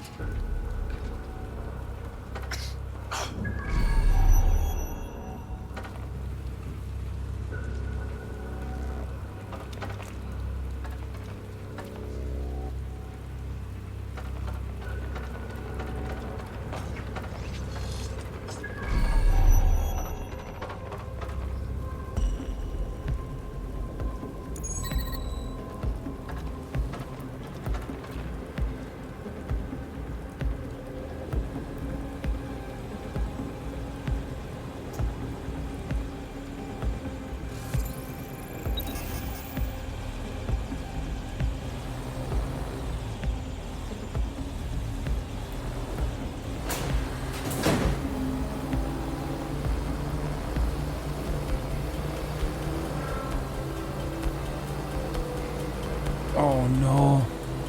Oh no. Could have dropped it on him. Could have dropped it on the fucker.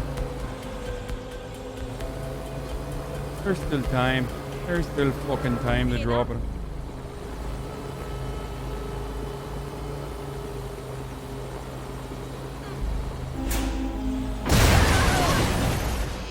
That's what I fucking thought. Death from above, don't you know?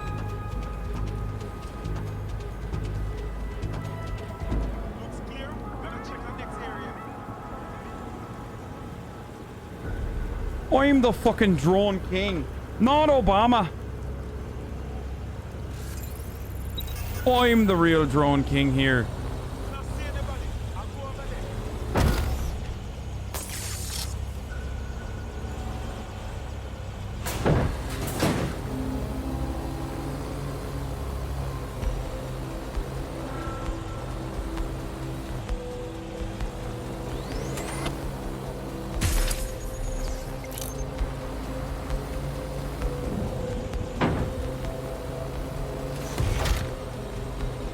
Special delivery.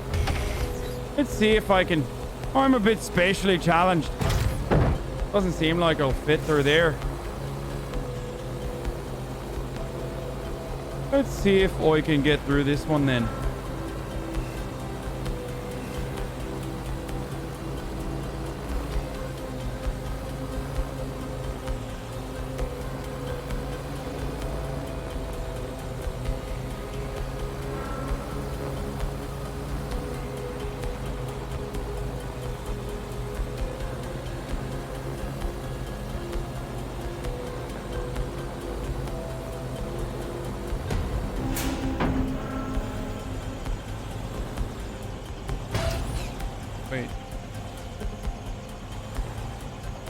Why can't I get that?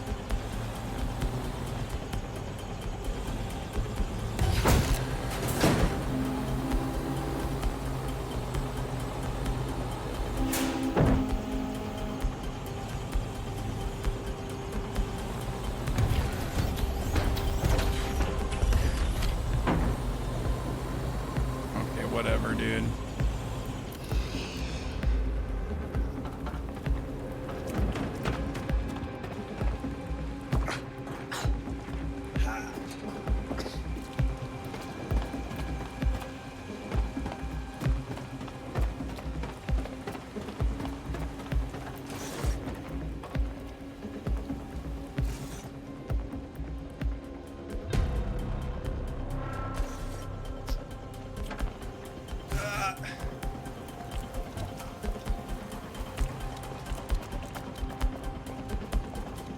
What is this?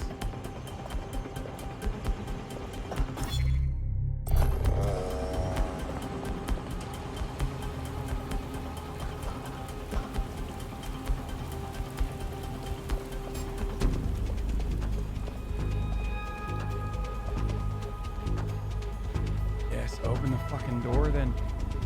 Open it. Open the door.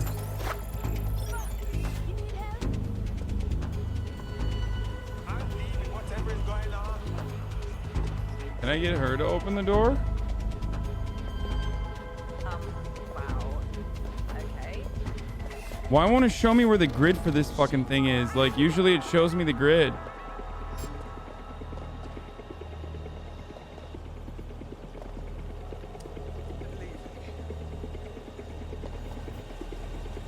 Dude, gaming chat is so fucking annoying.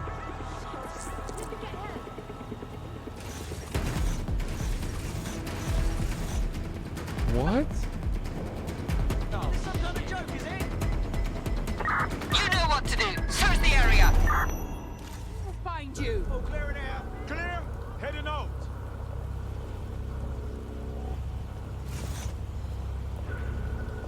Don't get.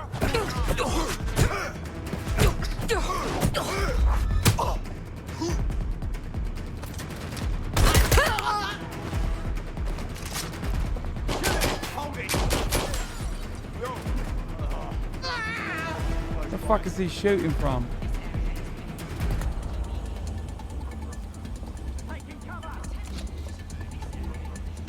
Get up then. That's what a fucking fault. I need urgent backup now. Throw him nearby. Keep looking. Investigate. Over there.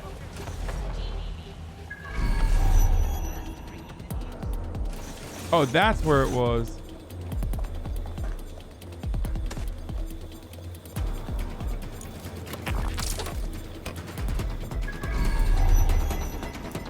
Track him down. Global British broadcasting. Britain's first news network. Load me on. There's nothing here.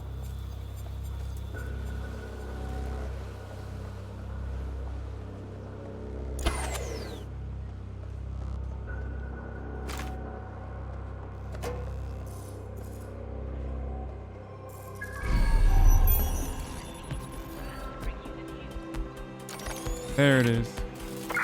Fuck! They're up and vanished. Take it. I don't even know what tech points do, but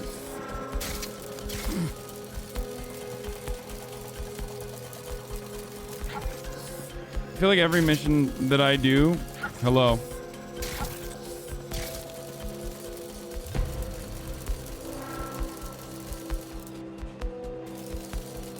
Wait, why did he just pass by me, just kneeling there, all inconspicuous like?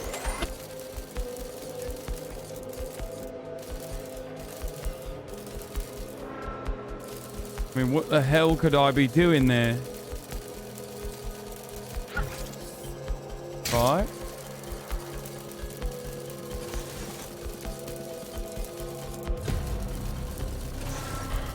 I can upgrade my tech.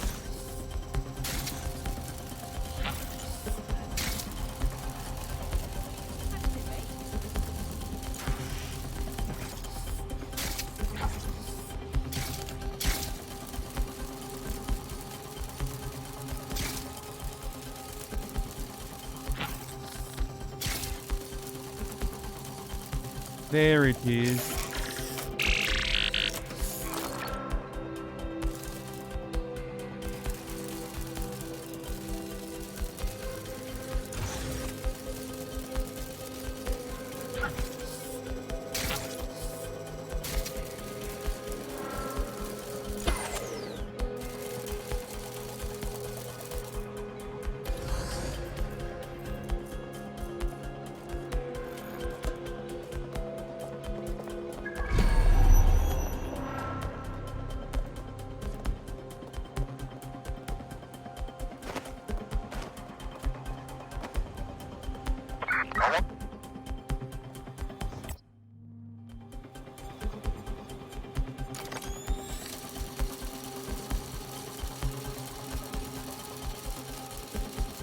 Just close chat. Yeah, I mean, chat is being. How big is your cock? I want to know just for comparison reasons. I'm not telling you fucking shite then.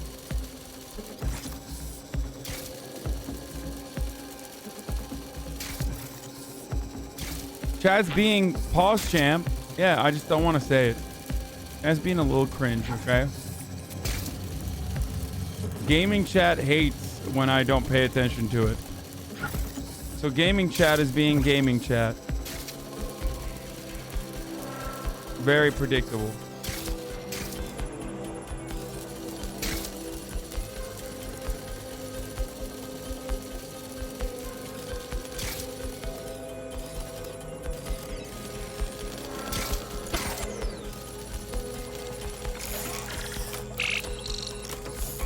I have all the blackmail data, and dear God, people are disgusting. I wonder how this family values politician will appreciate his S&M sessions on public display. Oh well, let's find out. Blackmail data is hereby leaked. Fucking excellent.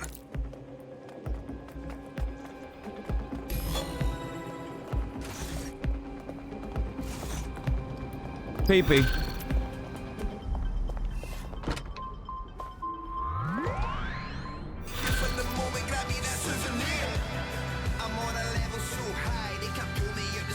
It's nice to see our work being so highly valued. I'd say it's a thankless job, but someone just sent us a video link named thankyou.mp4, so at least it's a one-thank job. I want to see it. You have completed your first contract with 404. The dark web's first peer-to-peer activist network. I admin the network. I give the contracts. That's all you need to know about me. I'm nobody. I'm an out.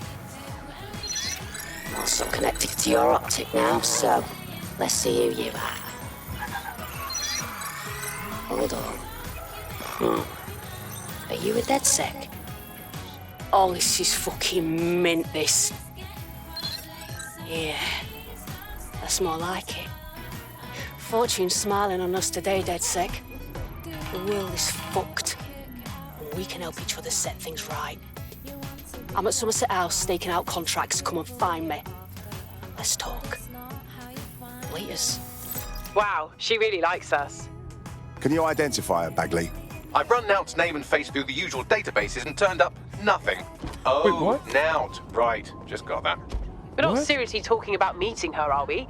She's giving me stab-happy stalker vibes. Worth the risk, in my opinion. She seems like a real DedSec fan, and I'd certainly rather have her as a friend than an enemy.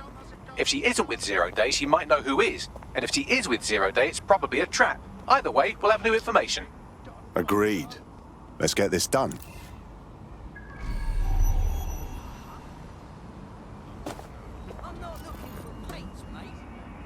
Oh, that's wicked. You look great. I'm still figuring out my look.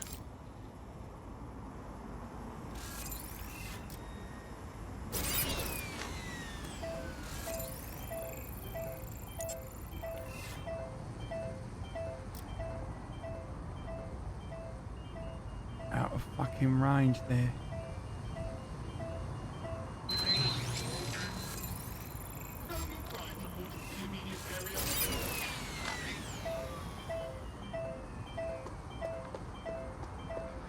You need to leave this area right now.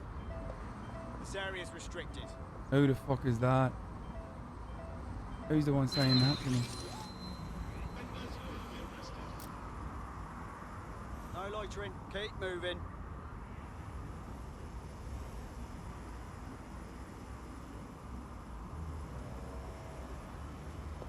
ask you to keep moving.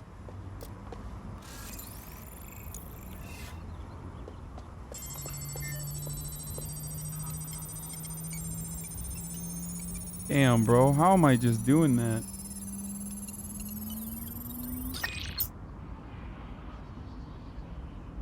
Alright, I just got the key to the Buckingham Palace. What the fuck do I do with that then? I don't know. Do I just get in through the front door? Is that how this fucking works? Oh shit, this looks good. Look a good core.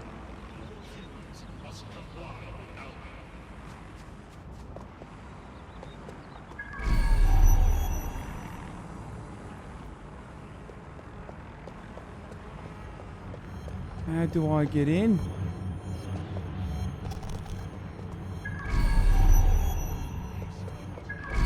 Are there no cameras in Buckingham Palace? Are there no cameras in Buckingham fucking Palace? I don't understand. Real inconspicuous like.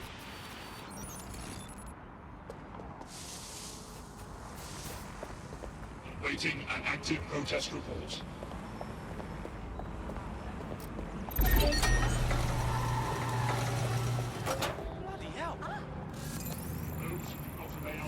A riot drone. Should you possess any prosthetic or implant that may trigger security scanners, report it to the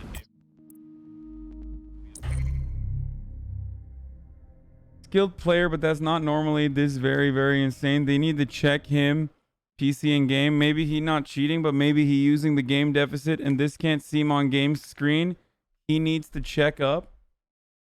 What the fuck? Is that like an old copy pasta or something?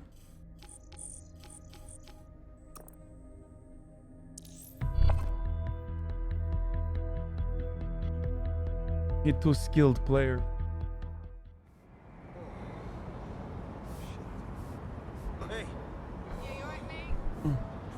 It's an old Counter-Strike copy pasta.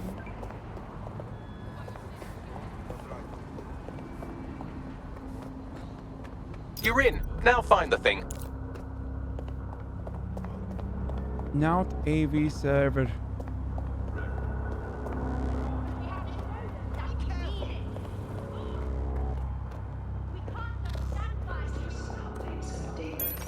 Berkatech has led the world in AI innovation.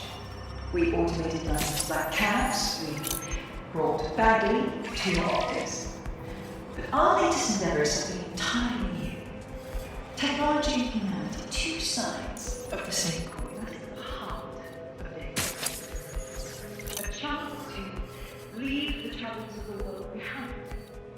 Things may seem bleak now, but a new society awaits you.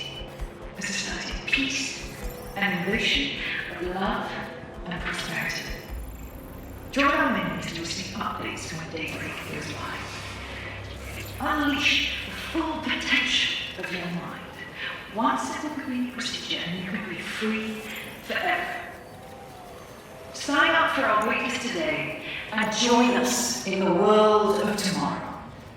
Daybreak is the future, and the future is very bright indeed. Shouldn't be off.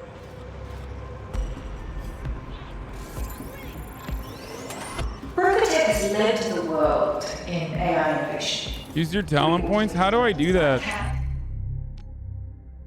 Was it here or something? Oh, I could change my...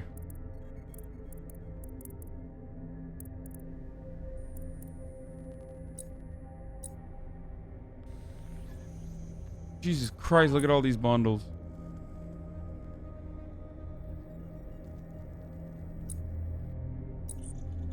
Where do I...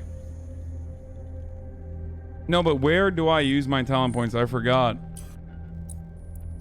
Oh, there it is. Electro Fist. Infiltrate a Spider Bolt.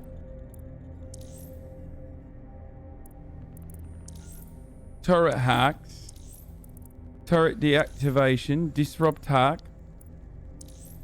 An MP9 DedSec SMG. A DedSec pistol.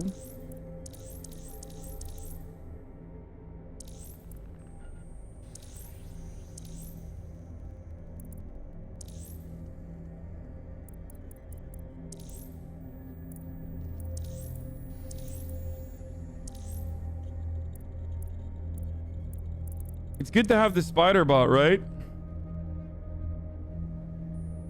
Like, I should just have... What should I get right now? Like, the spider bot, right?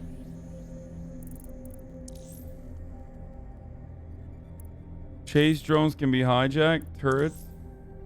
CT drone hacks. Counterterrorism drones can be disabled for a short period of time.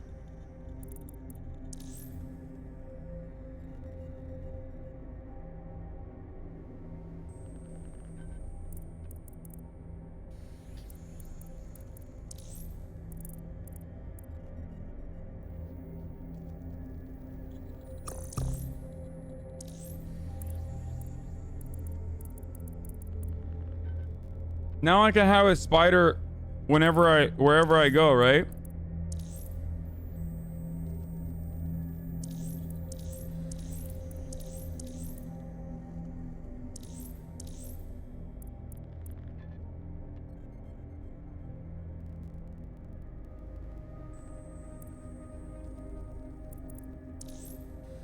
Are you aware of the fact that HasanAbi combat spider bot? Holy shit.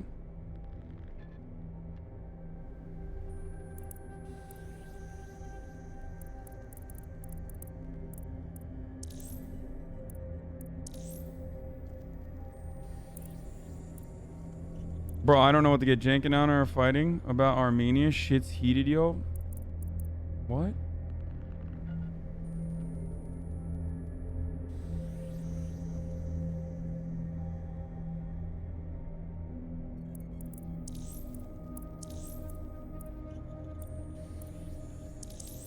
Ooh, this one's good. Definitely use this. This game looks like absolute garbage. It's actually fun, dude. I'm having fun. I mean, it gets a little. It definitely gets a little. It gets a little repetitive. It's very smooth. It's very nice.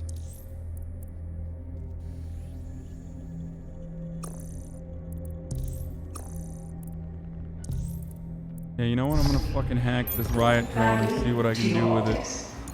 But our latest endeavors have been entirely new.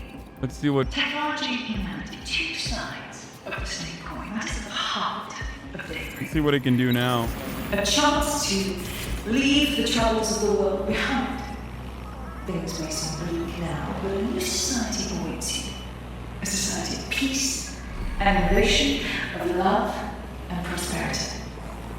Join our mailing list to receive updates when daybreak goes live. Unleash the full potential of your mind.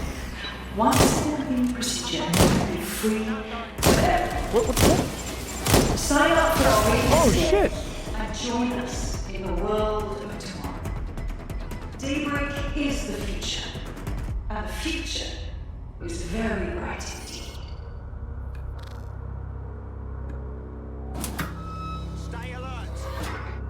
Thanks, brother. Brokotech is Thanks, led to the brother. world in AI innovation.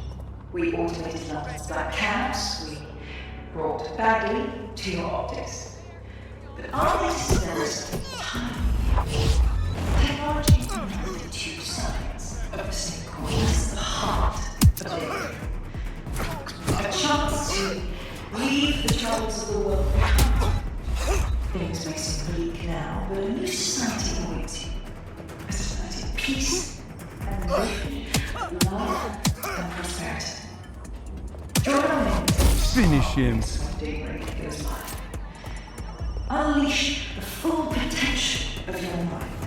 One simple clean procedure and you can be free forever. Sign up for our waitlist today and join us in the world of tomorrow. Daybreak is the future, and the future is very bright. Damn, that shit is loud, bro. It's a proper thing. That shit is loud, bro. Louder than a riot, bruv. British people only know two things. It's love and bruv. You know what I mean? If you're a lady, they say love. If you're a man, they say bruv. A chance to leave the troubles of the world behind. Obey Invader V and sign up. Oh, I'm fucking signing up, alright. Pop a ting, big shot. Don't lump us all in with London pricks. Updates when daybreak goes live. Unleash the full potential of your mind. One simple convenient procedure and you can be free forever. Sign up for our waitlist today and join us in the world of tomorrow. Daybreak is the future, and the future is very bright indeed.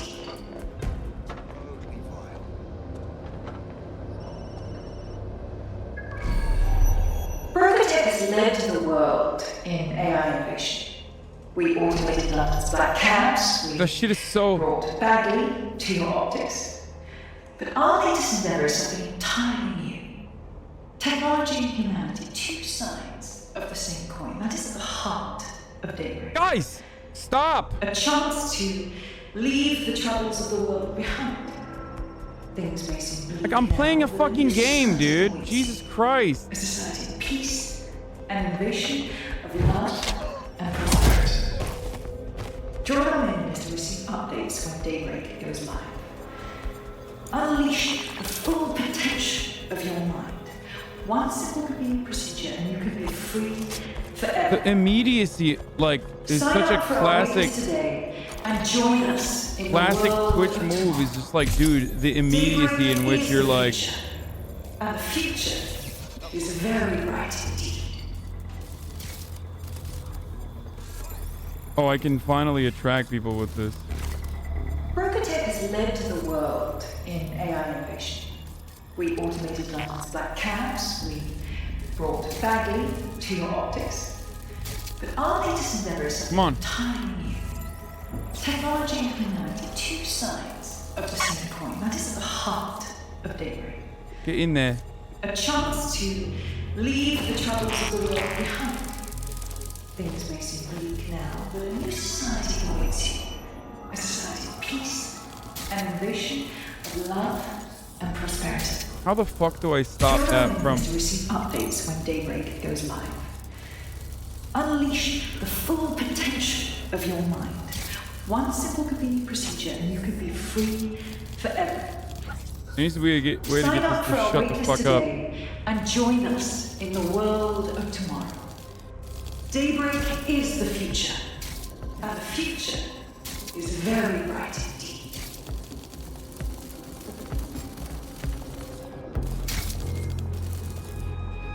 Brokotech has led the world in AI innovation.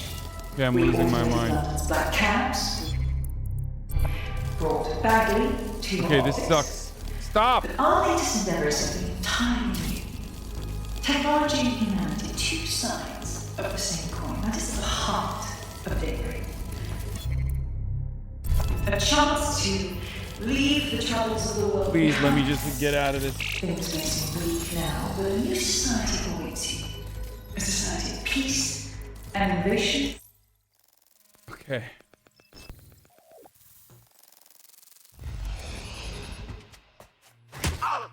Are you Nout? Hey, you made it. I seem to have caught you at a bad time. What?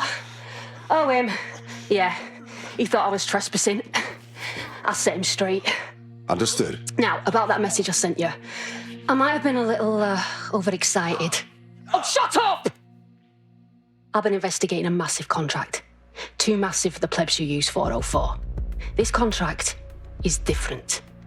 Dangerous. Dangerous. Who is it? I will tell you. But first I have to trust you. And you have to trust me, you know? So, I'm gonna send you another 404 contract.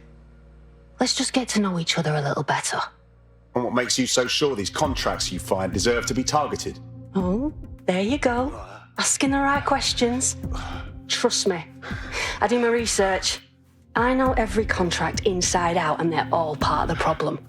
London, the world, will be much better off with our help. Now, if you'll excuse me, I have to move this twat before he gets his strength back. Laters. Is that a northern accent? Sounds like we have a potential partnership with this mean, aggressive mystery woman. Give it a think and we'll discuss once we're out of Somerset House. Not a bad idea. In the world of tomorrow. Daybreak is the future.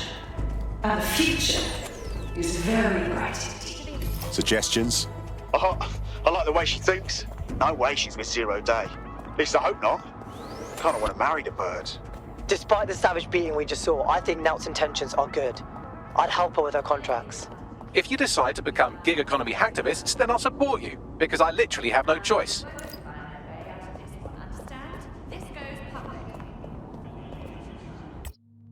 Should we become... Are we gig economy hacktivists now? DedSec complete a contract for the Hacktivist Network 404 and consequently caught the attention of their leader, or known only as Nout. Now as a high-profile contract.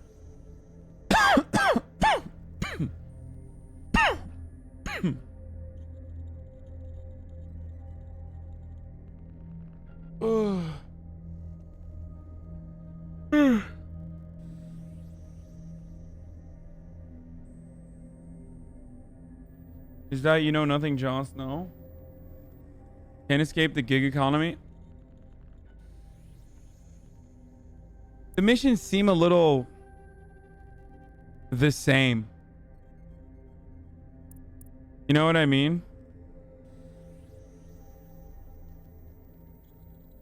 They seem a little like go in, look at every camera, set some traps.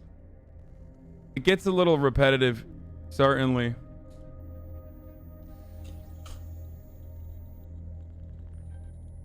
I don't know why.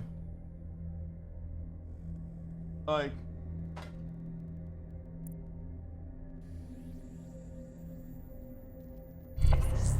Got a potential recruit for you. I'll mark them on your map. change your play style. I don't use traps. I just gives my James Bond to silently murder everyone.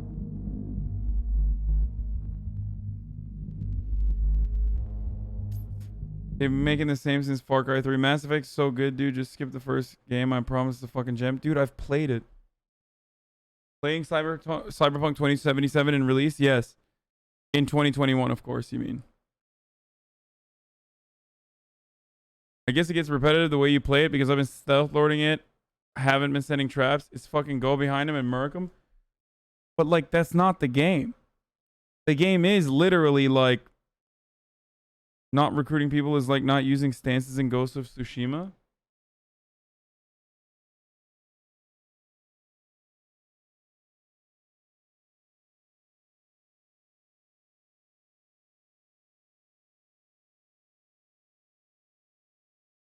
Hasan isn't that cute, to be honest. Aw, Naruto rocks 420. That hurts my feelings.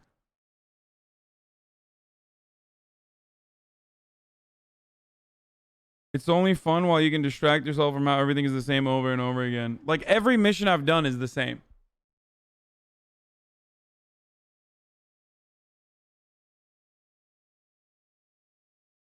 Hey, Azuni, your gaming stream and skills are poggers. Play a more popular game like COD and Among Us, please. You'll get more viewers, too. Man, I'm happy with what I'm playing, but I will be playing the new Spooderman when it comes out.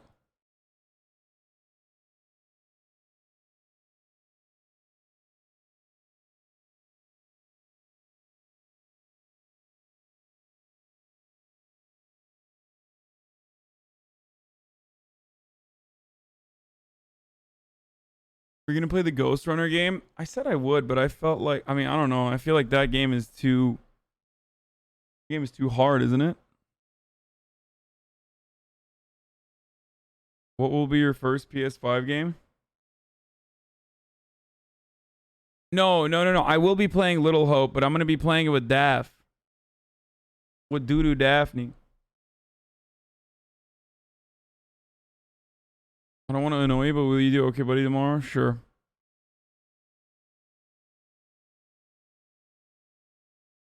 Speedrun Minecraft for 100 gifted? No.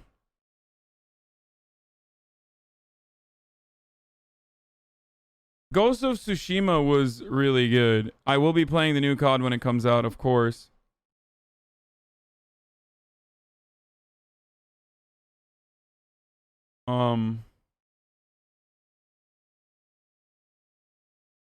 You won't get a Fortnite stream, no. I will not play Sly Cooper.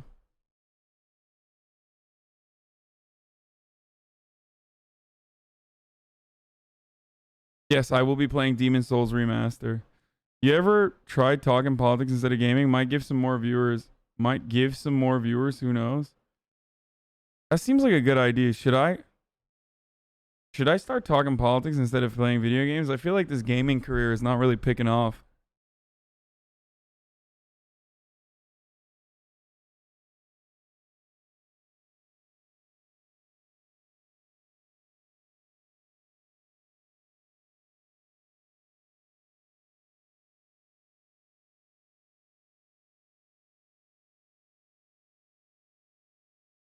Damn, Discord just like sent me an official message saying I gotta turn my Discord into a community? What?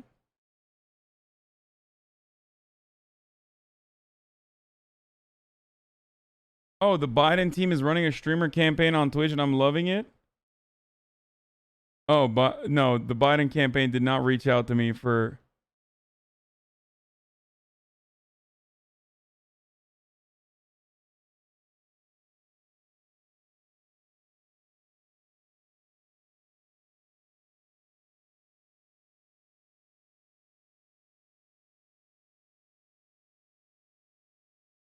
Play Mafia? Mafia was fun as fuck.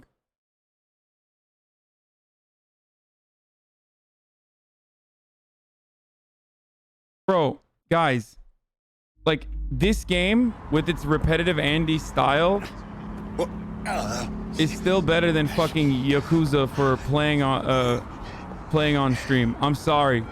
Like, no matter how repetitive this game is, at least it has like fucking cutscenes and shit. I'm sorry. It's a better streaming game. This game, with all of its fucking problems with like how repetitive it is and shit, is still a better streaming game than Yakuza is. It's just the truth. Like, you're being crazy when you guys are fans of the game, and that's beautiful and that's pretty and that's nice that you like want me to fucking enjoy something that you yourself have enjoyed, right? And that's great, but you're not thinking about it from like Twitch streaming POV at all. You're just like, come on, dude, the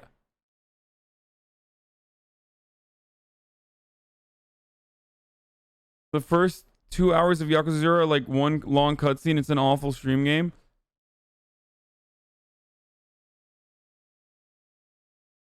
It's like Hitman in a way. The RP is funny. Yeah, I can do like RP and stuff on this. But with Yakuza, like, there's no cutscenes. I mean, or like, there's cutscenes, but like half the other cutscenes are like...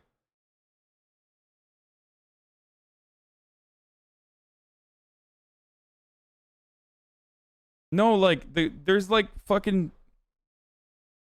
Like, there's sequences where people are just not talking. You know what I mean?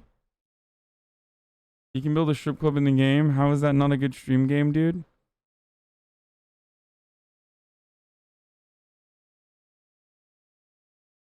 How about you rate Hunter Biden's cock on stream?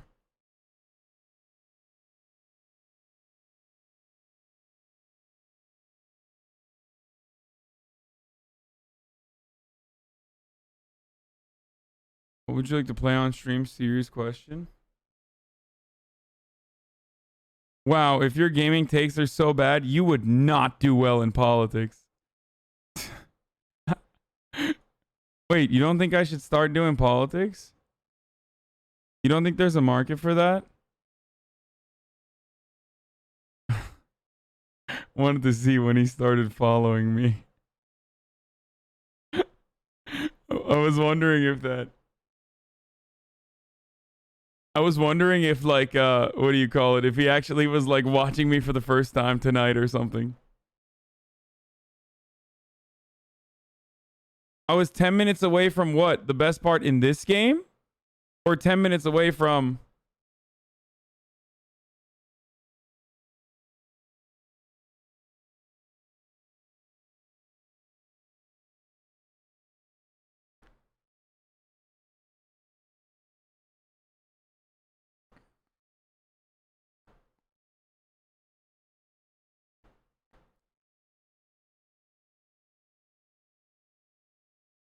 What Batman games? You do politics? Yeah, I don't know. I've never done it, but I'm thinking about doing politics.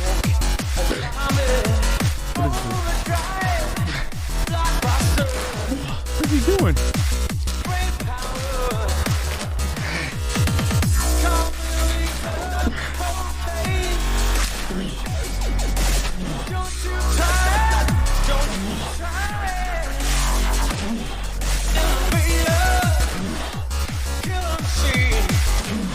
Wait, is this DMCA-able, the music? My arms! Fuck! I don't want to get DMCA'd. Oh, never mind. It's a Gotchi song.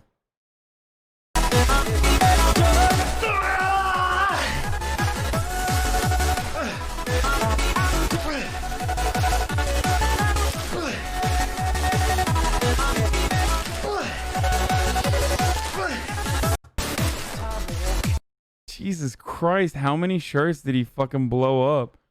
Lots of shirt rips. 30 in 1 minute and 10. This is what it looks like breaking through the layers to understand a Republican.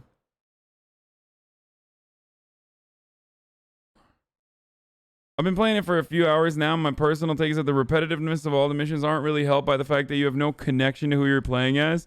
Sure, there's a vague main story, but I'm missing that protagonist I can feel attached to. Yeah. No, I don't know if I ever watched the Demon's Souls gameplay, actually.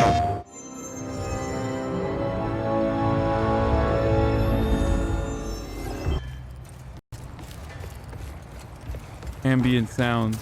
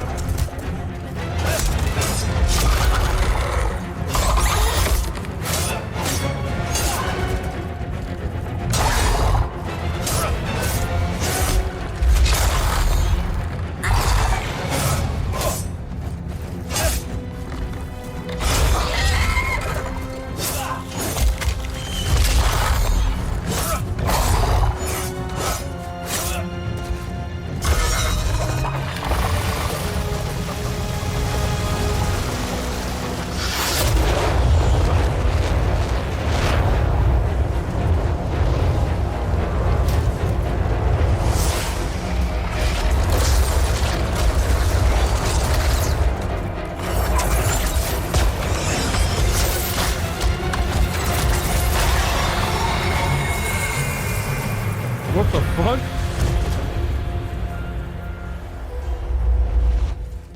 The spell graphics? You don't like the spell graphics? Is that bad? I don't know. I never played, obviously, as a spellcaster in previous games, so I don't know anything. It's bad.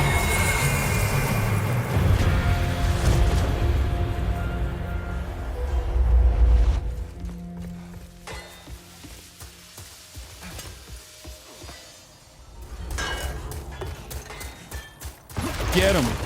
Wait, he left the lizard.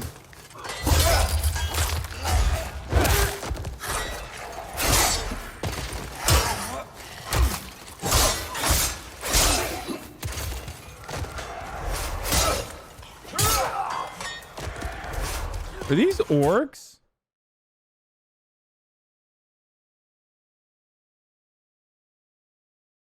Like, what are the enemies in this? The working class. Yeah, he's just killing. He out here killing workers, dude.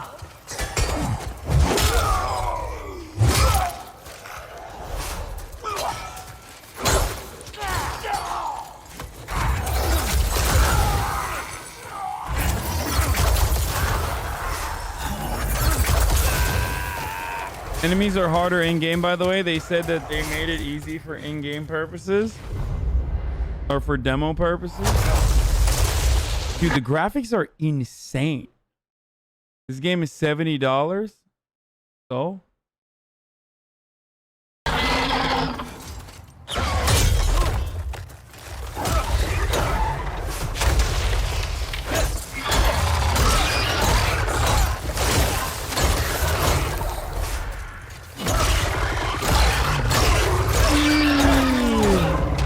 Yeah, this is how coal mining ended as an industry. This guy's portraying a Democrat.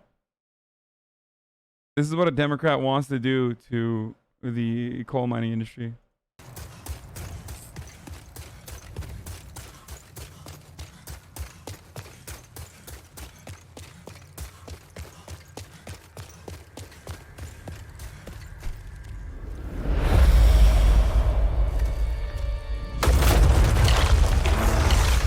I wonder why they don't show user interface. Wait. Why don't they have user interface?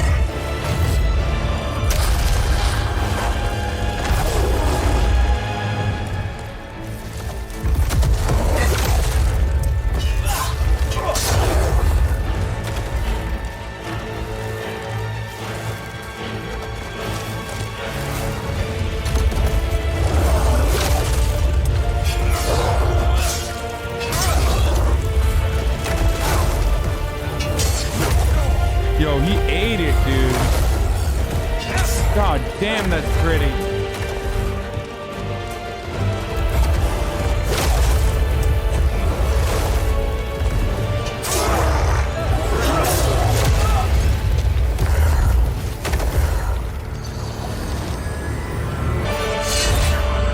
This game is all looks. Gameplay looks stale as fuck. What do you mean? It's a From Software game. It's literally all gameplay. Hasan, you've been coughing a lot lately. I know. FromSoft isn't making this remake. FromSoft doesn't even own the IP anymore. Wait, really?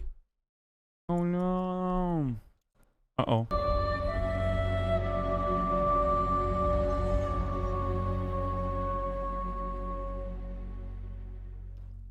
Pre-order now. It's a PlayStation exclusive, bruv. Well, guess what? Now I know. Wait, when is the PlayStation coming out again?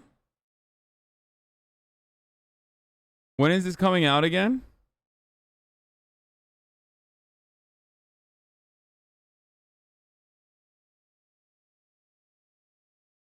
Mass Effect for PS5 POG, Mafia 2 trailer, E3 2010.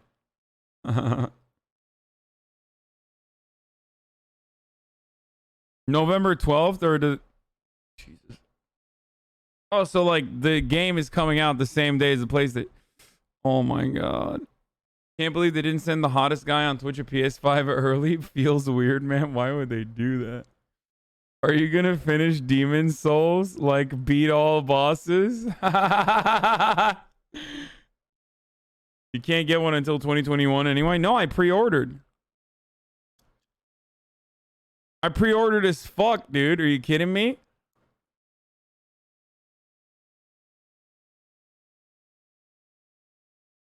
Fuck you? Wait, why fuck me?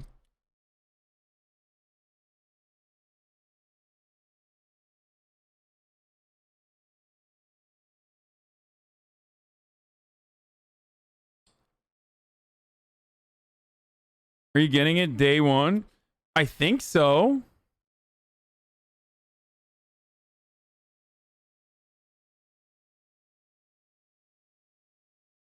Why pre-order? It's not like it's in limited supply. Yes, it fucking is. What are you talking about? Nice pre-order, capitalist simp. Yeah. I mean, this is my job, dude. At this stage, like, I mean, I would have pre-ordered it anyway because I am a total fucking consumer whore. The only type of gamer more pretentious than a PC elitist is a From Software elitist. Yeah, well, I'm neither, so. I ordered it from Best Buy. Does it come in? Like, does it get delivered on day one then? How does it work?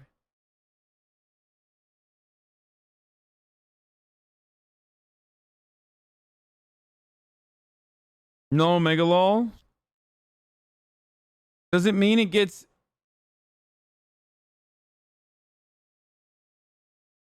Omega Lu PS5?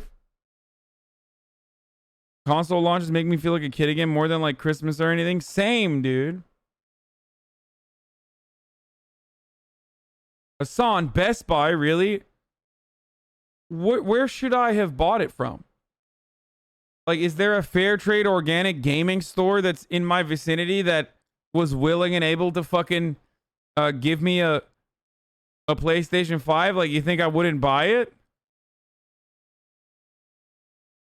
Best Buy, Hasan, how dare you?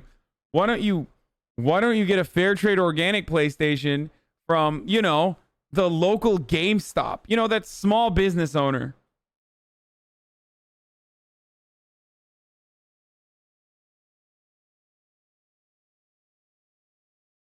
Antifa black market. You should have built it yourself, fake fucking leftist. Best Buy sent me an email to schedule an appointment to pick up my PS5. No, I ordered delivery, I think.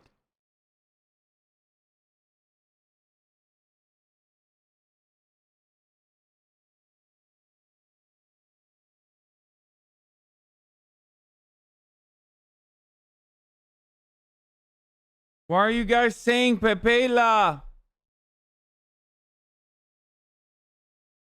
If you don't play as transgender in Cyberpunk, I'm unsubscribing. Okay, well, you're not even subscribed, so bye-bye, I guess. Hold on one second. Did you pre-order Demon Souls? No, but there's no scarcity for fucking Demon Souls, dog. Let's look.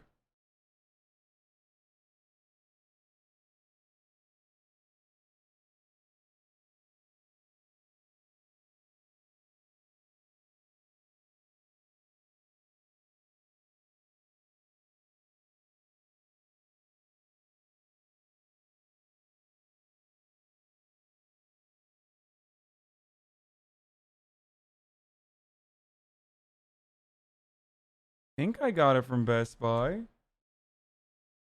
I can't find it now.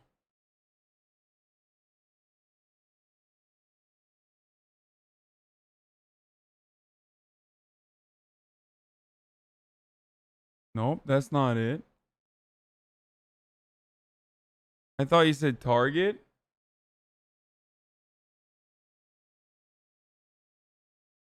Why can't I fucking find it? Did I say Target? Dude, I'm literally searching PS5 and I can't find it in my emails.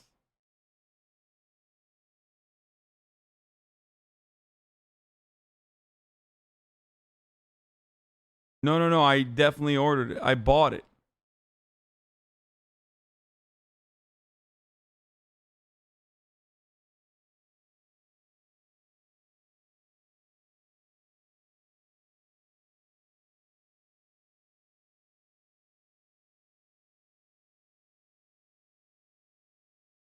Didn't I post the fucking photo of the order?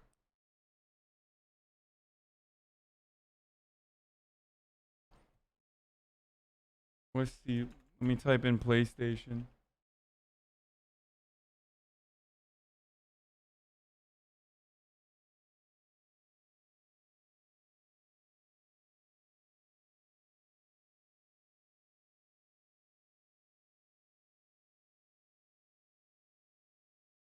Okay, now I'm fucking worried. What would it be? What would be a keyword to add, search for?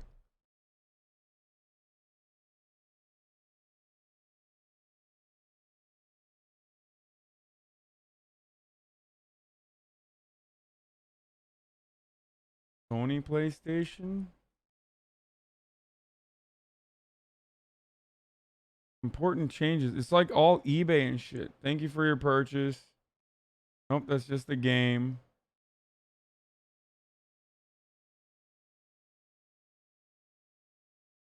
PlayStation Plus experience. When did the wait, hold on. When did the pre-orders come out? I can narrow it by date. Pre-orders went up 9/16. Check that. Okay. September 17th, September 20th. Nope, nothing there. What the fuck? Could it be in my junk? If it's in my junk, I'm fucked though. Yeah, it would have been deleted already.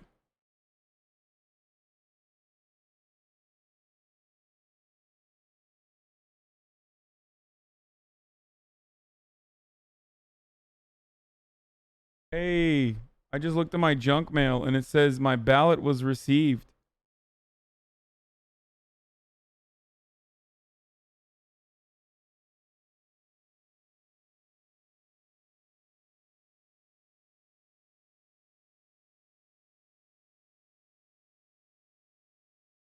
Yeah, okay. I thought I ordered it on Best Buy. I did. September 17th or September 16th, technically, is when I pre-ordered it. So why is it not coming up when I look up Sony PlayStation? I remember getting an email about it. So why can't I find it in my emails?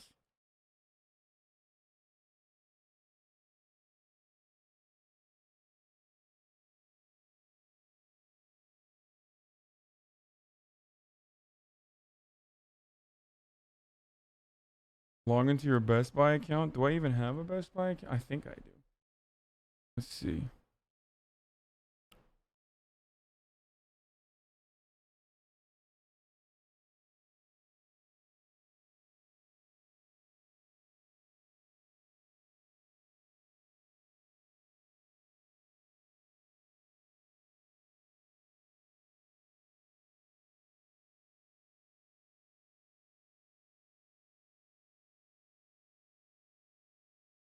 Let's see. Hold on.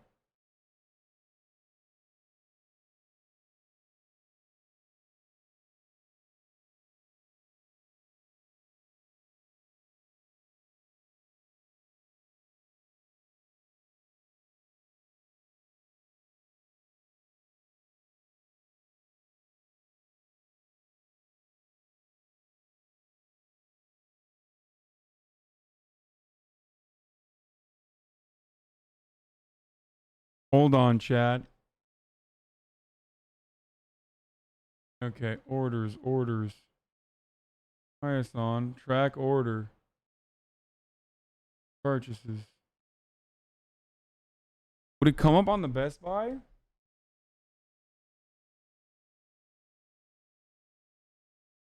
In progress. You don't have any in progress orders? What the fuck? Did I not get it from Best Buy? Did I like...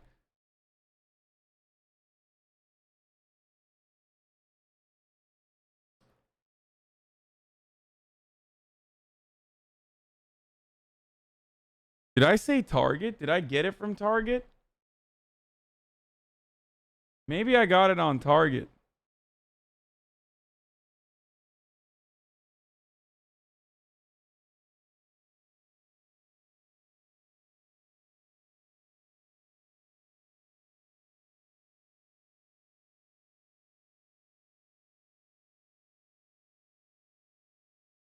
I didn't use a credit card. I used a debit card. Look at the Xbox fridge they actually made of. Log into your... Why'd you tweet you got one?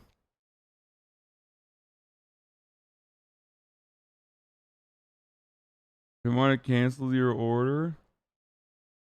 Search Target or Best Buy in your email, you Pepega. I did that already. I did both. It's not coming up.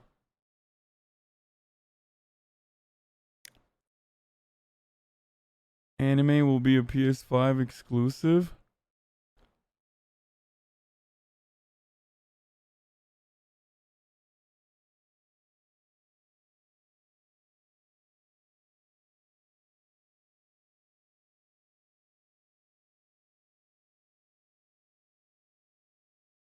I don't think it's Amazon.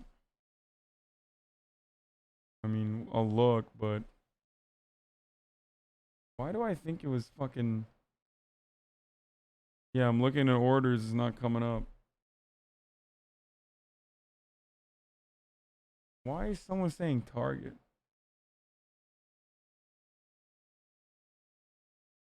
I don't even have a Target account, I don't think.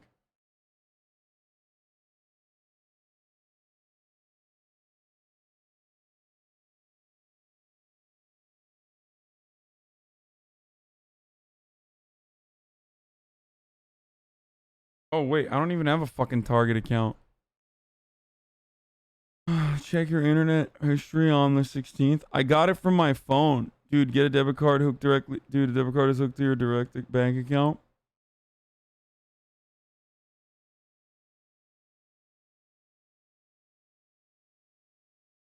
How can you be so Pepega? Just search for email.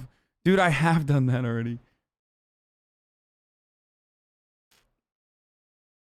Fuck me, dude. What the fuck happened? Hold on.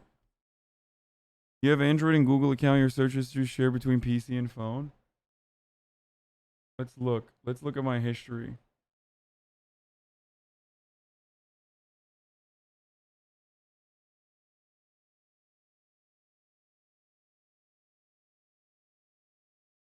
How do I tabs from other devices?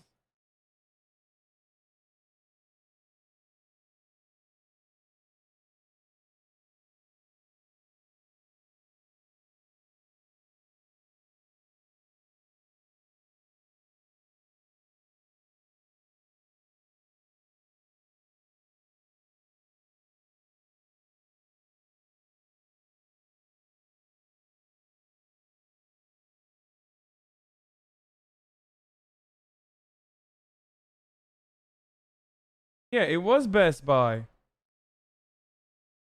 Yeah, it was Best Buy. I did buy it. What the fuck? Why is it not coming on?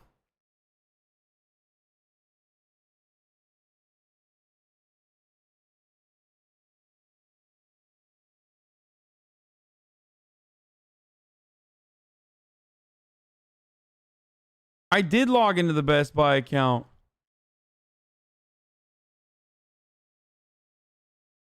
You probably checked it out as a guest. Oh, that could be true because I got it from my I got it. I think I got it.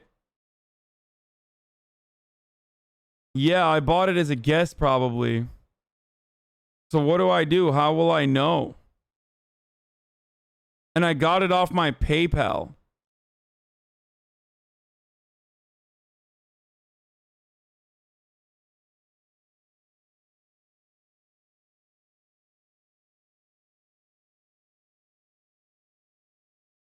They'll email you? Well, I don't have any.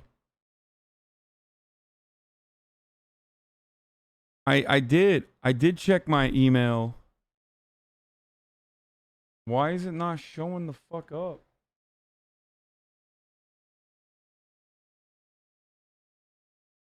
That's so strange. You're fucked without a tracking number? I think I got it. I mean, I definitely got it on my phone with PayPal. What can I look at now? I'm not pretending at all. This is very real. This is like legitimate. This is a legitimate grievance and a legitimate problem, okay? Do I look at like activity or is that where that would be?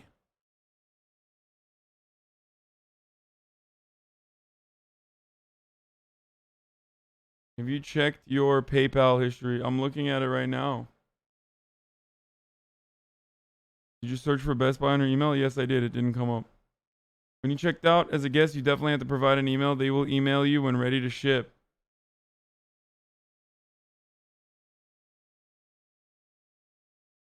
September.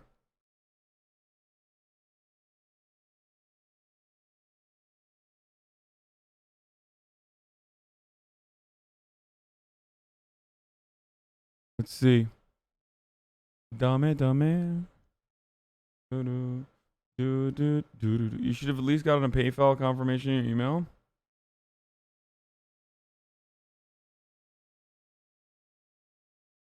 Probably should have gotten an email from PayPal, right?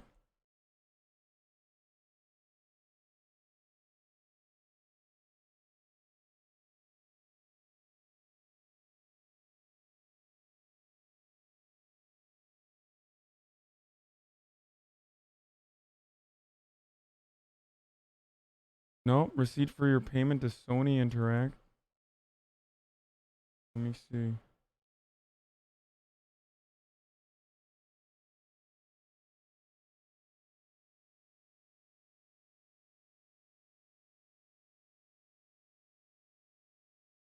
Yeah, no, I can't find it.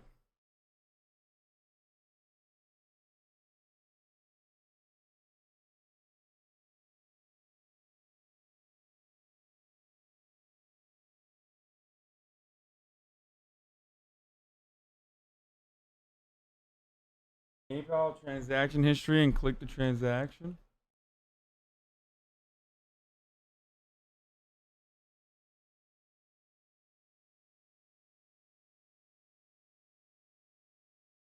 I'm searching my PayPal history for PlayStation. My transaction history on PayPal for PlayStation. And nothing came up. Maybe Best Buy?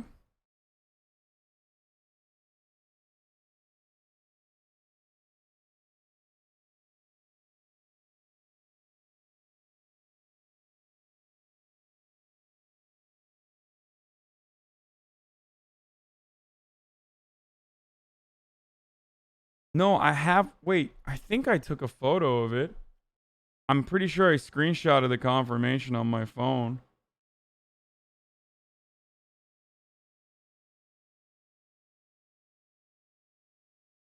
Why didn't I just do that first?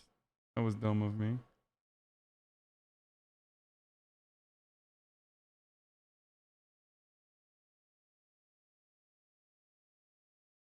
October.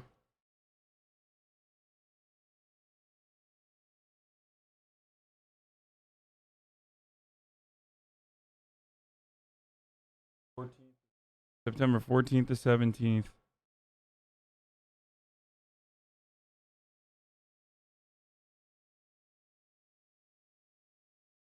September 18th, September 16th. Wait, what?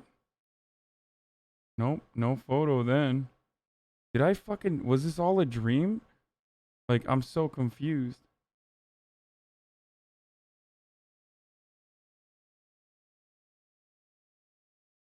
Did I not even fucking... You don't get charged until it ships? It's not that, dude. Check your text message for Best Buy. Oh no, my text messages auto-delete. Nope.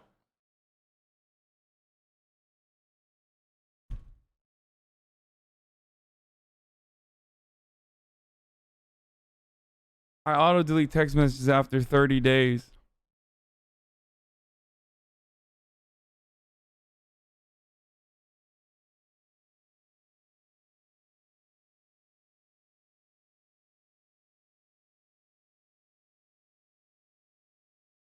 Lol, you didn't confirm payment and never ordered it? There's no way.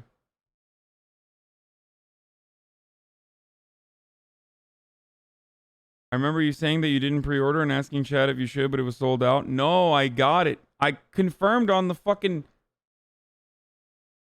I confirmed. Like, I know for a fact I fucking pre-ordered it. I know for a fact. I know for a fact that I got it off that link on Twitter that you guys saw, okay? That link that took me to Best Buy. I know for a fact that I did it on my phone. Okay? I did it on my phone, and because it was on my phone, I did it via PayPal.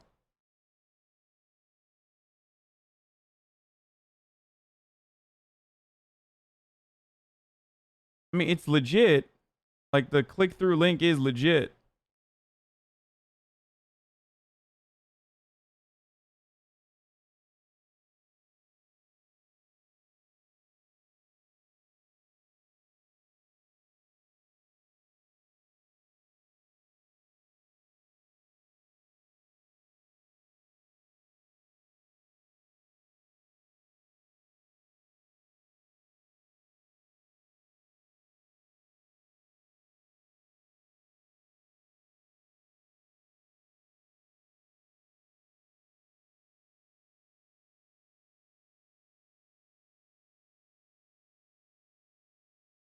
September 18, September 17.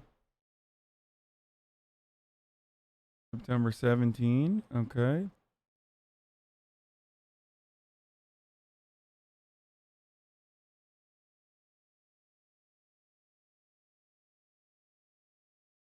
Check your Instagram stories. Yeah, that's September 17th is when I got it. Like when I said, never mind, I got one, I tweeted about it immediately. It was like after the stream at night. It's not showing up on my... Maybe I didn't fucking order it. Like, I don't know. Maybe I just dreamt that I ordered it. Or maybe I never, like, confirmed it. That's really fucking strange, though. I'm not even seeing it in my PayPal, so maybe I did... Oh, wait. PayPal through maybe my Bank of America, though. Okay, last one. I'm going to check through my... I'm going to look at my Bank of America account now, okay?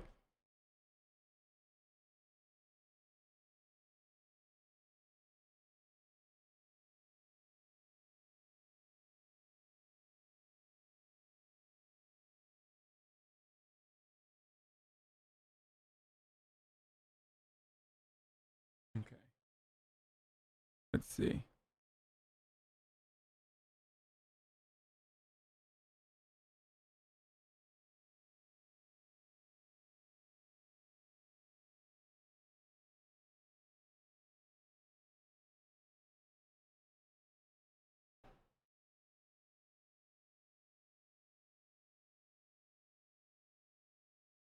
No.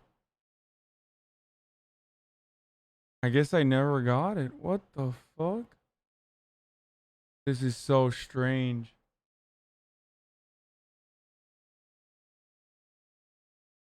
No.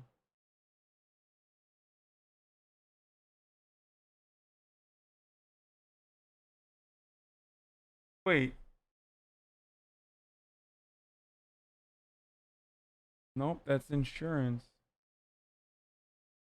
That's an insurance premium.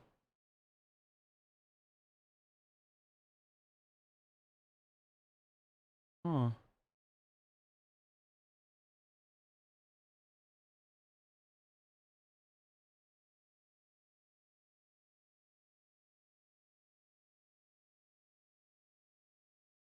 You're fine. I'm in the same boat. Best Buy pre-order. Trust me. Their site is just ass. You'll get an email when it ships that you just probably deleted the email.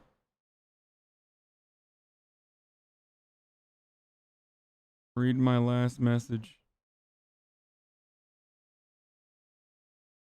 Check your story archives on IG. No, I didn't post it on Instagram.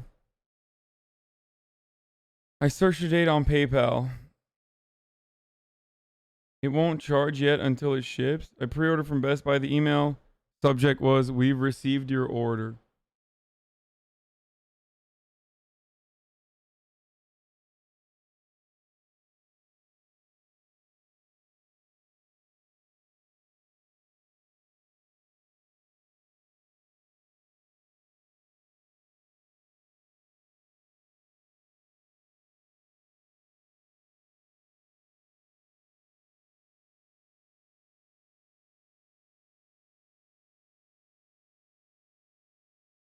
Well, I mean, it should come up on my Best Buy because I have a Best Buy account.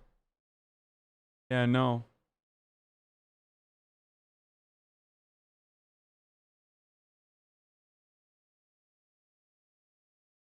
Yeah, the last time Best Buy said we've received your orders in 2019.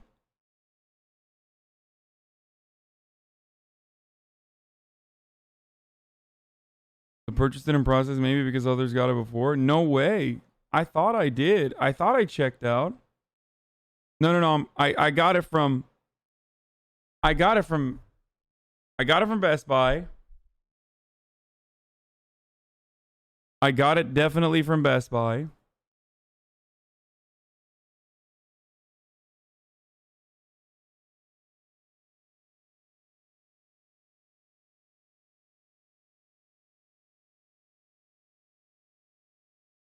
I got it definitely from Best Buy, and I'm pretty sure I got it with PayPal because I got it off my phone. You tweeted you got one, so you'll get an email like next week or so. How the fuck do I pre-order a PS5 at Sony? Please help. Yeah, stop joking. I looked at my Best Buy account, and it doesn't show in my orders in my Best Buy account. Best Buy info, email info, bestbuy.com. Yeah, that's not coming up.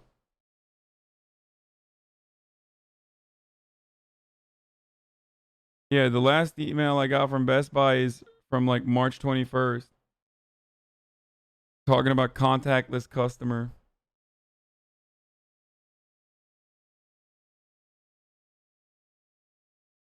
I checked my, not my trash, but I checked my junk and it's not there. And there's nothing in my trash. Like I looked at my spam and I don't have an email there in my spam.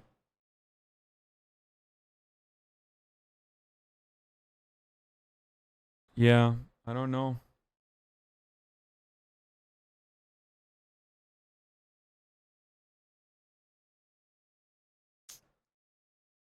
Does it show up under your BB purchases? Mine is there.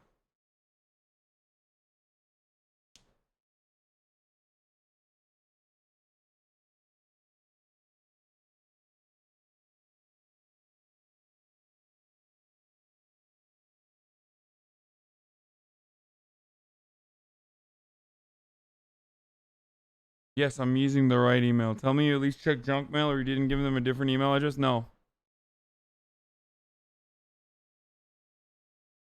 My purchase section is empty too. I think it's just poor UI, but I have the confirmation. It says you'll get another email when it ships. How do I go to like all of my mail on that day specifically?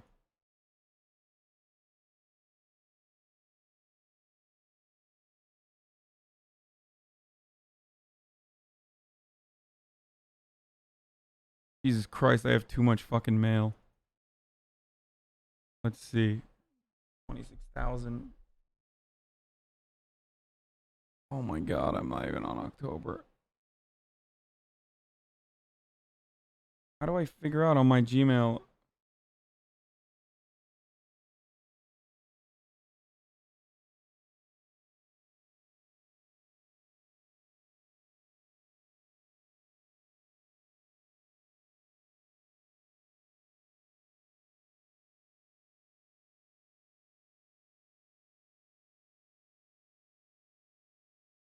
Hasan, 100% the dude that has. You will not be charged at the time you place the pre-order. Only when your item ships will your credit card be charged. If you order additional items along with your pre-order, you will be charged for...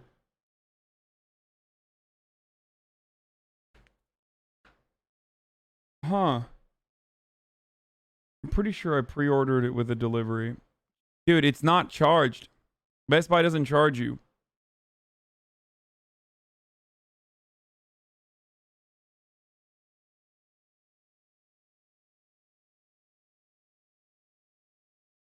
Search for Best Buy on your phone's browser history and look for the order confirmation tag. Oh, if I got it on my phone, it's probably through Safari anyway. It's probably not even through Gmail. That's why it didn't show up on my history. Let's see. How the fuck do I go into my...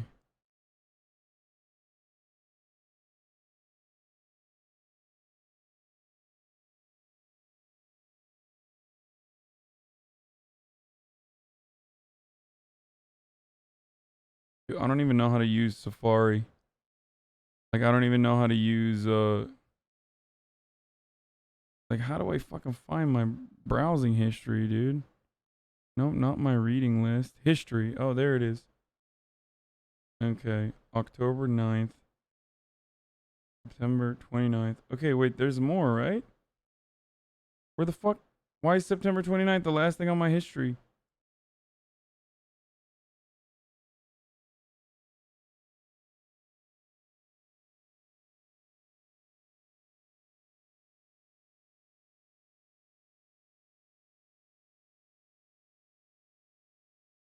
What is happening?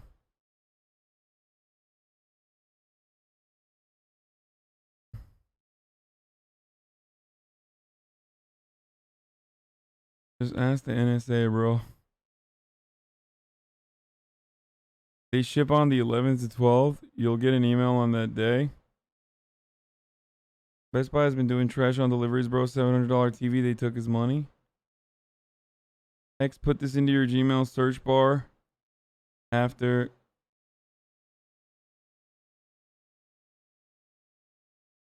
before? Really? I should have gotten something in my Gmail, like for sure.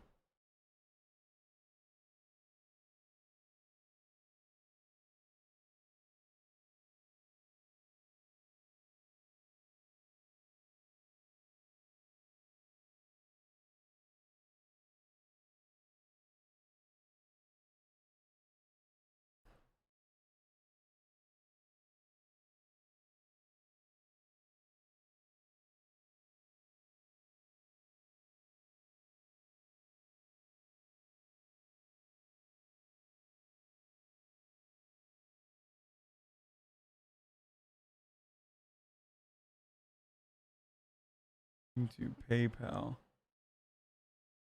Package received. Discord, YouTube. So many fucking YouTube emails, dude. Holy shit. A copyright claim was created for your content.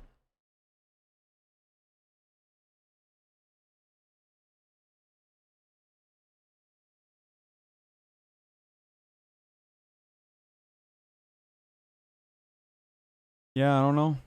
I don't see it. I guess maybe I didn't buy it. I don't know.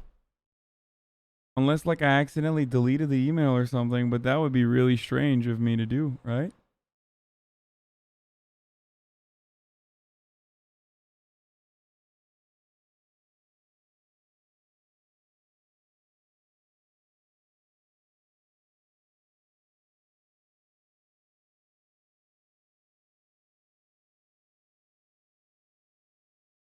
Twitch. YouTube Prime Video. Authorize the payment. Nope, that's not it.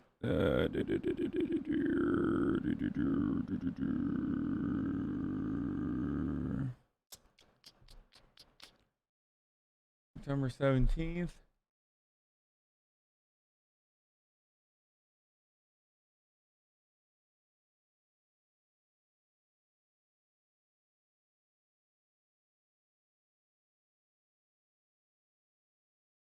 On it as an invoice for Twitch.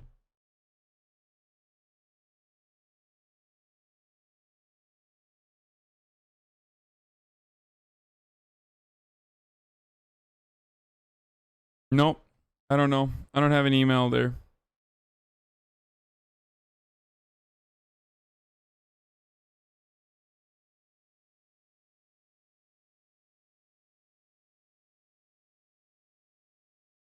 On what device did you see this fabled email? I did check my orders on Best Buy. It didn't show up, but someone literally said that like someone said that it doesn't show up on your orders if it's a pre-order sometimes. It was all a dream. I'm looking at canceled and it says you don't have any canceled orders. I'm looking at in progress and it says you don't have any in progress orders. So I don't know.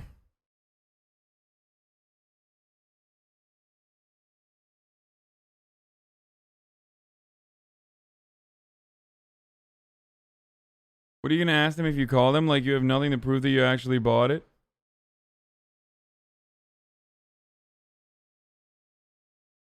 I don't know. I mean, delivery address.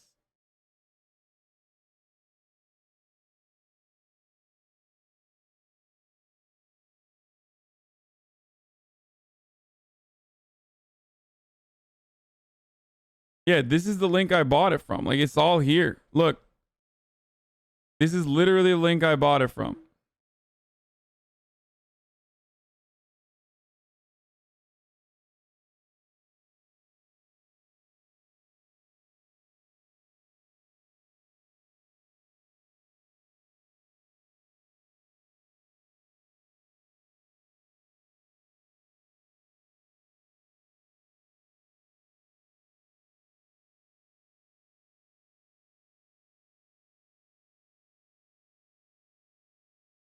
Dude, Hunter Biden, Hillary Clinton's emails are faster to find than this one. Email and phone number are required fields on the guest checkout. You must have provided something for them. Pull a Karen and call them.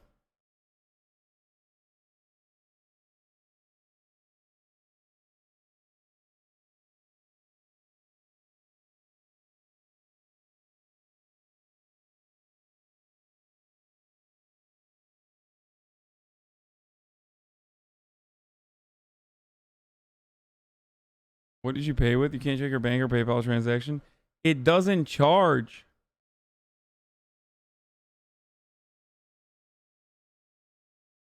It literally doesn't charge.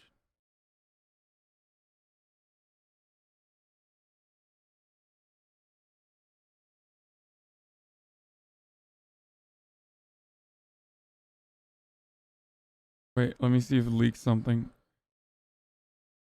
Yeah, no, it's there. It is. It's here. Like I click through it and it's here.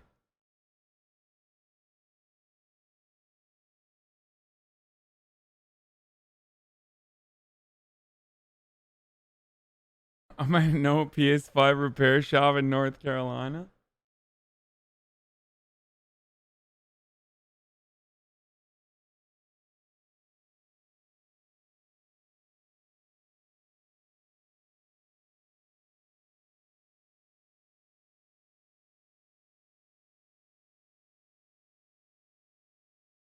Hasan, you're streaming. Yeah, I thought Wario 64 is legit. Like, I'm pretty sure they're trustworthy.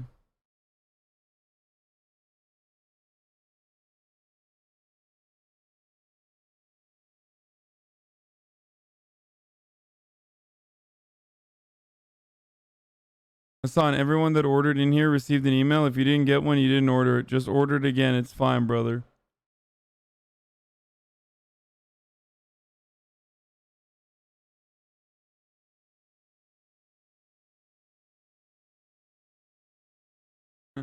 I'm going to call Best Buy tomorrow. Okay, listen. All right, I'm done. I'm calling Best Buy tomorrow, okay? I'll fucking get to the bottom of this. But for the time being, we're done. I'm going to run ads to the end because liar, dude. What a fucking Weasley little because I didn't run ads. What a fucking I forgot to run it. Here, I'm going to do a 122nd one and then I'm done. Holy fucking Look, shit, dude. I'm tired as fuck. Literally lying. Fucking Phone anyway. iCloud should save your messages. Look up Best Buy in your phone anyway.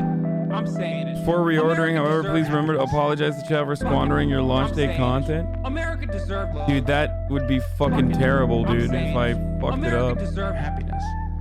Oh, you're such a big man, Hasan. Man, Hasan. This is a deranged pervert. This is a deranged pervert. Oh, you're such a big man, Hasan. Man, Hasan. This is a deranged pervert. This is a deranged Anyway, guys, pervert. I love you all. I bet he's got some big old giant bitch I will see you tits. tomorrow. There will be more. There will be more gaming tomorrow. I'm gonna see if I'm gonna see if Doodoo wants to play Man of Medan tomorrow. I bet he's got some big old giant bitch tits. Hasan Pecker. Okay. Can't make up that name. That's his name. That's his name. Hasan Pecker. Can't make up that name. Oh, tomorrow's Halloween. Maybe I'll do a costume or something. I don't know. Oh, and P.O. Box tomorrow for sure. I'm saying it. America deserves love. For sure, P.O. Box tomorrow. I have a lot of boxes. Happiness. Fuck it. I'm saying it. America deserves love. Fuck it. I'm saying it. America deserves happiness. Dresses as Sam Piker. I heard he's a pervert with bitch tits. Probably. Liar, dude. Weasley little liar, dude. Yeah. Holy shit, dude. Holy fucking shit, dude. Literally lying. Fuck it. I'm saying I'm such a boomer, dude. I don't know what I would do without you guys, though, for real. I'm saying it. It's hard to survive sometimes, you know what I'm saying? I'm saying it. America deserves love. Fuck it. I'm saying Even though we couldn't get to the bottom of this, dude, I really need like, I need like an assistant or something. I need someone to help me live my life. Pervert. This is a deranged pervert. Anyway. Such a big man, Hasan. Man, Hasan. Regardless. This is a deranged pervert. This is a deranged pervert. Hopefully, I'll get a good night's sleep tonight. Probably not, though, now that I'm freaking out over the PlayStation. But, and then tomorrow we'll return stronger than ever. Big old giant bitch tits. I love you all. See you tomorrow. He's got some big old giant bitch tits.